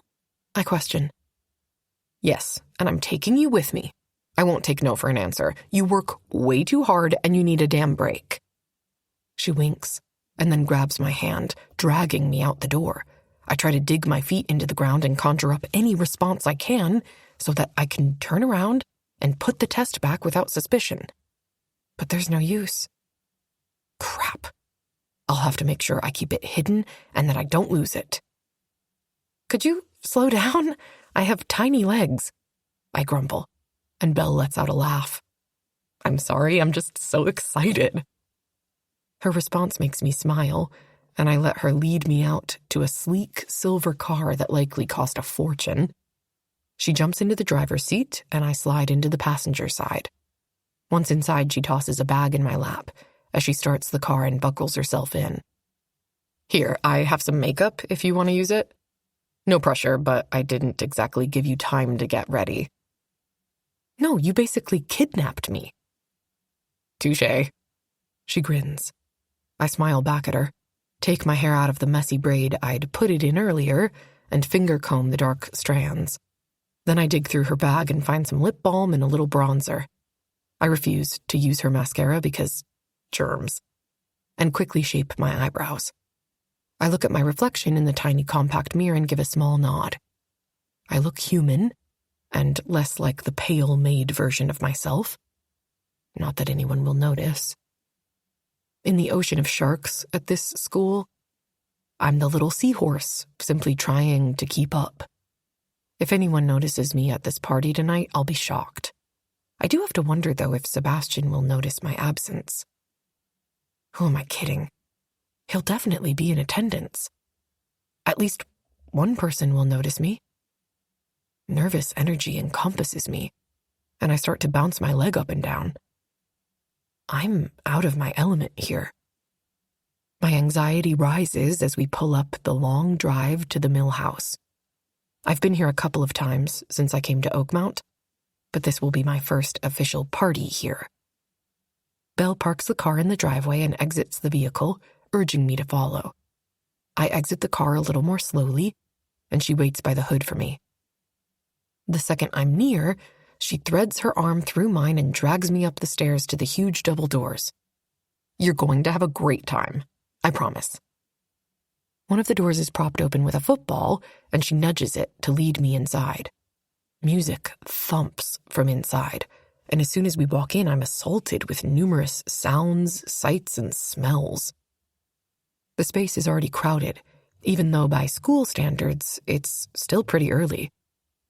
I'm tempted to look anywhere but at the people in attendance, but that would be awkward as hell, so I look up and scan the crowd. A good majority of the partygoers dance on the makeshift dance floor, red plastic cups in hand, while others linger at the edges. a guy or girl glued to their side. Not what I was expecting. Someone slips in behind us, bumping into me, and I skitter out of the way, in turn bumping Belle and causing us both to teeter. A pair of strong arms circle her waist, dragging her backward into an ironclad chest. Instantly, she relaxes into Drew's embrace, and it's like he's an envelope, and she's the love letter tucked inside. Nuzzling the side of her neck, he whispers something into the shell of her ear that makes her smile. Jeez, watching them makes me feel like I'm watching some sappy rom-com. I'm happy for her, though. The best love stories are the most hard-fought. Turning away from them, I scan the crowd once more. My gaze stops on a man who's sitting on a throne across the room. Okay, not a throne, but a huge ornate chair. I find it hard to breathe when I notice those familiar green eyes of his. The same eyes that haunt me in my dreams. He's staring at me. Legs splayed wide, leaning on the hand he has propped up on the arm of the chair. His hair is disheveled and he looks bored out of his mind, but it's hard to tell if he really is or not, since that's his usual expression. He looks away, his gaze cutting from mine as a girl crosses in front of his path and then settles into his lap, grinding herself against his groin. My cheeks heat, as if I have a reason to be embarrassed. Yep, this is exactly as I've always pictured him. A king sitting on his throne, giving no thought to the rest of us peasants. No, I can't stand to see him like that. Not when I know what lies beneath the surface, hidden under that cruelty and emotionless smile. Without giving him another ounce of attention, I turn and head toward the kitchen to find something to drink. If I'm going to survive this party, I'm not doing it sober. Chapter 25. Sebastian. The party is already in full swing when I walk through the front doors of the mill house. Lee is sitting on the counter, shirtless, sipping a beer. Aries is just outside the kitchen with a girl wrapped around his waist. As soon as Lee spots me across the room, he hops off the counter and cuts through the crowd, making a beeline right for me. "You made it! I was sure I'd have to come back out to your house and harass you again to get you out here, but I'm glad I didn't." I sigh. Is there any purpose for this party, or is it just the usual debauchery? Lee quirks a brow and nudges me with his shoulder. "Once upon a time, you loved this debauchery." Then, waving over at the throne pulled out for these types of events, he continues, "Drew is coming later with Belle. I doubt we'll see much of them, so you get to lord over the underlings tonight. Take your seat and try to relax a little. You don't always have to be so serious." With a grin, he shoves a bottle of cheap brown liquor into my grasp, and I stroll over to the chair, knowing it's useless to argue with him. Lee is used to getting what he wants, and if I sulk around all night, he'll only make his presence more defined. I step onto the platform and throw myself into the wooden throne. It's hard and uncomfortable, but I've sat on worse.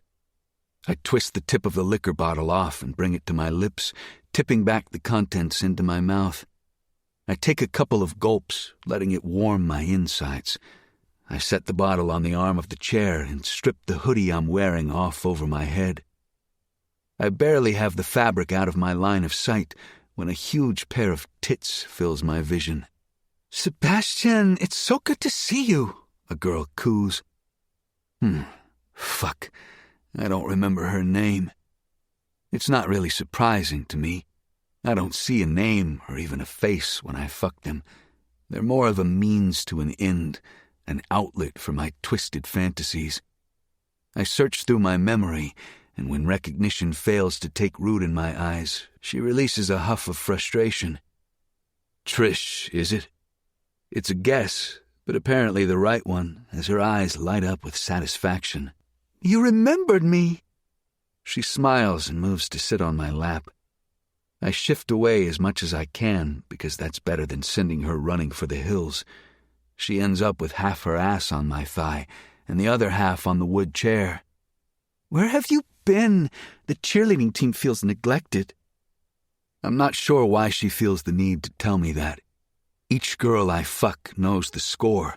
It's a one-time thing, and that's it. When I don't respond to her questions, she asks me another. The hunt's coming up. Are you excited? I shrug. Sure, I'm excited for every event we put on. Snagging the bottle of liquor, I take another drink, my attention to the conversation fading as I scan the crowd of people for something better to distract me. In the throng of people, I spot Lee and Aries. They're talking in the corner, their heads bowed. What are you fuckers up to? My pulse quickens as irritation blooms, and I look over at the girl.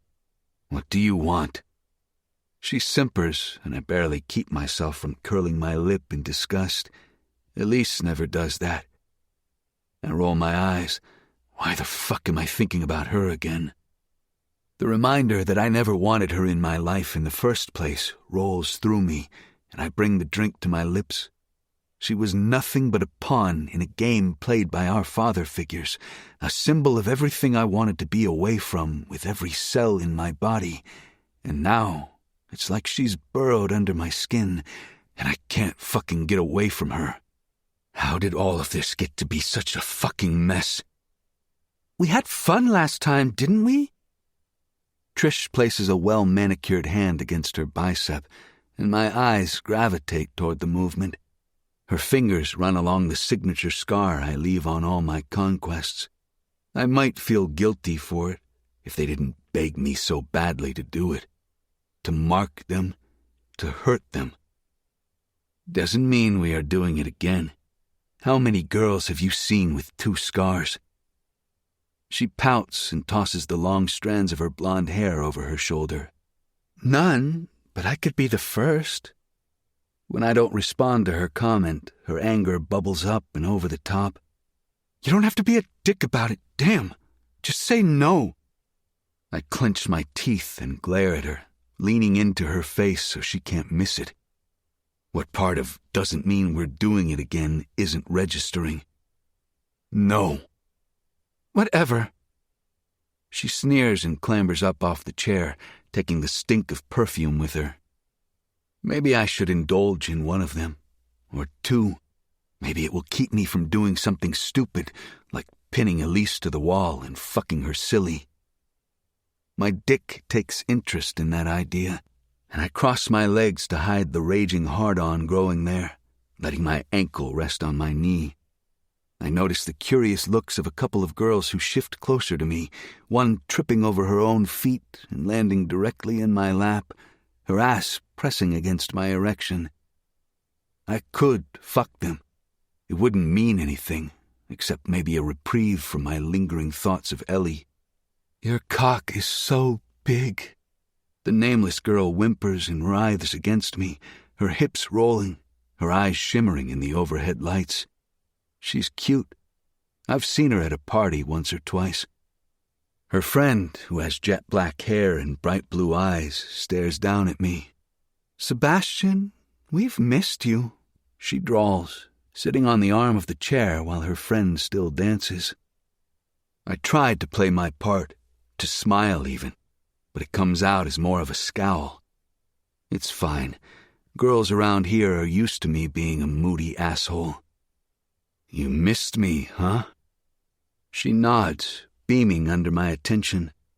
I hand her the bottle of cheap bourbon and watch as she takes a long sip, then hands it off to her other friend. The girl in my lap stops dry humping me long enough to take a drink and passes it back to me. I tuck the bottle back into my hip for safekeeping. Do you want to hang out with us tonight? The girl on the arm of the chair asks. Hang out? I don't know why she doesn't just ask if I want to fuck them. I look over the shoulder of the girl who's planted in my lap, her ass rubbing against my cock. The strangest thing happens then. A ringing fills my ears, and the tiny hairs on my neck raise with awareness. I feel her presence before I see her. Elise. A sick and twisted longing rips through me. It only intensifies when I see her there, standing in the doorway with Belle and Drew beside her. Her brown hair lies in soft waves around her shoulders, and even from a distance, I see that she put on some makeup. That's different. Something that feels a lot like jealousy burns in my veins. I hope she isn't trying to impress someone, because no one with a brain cell in their head is going to leave this party with her in their possession while I'm here. An irrational need to go to her pops into my head. I shake it, the movement subtle but fierce. No, she means nothing. The less interest I show in her, the easier this will all be. Even with that thought, though, I can't look away. I drag my gaze over her from head to toes, noticing that she's wearing a zip-up hoodie over her jean skirt and ankle boots. Fuck, she looks good, even covered more than most of the girls at this party. An image of her tiny little body writhing beneath me appears in my mind, her skin between my teeth, her pretty lips releasing sweet, intoxicating sounds. The fucking ways I would ruin her. I shift uncomfortably in the chair, and the girl beside me laughs. Suddenly, even the idea of being with either of them pisses me off. Ellie's blue eyes find me. I can feel the weight of them on my skin, but her expression is different, unreadable, and I swear it looks like she's looking through me rather than at me. The moment ends, the elastic band tethering us together snapping, and I clench my fist, needing something to ground me. Without an apparent second thought, she turns and follows Belle into the kitchen, both of them disappearing from my line of sight for a second because of the crowd. I stand, pretending to stretch, and the girl on my lap tumbles forward. Hey, what the? She pauses when I resettle into the seat with a better view now, and tug her back onto my lap. I'm not going to fuck either of them, but I can use them as a buffer between Elise and myself. The nameless girl wiggles in my lap, grinding her ass against my still hard cock. If only she knew my cock was hard for someone else entirely. I wonder if she would still be working this hard. The other girl leans in and drapes her arm over my shoulders. We could go, she whispers into my ear. I shake my head. Sorry, I have to stay. Mill business. She gives me what I assume she thinks is her best puppy dog eyes, and when that doesn't work, she lets out a resounding sigh and turns to scan the crowd. After a moment, she looks back at me, realizing I'm not going to change my mind. Let's go, she orders her friend, grabbing her by the hand. What? I thought... The girl in my lap stares between us, confusion filling her eyes. He doesn't want to fuck us. Let's go. She announces like she's ashamed, and then drags her friend back out onto the dance floor. Well, there goes my buffer. Whatever, I guess.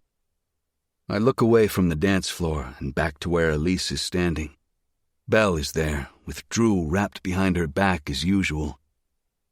I notice there are a few other girls standing around, but none of them draws my attention like Elise. I watch as she strips off her hoodie and ties it around her waist. Drew says something and then passes her a cup, which Ellie takes without question. I unclench my fist, not realizing how tightly I was holding it. Relax. She's not your problem. I mean, outside of her obligation to pay her father's debt. Still, it's a relief that she isn't taking a drink from some random guy. I can trust Drew. He doesn't want her, wouldn't even consider giving up Belle for her, not with how obsessed he is. But it's not him that's the issue. It's the other fuckers in attendance. Interest reflects in their heavy stares, the way they look her up and down like she's a big, juicy steak they can't wait to get a taste of. Just try it, fuckers. See what happens. Touch what is mine. I'll feed you your fingers one by one. When Ellie smiles at something Belle says, my heart lurches out of my chest. How have I never noticed how pretty she is when she smiles? I suppose I've never seen her smile like that, since I'd have to give her a reason to smile in the first place. I grit my teeth in anger. It's irrational to be jealous of everyone else who gets to see that smile. But now that I've seen it, I want to see more of it. All the time. I'm fucking screwed. My hands reach for the bottle of liquor absent-mindedly, and I need the liquid courage to help me get away from this fucking chair and into that kitchen. It's already packed in there, spilling out to where the small dining table usually sits, even over onto the dance floor in front of where the throne was placed. I can't stay here. I need to be closer to her. I can't bear to look away from her. She is laughing outright now between taking tiny sips of her drink. I can't help but be reminded how much she looks like any other college girl having the time of her life at a party, making friends, socializing. The thought of ruining that for her makes my chest ache. What if my presence doesn't ruin it? Ha! Laughable. The second I go in there, she'll stop laughing, and all the tension that's been building between us lately will be evident to everyone. Why did Belle have to bring her? If I really wanted to be an asshole, I could order her away, tell her to go home, throw her out. I release a groan of frustration. I'd never live that shit down, not with Lee watching my every move, and that's not even considering the tongue lashing I would get from Belle. No, I can't do that. God, I'm a fuckhead. She deserves to be here just like everyone else, but her presence is doing crazy things to my head. A group of girls form into a circle a few feet away from Belle and Ellie, and they whirl around to join in on the conversation. Even from my spot across the room, I can feel the shift in the air. The fun, easy-going conversation has taken a nosedive in a different direction.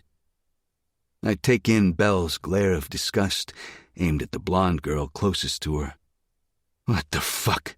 I mutter to myself, watching as Drew tightens his hold on Belle, tugging her backward like he's afraid she might launch herself at the girl. If someone is fucking with Belle... I pause for a moment, and my attention turns to Ellie, who is staring straight ahead, her eyes glazed over, looking as if someone has slapped her. I shove out of the chair and watch them with confusion as the crowd surrounding them turns their faces toward me. Fuck. They have to be talking about me. Why else would they look over here? Belle yells something, but I can't hear it over the beat of the music. Then she lifts her hand and points at the door. I step down onto the makeshift dance floor, intending to stalk over there and figure out what the hell is going on. But then Ellie whirls around and cuts back through the kitchen, crossing directly into my path. She freezes in her tracks when she spots me, and the look of horror in her eyes is unmissable. I've done many things to her, said many things to her, but she's never looked at me like that, like I'm a monster. I open my mouth to say something, anything, but she spins around and trudges back into the kitchen, fighting her way through the crowd to the back door. God damn it. I shouldn't give a fuck what it is that suddenly made her thoughts on me shift, but I can't make myself not care, not when it's about her or anything that concerns her. Elise, wait! I call after her, but the music is too loud for her to hear me. Anger replaces whatever I felt before, and I stalk over to where Drew and Belle stand, talking to one another. What just happened? Belle eyes me out of the corner of her eye. You happened. Your little harem told her about your ritual, among a couple of other things. I think she just needs a minute to cool off. I'm so confused. What the hell are you talking about? Belle drags her finger up the side of her bicep. That thing you do to the girls you've been with. Okay. What does that have to do with Elise? Belle shakes her head, looking at me with disappointment.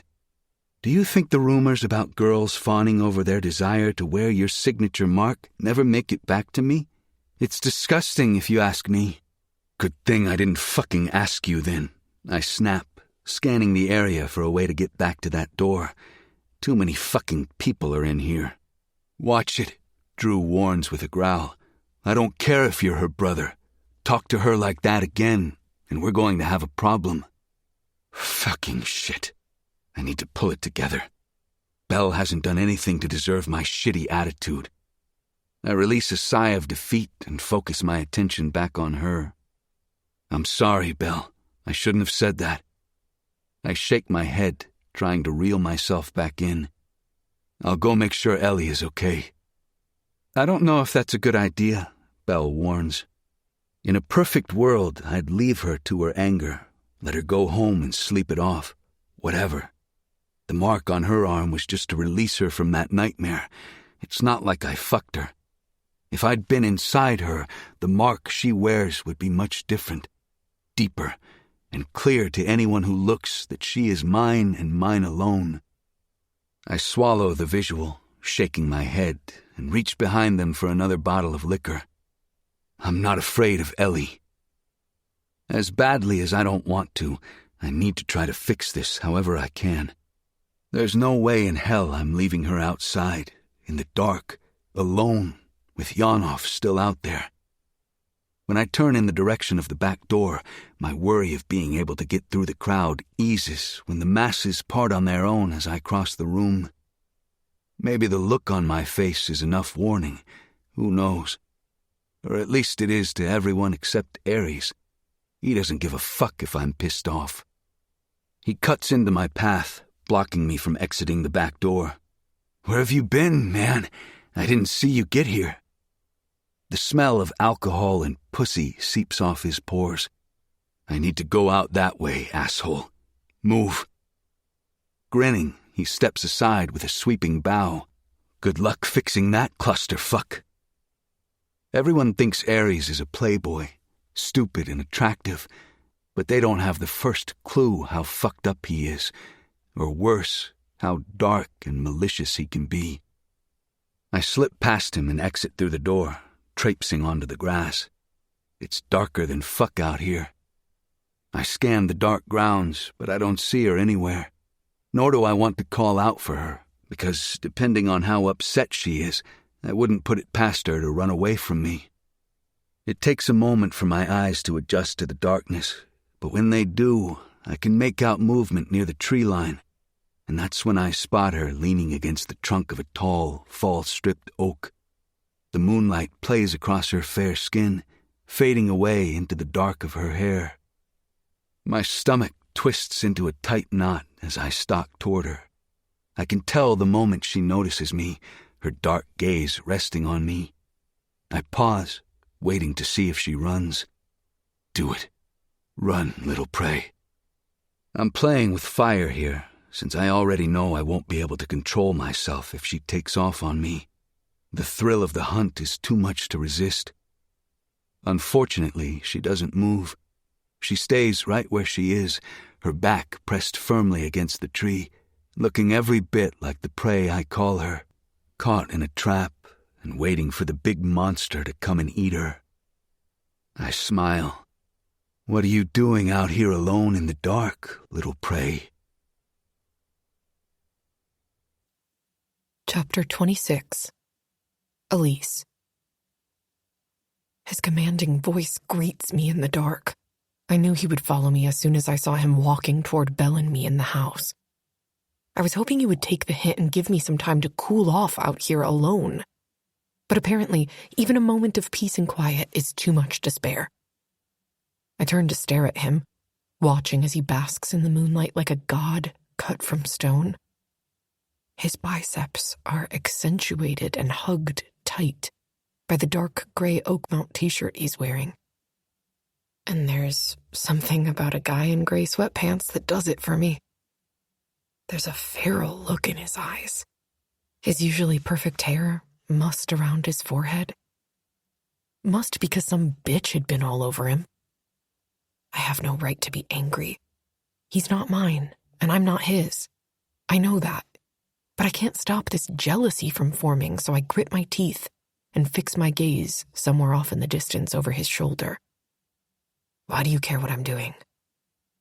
Because I do. Even though I'm angry, I don't intend to play into his bullshit.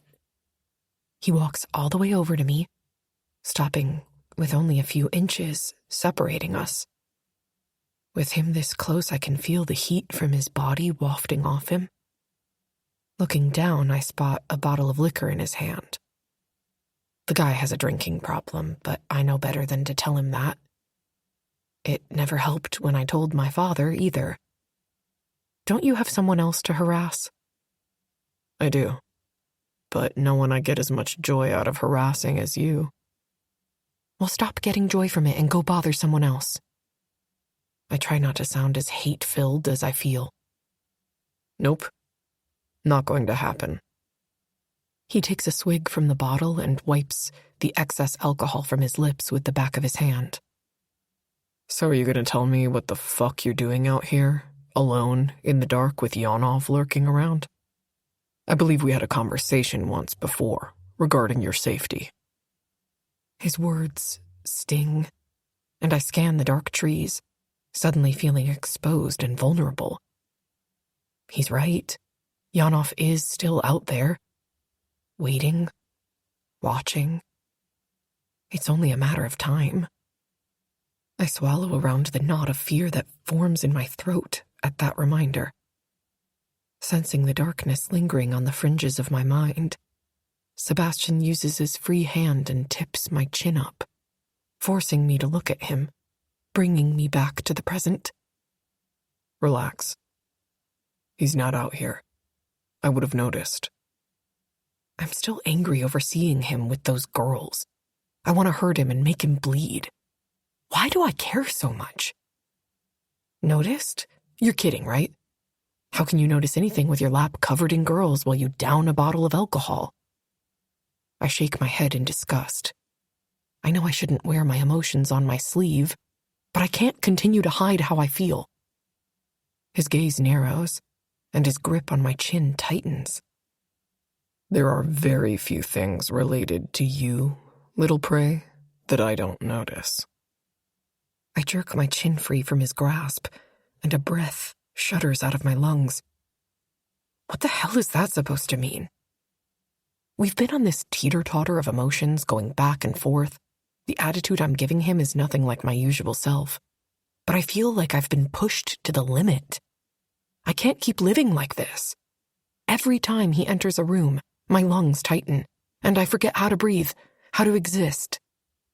I don't know if it's from fear or lust, but the more I try to ignore him, the more I crave him. Seconds tick on, and I can feel his eyes on me. I can hear those stupid girls in the kitchen talking about their scars and asking how I got mine because God knows he'd never touch someone who looks like me. I let my anger lead me and thrust my arm out toward him. The scar, still scabbed over from his knife, is visible in the moonlight. What does this mean? That I'm just another one of your conquests? Did you fuck all those girls? I don't know why I'm asking him that when I already know the answer. Maybe I just want him to give me another reason to hate him. We both know I don't owe you an explanation, he whispers, his eyes on the mark like I've bared more than that skin up to my shoulder. He inches closer, and instinct tells me to retreat, but that's not an option with the massive oak tree at my back. No, you're right. You don't owe me an explanation for fucking every girl on campus. My tone is hard as I try to ignore my body's reaction to his proximity. Before I can make sense of what's going on, he's got me trapped, caged in, his arms resting on either side of my head. The bottle of liquor bumps against the bark, emitting a soft clink. I shouldn't do it. I know I shouldn't, but I breathe deeply, letting his cologne fill my lungs. It's then when all my senses seem to go out the window. Clean. Home. That's what he smells like. My entire body lights up, from the tips of my toes to the tips of my fingers. My core aches, my arousal soaking the cotton of my panties. How am I already aching for him? I want his hands on me so much it takes immense effort not to tip my hips up to his. Careful, little prey. If I wasn't so sure you hated my guts, I'd say that sounds a lot like jealousy. Or are you mad that it's not real? That I didn't fuck you before I marked you? Are you upset you didn't get the complete experience? Asshole. I can't hold his gaze when he's talking so crudely, and I know all it would take is one look for him to know the truth. I'm not jealous of them. You're an adult. You can do what you want. Who you fuck has nothing to do with me. Yeah, you say that, but it's a bullshit response. He slams his hand against the tree near my face and I jump, startled by the sudden movement. What do you want me to say? That I want you to fuck me? Oh, please, Sebastian. I mock softly. No, I think it's pretty clear we can't cross that bridge. Look what happened after the blowjob. You can't even look at me, or even be in the same room as me for longer than 5 minutes. I trail off, shaking my head in disappointment because once again, I've shown him how vulnerable he makes me. When will I ever learn? Never. Which is why I keep finding myself in these stupid situations. I lift my chin and prepare to escape the cage he's trapped me in. But when my gaze catches on his, I see something there that I've never seen before. Guilt. Sadness. It's only a brief glimpse, but it's there, reflecting back onto me. Fuck. Haven't you realized by now that it's not because I can't stand to fucking look at you, Ellie? Oh God. This is when he destroys me for the last time. When he cuts out my still-beating heart and tosses it at my feet. I turn my face away from him because I don't want to see his eyes when he lands that final blow. But nothing is ever simple with this man. And as soon as I turn away from him, he reaches for me, his fingers against my chin, dragging my gaze back to his. No. Look at me. Fucking look at me. There's so much command in his voice, I can't help but do so. I try to wipe my face clean of all emotion, but I can't. I'm not like him. Almost like he knows this, he frowns. Ellie, it's not anything that you're thinking. I can't be in a room with you or fucking look at you because it takes every ounce of self-control I have not to strip away your clothing with my knife and fuck you against the nearest surface until all you know is me. Until all you feel is my cock inside you, my weight above you, my cum dripping out of you. I don't know what to think. How to react. It's like I'm having an out-of-body experience. All this time he's been avoiding me because he's afraid of losing control? But I thought, you've told me so many times that I'm nothing to you. And now you're saying you've wanted me this whole time? The words fall from my lips with a bite of rage. Oh, Ellie, I don't think you understand. You're this beautiful fucking parasite, eating away at all the darkness around my heart. I've had to tell myself you're nothing in hopes I could make myself believe it, but I can't. I never have. You're under my skin and in every fucking breath I take. You've destroyed me, and I fear there's no going back to where we were before. Wait, what? I part my lips, ready to explode on him, but my brain short-circuits the words, preventing them from coming out because Sebastian's firm, warm-as-hell lips press down on mine. I can barely comprehend what is happening right now, but what I do know is that I don't want this moment to end. Weeks of anger and resentment make me crave something I shouldn't, something I know is bound to only end in heartbreak. Yet even with that warning in my mind, I press closer, not wanting a single inch of space between us. Our tongues tangle, and the taste of bourbon explodes in my mouth. And fuck, it's like coming home after being gone for months. As usual, Sebastian takes complete control, one hand cradling my cheek, the other dropping the bottle of liquor so he can cup the other side of my face. He angles me in such a way that allows him to deepen the kiss, his thumb coming under my chin to tip my mouth back just right. I clutch onto his arms, my body melting into his, my knees trembling, threatening to give out on me. Who knew a kiss could have such an impact? Then again, this isn't just any kiss. This is hate, want, desire, and lust, all packed into one. Laughter carries from somewhere off in the distance, and I jolt back into my body like a lightning strike. Wait. We can't do this. We shouldn't. I don't want to be another mark on his bedpost. I want to be special. More. Releasing my hold on his arms, I move my hands to his muscular chest and give him a shove to break the connection. He breaks the kiss, pulling away just enough to stare down at me in the dark, his erratic breathing matching my own. Don't tell me you don't feel it. Desire drips from his voice. There's more laughter, and I hear someone's lilting voice. Sebastian, why don't you come play with us? No, I'm just another tally. Another girl he's claimed, minus the actual fucking, which I guess makes me less than them. The reality of that feels like being punched in the throat. I have to get away from him. I can't bear to be seen as nothing more than a stone when I know damn well that I'm a diamond, even if he doesn't see it. Tears prick my eyes and I blink them away because I do not want to cry in front of him. Tilting my face away from him, I shove at his chest again, harder, but he barely moves, not even an inch. What's wrong?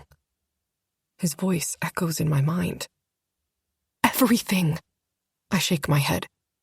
Everything is wrong. This. Us. I'm not a toy. You can't just kiss me and play with me when you want, then toss me aside when you've had your fill. I'm not that type of girl, and I won't be treated like one.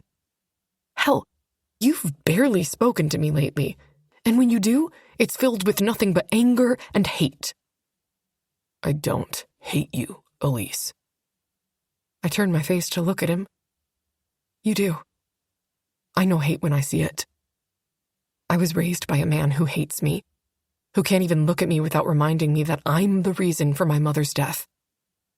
I know what hate looks like, Sebastian. I don't hate you, Ellie. He enunciates each word like that will make me believe him more. Stupidly, I scan his features for any proof that he's lying, but his face doesn't give much away. Even if you don't hate me, you've been acting like you do. You went from ignoring my existence to showing concern to acting like you don't care about me. It's a lot of hot and cold, and I can't handle it anymore. You're something else, he mutters under his breath. Just tell me what you want, Sebastian. Tell me what you want from me so I can stop second-guessing every interaction we have. I ask, needing to hear the answer. He's given me part of it, but I need more. When it comes to him, I'm so conflicted. I don't know what to do or believe. That's such a loaded question, and I have a million answers for it. But my biggest want, need, and desire is for you to shut that pretty fucking mouth of yours. He strokes my cheek gently. And let me kiss you. All I can do is blink. And when he smirks at me, I swear, my heart soars out of my chest. Leaning in, his lips brush against mine sensually, our breaths mingling together.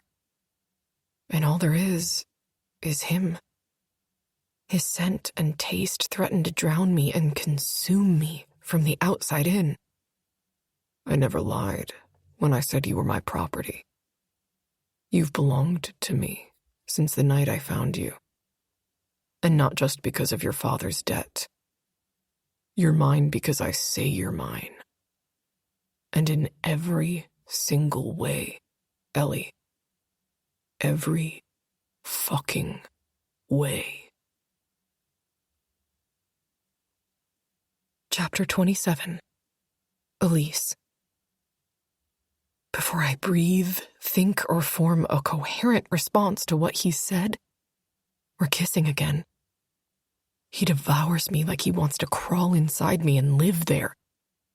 My hands roam his chest, mapping a trail across flesh I've only ever dreamed about exploring, until I reach his back and sink my fingers into his shirt, clinging to him. The tree behind me digs into my back, even buffered by my hoodie, but I don't care about the pain. I don't even want to stop my hips from tilting up against him. His rock-hard erection presses against my belly, digging in, and damn it, I wish we were lying down so I could have him put it right where I need it most. I'm greedy for more, an addict, and he's my drug. His teeth graze my lip, nipping hard, and I whimper as the pain ignites my senses. He smiles against my skin as his mouth moves down my chin, his teeth grazing the sensitive flesh at my neck. Don't stop. I moan into the night. He continues nipping at my flesh and lapping at the spots with his tongue after biting, making my heart beat wildly. I can't get enough of him. His big hands slide down my neck and circle my waist before slipping to the hem of my skirt. Do I want this? Yes. 1,000,000 times yes. I spread my legs without thought, giving him room to move between them. Anything he wants, he can have. Anything he wants, he can take. I just don't want him to stop. A whimper escapes me, and he pulls away to look at me, desire and need shining in his eyes. There's no backing out now, little prey. It's time for you to be as consumed by me as I'm consumed by you. I swallow thickly at the low, deep menace in his tone, like he's about to rip me apart with his bare teeth and make me beg him to do it again. A glint of metal catches my eye in the dark as he bends. As he lifts the blade, I take in the wicked-looking knife that hovers an inch from my mouth. It's the one I've seen him with several times. The one he marked me with when I'd succumbed to my nightmare. I bite back a gasp, and the air between us crackles, sparks igniting and shooting off like firecrackers. Fuck. What is he going to do with that? With my anxiety never too far from my mind, a tiny warning goes off, telling me this could end badly. But I'm too caught up in the sensations to tell him to stop. Not that he would. The feral, unhinged look returns to his eyes, and he presses the flat edge of the knife against my mouth, the point resting against my Cupid's bow. Staring down at me, he orders, "Lick it for me, Ellie." I swallow hard. This knife is fucking sharp. But there's no give in his eyes, no room for negotiation. It's his way or no way. Some of the lingering fear and tension eases out of me, and I relax at the thought. All I have to do right now is feel. Slowly, I part my lips and let my tongue slip out, caressing the edge of the blade with hesitation. His eyes gloss over, his pupils dilate, and the corner of his lip twitches up. He likes it. He fucking likes it. And more than that, I like seeing him so undone and at my mercy. I'm going to corrupt you, little prey. Ruin you for all others so you know nothing but me. My scent. My cock stretching your pussy. My name falling from your lips. It's a warning, but I'm past being warned away. He could push me off a cliff, and I'd go gladly at this point. He pulls the knife away, and I watch it disappear while he uses his free hand to ruck up my denim skirt, jerking it up over my waist. Goosebumps erupt across my bare skin, and I shiver as the cold air reaches my inner thighs and lower belly. Dropping to his knees, he slides the knife along the edge of my panties, and then gives them a tug, the fabric biting into my flesh when he pulls them from my body. Fucking hell. That shouldn't be so hot. With the scrap of my panties slipped down to my ankles, he twists them off and tucks the cotton into his pocket. Dropping the knife by my feet so he can use both hands, he sinks his fingers into my thighs and wrenches them apart with bruising force, hiking my body up the tree. I catch myself digging my nails into the bark. Sebastian. I whisper his name, and I'm not sure if it's to tell him to stop or to keep going. Moving my legs to rest on his shoulders, he looks up at me, over my mound, strands of hair curling against his forehead. He's so beautiful. Don't, Ellie. Don't tell me to stop, because I can't. I can't fucking stop. I need you. Need to taste you. Taste what's been mine this entire time. Hell. How could I even consider stopping him with a confession like that? After a heartbeat, when he knows damn well this is happening, he pounces. 1 second he's spreading my legs, his eyes on me, and the next his teeth are tugging against my clit. Red, hot pleasure rips through me, and my body curls toward him on instinct, my hips bowing up to give him better access. I bite my lip between my teeth to suppress a moan. I knew it would be good, but I didn't think it would be this good. That skilled tongue of his flicks over my clit, teasing it, before gliding down my center and into my entrance. My eyes roll to the back of my head. Using his tongue like he might use his cock, he dips in and out, fucking me with it. It's perfect, but not enough. I need more. As if he knows this, he drags his hands up to my thighs and curls a digit through the slick arousal coating my folds. I'm burning hotter than the sun. Flames of desire licking at the edges of my soul. I don't fear the burn, though, not with Sebastian between my legs. Keeping one hand braced against the tree, I grab his head with the other, sinking my fingers through his damp curls. If I'm going to hell, I might as well get the full experience. So fucking good, he murmurs against my folds, the vibrations zinging over my sensitive flesh. Please don't stop, I pant into the darkness. I couldn't even if I wanted to, little prey, he growls, and then I feel him at my entrance, his thick finger slipping inside me and sinking deep. I tighten around his finger, the muscles tensing from lack of use. There's a little discomfort, but it soon fades when he moves his finger in and out, slowly at first. All those nights, I imagined your pussy around my cock. My imagination has nothing on this moment. So tight, so perfect. I'm going to have to stretch you, get you nice and wet to make sure you can take my cock. Because you will be taking my cock. All I can do is whimper, my mouth unable to speak words. Pleasure builds low in my belly, swirling, burning me from the inside out. Sebastian shows no mercy and burrows his face between my folds, his tongue flicking against my clit, carrying me higher and higher, while his finger pumps in and out of me. Without warning, he adds a second finger, stretching me.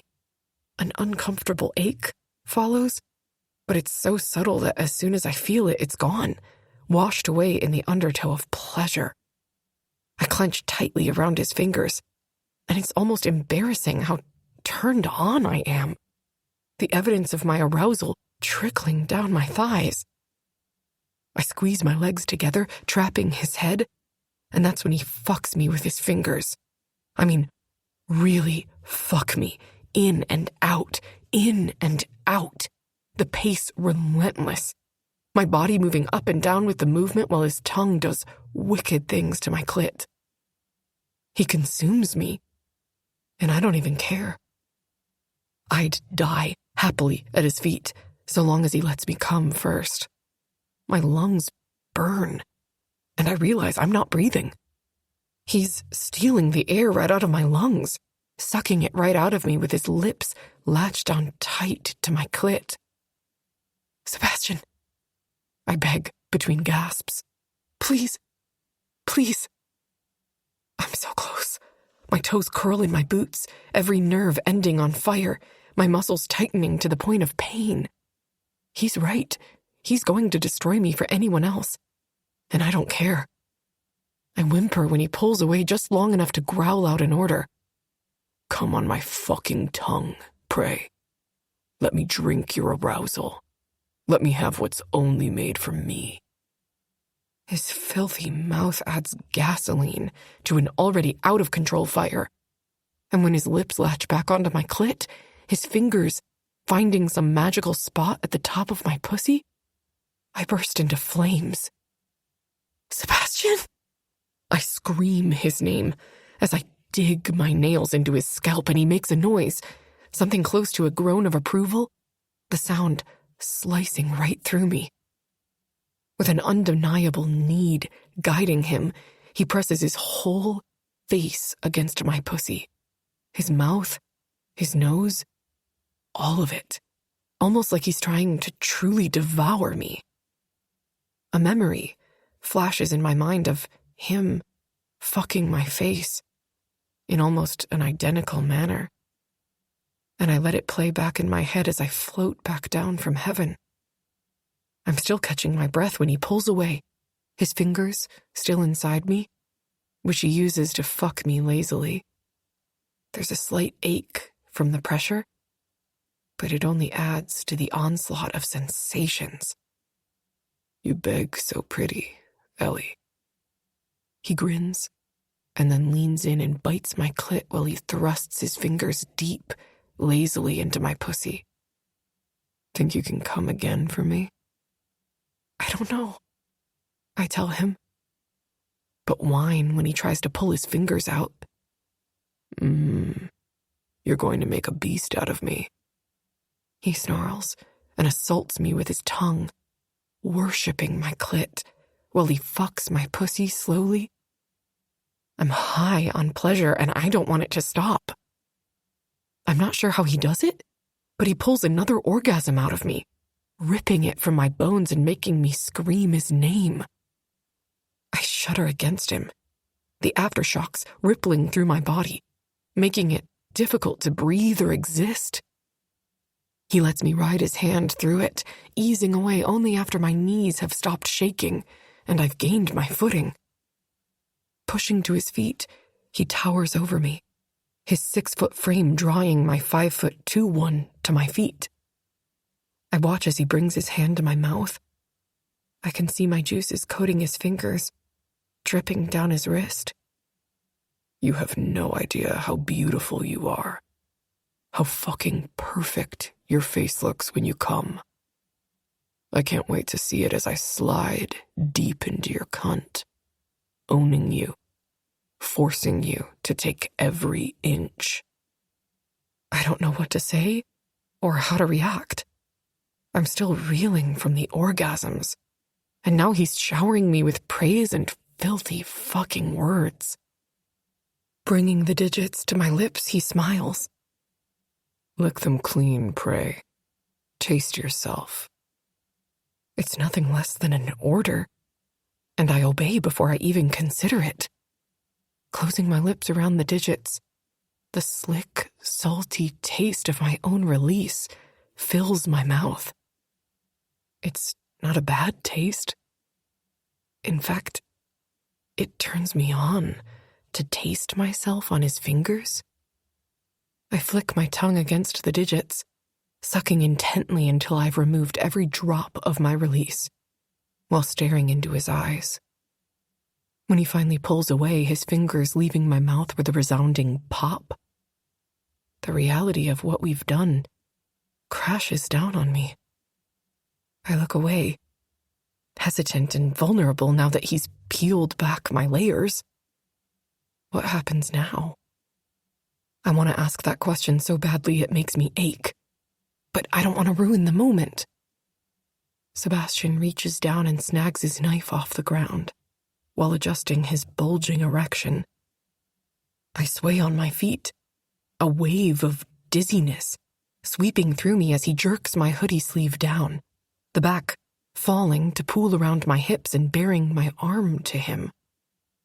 I look up at him, hesitant at what I might see in his eyes. I don't know if I'll be able to handle a look of regret or anger. I already told him I don't want to be another girl to him. What I find is neither of those emotions. Instead, he's looking at me with satisfaction and need. My heart clenches in my chest with all these unfamiliar emotions. When he reaches for my hand, I give it to him without hesitation. I think nothing of it when he shifts the knife into my grasp, forcing me to take hold of it. His own hand blankets mine, wrapping around my grip tightly.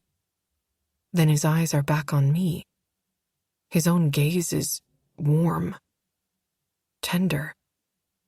He lifts the blade to my arm and I hesitate, shrinking back. Sebastian, what are you doing? I blink rapidly, trying not to sound as afraid as I feel.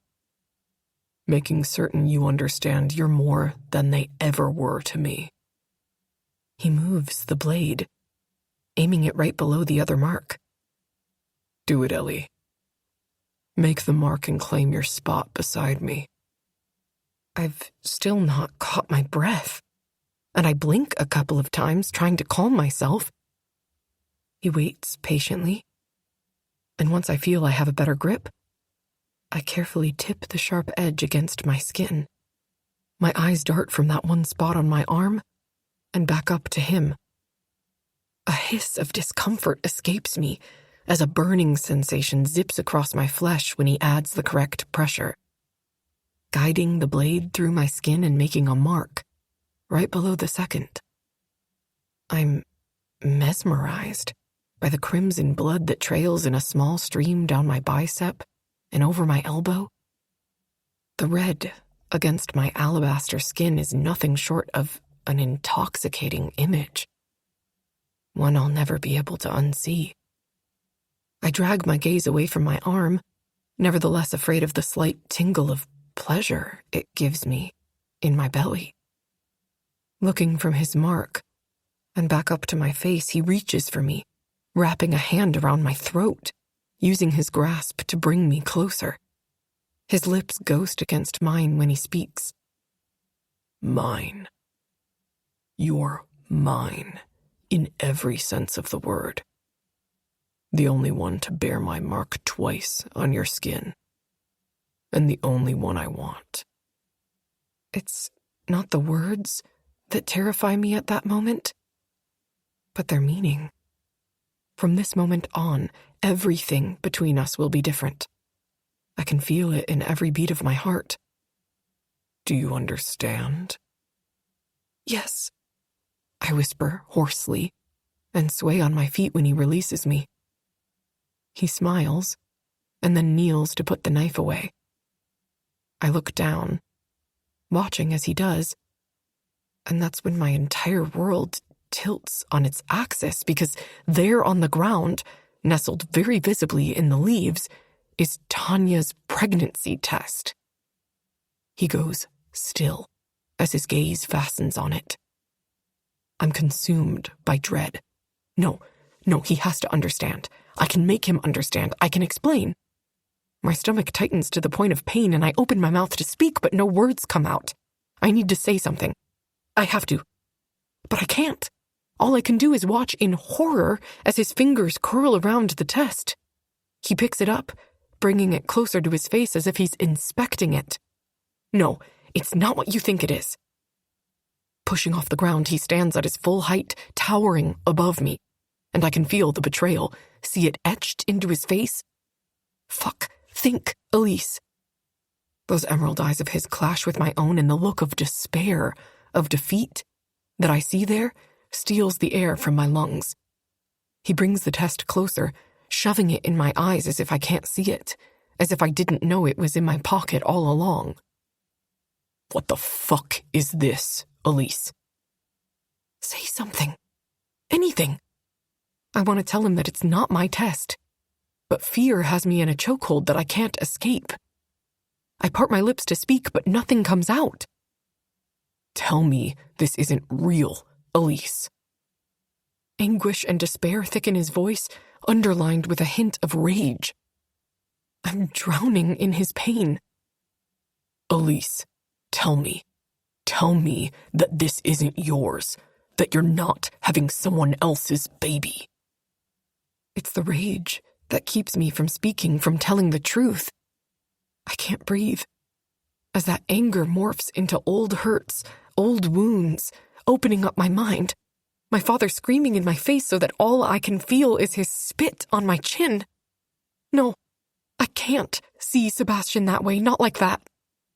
My lips tremble and I open my mouth to tell him no. But again, nothing comes out, not even a squeak. "Elise? Sebastian?" The sound of Belle's voice echoes over the lawn, calling from somewhere off in the distance. I can't do this right now. I can't stand here unable to speak, to defend myself. I don't think. All I can do is react. Before Sebastian can react or make a move, I lift my hand and shove him backward. Caught off guard, he wobbles back on unsteady legs, and I take off on a dead run back to the house. There's no way Sebastian will risk making a scene in front of Belle. At least, not with the pregnancy test. My lungs burn, and I spot Belle off the patio in the distance. As soon as we're close enough to see each other, the smile on her face slips away and concern takes its place. She opens her arms to hug me, and I run right into them. Drew hovers at her back like a shadow that never leaves. I try to swallow down the fear and anxiety coursing through me. I don't want Belle to ask a million questions about what is going on between Sebastian and me, especially when I have no idea what is going on. But I also know that I'll have to tell her everything at some point. "Oh my God, are you okay?" She tightens her grip on me. No, I'm not. I want to tell her, but I don't. My biggest priority is getting out of here and putting as much distance between Sebastian and me as I can. We both could use some space. And then maybe he'll come to his senses about what we did. And after I tell him about Tanya's pregnancy test, we can move on. Even if that means I might be fired, homeless, and sent back to my father. Can we please go? I stumble over my words, and she releases me, choosing to wrap an arm around my shoulder and tug me into her side. Of course. Is everything okay? Did Sebastian hurt you? She guides me back up the steps toward the house. Belle radiates a kindness that few others carry with them, and I'm grateful for her friendship. I'm okay. He didn't hurt me. It's not what you think it is, I whisper, still feeling the need to defend him, even if I'm terrified of what might happen next. I'm not scared of what he will do to me. I'm scared of the way he makes me feel. Scared of the fact that I want to tell him it's not my test, that he's wrong because I can't fathom what I'll do if he doesn't believe me. But more than that, I'm terrified I'm falling for a man I can never have. And nothing is scarier than heartbreak. Chapter 28. Sebastian. Rage simmers low in my gut. I'm not angry with Elise, not specifically, more like the circumstances that got us here. I'm tempted to chase her, to wrap my arms around her middle and pull her to the ground so I can claim her before I crack her open and spill all her secrets out. Pregnant. How can that be? I let my eyes drift closed, because if I don't see her walking away, then maybe that will curb some of the desire demanding that I go to her. After a minute, I open them, just in time to watch Belle slide her arm over Ellie's shoulders, while Drew walks them up the soft slope toward the packed driveway. I can still feel the need, the pressure on my chest urging me to go to her. If it was anyone else ushering her along, I can't say I'd be standing here still. But it's Drew, and I trust him more than anyone else to keep her safe. I look away and back down to the pregnancy test, closing my fist around it. It cracks in my hand as I squeeze the cheap plastic, and suddenly I'm pissed off all over again. This piece of plastic might appear insignificant, but it's the sole reminder that she gave herself to someone else. After everything. All of it. I wouldn't be surprised if I made up all of this in my mind. The stolen looks, the tension and searing heat. The desire rips me apart from the inside out. Having her so close, yet so far away, is killing me. Wanting her is wrong, especially when she finds out the truth. No, stop. I refuse to let my thoughts go there. I did what I had to do. I was protecting her. I don't step out of the tree line until I spot Drew's headlights spin around the top of the drive and in the direction of the road, leading back toward campus. It's only then that I feel comfortable walking back to the house. I'm still having a difficult time wrapping my head around the prospect of her being pregnant. Without even thinking the situation over in any great depth, I want to murder the fucker in cold blood who did this and raise the baby as my own. But that seems a bit irrational. Irrational, yes, but not wrong. There's a slight chill to the air, but it helps to cool my heated thoughts. I need to give myself a little time before I approach her again and force her to tell me the truth, and I should at least let Lee know I'm leaving before I disappear. He's going to be pissed, as usual, at my absence, but I don't give a shit. He needs to wake up and realize the world is still going on all around him, away from the parties and the fucking and the drinking, outside the mill, Oakmount, and his little kingdom. When I enter the house, the blast of music smacks me in the face, making me grit my teeth. I skirt through the crowd, moving around some and shoving others out of the way. I spot Lee perched on top of the counter, still shirtless and still drinking from an almost empty bottle of gin. I shout over the loud music as I step closer. I'm leaving. He blinks down at me, leaning to the side until he falls over to put his face near mine. What?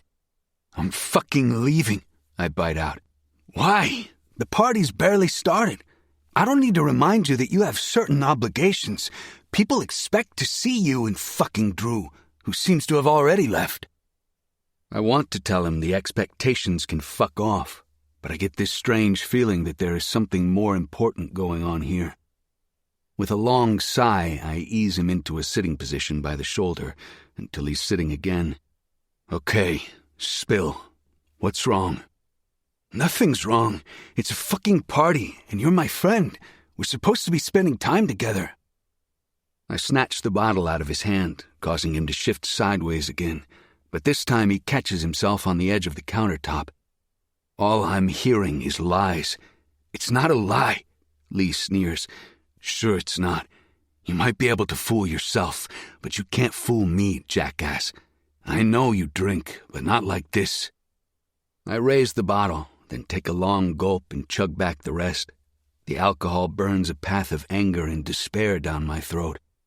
The only jackass I see is you, and nothing is wrong. Everything is perfectly fine. Really? I blink at him, wondering if he really expects me to believe that. He shrugs. Oh, before I forget to tell you, you need to prepare yourself for an engagement party. Startled by his response, I nearly choke on air. Engagement party? What the hell? I sputter. That playboy smile and give-no-shits attitude he always wears slips from his face, and his eyes take on a murderous glare. You heard right. Good old Mom and Dad found someone who's willing to marry my ass, so I guess congratulations are in order. I'm officially fucking engaged. He leans back to lie flat on the counter and snags another bottle from the other end. I'm still trying to make my brain process what he told me. Wait, you mean your parents arranged a marriage for you, and not only threatened it, but have followed through? He nods and twists the plastic off the top of the bottle with his teeth. I snatch it from him before he fucking hurts himself and pull the cork out by the small wood disc on the top. Then, even though I shouldn't, I hand it back to him. He's going through shit, and if he needs one night to drink his sorrows away, I'm going to give him that. He mms as he takes a long pull, and most sloshes onto the counter since he's still mostly lying flat, only lifting his head enough to sip the dark liquor. Look, I don't know what I can do to help, but I'm here. Whatever you need.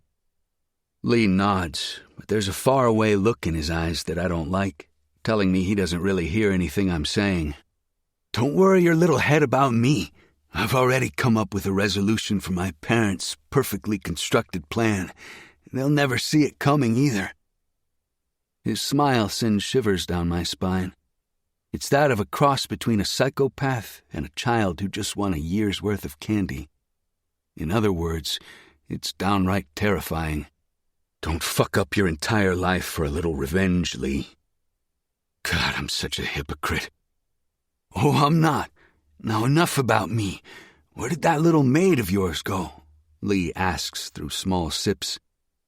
I grit my teeth and clench my fists, forcing my thoughts back to my friend so I don't think about the test sitting in my pocket and weighing me down. Belle and Drew took her home. He smiles. Don't think I didn't notice that you didn't deny her being yours. I shake my head, and for once I let the truth spill out. Whatever is going on between me and her is complicated at best. Complicated is better than denial. You deserve to find happiness. I mean, look at Drew. If someone can love his psychotic ass, any of us have a chance. Yeah, sometimes I have to wonder what Belle sees in him, I joke. Drew's changed. Don't get me wrong, he's still fucked up, and I'm not sure if he has any morals at all. But when it comes to my sister Belle, he cherishes her, puts her first, loves her unconditionally, and I couldn't ask for someone better for her. Okay, maybe I could. Someone a smidge less annoying. I bet it's his cock. Have you seen it? Lee grins, and I smile back at him. Please do not talk about Drew's cock or Belle in the same sentence ever again. You mean to tell me you don't think about your sister and best friend banging every day? While I'm mature and can obviously understand that Belle and Drew are going to bang like rabbits, it doesn't mean I want it tossed in my face. Behave yourself tonight. I'm going home. I don't want any phone calls from the police either. I mean it. Lee moves to sit up, but then sags back against the counter, thinking better of it. You got it, dude. All I can do is shake my head as I turn to head toward the door, leaving him there to drown himself in his sorrows. I know I shouldn't go to Elise, but I need answers. I'm desperate for them. She might have escaped me earlier, but tucked into the bedroom across the hall from me, there will be no escape. I've barely stepped out the door to make my way out onto the front lawn when my phone chimes with an incoming text. I tug it out of my pocket and see the text is from Belle. Fuck me. I can only imagine what she has to say. Knowing Elise, though, I doubt she told Belle anything. She's had many chances to share her dislike of me with Belle, but she never has. At least not to a degree that would give Belle concern. I forego ordering a ride and navigate to my texts instead to see what she needs. Belle, Elise is staying with Drew and me tonight. I don't know what happened between you two, but she's really upset, and I think it would be best if you both gave each other some space. I tighten my grip on the phone. Are you kidding me? She was upset? Like she has a fucking reason, because her secret was discovered? Before I can think better of it, I start in the direction of Drew's place. It isn't that far of a walk, and with this new development, I can feel the anger threatening to pull me under. My fingers tingle, my muscles ache, and my heart beats furiously. Who the fuck does she think she is? I doubt she told Belle the whole truth. That is, if she told her anything at all. From the fear in her eyes when I picked up the test, I highly doubt she's told anyone her news. With anger clouding my judgment, I find it hard to think clearly. I have no reason to be mad at Elise, not technically, but I am. I'm so fucking angry. Mine. She is mine. Yet she's pregnant with another man's baby. Even thinking about it makes my vision red. It doesn't take long to arrive at the estate where Drew grew up. As I get closer, the guy at the security gate eyes me but doesn't say a word. Instead, he pushes a button and the gates open, allowing me entrance. It's fucking weird to be on the other end of things. I can remember when Drew used to stand outside the gate at my house, threatening me and telling me I needed to let him see Belle or else. Fuck, have the tables turned. As I suspected, security must have alerted him of my arrival, since Drew greets me at the door, shirtless, a pair of checkered pajama pants hanging low on his hips. "What's going on?" he asks in a friendly voice. "Don't play coy with me, Drew. Where is she?" I grit out. His brows pull together, and he gives me a confused look before waving me inside. "Belle? She's in the bedroom washing her face. No need to show up. You could have called her, being that it's late and all." I almost laugh. This guy. He gets a girlfriend and suddenly he gives a shit what time it is. I shake my head and shove my clenched fists into my pockets. There's too much energy inside me, too much anger. Why are you angry? I ask myself because it makes no sense. She isn't yours. She doesn't belong to you. She doesn't carry your last name. She is no one to you. Yet you're acting like she is the entire fucking universe. Pull it together. Looking back at Drew, I mumble, "Not Belle, Elise." I start to pace back and forth, back and forth. The mask of confusion slips from his face, and he narrows his gaze, almost like he's suspicious of me. "What the hell is going on with you?" "Nothing. You wouldn't understand," I murmur, clenching my jaw so tightly it aches. The truth is a hard pill to swallow when you refuse to accept it. Maybe that's my problem. I need to stop fighting against fate. No, I need to turn around and walk out of here. Go home, give her space, let her move on with her life, with her baby, and whatever man tried to take her from me. Try me. I think I have you beat when it comes to dysfunctional. I watch him out of the corner of my eye as he crosses his arms over his chest. No, I can't do it.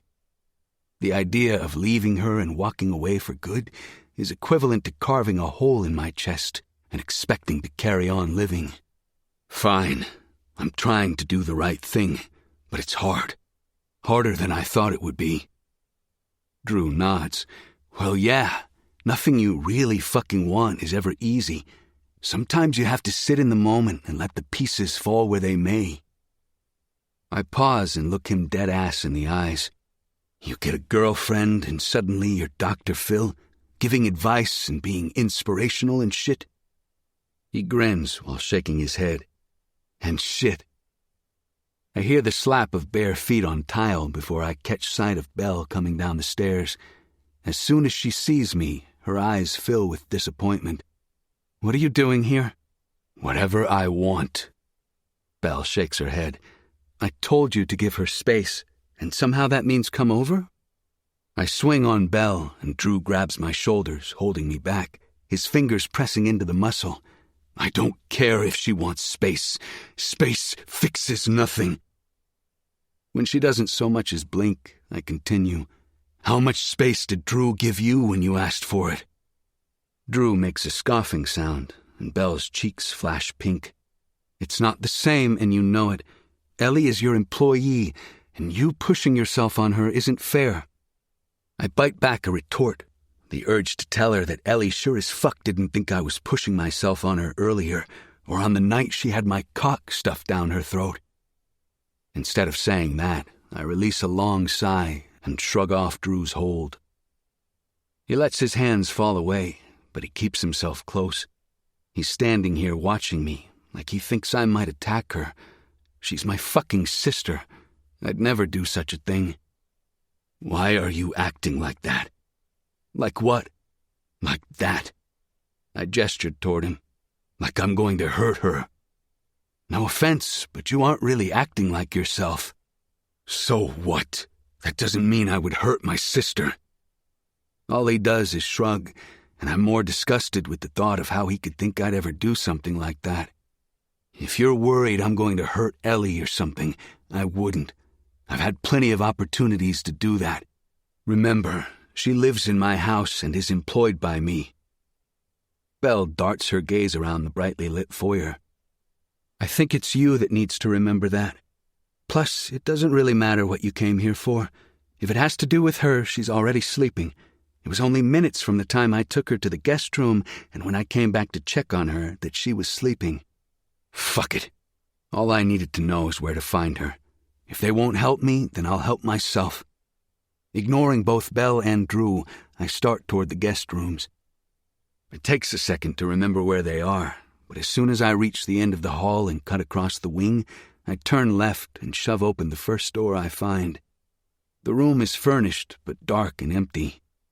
Belle races down the hall behind me. Sebastian, stop! Leave her alone. She's sleeping. I turn to face her, my heart racing, my stomach churning. I scrub a hand down my face. It's been hard enough continuing to distance myself, ignoring the desire, the want and need, but this is pure torture. Please, Belle, I just need to see her. All I want to do is make sure she's safe. She narrows her eyes, the bow of her lip dipping down as she considers what I've said. Fine, but you have to promise me you won't wake her up. I nod. I just need to make sure she's safe. Then I'll go. Her face tells me she doesn't think it's a good idea, but she waves to the other side of the hall toward a door diagonal from the one we're standing in front of. Relief courses through me, to the point that I hadn't realized how much I needed this moment. I immediately cross the hall and carefully turn the knob. The room is dark, except for a slice of moonlight that's peeking in through the curtains. I hold my breath for a moment. Belle decides then to poke me hard in the ribs, then points at my face, eyes wide. Don't wake her up, she mouths. I nod, then slip through the partially open door and shut it soundlessly behind me. I don't understand the pull she has over me, but the way my lungs open, filling with air like it's the first time I've finally been able to breathe, tells me my body already knows. Slowly, I creep across the room toward the bed, and when I reach the edge of it, I stand there, looming above her. I can't bear to take my eyes off her. She's tucked into the covers, her long, dark hair fanned out across the pillow. She's on her side, her hands tucked under her head, looking so small and vulnerable. This unbearable urge to claim her, to take her and ruin her for anyone else, claws at my insides, begging to be released. Needing something to keep me grounded, I squeeze the wood frame of the four-poster bed, digging my nails into it. Then I force myself to breathe slowly, in and out, until I no longer hear the thundering beat of my own heart in my ears. Once I have control of myself again, I skirt the end of the bed and lower myself into the chair near the nightstand. Seeing her right now has sealed it for me. I can't let her go. I fucking can't. Her delicate features are soft, no longer holding the usual hardness that she wears daily, except for a small furrow that is formed between her brow. Even though I know I shouldn't, I gently reach forward and brush a few lingering strands of hair off her cheek. I hold my breath, waiting for her to wake up, but she doesn't stir. The need to be closer to her forces me onto my knees, and I find myself kneeling beside the bed, staring at her sleeping face. So small, so vulnerable, so very fucking breakable. She needs to be protected from everyone, but especially me. I grit my teeth and clench my hands together as my darker nature once again tries to assert itself. Take her. Own her. Make her yours. A feral growl threatens to rip out of me as I battle against myself. I promised Belle I wouldn't wake her, and I don't break my promises, not to her. So even though it kills me, I don't do anything but sit there and stare at her, watching her sleep. After a few minutes, my gaze travels down the length of her body and catches on her rising and falling chest. It lingers there for a long while, and then out of nowhere, it hits me. As badly as I want her to be mine, to keep her, I can't stand by and watch her be with another man. I have to let her go. Let her get on with her life, or whatever life she's going to have. It's the right thing to do, even if the thought of it makes me want to claw my eyes out. Then again, the thought of seeing her round and swollen and pregnant with a child sends a pang through my chest. The feeling is so foreign, I reach up and rub at the spot. What the actual fuck? It's weird, but the idea of her being big and heavy with a child makes me feel like I've lost something, like her being with someone else has stolen that possible future from me, and the realization of that makes it hurt more. So much so that I can't even look at her. I think I'm going to be sick. I stand and cross the room, forcing my feet to move. As soon as I'm out of the room, I close the door quietly behind me. Belle is standing across the hall, her back to the wall, looking like she's been waiting for me the entire time. Sebastian, will you tell me what's going on? I shake my head, squeezing the test in my pocket again. Nothing is going on. Elise made a choice, and even if it pains me to all hell, I'm going to respect it. She follows on my heels as I start down the hall. What does that mean? It means nothing, Belle. It means nothing. I whisper the last part, feeling as if for the first time in my life, the one thing I want most is out of reach. I spent so long pushing her away, refusing to accept what was right in front of me, that inevitably she ended up in the arms of another man. The only person to blame for the heartache I'm feeling is myself. I head straight for the door, needing to get out of this place. Elise is safe here. She doesn't need me. Drew steps out of the shadows just as I reach the door, his face twisted into a concerned look, his gaze bouncing between Belle and myself. I bite the inside of my cheek, tasting the coppery tang of blood on my tongue. Drew's my best friend, one of many people I could tell, but I know telling him wouldn't change anything. It wouldn't make Elise mine. So I say nothing. When I step out into the night, my head is reeling. How do you make yourself forget losing something that was never really yours to begin with? Chapter 29. Elise. It feels strange to make a bed just for the sake of making a bed. When you spend months cleaning up after others as a maid, it's hard to do nothing. Usually after I make the bed, I clean the bathroom, dust, and do the floors. I'm almost more anxious doing nothing because I feel like I'm going to be scolded for sitting here. Which is whatever, since I know the real reason my anxiety is up has nothing to do with cleaning at all. Every second of this morning has been like walking on eggshells, waiting for Sebastian to come bursting through the door, throw me over his shoulder, and drag me back to his mansion. I'm like a bug caught in a spider's web, waiting for it to come out and eat me. I perch on the edge of the freshly made bed and stare out the window across the room. It's a lovely room, and I'd gladly stay here if I had no other option, but there's a certain security I feel with Sebastian, and I need to figure out what I'm going to do about everything.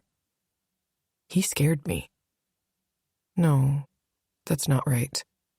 He's scary, sure, but some part of me knows, even with the brutality, the knives, and his sharp words, that he'd never hurt me. Not like others have. I wasn't necessarily scared of him, but more of him finding out I stole the test from Tanya and having to admit it. What if that's the tipping point in all of this? What if he kicks me out of his house? What if I have nowhere else to go? No one to protect me from Yanov?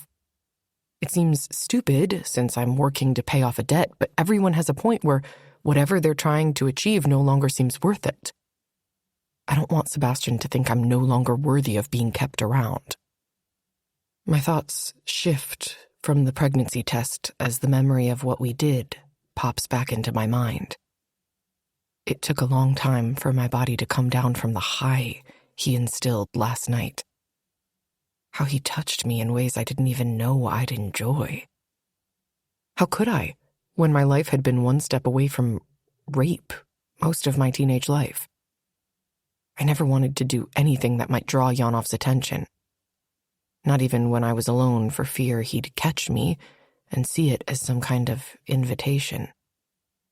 As a result, I barely know anything about sex and what I might enjoy in that area, but it's something I still want to explore. The connection I have with Sebastian is one I've never had with anyone else, and especially not a man. Even while I'm afraid of it, I'm more afraid of losing it. So I need to pull myself together and tell him the truth. I'm about to gather the toothbrush Belle gave me and the clothes she thrust into my arms and told me to keep and head home, when a knock against the heavy wood door jolts me out of my thoughts, sending my heartbeat pounding through my body on a wave of adrenaline. "Come in," I call, having to clear my throat at the end to hide the squeak. What the hell do I say if Sebastian walks in? I know I said I needed to get my shit together, but I thought I'd have more than 10 minutes to do it. I don't get to think about it for long since, to my relief, Drew walks in. I notice almost immediately that he's dressed very differently compared to his normal attire, wearing a black hoodie, jeans, and high-top sneakers. Dang, he's pretty. But there is an untamed quality to him that terrifies me and seems so at odds with Belle's pure sunshine personality. I stand and face him, smoothing the short gray dress over the black tights Belle gave me. Thank you again for letting me stay here. I was just about to grab my things and head back to Sebastian's. I can't even put into words how much it helped me to have some time to think things through. He studies me, his dark eyes clawing into the depths of my soul. Drew has a habit of looking at people in a way that makes them want to spill all their secrets. Stalking forward, he comes to stand beside me, his frame resting casually against the banister of the bed. "There's no need to thank me. If you need a bed to sleep in, we have one. Actually, we have a lot more than one, but you get the point." I smile. Of course. Well, I'm thankful, nonetheless. He shrugs. "If it would help, you can move in." I know without a doubt that he's not offering because he wants to. This is not his idea. I shake my head, sending my loose hair around my waist. No, but thank you, really. I hate inconveniencing people. I need to figure this thing out with Sebastian, and I can't do that while living here. I also don't think he would be very happy if I did that.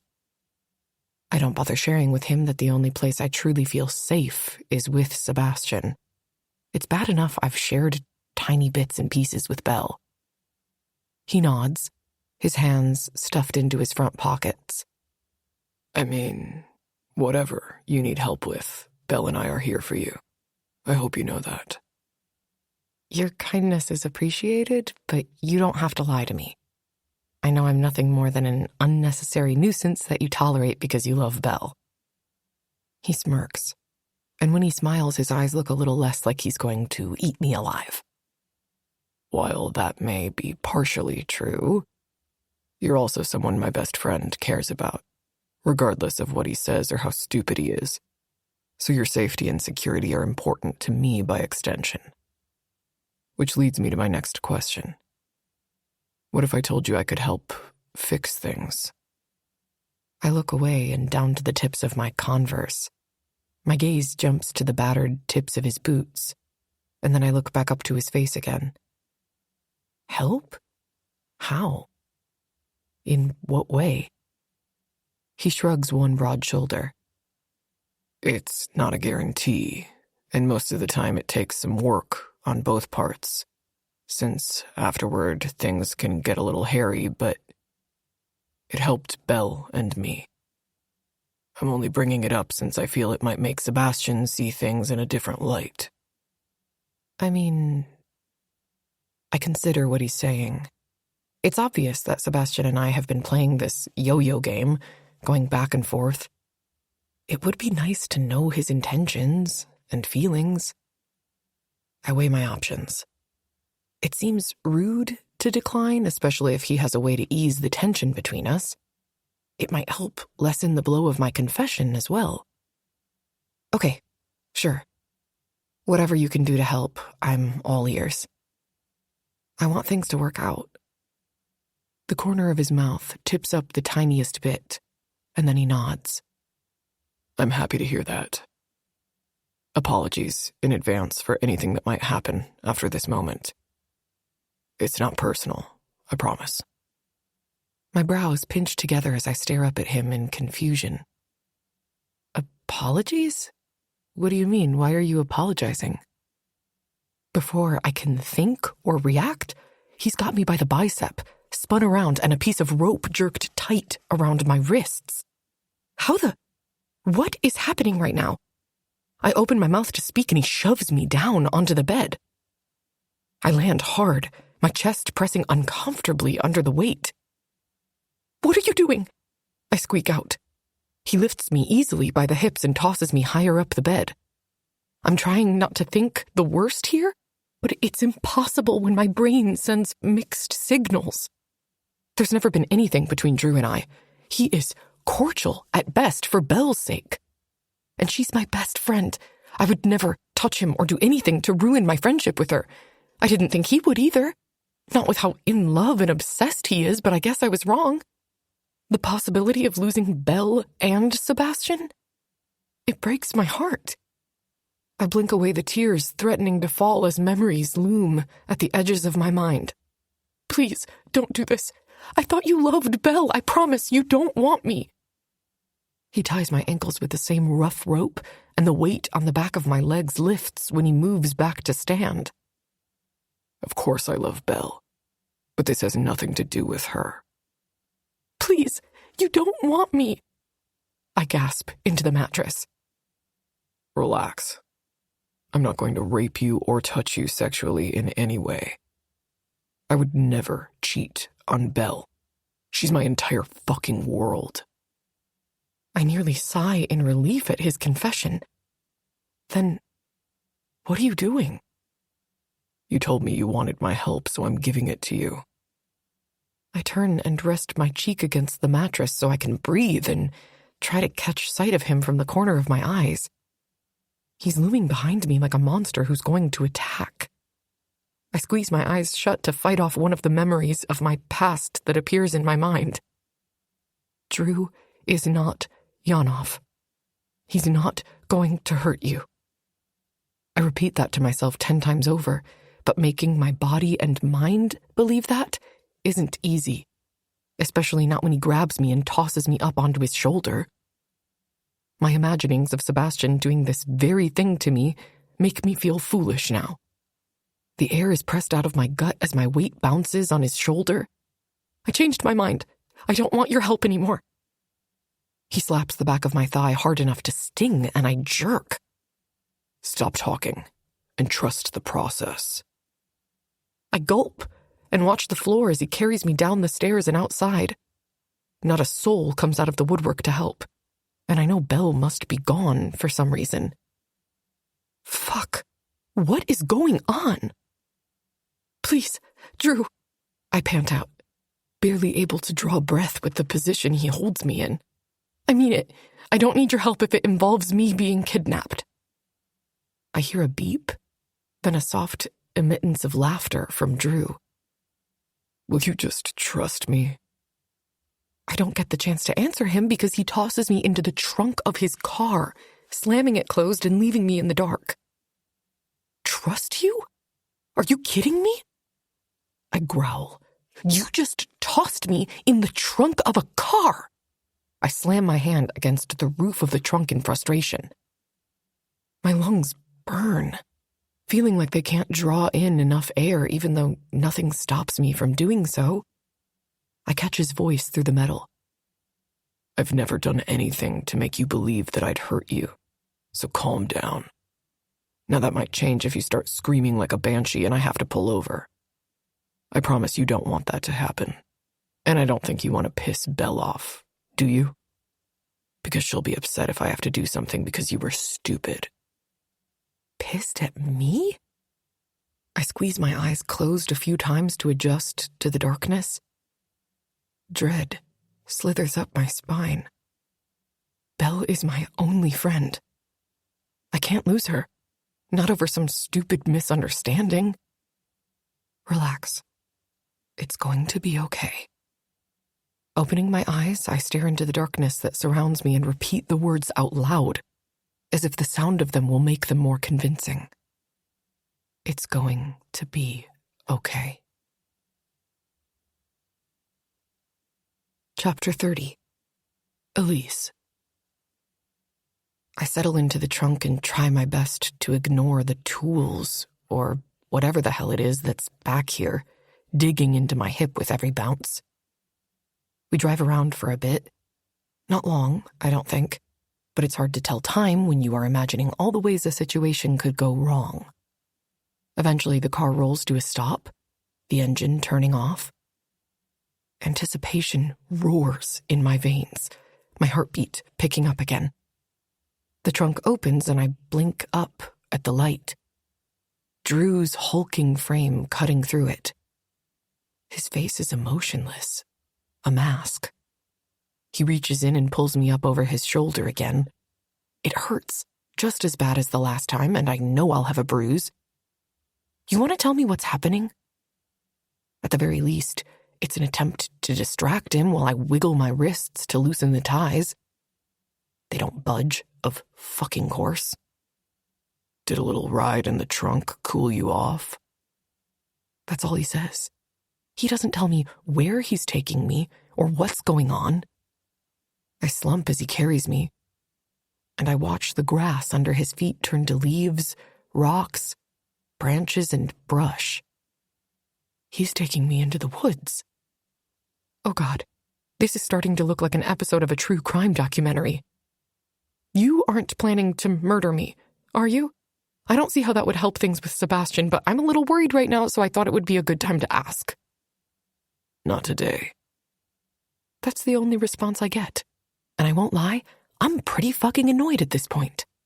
While fear still lingers at the back of my mind, I have to wonder what the hell he plans to do with me out in the woods if he isn't going to hurt me or assault me.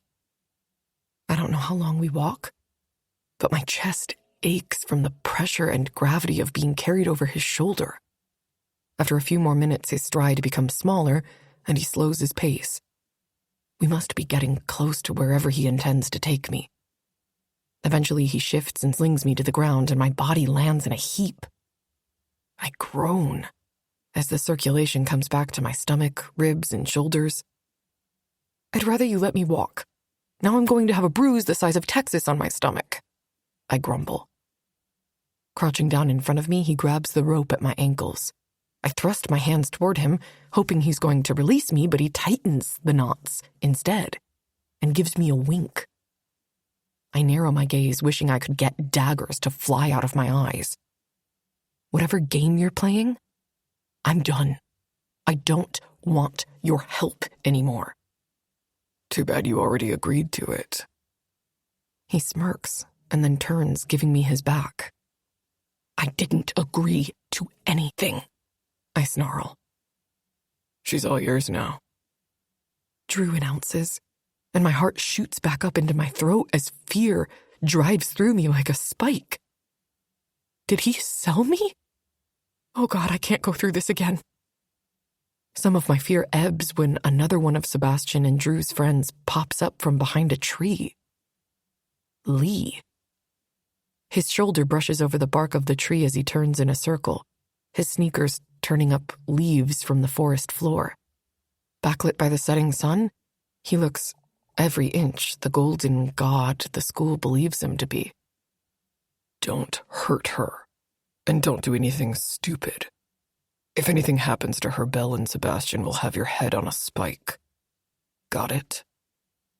Lee salutes him with a knowing grin. Got it, Dad. You act like I'm a monster. Wait, please don't leave me here. Monster? No. Manic and completely unhinged at times? Yes. While I don't know Drew that well, I've had enough interaction with him to know better. Lee, on the other hand, I know nothing about him. I've only ever seen him in passing and at functions where we both happened to be in attendance. A whimper escapes me. Drew shakes his head and turns to start walking away. Don't be a baby. You'll be fine. I watch his back until he disappears into the darkness. Fuck. Then I shift my focus back to Lee. Rumor has it he is a party boy with a reputation for danger, but he seems the most normal of the group, as far as I've been able to tell. Okay, so I realize I'm trying to rationalize the situation so I don't have a panic attack, but it's not really working. My heart hammers against my ribs, and while I've learned to hide my fear over the years, it's difficult when I'm in the middle of nowhere with a man I don't know that well. Lee, can you untie me, please? It's almost dark and I'm cold and tired. Unfortunately, I can't do that. The leaves crunch beneath his feet as he walks over to me, pulling out some black object from his pocket. Releasing you would ruin the surprise. So while I know you're uncomfortable, you're going to be okay. How can he possibly know that? Says the one who wasn't kidnapped under the false pretense of being helped. I shiver. Just let me go. Not an option. He gives me a boyish smirk, and then my world goes dark as he ties something around my face. I feel pressure at the back of my head like he's placing a blindfold on me, but then he puts something else on top of my head, similar to a headband. Lee, please, I'm begging you, just let me go. A humming sound emits from deep in his throat. Oh, Elise, don't beg me. I might not be able to resist. Actually, no, I take it back. Beg me to let you go, and maybe I will. I'm a sucker for a girl who begs. I'll almost always give her what she wants. My throat constricts. There has been a lot of begging in my life. Begging for my father to stop hitting me, for Yanov to stop touching me, for some god or whoever to help me. It didn't once do me any good. So what's the point now? Exactly. There is none. I won't beg anyone ever again. Pressing my lips into a firm line, I glare at him, knowing he can't see my expression. Ah, there's your backbone. I knew you had one. He taunts. Don't worry. Sebastian will take care of that soon enough. And maybe when it's over, you'll be made of steel this time instead of straw. What the hell is he talking about? Stop talking in riddles, I snap. If you won't let me go, can you at least tell me what is going on? He lifts me by the elbows, and the movement is so fast I stumble into his chest, catching a whiff of alcohol on his breath. That only intensifies the worrying in my gut. I've dealt with alcoholics my entire life. Anytime my father had a drink, it never ended well for me. I don't want to ruin the surprise, silly. He jokes. We should make sure you're properly dressed, though, right? A bunny can't run unless she's all dressed up. I'm still processing his words when I feel the fabric of the dress part down the middle. Cold air hits my skin and I recoil, trying to pull away. Stop! What are you doing? Why are you cutting my clothes? I'm not going to hurt you, Elise. And I promise I won't look. Scout's honor. His tone is matter-of-fact, like he's picking out clothes for a party. He spins me around and then cuts the fabric at my wrists. I'm wearing basic department store white underwear, and I'm almost embarrassed to have him see me in them. Even more so when I'm bound and blindfolded. His fingers toy with the strap of my bra. An upgrade, I think.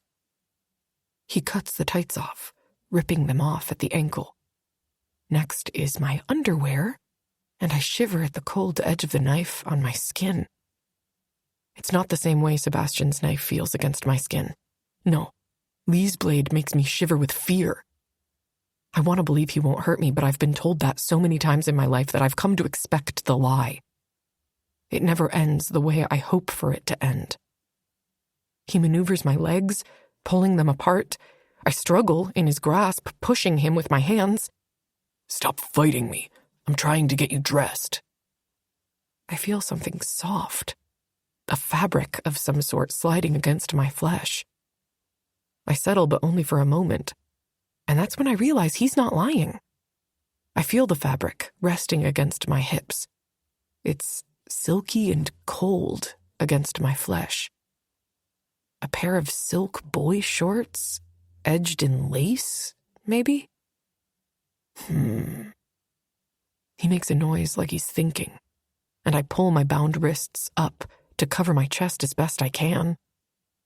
Humiliated isn't even the word I would use to describe this moment.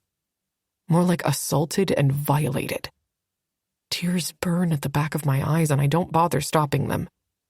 He can't see them anyway, so there's no shame in letting them fall. I feel the same silky material pull around my hips. Not boy shorts, a bodysuit, maybe? Its lace tickles my ribs, and he settles a clasp around the back of my neck. I'm covered now, at least, and I admonish myself in my head for feeling grateful for that. A loud cracking sound rings through the woods, and I freeze, my heart in my throat. What was that? What's going on? I start to think the worst. Is someone after us? Are they going to kill me? Was that a gunshot I heard? Lee curses under his breath. Well, at least you're dressed. Drew wanted me to tell you the rules, but we don't have time for that since I need to get going. Get going? I start to panic. What do you mean? My breaths become frantic. Don't leave me out here alone. Don't worry, the fun is about to start. And just a little heads up, you should probably run, little one. The fox is a sly predator known for getting what he wants. And if he catches you, he gets to keep you. What? What does that mean? I'm so confused right now. I hear something hit the ground by my feet, and then nothing but the sound of the woods around me. I pause, my heavy breathing making it difficult to hear anything else. Lee? He left me. No, please, no. Lee! I scream for him, but I already know he's gone. I move my hands up and jerk the blindfold down to my neck. Twilight blinks through the towering trees. Everywhere I look is wilderness. I'm surrounded, swallowed up whole by it. I need to find a way out, but as I look around, there's nothing to signify which direction I should move in. I take a calming breath and look down the length of my body. What the hell did he dress me in? It's some kind of bodysuit. It's the color gray, and I dare say pretty, if I was into strange men dressing me and leaving me stranded in the woods. Okay, think, Elise. The wind howls through the trees, carrying it with a chilly breeze. I shiver, my heartbeat hammering against my ribs. What if I get lost out here? What if someone finds me and hurts me? What if Yanov gets me? The more I think about the possibilities of what could go wrong, the more I struggle to stay present. My gaze catches on a knife that sticks in the dirt by my feet. Okay, at least I have a weapon, something to protect myself with. It's okay. You can do it. Save yourself this time.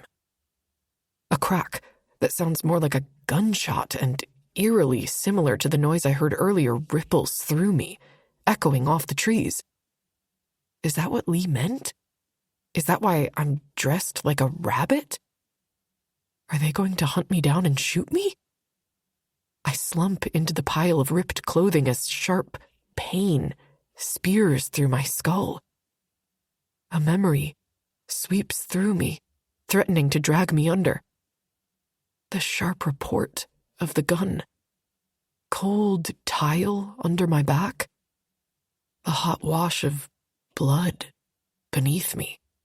Gripping my temples with both hands, I rock back and forth in the leaves. And I remember. I was all alone. Cold and left for dead.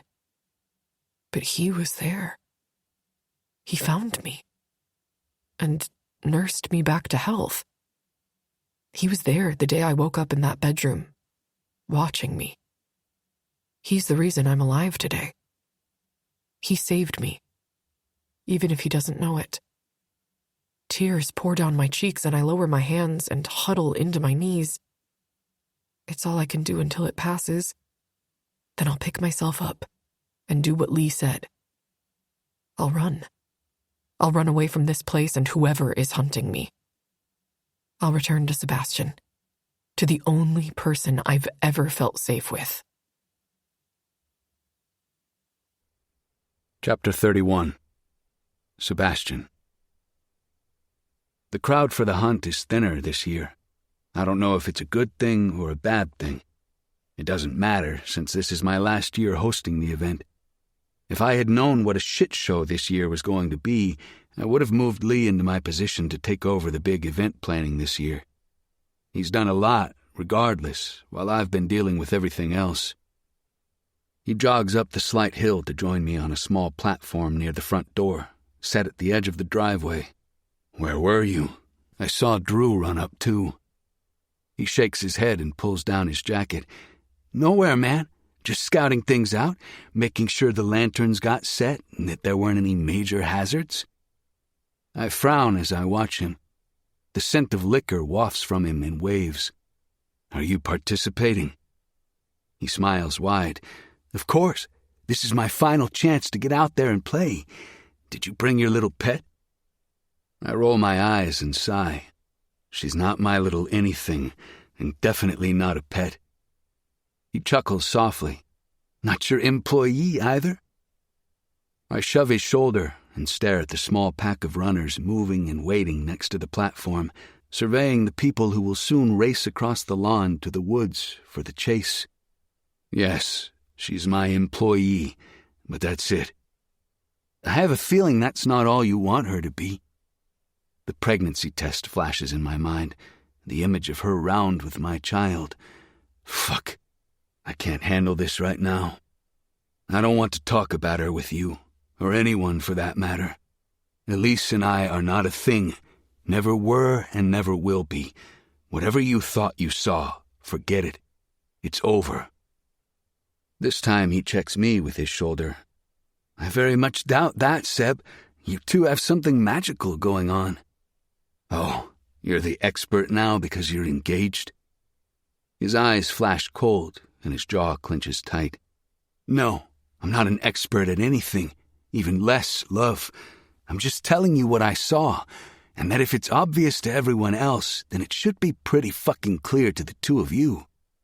Like I said, it doesn't matter. I snap and step up to the podium. My suit jacket is tight around my shoulders, and I shrug to try to shake off Lee's words. The crowd sees me and goes quiet. I nod at them all and wave to the woods on my right. Ladies and gentlemen, may I have your attention, please? The Mill House welcomes you to this year's event. The Hunt is an annual fundraiser we put on every year. It's a race for the depraved, filthy rich, and elite. You only win when you reach the cabin, and you must be the first runner there. Make it there, and the money is yours. If you're caught, well, the person who catches you gets to do whatever they want to you, outside of causing bodily harm.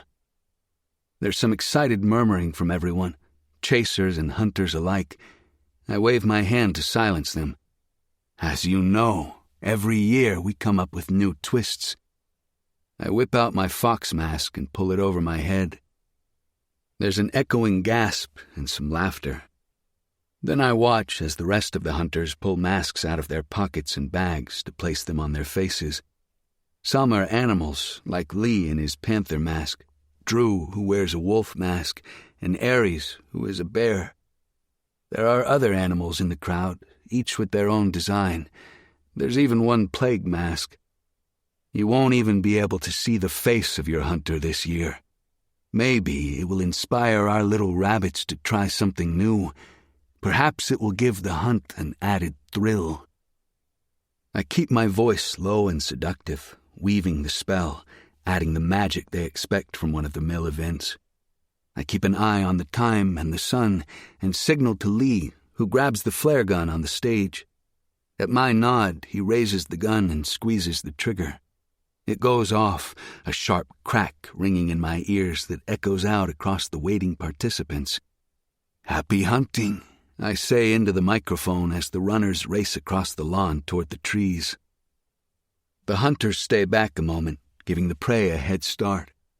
It's usually more fun that way. It allows the runners to hide, but also plants the seed of winning in their minds. They believe they can succeed if they get a head start and think they're ahead. It's a psychological mind fuck at best, but it does what it's supposed to. Lee hops off the platform and tugs his hoodie off over his head. "You should take the left quadrant if you're going to be on patrol. It seems only right, since you seem dead set that you aren't participating this year."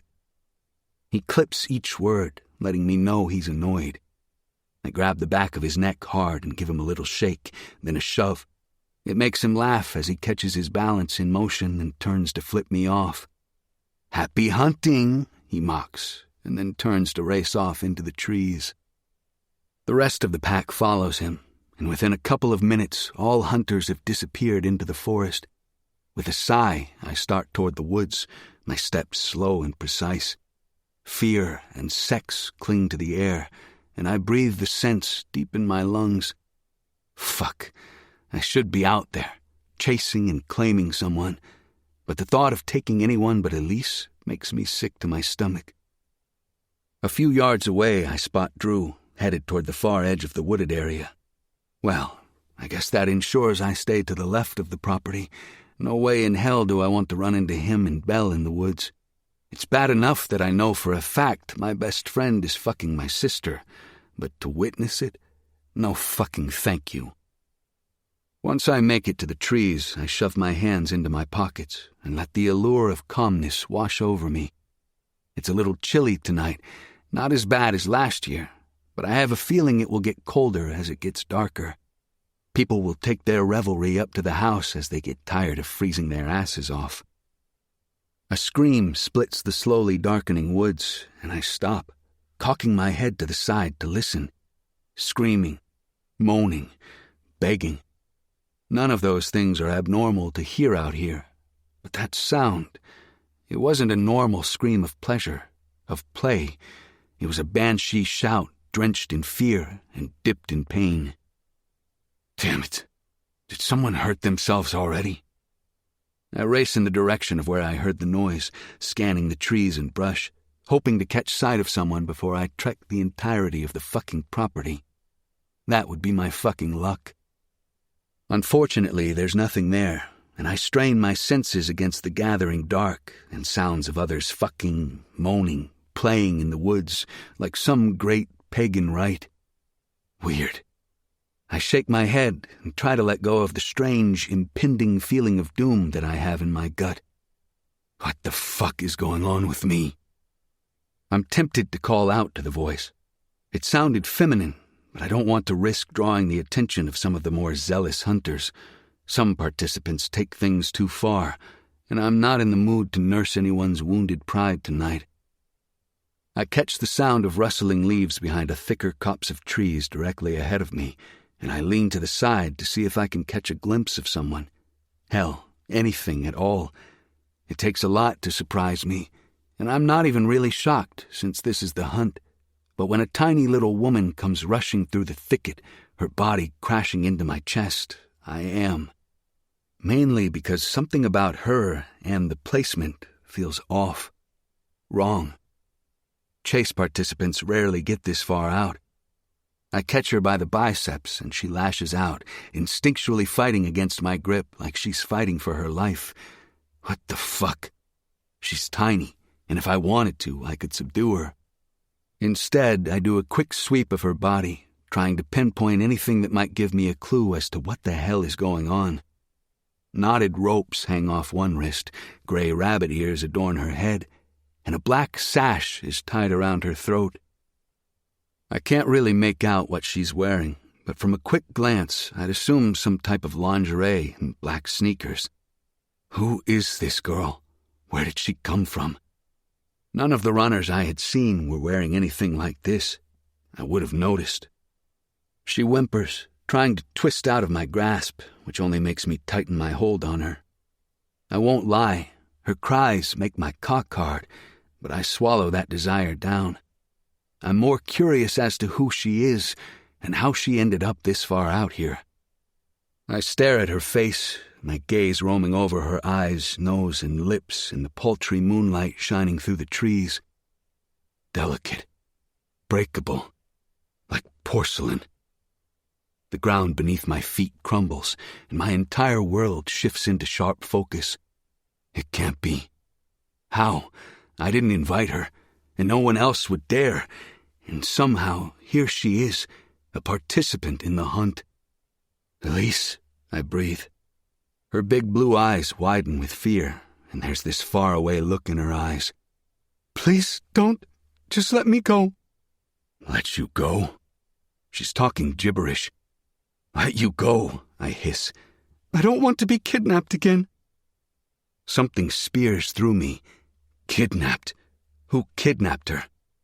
I scan the trees over her head, half expecting another person to pop out. Yanov, mainly, but could be any unfortunate soul at this point. But there's no one else there. There's no one there, I murmur, and then ask, who kidnapped you? She shoves at my chest again, tears trailing down her cheeks. I don't want to let her go, but it's obvious touching her is making things worse. Let me go. Please let me go. With a sigh, I soften my grasp, and she tugs her arms free, like a thread through the eye of a needle. Studying her, I notice more rope, this time hanging off her right ankle. It looks cut. I survey the area for any other clues, and my gaze catches on something shiny. That's when I see the blade of a small knife she's wielding in her hand. My gaze shifts almost involuntarily to the gray bodysuit she's wearing. Spaghetti straps and silk hug her body.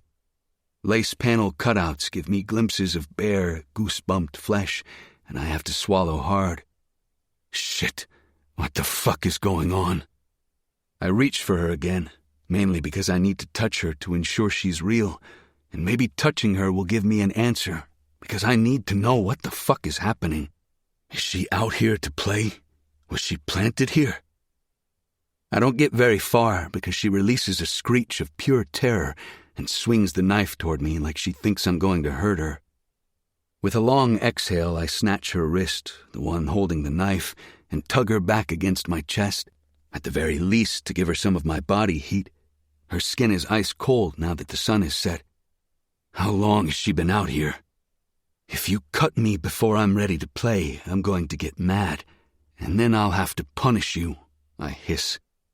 She jerks against me and freezes, her wrist still caught in my grasp. Is she finally giving up? Then, like her fight or flight has been activated, she moves with precision, twisting her wrist hard, forcing me to lose my grip.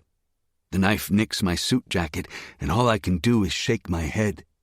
Fucking hell, I thought she was done destroying my clothing. I don't have enough time to grab her again, and like the bunny she's dressed as, she scampers off into the woods. Adrenaline races in my veins, awakening needs and desires I'd spent the last couple of days burying. My instincts begged me to give in, to chase her down and claim her. But if I do that, it's over.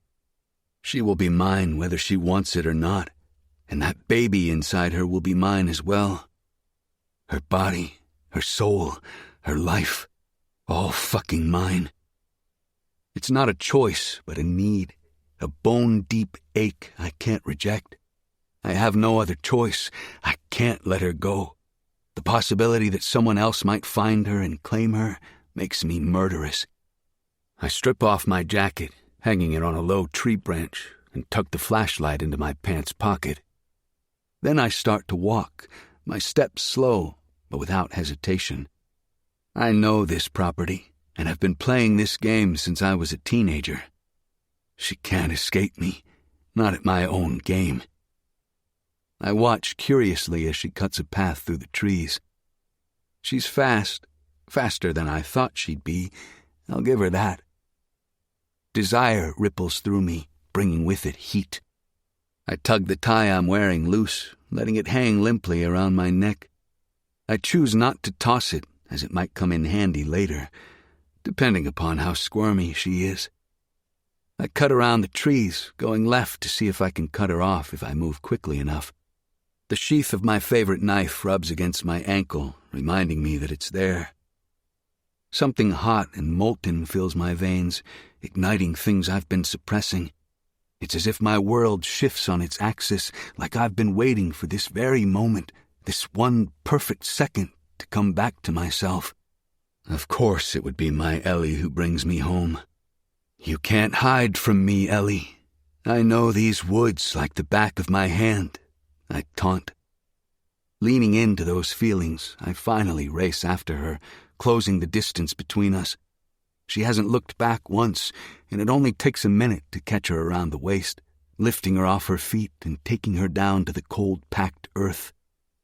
There's a soft bed of leaves beneath us, but I know she'll be aching from the hit tomorrow. Being that she's pregnant, I can't risk hurting her out here, or at all. So while I want to unleash myself on her, I remind myself that I must maintain control and be gentle. Something I have no experience being. Look what I caught, a little rabbit. She, on the other hand, doesn't think she has to be gentle and swipes at me with the knife. I roughly lever my weight off her, pressing my hips into hers and anchoring her arms to the forest floor. She's got teeth, but so do I. The words come out in a low groan as I lean in and run the rubber mouth of the fox mask down her neck. She whimpers, trembles under me, the feeling entering my own body. I stare down at her face, taking note of her pinched features, the way her eyes are squeezed shut, like she's trying to crawl inside herself. Wait. The realization of it all slams into me like a brick wall. This isn't a game to her. She's truly fucking terrified. I slowly raise the mask up to rest on top of my head and lower my face near hers. Ellie, look at me. She shakes her head hard, and I spot the streak of tears as they slide down the apples of her cheeks. There's a smudge of dirt on her pretty pointed chin. Ellie, I whisper, you're safe, always safe. I'm not going to hurt you. Open your eyes and see. I've taken off the mask. Her body shudders against me once more, and it's not in pleasure. Fucking hell. How did I not see how far down the rabbit hole she'd gone? Trapped in a memory triggered by the chase. Ellie, Ellie, Ellie. I continue saying her name, hoping to bring her back. It takes a minute and more patience than I ever thought I'd be capable of possessing, but slowly the panic recedes, and she cracks one eye open to look up at me. The only way to describe the look in her eyes is relief. Complete relief. Sebastian? Her voice cracks, ending on a sob. Yes. I nod, searching her eyes for sanity. It's me. You're okay. She blinks her eyes open, her gaze darting around the quiet forest before coming back to my face. You did this? You had them kidnap me? I don't miss the way her voice rises, ringing with panic. No, I didn't have them kidnap you. I didn't know you were out here. All I can do is shake my head. Fucking Christ. I should have known something like this would happen. Why would I ever think she signed up or willingly joined the event? It was probably fucking Lee. She nods once, then again. Yes, he dressed me in this, whatever it is. And Drew, he brought me out here. Her lips tremble as she speaks, but at least she is here, her mind present with me. I'm a little surprised that Drew was involved, being that Elise and Belle are friends, but that doesn't matter. I'll deal with them assholes later. Right now, my concern is Elise. Listen, it's going to be okay. They were just trying to fuck with me. Wait, why? What's happening? Why did they bring me out into the woods and dump me here? She questions, her voice small and whispered thin. And how did you know I would be here? Are you going to hurt me? I had hoped this event would come and go without a hitch, but I guess Lee and Drew had other fucking plans. No one is going to hurt you. Lee stuck you in the middle of the annual event for the mill, the hunt. Her eyes go wide. The hunt? Like the sex game thing? I feel my neck flash hot at her accusation. Yes, it's a primal hunt. A lot of people beg for an invitation to this event. I say almost indignantly. But you didn't sign up for it. You aren't here because you want to be, so it's okay. I can take you back to the house. I push up to ease some of my weight off her, but when her tiny hands curl into the fabric of my shirt, I pause. Wait. Her blue eyes shine like luminous pools of water. I notice she's breathing deeper now, her features relaxed, and it allows me to calm as well. But in the wake of that calmness, I realize how close our bodies are and how badly I still want her. We never finished our conversation from last night, but discussing that now feels wrong. I know we need to talk about it, but all I want is to be inside her, to claim her and keep her. My cock grows thick at the thought, and I realize the moment she feels it pressing against her pussy. A soft breath escapes her lips, similar to that of a gasp, but more sexual. Her pretty blue eyes widen with shock that bleeds into curiosity as we stare at each other. The air between our bodies grows heavy, electrically charged. I find myself panting, a desperate need threatening to tear me apart at the seams. The fate of us lies in her hands, and only hers. If she wants me to take her back to the mansion, I will. But if she gets up and runs from me, there will be no going back. I will chase her, and when I catch her, I will fuck her into submission until the only thing she sees and feels is me. Chapter 32. Elise. Shockwaves ripple across my skin, and I find it hard to admit, even to myself, how turned on I am right now. As afraid as I was a short time ago, that fear is nothing but a fleeting memory now. Especially with Sebastian's cock pressed against my pussy. If I lift my hips even an inch, I'll have him right where I need him. No, I can't. This is wrong. I shouldn't be here. I look away, and the heat, the tension, it snaps. Shivers rack my body as adrenaline continues to course through me. My brain picks at the things Sebastian told me. How this is a game. The hunt, he called it. I can't seem to wrap my brain around why Lee and Drew thought putting me in the middle of it was a good idea. Even worse, now I'm wondering if Sebastian was going to play this game with another woman. That seems to cut through the haze more than anything else. Him taking another woman down to the bare leaves and fucking her like an animal? Oh, fuck no. I shove at his chest, and his mouth goes slack under the shadow of the mask. Concern is etched deep into his features. Move. I want to get up. He nods and slowly pulls away. Why would your friends bring me out here? They said they were trying to help us. that this would help us. I don't understand how any of this is helping us. I feel like I'm losing my mind, and maybe I am. What was the intention behind all of this? He scrubs his hand up his face, almost toppling the mask off the top of his head. Fuck. I'm going to kill both of them. I scramble to my feet and stare down at him, but as soon as my eyes lock on his, I realize he's not looking at my face. His dark gaze is trained on my body, and the flames of desire blaze a path of territorial need, from my thighs up to my tits. I rip at the blindfold that's still hanging around my neck, and then tug at the fabric, but the knot is too tight. Annoyed, I give up and turn my attention back to him. Why are you people like this? Like what? Psychopaths who kidnap people and bring them into the woods to be attacked by other people. I'm sure there is a reasonable explanation for why they did this, and I will figure it out as soon as I get you back to the mansion. If that's where you want to go. His tone has an undercurrent, and it's like he's asking me something without asking me. I'm not sure if I'm reading too deeply into it or not. Is he asking me if I want to play? If I want to be hunted by him? I can feel him watching me, his gaze penetrating deep into the darkest parts of my soul, shedding light on spots that have never seen or felt the warmth of the sun. I trust him. I know this. I trust him more than I've trusted even those that were supposed to protect me and raise me. Sebastian would never hurt me.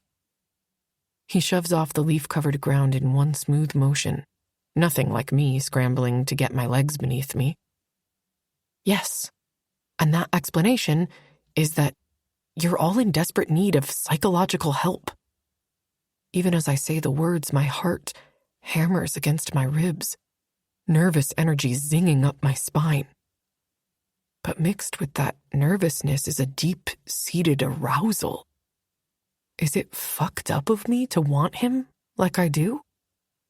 To be taken in such a way that mimics the exact scenarios I found myself in with Yanov? Oh, we all need psychological help, little prey. Even you, since I know what you're thinking right now even without asking. His voice is low, dipped in danger. Shit. I take one hesitant step backward and he cocks his head to the side. I can almost hear his unasked question in my mind. Have you made your decision yet? Think it through. Because if you run, I will chase you. And when I catch you, and we both know I will, there will not be a single thing to stop me from claiming you. Do you understand, Ellie? What if I want you to stop? I whisper. He grins, and it both terrifies me and excites me. I doubt you'll want me to stop. But if you do, then say the word red. I nod and swallow down the fear and hesitation. I've made my decision. We both know it. Are you sure about this? I need to make certain that you understand the consequences. Are you ready to be chased, captured, and fucked? His words are still slow and enunciated, like he wants to make sure I understand. I can't explain it. Why? Why is this urge rushing through me? I want it. I want him to hunt me down and fuck me in the woods until there is nothing left of Ellie. Until I'm his little prey and nothing else. I want to break free of the hold Yanov has on me. I want to learn to love myself, to trust. And I can't do that if I continue to hide behind the person I used to be. It's now or never. I trust you, Sebastian. I tell him because I need him to know I'm giving up my power and control. You really shouldn't say things like that. He takes a predatory step toward me, and I can see the hunter lurking beneath the surface, wanting to come out and play. Why? My voice wobbles. Because men like me take your trust, break it, and then shove it back at you. We eat fragile girls like you for breakfast and spit out the bones. Is that what you want me to do to you? I don't think you're the monster you want me to believe you are. And even if you are, I could never see you like that. Maybe it's time I let you see the real me. Let you feel what it's like to be broken in two. That's the problem, Sebastian. I'm already broken. And so are you. But maybe there's still hope for us. Maybe we can break free of the chains trapping us in who we used to be. Maybe we can be whole. With one last devastated look, I turn my back on the old me, and I run. Not like I did before, like I was trying to escape, but like I'm running toward something. Racing away from the death of the woman I used to be. That's what he can give me. The ability to take it all away and make me into someone else. Someone who deserves to be touched and looked at the way he touches and looks at me. I race through the dark, only tiny lanterns casting light here and there as I go. Adrenaline drives me higher and higher. I hear his footfalls crash behind me a second later. He's fast, even in his suit. It makes me smile before I feel the ghost of his hand near my back. Shit. I burst forward, quickening my pace, trying to stay ahead of him, jumping logs and shoving branches into his line of path. Air burns in my lungs, the organs aching, but it feels good at the same time. I barely notice the chill on my skin as my body warms from the inside out, from the exercise and the memory of his hands on my body. It started as fear, but now it's different. I quicken my pace but startle when something to my left catches my attention. A man has a woman pinned to the ground while he fucks her from behind. Almost like he hates her. She mewls, panting and pushing back against him. It's erotic and puts the porn I've watched to shame. Distracted by the sex taking place mere feet away, I'm not surprised when his hand closes in around the back of my neck. His grip is hard, and I scramble to get away, but he's got a good hold on me. Without releasing me, he turns me in his arms to face him, and I'm greeted by the eerie mask of a fox. The usual panic returns, but I stare into his eyes through the holes, reminding myself that this is Sebastian, that I'm safe, and all I have to do is say the word and he'll stop. Little prey, he says, his voice low and dark. You have no idea what you've just done. Running from me, making me chase you. He drags me through a copse of trees but doesn't release me, no matter how much I struggle and swat his hands away. When we are alone again, with only the sounds of the forest for company, he shoves me forward and I stumble to the ground on my knees. I wince as I fall, but the burn only adds to the rest of it. It's one more sensation to drown out the terror, the fear, the self-loathing. As he circles me like a predator, I move to get back on my feet and his hold changes. He digs his fingers into my hair, pulling my head back with my neck outstretched. What am I going to do with you, Ellie? You deserve a punishment for teasing me, not a reward. But I want you so fucking bad I'm tempted to do just that. To reward you for being a good rabbit and running from the predator. He tugs me by the hair, and my scalp burns, but it doesn't hurt enough for me to say red. It joins the other little stings and cuts to add to the experience. I almost feel like I'm in a haze, standing outside my own body, watching as I give myself to him. In my mind, we are the only two people in the entire world here right now. The hunter and his prey. He pulls his knife from his ankle, shaking his leg so his pants fall back over the sheath. I catch sight of the sharp blade in the little bit of moonlight that cuts through the trees. The blade dances in front of my eyes and I watch, mesmerized by the flick of it. Then he slides the tip down my right arm. He doesn't cut me with it, just caresses until it reaches the scrap of rope at my wrist. He jerks the blade hard so it digs into my skin and the rope snaps beneath the pressure. I'm free. I resist the urge to rub at the small burn marks that reside there now. He does the same to the one on my ankle, then gives me another circle. Should I call you little rabbit? He jerks his chin up to the bunny ears I'm still wearing. I shake my head and tug them off to throw them on the ground. Ah, there's my little prey. His seductive tone reaches inside me and strokes me from the inside out. I've caught you. And what did I say I'd do if I caught you? Crowding me with his body, giving me no escape, he reaches between my thighs and cups my sex. A shocked gasp slips out of me, and my core tightens in approval as his fingers press against the silk between my thighs. Little prey, you're really trying my patience. With the knife in his other hand, he uses the tip to trace a path over my collarbones, then down between my breasts, and lower, to bump over my belly button until the blade replaces his hand, the point of the blade resting toward my opening, with the flat of the blade angled up against my clit. My lungs burn, and while my brain continues to remind me that I'm in danger and that this could end in a terrible way, I lean into that trust. You said you'd fuck me. Mark me. My voice sounds different. Sensual. Labored. I want him. I need him. Good girl. He praises. Are you going to hurt me? I ask, my voice hesitant. Do I want to know? Worst of all, will I let him? Do you want me to hurt you?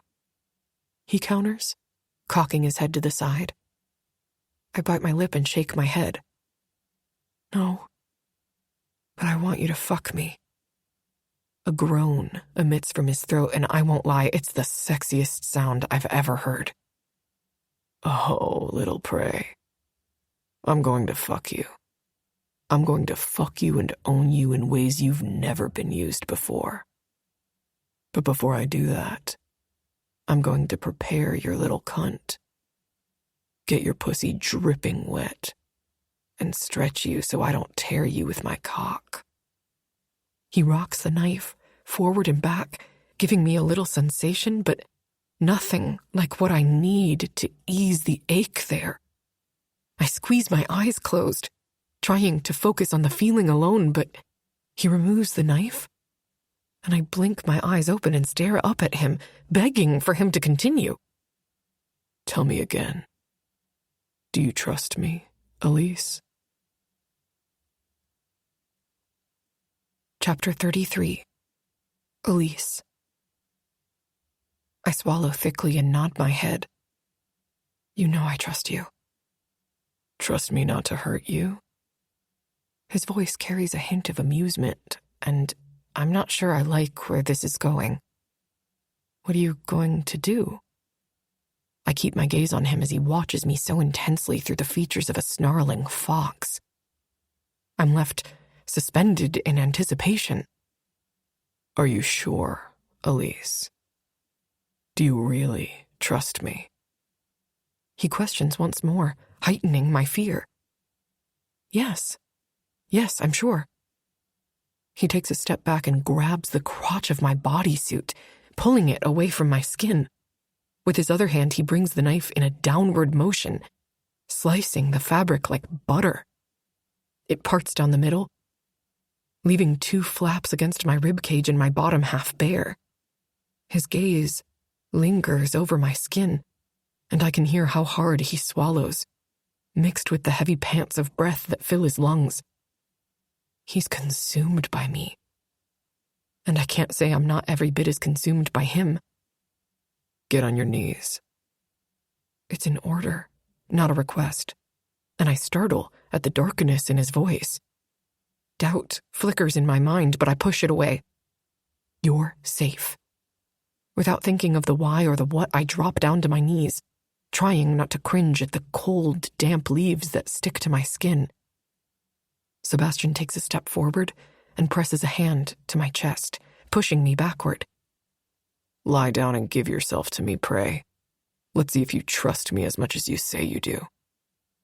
I let him guide me to my back and watch curiously as he drops to his knees, the night sky above blanketing us with its stars. I notice the way his hands are clenched tight, braced on his thighs. He looks downright frightening.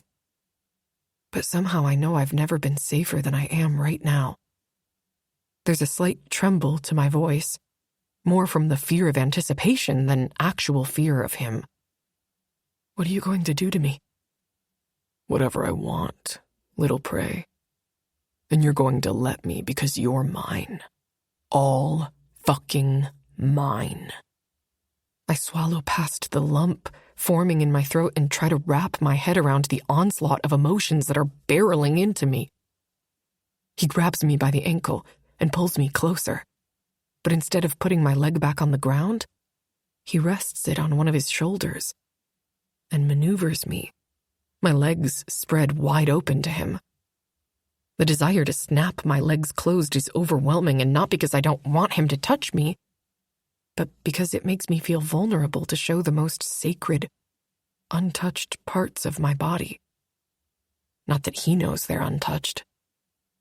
I consider telling him the truth, that I'm a virgin, but snap my mouth closed before any words can come out.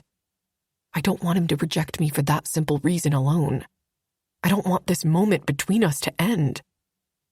By the time he finds out, it will be too late to stop. I keep my gaze on him, watching intently so I don't miss anything. The air in my lungs stutters out when the knife returns to view. Keep your leg against my shoulder and don't move it. I'd hate to accidentally hurt you. Though his tone is teasing, I know he's serious from the dead-ass look in his eyes. My body involuntarily shivers at his confession. What the hell is he going to do with that knife? Even though I question his motives, I don't make a move to get up or stop him. So fucking perfect, he murmurs, staring down at my pussy. I can't wait to see how she looks stuffed full of my cock. Slowly, he lifts the mask up to rest on top of his head. Then it's like slow motion as he brings the hilt of the knife to his lips. Using 2 fingers, he holds the steel blade and wets the hilt, pressing it deep into his mouth. It's fucked up, but also strangely erotic to watch. When he pulls the hilt of the knife from his mouth, it's wet with saliva, and I stare up at him confused. His fingers gently stroke against my inner thigh, and when he drops his hand, the knife disappearing from view, I freeze. What are you doing? Remember, keep very still, little prey. His voice is a whisper, and my nipples harden to stiff points as his fingers brush against my wet, sensitive skin. Holy shit! My body heat rises to a combustible level. Lifting my head to get a better look, I watch as he flips the blade around the hilt end toward my entrance. Fuck no. He isn't going to do what I think he is he? Sebastian. I'm trembling now, my gaze ping-ponging between where he touches me and his face. Yes, little prey. The hilt brushes over my clit, and every nerve ending comes alive. I can barely breathe, let alone form a coherent thought.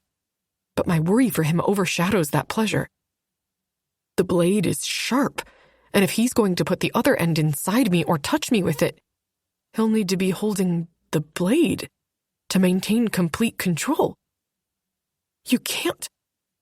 The air escapes my lungs as he slides the end back over my clit, and I whimper from the onslaught of sensations. What was that? He chuckles darkly. Stop. You can't. You'll cut yourself. My response comes out in a rush. He gives my clit one more stroke, and then I feel him slipping through my soaked folds, trailing down to my entrance. I can't move for fear he might accidentally cut me, but I can touch him, which is exactly what I do. Placing a trembling hand on his arm, I use the connection to make certain he both sees and feels me. Unless you're choosing to use your safe word, I'm not stopping. His penetrating gaze is back on me. Let your thoughts drift softly with this music as we pause the story and invite you into a moment of stillness. We're honored to have you here.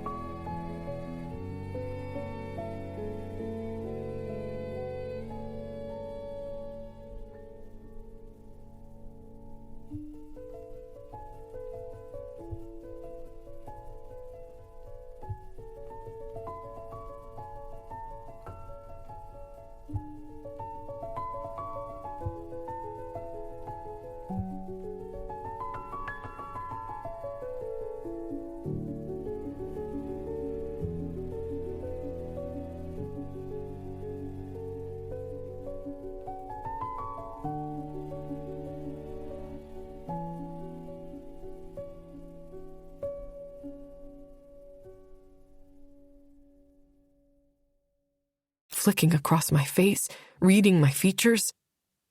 I can't put into words how much it means to me for him to take my feelings into consideration. Especially when I know it's not something he's used to or even does. And a tiny smile tugs at my lips because while he says he won't stop, he doesn't penetrate me with the knife either. No, that's not it. I don't want you to cut yourself. His eyes warm at my admission. Ellie, that's just it. I don't think you understand how fucking far gone I am for you. But let me spell it out. I feel him tug against my clothes, the sound of fabric ripping, but I don't care what he does to this stupid costume. Pain doesn't scare me. It only intensifies my pleasure. And if I have to endure a little pain to witness that euphoric look in your eyes, to watch your pussy pulse around my knife, to hear that sweet little mouth of yours beg and plead, then I will endure any fucking amount of pain to be a witness to that. I swallow thickly. There are no words for that response, nor does he wait for me to give him one. Instead, he drags the hilt through my sopping folds one last time before he brings it to my entrance. I shiver from the contact. There's a slight burn as he slides the matte handle inside me. Slowly. So fucking slowly. I feel every little ridge in the grip as it enters me.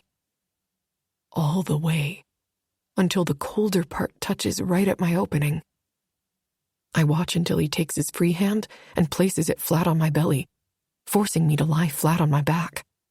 War wages in my mind because I'm torn between watching him and lying back and letting him do whatever he wants to me. You look so fucking hot right now, little prey. Dripping all over my knife. He speaks slowly as if he's hypnotized by what he's watching. I sink my fingers into the dirt and use it to ground me as my pussy clasps around the hilt. He moves it in and out of me, fucking me slowly, sending little tremors of pleasure through my core. Is Sebastian crazy? Or am I, for allowing him to do this? Are you going to come for me, little prey?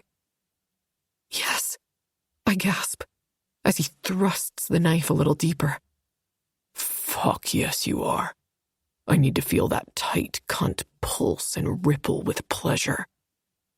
Sebastian? I whimper as he ups the pace, fucking me faster. I tip my head back against the dirt, the pleasure carrying me higher and higher. Oh God, I'm close. Give me your fucking eyes, little prey. I need to see your pretty eyes when you shatter around my knife. My gaze snaps back to his, and I swear his eyes are the darkest shade of green I've ever seen. Emerald jewels glittering in the sun. I'm mesmerized by him, and I couldn't look away even if I tried. The muscles in his jaw jump, his features are tight, his nostrils flared. He looks every bit of the unhinged man he hides beneath that emotionless mask he wears. It wouldn't take much to make him snap, to lose complete control. I want it, want to see him let go. A low growl emits from his lips, and I feel something warm splash against my skin. Was that blood? Are you bleeding? I gasp, and lift my head, peering down the length of my body. It's too dark to see if there's any blood, but I can hear the wet sounds my body makes as he fucks me faster, pumping in and out, setting my nerve endings on fire. Don't worry about me, little prey. Worry if this tight pussy can take my cock. Fuck. I'm going to stretch you and make you take it, even if you can't. I'm close. I cry out, my toes curling into the dirt.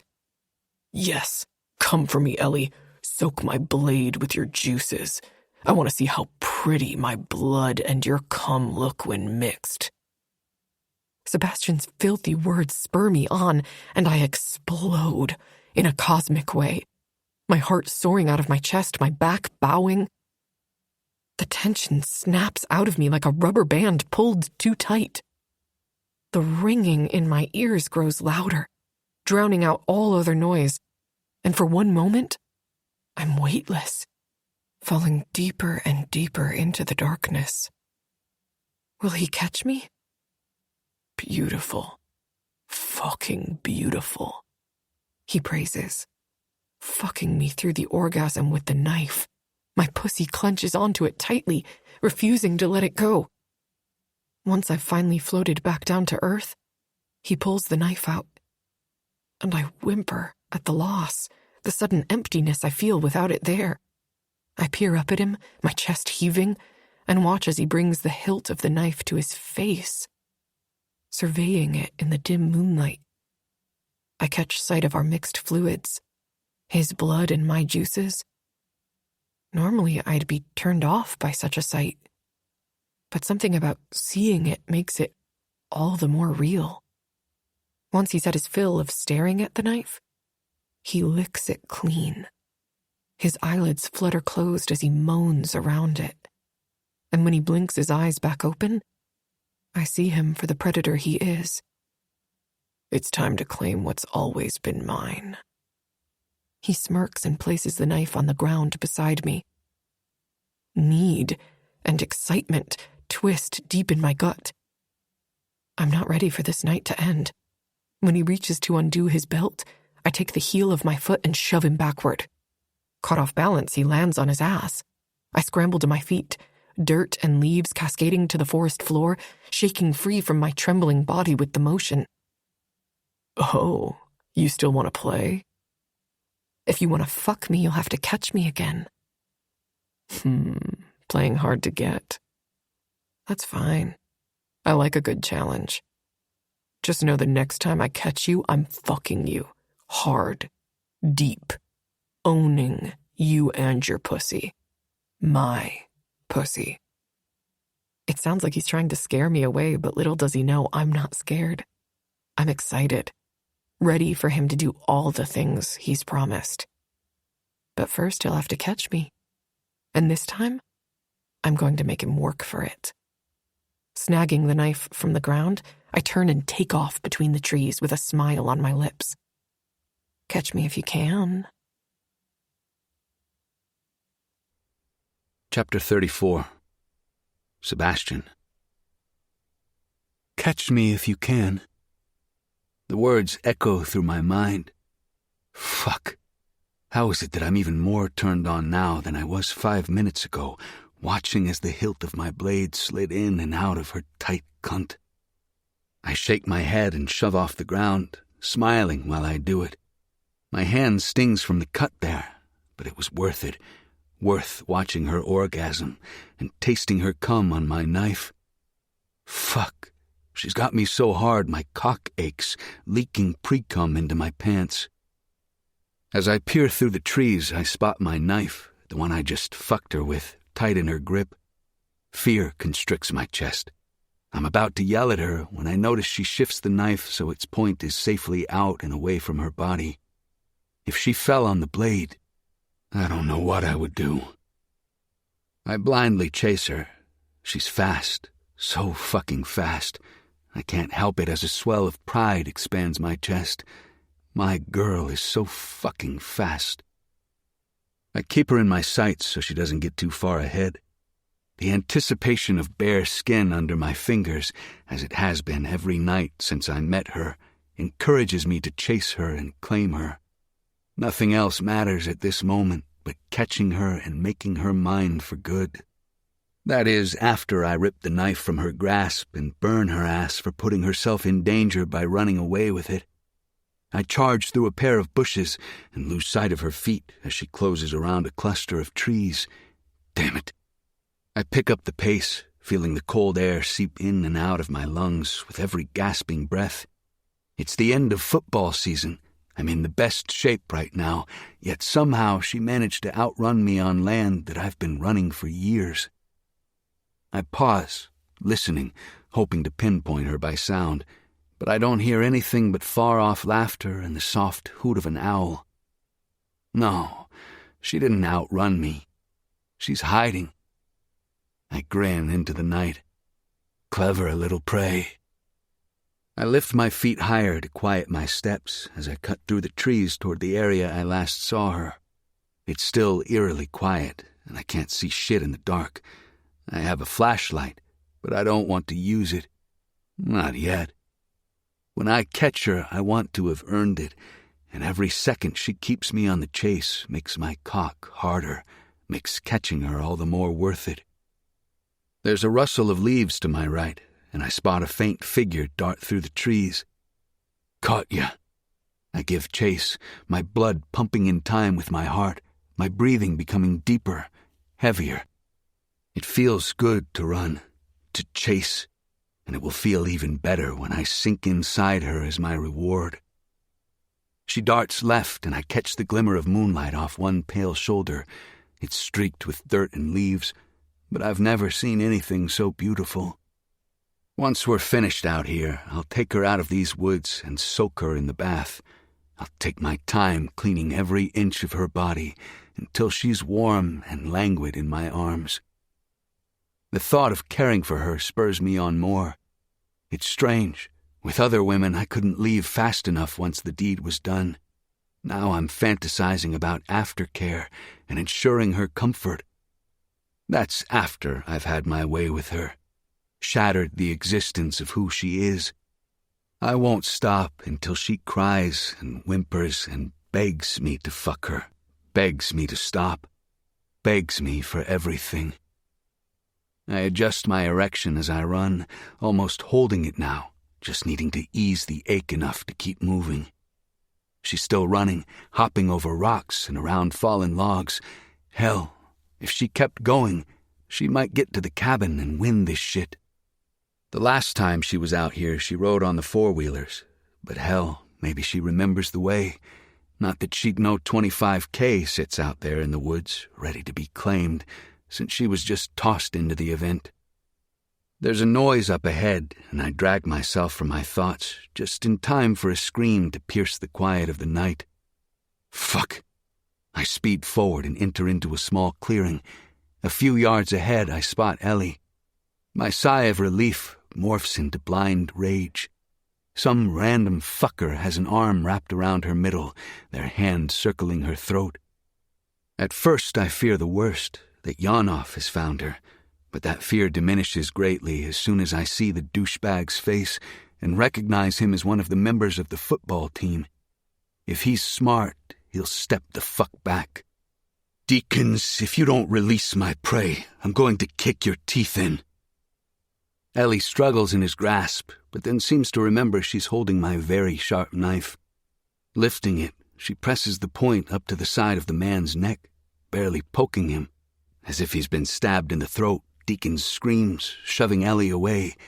She stumbles forward and winces as she falls to her knees, the knife skidding across the ground in front of her. Piece of shit. I launch myself at Deacon's, tackling him to the hard forest floor. We land in a heap, me on top of him, my hand pressed against his throat where a small trickle of blood shows through his fingers. Pussy. What the fuck, man? Tightening his shirt in my fist, I haul him up off the ground and slam him into the nearest tree. Holding him in place, I pull my arm back, clench my fist tight, and punch him in his stupid face. He grapples with me when I go to hit him again, but then I rip the mask off my face, throwing it away so he can get a better look at my face, so he can see who he fucked with. Deacons freezes and drops his hands down to his sides. Arturo, fuck, I didn't realize it was you. I'm sorry, man. If she's yours, she's yours. She's mine. More than mine. And you fucked with the wrong person. I rear back and land one more hit on him, if only to burn off some of the rage threatening to burst out of me like a damn atomic bomb. Okay, once isn't enough. I make a move to strike him again, but am stopped when a small hand lands against my arm. I pause only briefly and glance down at Ellie, who shakes her head at me. Her expression is soft but earnest. It's okay. He's going to leave. He didn't know I'm yours. Deacons chimes in, nodding so hard I feel it up into my arm. I didn't know. I'm sorry. I'll leave you alone. I keep my gaze fixed on Ellie as I release him, and then give him a hard shove, just for safe measure. In his haste to escape, he scrambles into a tree, then spins and races out of the clearing. I force a couple of breaths into my lungs in an effort to calm myself. I can't lose control. Not with her. Now that we're alone again, I spin to face her fully, my eyes roaming over her delicate features. No tears, no fear, nothing but soft, gentle eyes trying to reassure me. Better run, little prey. Before she can take off, I snatch her by the neck and drag her backward, my front colliding with her back. Her mouth falls open as she stares up at my face, but I don't give her any time to speak. I kiss her hard, brutally mashing our lips together so they are caught between our teeth. I want it to hurt, want her to feel and remember my kiss. I plunge my tongue between her lips, tasting her. This small act makes me unravel from the inside out. My breaths slowly begin to even out, and some of the anger recedes. I need to finish the hunt without hurting her, at least not any more than she would enjoy. I caress her tongue and then catch her bottom lip in my teeth as I pull away. When it pops back, I peer into her eyes, noticing how soft and languid she is. Not yet, prey. Run, I growl and release her. She jolts, her eyes open wide. Turning, she flees, but this time a little slower. That's fine by me. She's wearing herself out, which means she won't have any fight in her when it comes time for me to sink deep inside her warm heat. I allow her to get ahead, but only a little, so that when I start running, I don't catch her too quickly. Before I leave, I snatch my knife off the ground and slide it into my sheath. I keep a close eye on her, but she's growing tired, not racing around obstacles and jumping branches like she did before. Time to catch my little prey before she hurts herself. I scan the woods while I run, so if anyone else thinks to sneak up on her, they won't get the chance. She's mine. All mine. It doesn't take me long to rush right up on her ass. She squeals as she feels me and tries to race away, but I grab her around the hips and take us both to the ground, her beneath me, our legs entwining and flailing together. "Get off me!"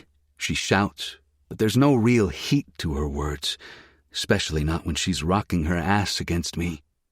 "Get off you?" I grin. "Are you sure that's what you want when you're pushing your ass back against me? Looks more like you want me to fuck you, little prey." I swat at her hips as I tug them up in front of me, then roll her hard onto her back. She winces and shuffles her hips to the side to line our bodies up. "Is that what you want? Me to fuck you?" I want to hear her say the words. "Yes. Please fuck me." Her cheeks heat with embarrassment at her words, but I love seeing her like this, vulnerable and unsure. I'm so turned on by her confession that I reach for her, my hand circling her throat. Her pulse thunders beneath my hand, and I peer into her blue eyes, watching for an indication of fear. When I see none, I tighten my hold, squeezing the tender column. Leaning into her face, I whisper against the seam of her lips, "I told myself I'd try to be gentle with you, but I don't think I can do it. I want you too much. I want you as you are. Don't be gentle. Be you." She whispers back, and then presses her lips to mine. Fire ignites in my soul, and I kiss her back hard and fast, punishing us both. I need her right now, and I'm thankful she feels the same way. Her hands tug at my clothes, like she can hardly bear to have another item separating us. As much as I hate it, I break the kiss and pull away to undress. I glance down the length of my body and notice my shirt is partially undone. Fuck, she wants this. Wants me after all we've been through. I undo the rest of the buttons and toss it to the side. Flicking the button on my pants, I shove them down my thighs. My aching cock springs free, jutting out like a damn sword.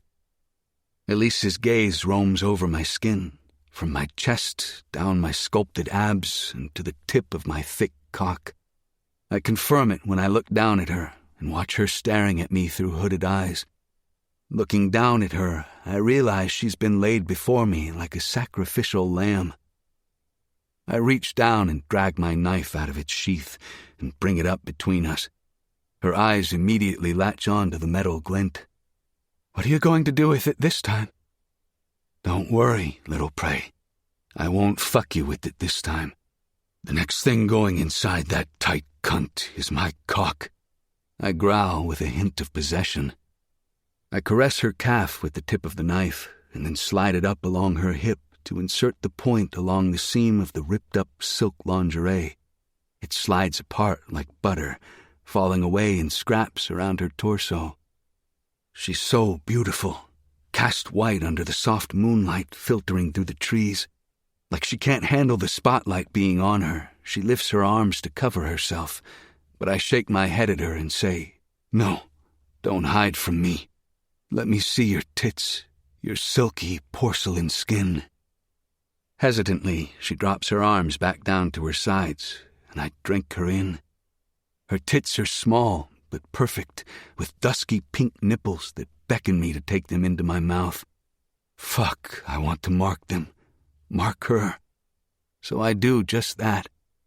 Leaning forward, I take one of the hard nipples between my teeth, nipping at her sensitive flesh.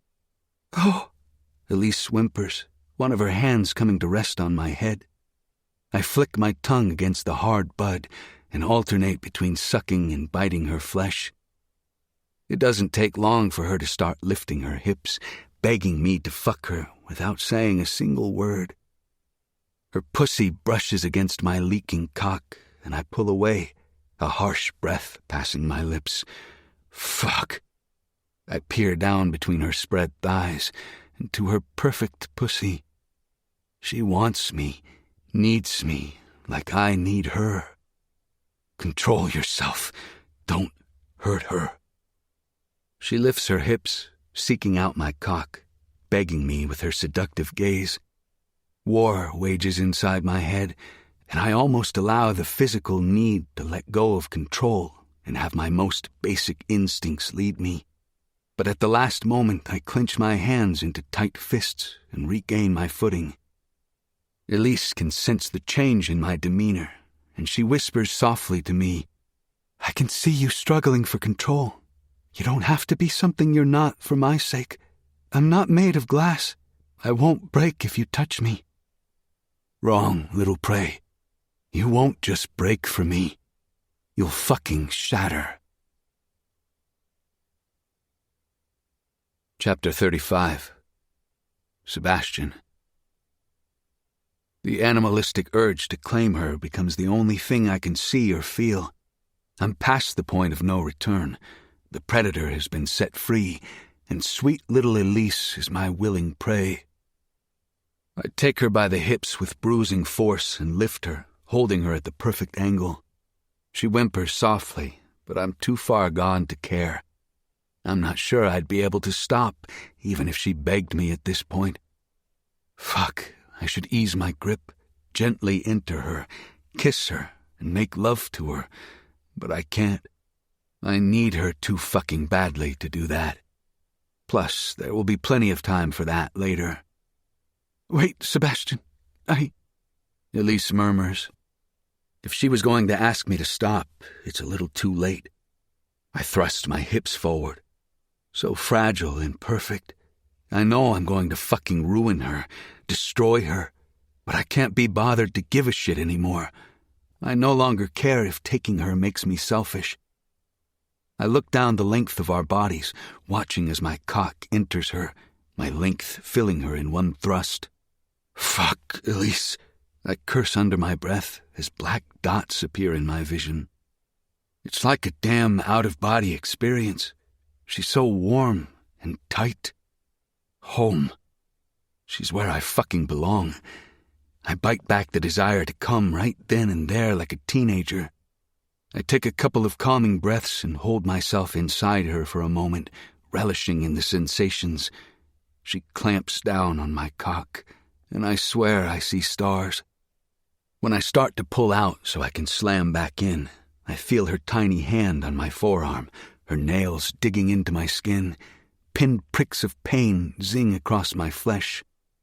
I tear my gaze away and back up to her face, and what I see makes my insides cold. Her pretty blue eyes are filled with tears that slide freely down her cheeks, and her features are pinched together, as if she's in pain. "What the fuck?" I growl and almost pull all the way out of her. "No, please," she whimpers, trying to grab onto me like she thinks I might disappear. I look down between our bodies and notice the red tinge of blood that coats my cock. "Why are you bleeding, Elise? Did I hurt you?" I question with concern. Some of the primal desire fades as I tug her up into my arms, cradling her small body while I swipe at the tears with my thumbs. My cock is still partially inside her, and the movement makes her muscles clamp tight around me. Air hisses through my teeth as I stop myself from thrusting deep until my balls press against her ass and there isn't a single spot I'm not touching inside her. "Please don't be mad," she pleads, and I stare down at her in confusion. "Tell me what the fuck is going on," I ask, tightening my hold on her. "You didn't hurt me. I'm a virgin. Well, was." Her legs tremble as she tightens her hold on me. Virgin? It never occurred to me that my mind is reeling. If that's true, what about the pregnancy test? Does that mean... Shock gives way to anger, and I sink my fingers into her hair at the back of her neck and tug her head back so I can see her face better. "Why didn't you tell me? Why did you let me think that test was yours?" I'm practically foaming at the mouth with rage. "I didn't think you would go through with it if you thought I was a virgin, and I don't want anyone else but you to be my first." She bites her bottom lip. "You bled for me earlier, and now I'm bleeding for you." "You bled for me, and now I'm bleeding for you." Damn, maybe she is the antidote to the chaos inside me. I nearly moan from the knowledge. She wanted me to be her first. Fuck, Ellie. And the test? It's not mine, but I don't want to talk about that right now. I want you to finish what you started. I want you to claim me completely. Her eyes burn into the depths of my soul, and I know I'll never be the same after tonight.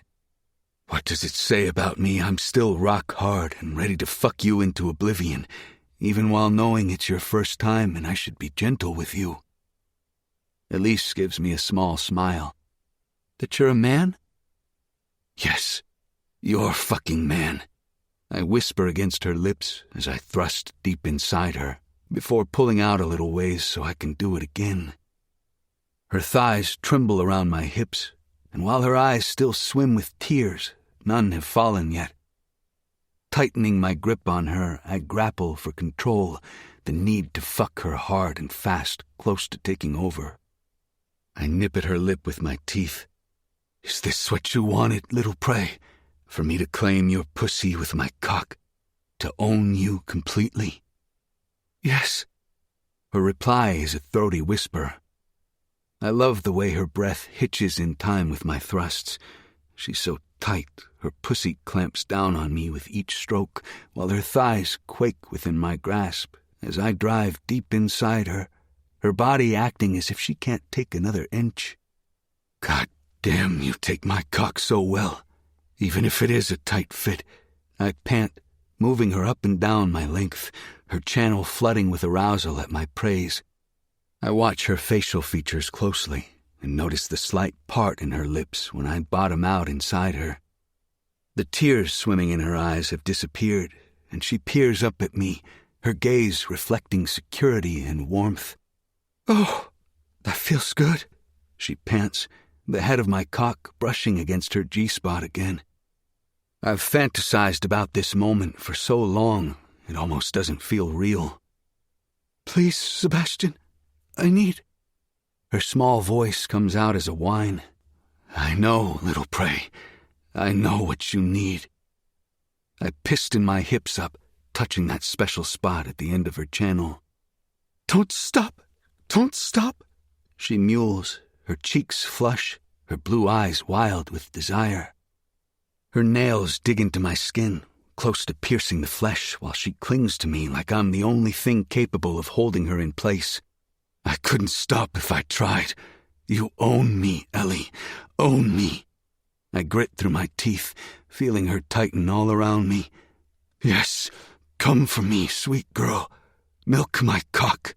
Fuck, I need to feel that perfect pussy squeeze all around me. Sebastian! She screams my name and then explodes all around me, her lithe body convulsing with pleasure. I can't breathe. I can barely move, my heartbeat thundering in my ears as she clamps down on me so tightly my vision fades in and out for a moment. Good girl. Good fucking girl. I praise against her neck, fucking her through her orgasm, my own release tingling at the base of my spine. Elise sags against my chest, her breaths erratic, her eyes shining with contentment. This lazy smile tugs at the corner of her pink lips, and fuck. I wrap both arms around her, holding her tightly so she can't escape, and I use her body, fucking her without resistance. I can't get over how well you take my cock, how perfect you feel shattering all around me. Fuck, little prey, you're ruining me for anyone else. Sebastian, she whines against my throat, her voice edged with pain. I'm almost there. You can take it, sweet girl. You were made for me, made to take my cock. Just a little more. Oh, fuck, yes. I climb higher and higher, edging closer and closer to my orgasm, even as I try to fight against it because I don't want this to end. Even though I know she's in pain, I don't want to stop. I'll never be able to fuck her for the first time again, so I need to elongate the moment as much as I can. Her hot mouth places open kisses across my throat, trailing across my skin, stopping once she reaches my shoulder. Her lips part, and I feel her teeth graze my shoulder, the sensation eliciting a moan from my throat. That sound spurs her on, and before I can comprehend what she's doing, she bites me hard. How the fuck does she know exactly what I need? With the slight edge of pain zipping across every nerve ending, sending jolts of pleasure straight to my balls, I'm unable to hold off the impending orgasm another second. With a feral growl, I let myself go. I'm going to come, little prey. I'm going to fill you with my seed, fill you up and get you pregnant so you can't leave, ever. Mine. All. Fucking. Mine. She moans against my shoulder, her tongue lapping over the bite. My movements become jerky, and with a final groan, I slam deep inside her, holding myself for the last time. I explode, pumping her full of my cum, my entire body shuddering against hers. I swear my soul leaves my body for a moment. When I return to my senses, my heart hammering in my chest heaving, I feel our combined juices and my sticky cum dripping down between our bodies. I need to get her back to the house, clean her up and make sure she's okay. Make sure I didn't hurt her too badly. I slowly ease out of her body, and she whimpers softly. I got you. I stroke her side gently with one hand, while I blindly search for my knife with the other, my fingers closing around the hilt. Lifting the knife, I grab her arm, and she turns her head to see what I'm doing, but she doesn't say a word, doesn't object or pull away. She knows I need this, that this is how I show she is more than the others, that there is no one else like her. My little prey. Placing the blade against her soft porcelain skin, I press down. With one smooth jerk, I mark her, right below the other two marks. I grit my teeth against the impulse to keep going, to carve my name over that fucker's name, to cover her in my marks so no one else dares to touch her. I remind myself that I've inflicted enough pain on her for the night, and that there are many days to come where I can do just that. Catching my breath, I gently place her on the ground so I can get dressed. Her expression is relaxed, and her eyes roam over my body, watching as I pull my pants back up. I snag my shirt off the ground and gently maneuver her so I can wrap her up in the fabric. Once covered, the edge of the shirt hangs loose around her thighs. Seeing her in my clothing makes me want to rip it off her with my teeth and claim her all over again. God, she's fucking with my head, destroying my resolve. I know without a doubt as I look down at her that I'll do anything to protect her, from her enemies, my enemies, even from myself, from the darkness that seeps out of my pores, threatening to taint her angelic soul. A scream echoes through the air, followed by laughter.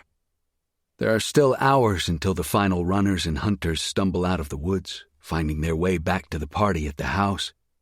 I won't be attending that party this year. I put my knife away and crouch down on my heels, scooping Ellie up and taking her into my arms.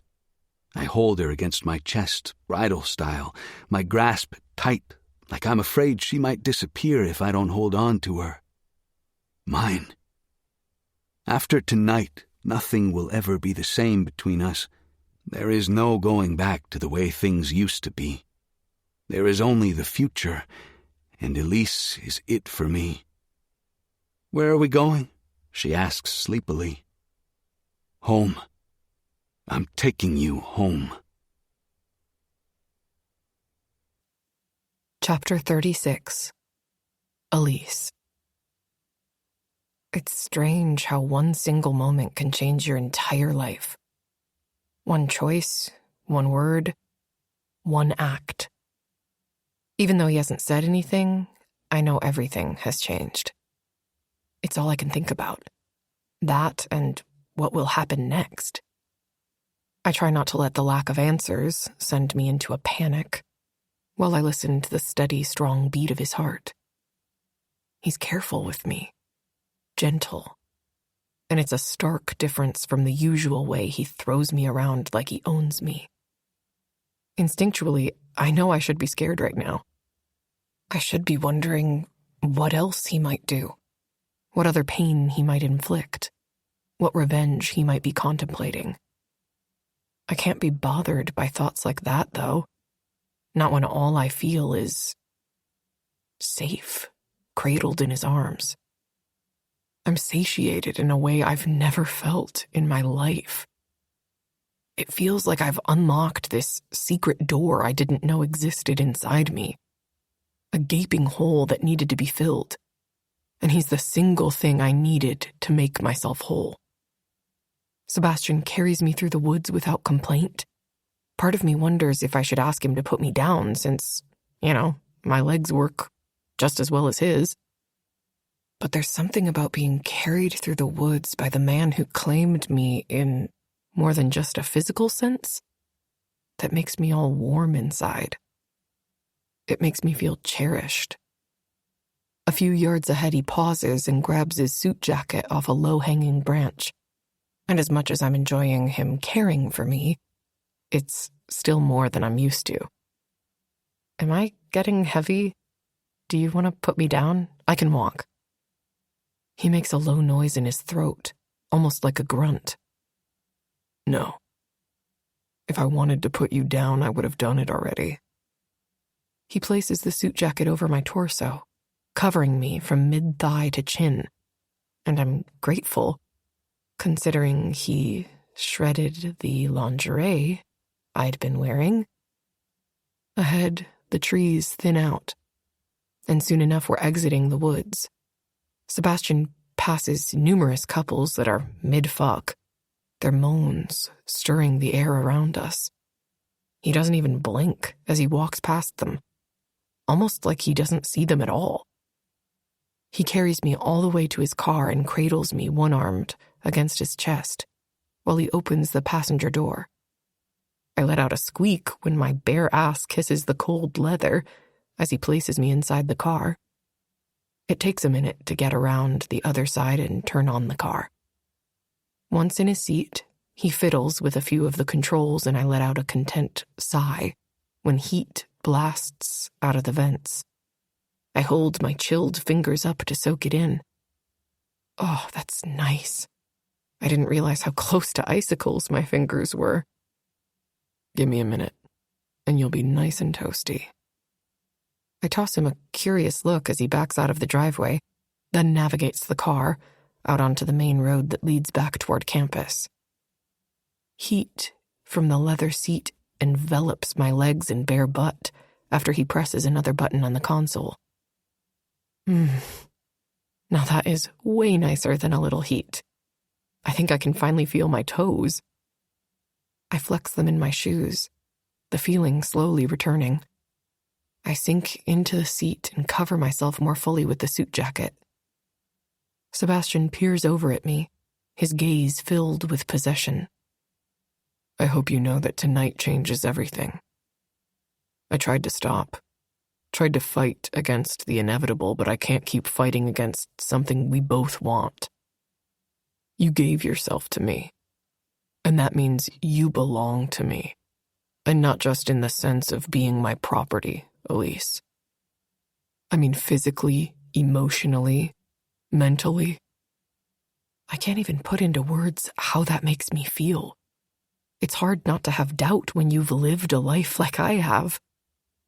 I'm happy to know he doesn't just plan to toss me away. I don't want to be anyone else's. So I'm happy to hear that. Good, he replies roughly, returning his attention to the road. His hands tighten around the steering wheel and it looks like he's trying to strangle it. Are you okay? I whisper. Yes. Just trying to control my emotions.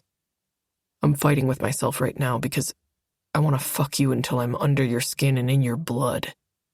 But that's not really what you need right now, so...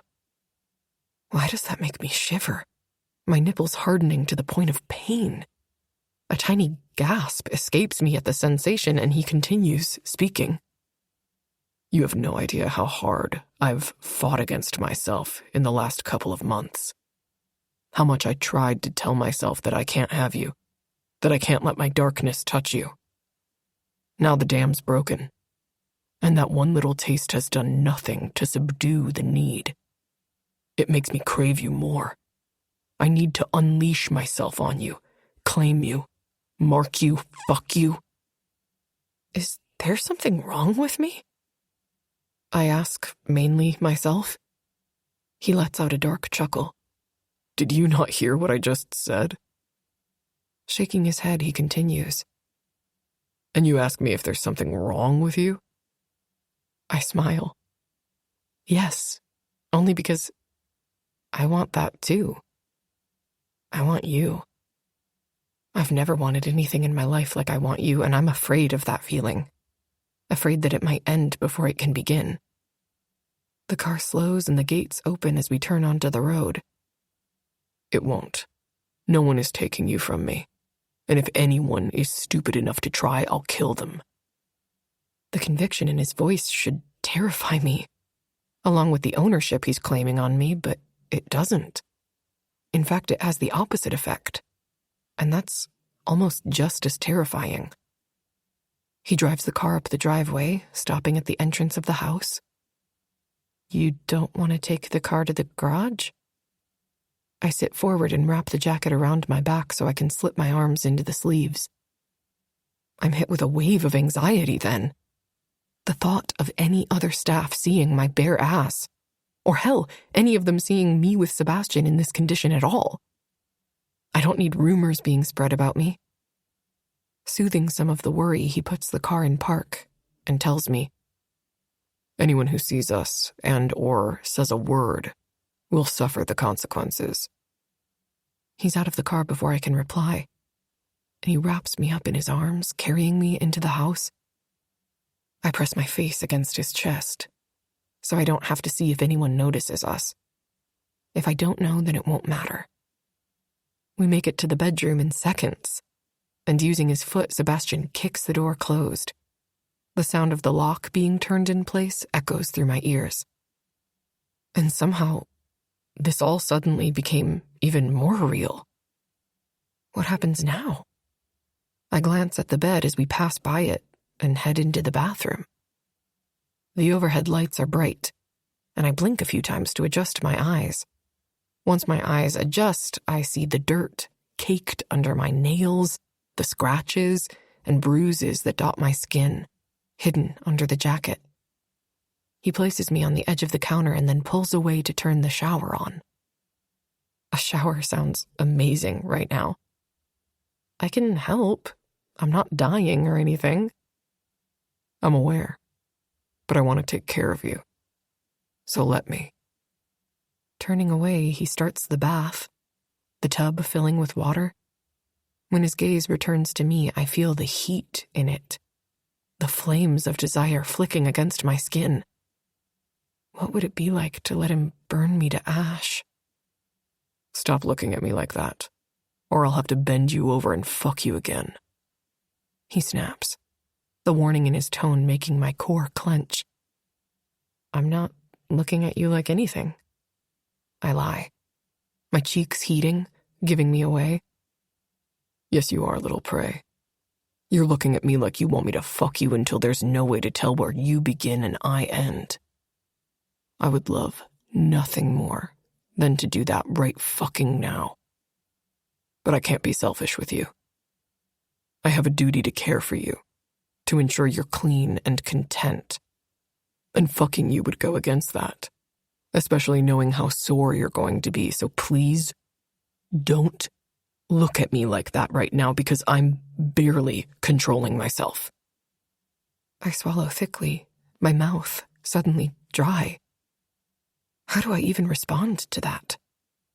Instead of trying to come up with a response, I shove the suit jacket off my shoulders and unbutton the dress shirt with trembling fingers, shrugging it off as soon as the final button is undone.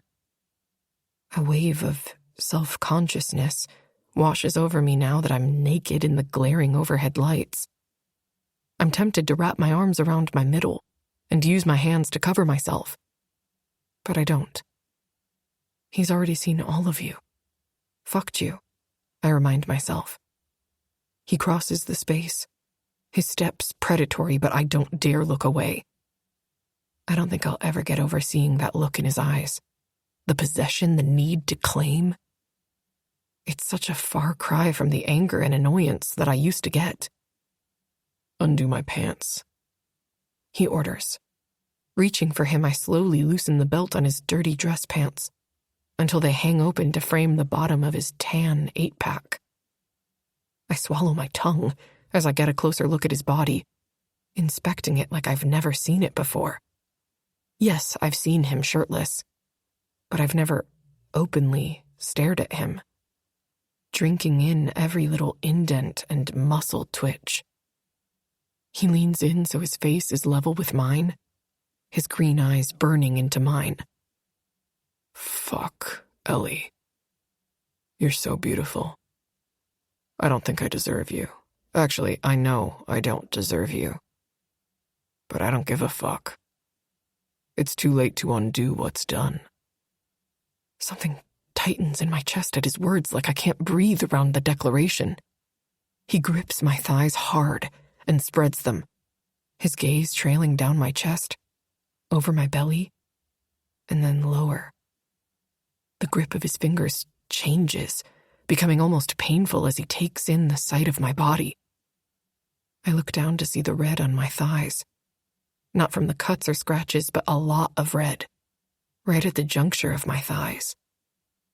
It looks worse than it really is. I'm sore, yes, but not any more than I expected to be after the first time.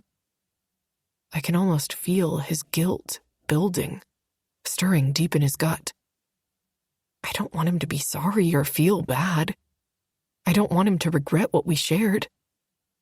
Sebastian, even as he holds me with all the possession and pride, a tinge of guilt reflects in his eyes when he lifts his gaze back up to mine. I should have been gentler. Fuck. I'm sorry, Ellie. I didn't mean to hurt you. No, you didn't. His expression is tortured, and I lift a hand to soothe the rigid line of his jaw. I'm fine, I promise. Better than fine. It's just a little blood. Everyone bleeds. Yeah, they might bleed, but it doesn't need to look like a fucking bloodbath. God, what is wrong with me? Your first time should have been different. Instead, I took you in the woods like a fucking animal. Stop, please. I loved it. Grasping his face with both hands, I force him to meet my gaze. I fucking loved it, and I wouldn't have changed a thing. Please don't guilt yourself into regretting what we did. He gives me a small smile, and my heart clenches a little in my chest.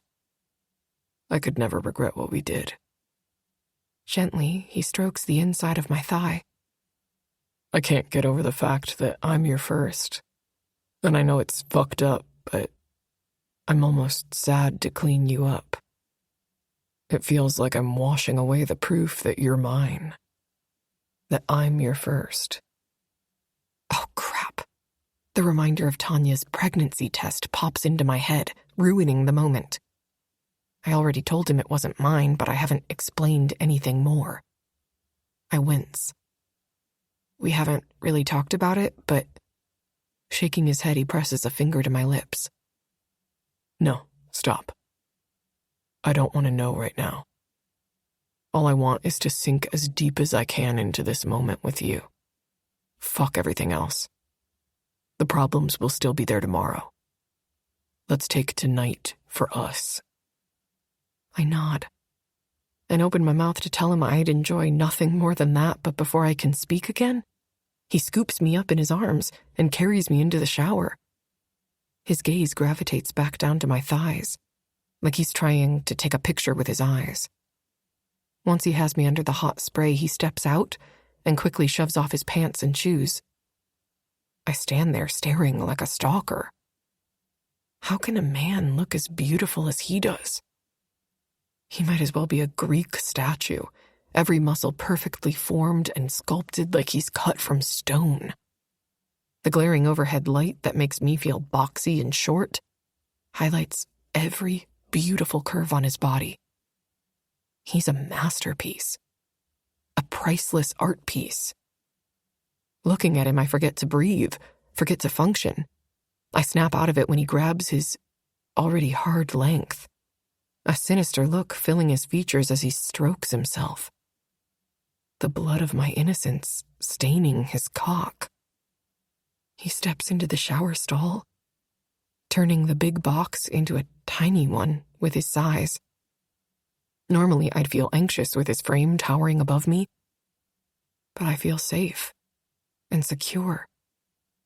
And the hot water feels so good, beating against my sore muscles that I can't be bothered by any other emotions at the moment. Mine. All mine, he whispers. I'm not sure if it's to himself or me, but I don't ask.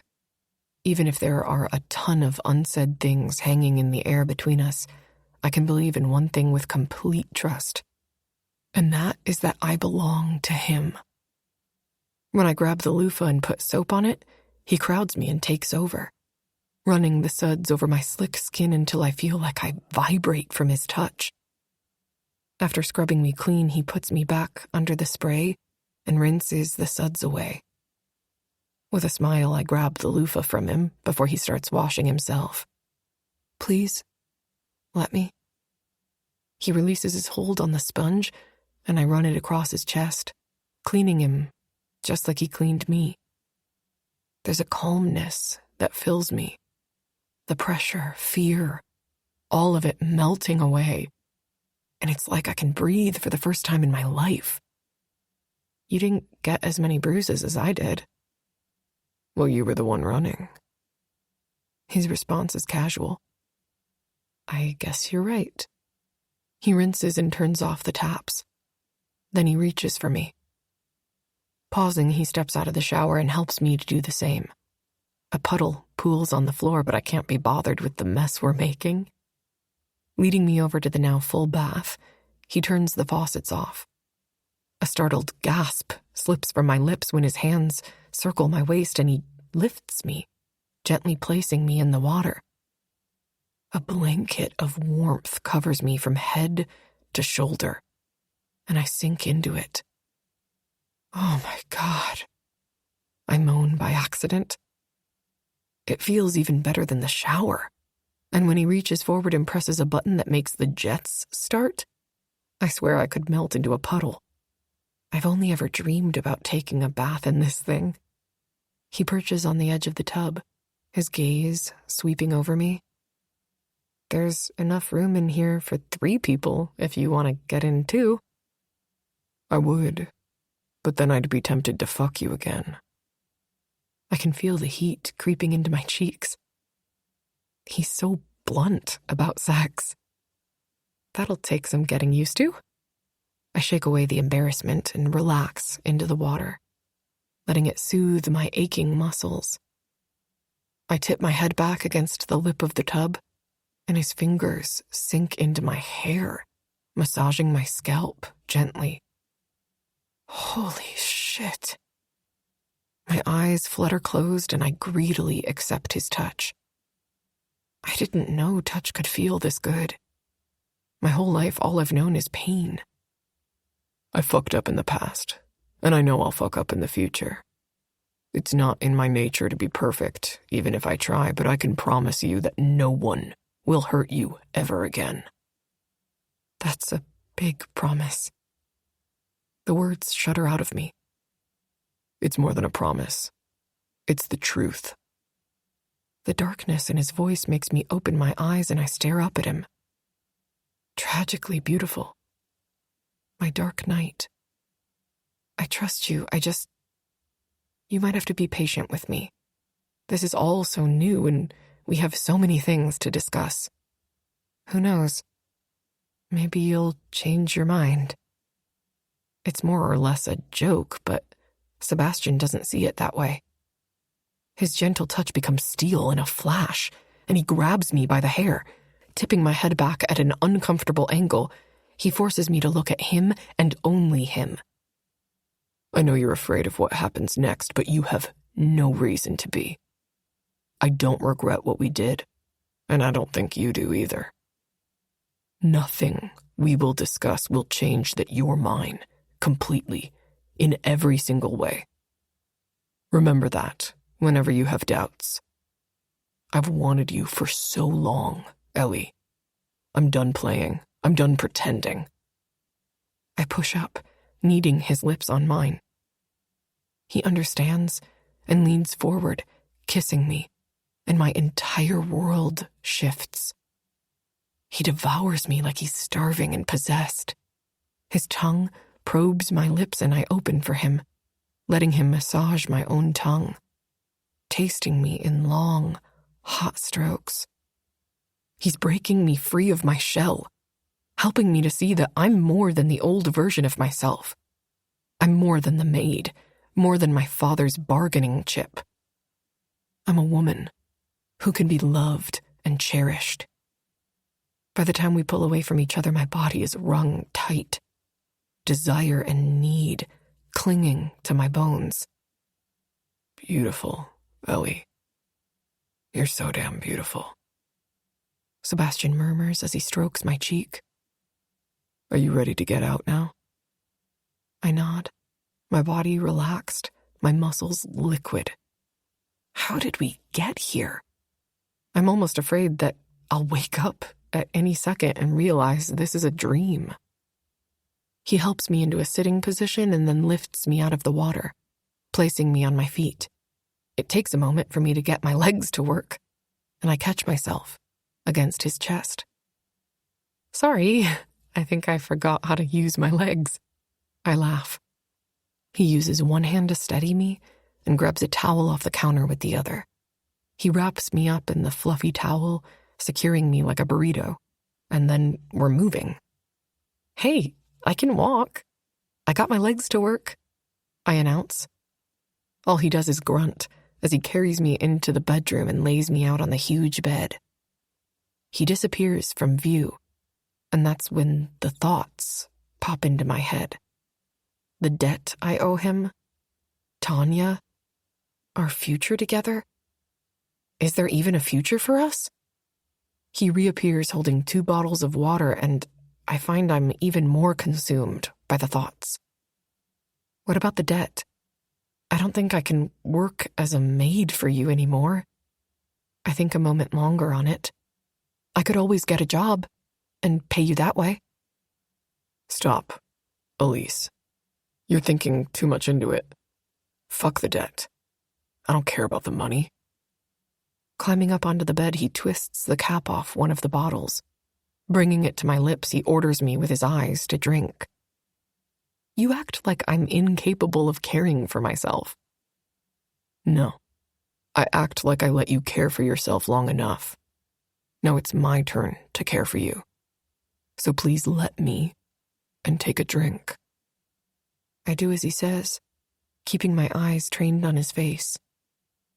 I believe him, believe his words, but there's still that trickle of doubt. It all seems too good to be true, so all I can do is lie here, waiting, watching, and counting the seconds until he changes his mind and throws me out the door. After I've drunk enough water to satisfy Sebastian, I unwrap myself from the towel and use it to dry my long hair. He settles against the pillows and I follow suit, letting any awkwardness I might have fade. Resting my head against the pillow, I bury my nose into it, inhaling his scent. Sea salt and spice. It calms me. And when I lift my head to resituate it, I realize just how tired I am. My head feels like it weighs 100 pounds. Sebastian tugs me into his chest, and I snuggle against him, letting the warmth of his body encompass me in a cocoon. In his arms, nothing can hurt me. Not my father, Yanov, Tanya. No one can touch me.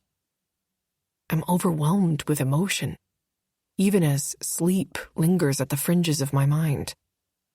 This feels like a dream, I whisper. His gentle laugh vibrates through me. No, little prey. This is very much not a dream. It might be. I smile, while struggling to keep my eyes open. It's not. It's real. You're real. What happened is real. In that case? I blink my eyes open, but they fall closed just as fast, the exhaustion finally overpowering me. What was that? Sebastian hums, his fingers stroking my skin. I think I love you. I give up my fight to stay awake and let my eyes fall closed at the confession. There is no response, and fog fills the spaces in my mind, dragging me down into the dark depths of sleep. Right before I succumb, I swear I hear Sebastian whisper, "You're more than I deserve, Elise. I just hope when the truth is revealed, you still feel that way." Chapter 37. Elise. It's dark. There's an overhead light shining down on me, but not fully, as a person towers over me, blocking out part of the light. No, this is different. This nightmare is different. I don't see the tattooed hands or hear Yanov cursing. My entire body aches. Pain radiating throughout my limbs. I strain to hear something, anything, but it's quiet, except for the soft whisper of a fire crackling nearby. Even if I can't feel the heat of it, I hear it. I try to squint to make my eyes work, so I can at least make out the features of the person towering over my body, but there's no point.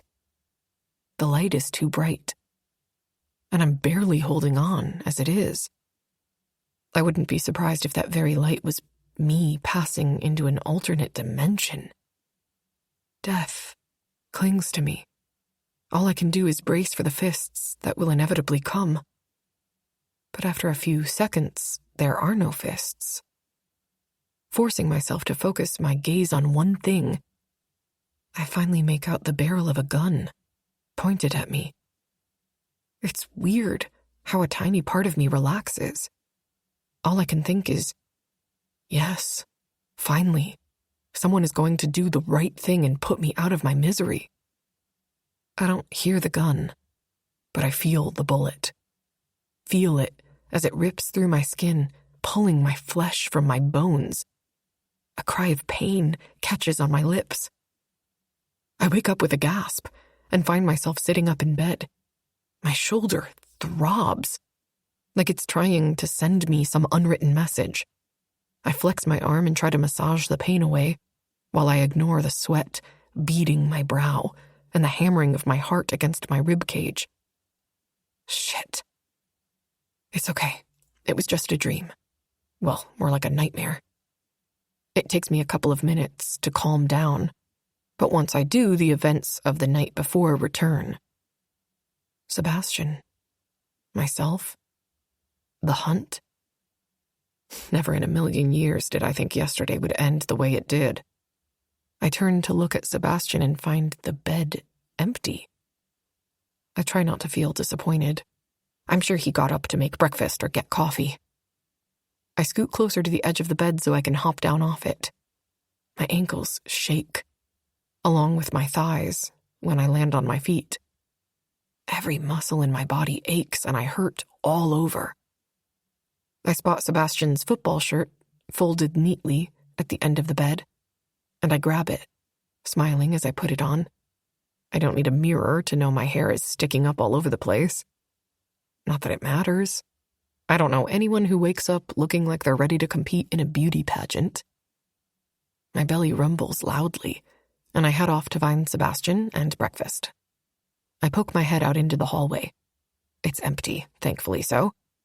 The last thing I need is Tanya making an appearance and catching me sneaking out of Sebastian's room. I look down the length of my body, watching the light catch on the scratches and bruises that mar my legs.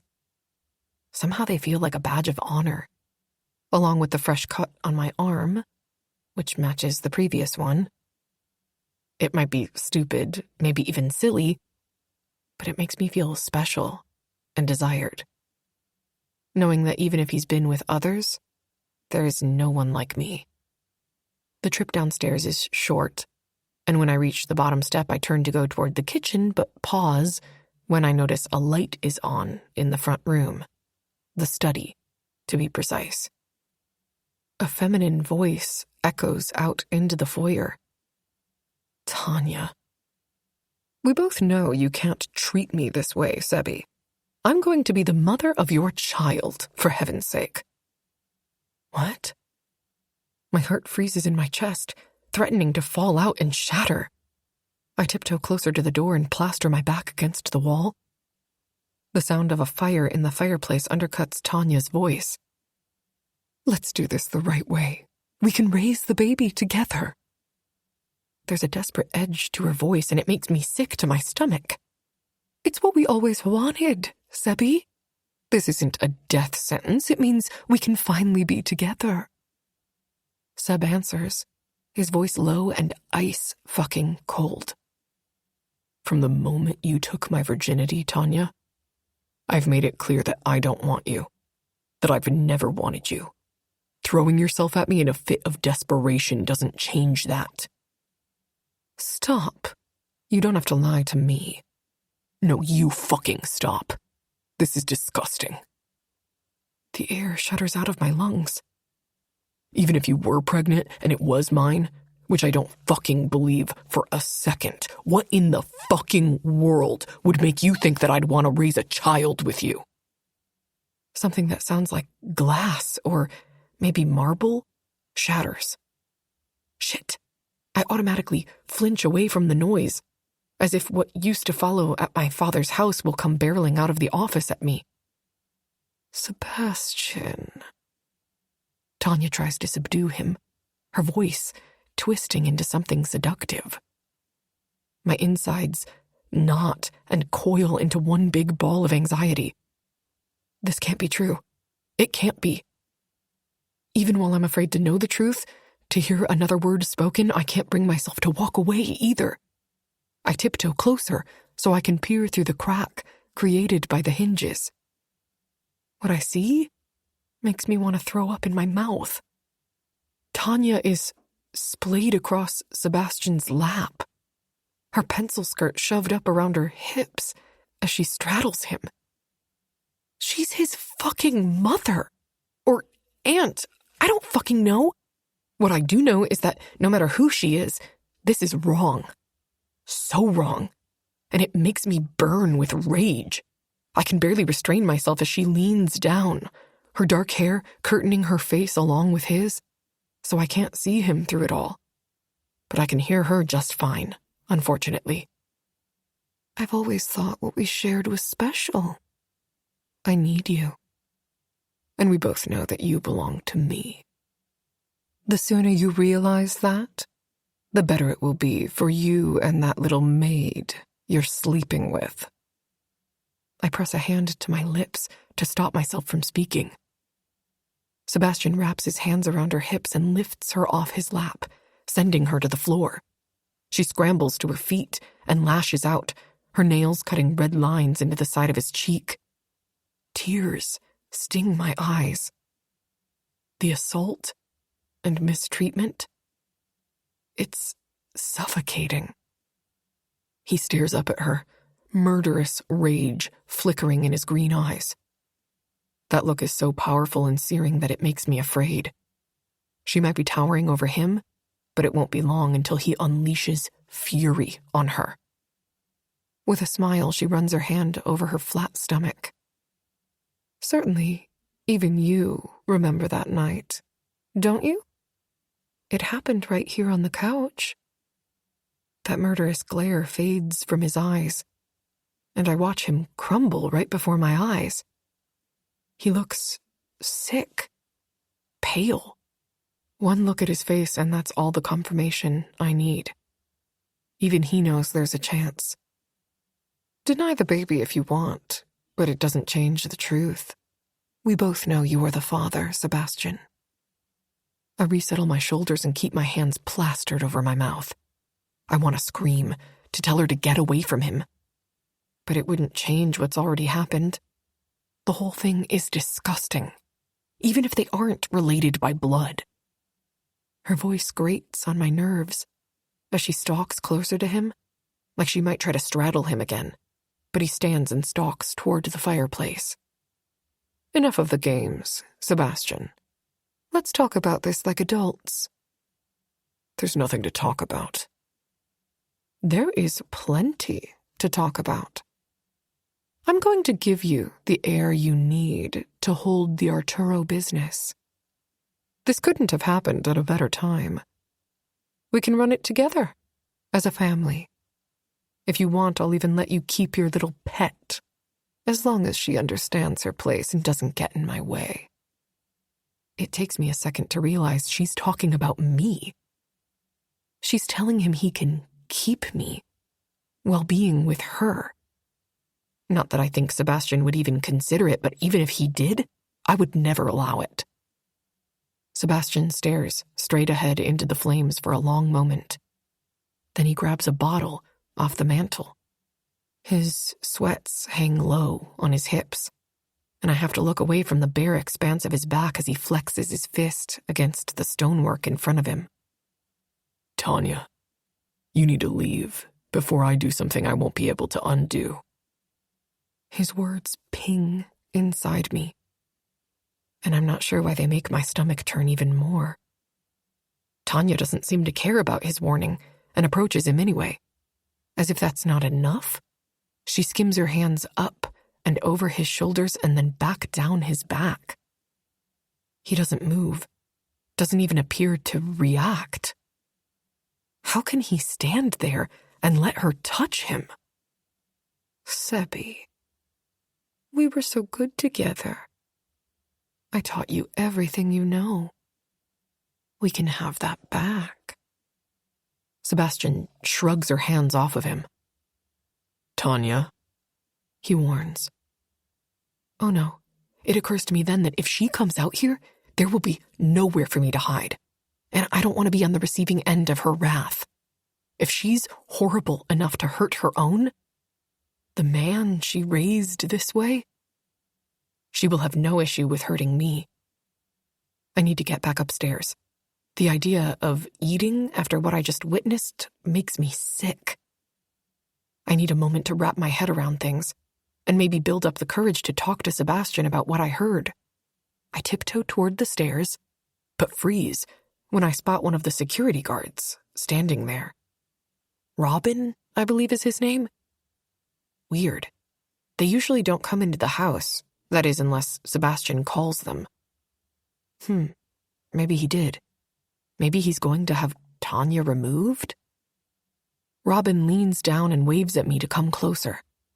There's a concerned look etched into his features. Over the weeks, I've come to trust Robin, as he's always watching out for the animals and making sure I'm okay while I walk between the house and the cottage. With one final peek over my shoulder, I creep up the stairs, stopping once I reach the landing. What's wrong? I whisper. Sorry, I know I shouldn't be inside, but something is wrong with the dog in the cottage. He's been crying and barking for hours. I feel bad for him, and the thought of leaving him there to suffer. Plus, shift change is coming soon. The other guards might shoot him instead of questioning if he's someone's pet, if they hear him. The words, shoot him, send me back down the stairs and into the kitchen. I can't do anything about the situation with Sebastian, at least not yet, but I can take care of that dog. Robin follows close and disables the alarm at the door, sliding it open for me. I rush out into the cold, dark night, goosebumps skating across my skin as I jog across the brick patio, my bare feet sinking into the dew-dotted grass. When did you first hear him crying? I ask, carefully picking my way across the grass. A couple of hours ago. I was looking for you, but I didn't know how to find you without Mr. Arturo seeing me. Shit. A couple of hours? What could have happened? I guess anything. He could have eaten something, or something might have fallen on him. The possible scenarios are endless. God, I hope he's okay. My heart lurches in my chest, fear ruling my instincts. Once I reach the cottage, I grab onto the door handle, but that's as far as I get, before someone's hand closes over my mouth, clamping down and sealing whatever scream was going to escape back inside. Struggling, I crash into Robin's chest. Sorry, Elise. It's just business, nothing personal. My eyes go wide as I stare up at him, mumbling against the hard grasp of his hand. What? He wraps an arm around my waist and turns me, dragging me into the cabin back first. What is he doing? The cottage is dark and quiet. Too quiet. A different kind of fear unwinds in my gut, urging me to fight harder. So I do. I thrash in Robin's grasp, but his hold is tight, and he's so much stronger than me that I don't even manage to land any hits on him. Opening my mouth, the salty taste of his skin fills my mouth. I know how to get him to let me go. Without thought to the consequences, I sink my teeth into the palm of his hand. You fucking bitch! He growls and pulls his hand away, giving me a hard shove now that we're inside. I stumble, nearly falling to the dusty floor. Oh, Robin, you made a fatal error in judgment. That voice. That terrible, thick voice trickles out of the dark like it has so many times before. The sound circling around my throat and tightening. Every moment in my life seems to be threaded with that voice, taunting me, beating me, yelling at me. She fucking bit me.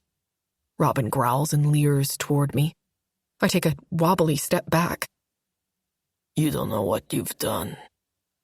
There are consequences for every action, and I told you what would happen if you did anything other than what I instructed you to do. Robin stops, mid-step, his gaze falling on the man who's behind me. I didn't do anything to her. A sharp crack ripples through the room, followed by a flash. It all happens so fast. 1 minute, Robin's standing, and the next he's falling flat on his back. A bullet hole in his head. Paralyzing fear tightens its grasp on my throat. I have to get out of here. I have to find a way to escape because I'll be the next person with a bullet in their head. Dazed, I turn to face the man I've hated since I was a child and figured out what it was that he truly wanted from me. He sits in a chair on the far side of the cottage near the small kitchen. I stare at him for a long moment before my eyes drop to the small, lifeless body. No, I can't. A sob rips through my throat and tears flood my eyes. No. I press a hand to my mouth to stop the agony from spilling out.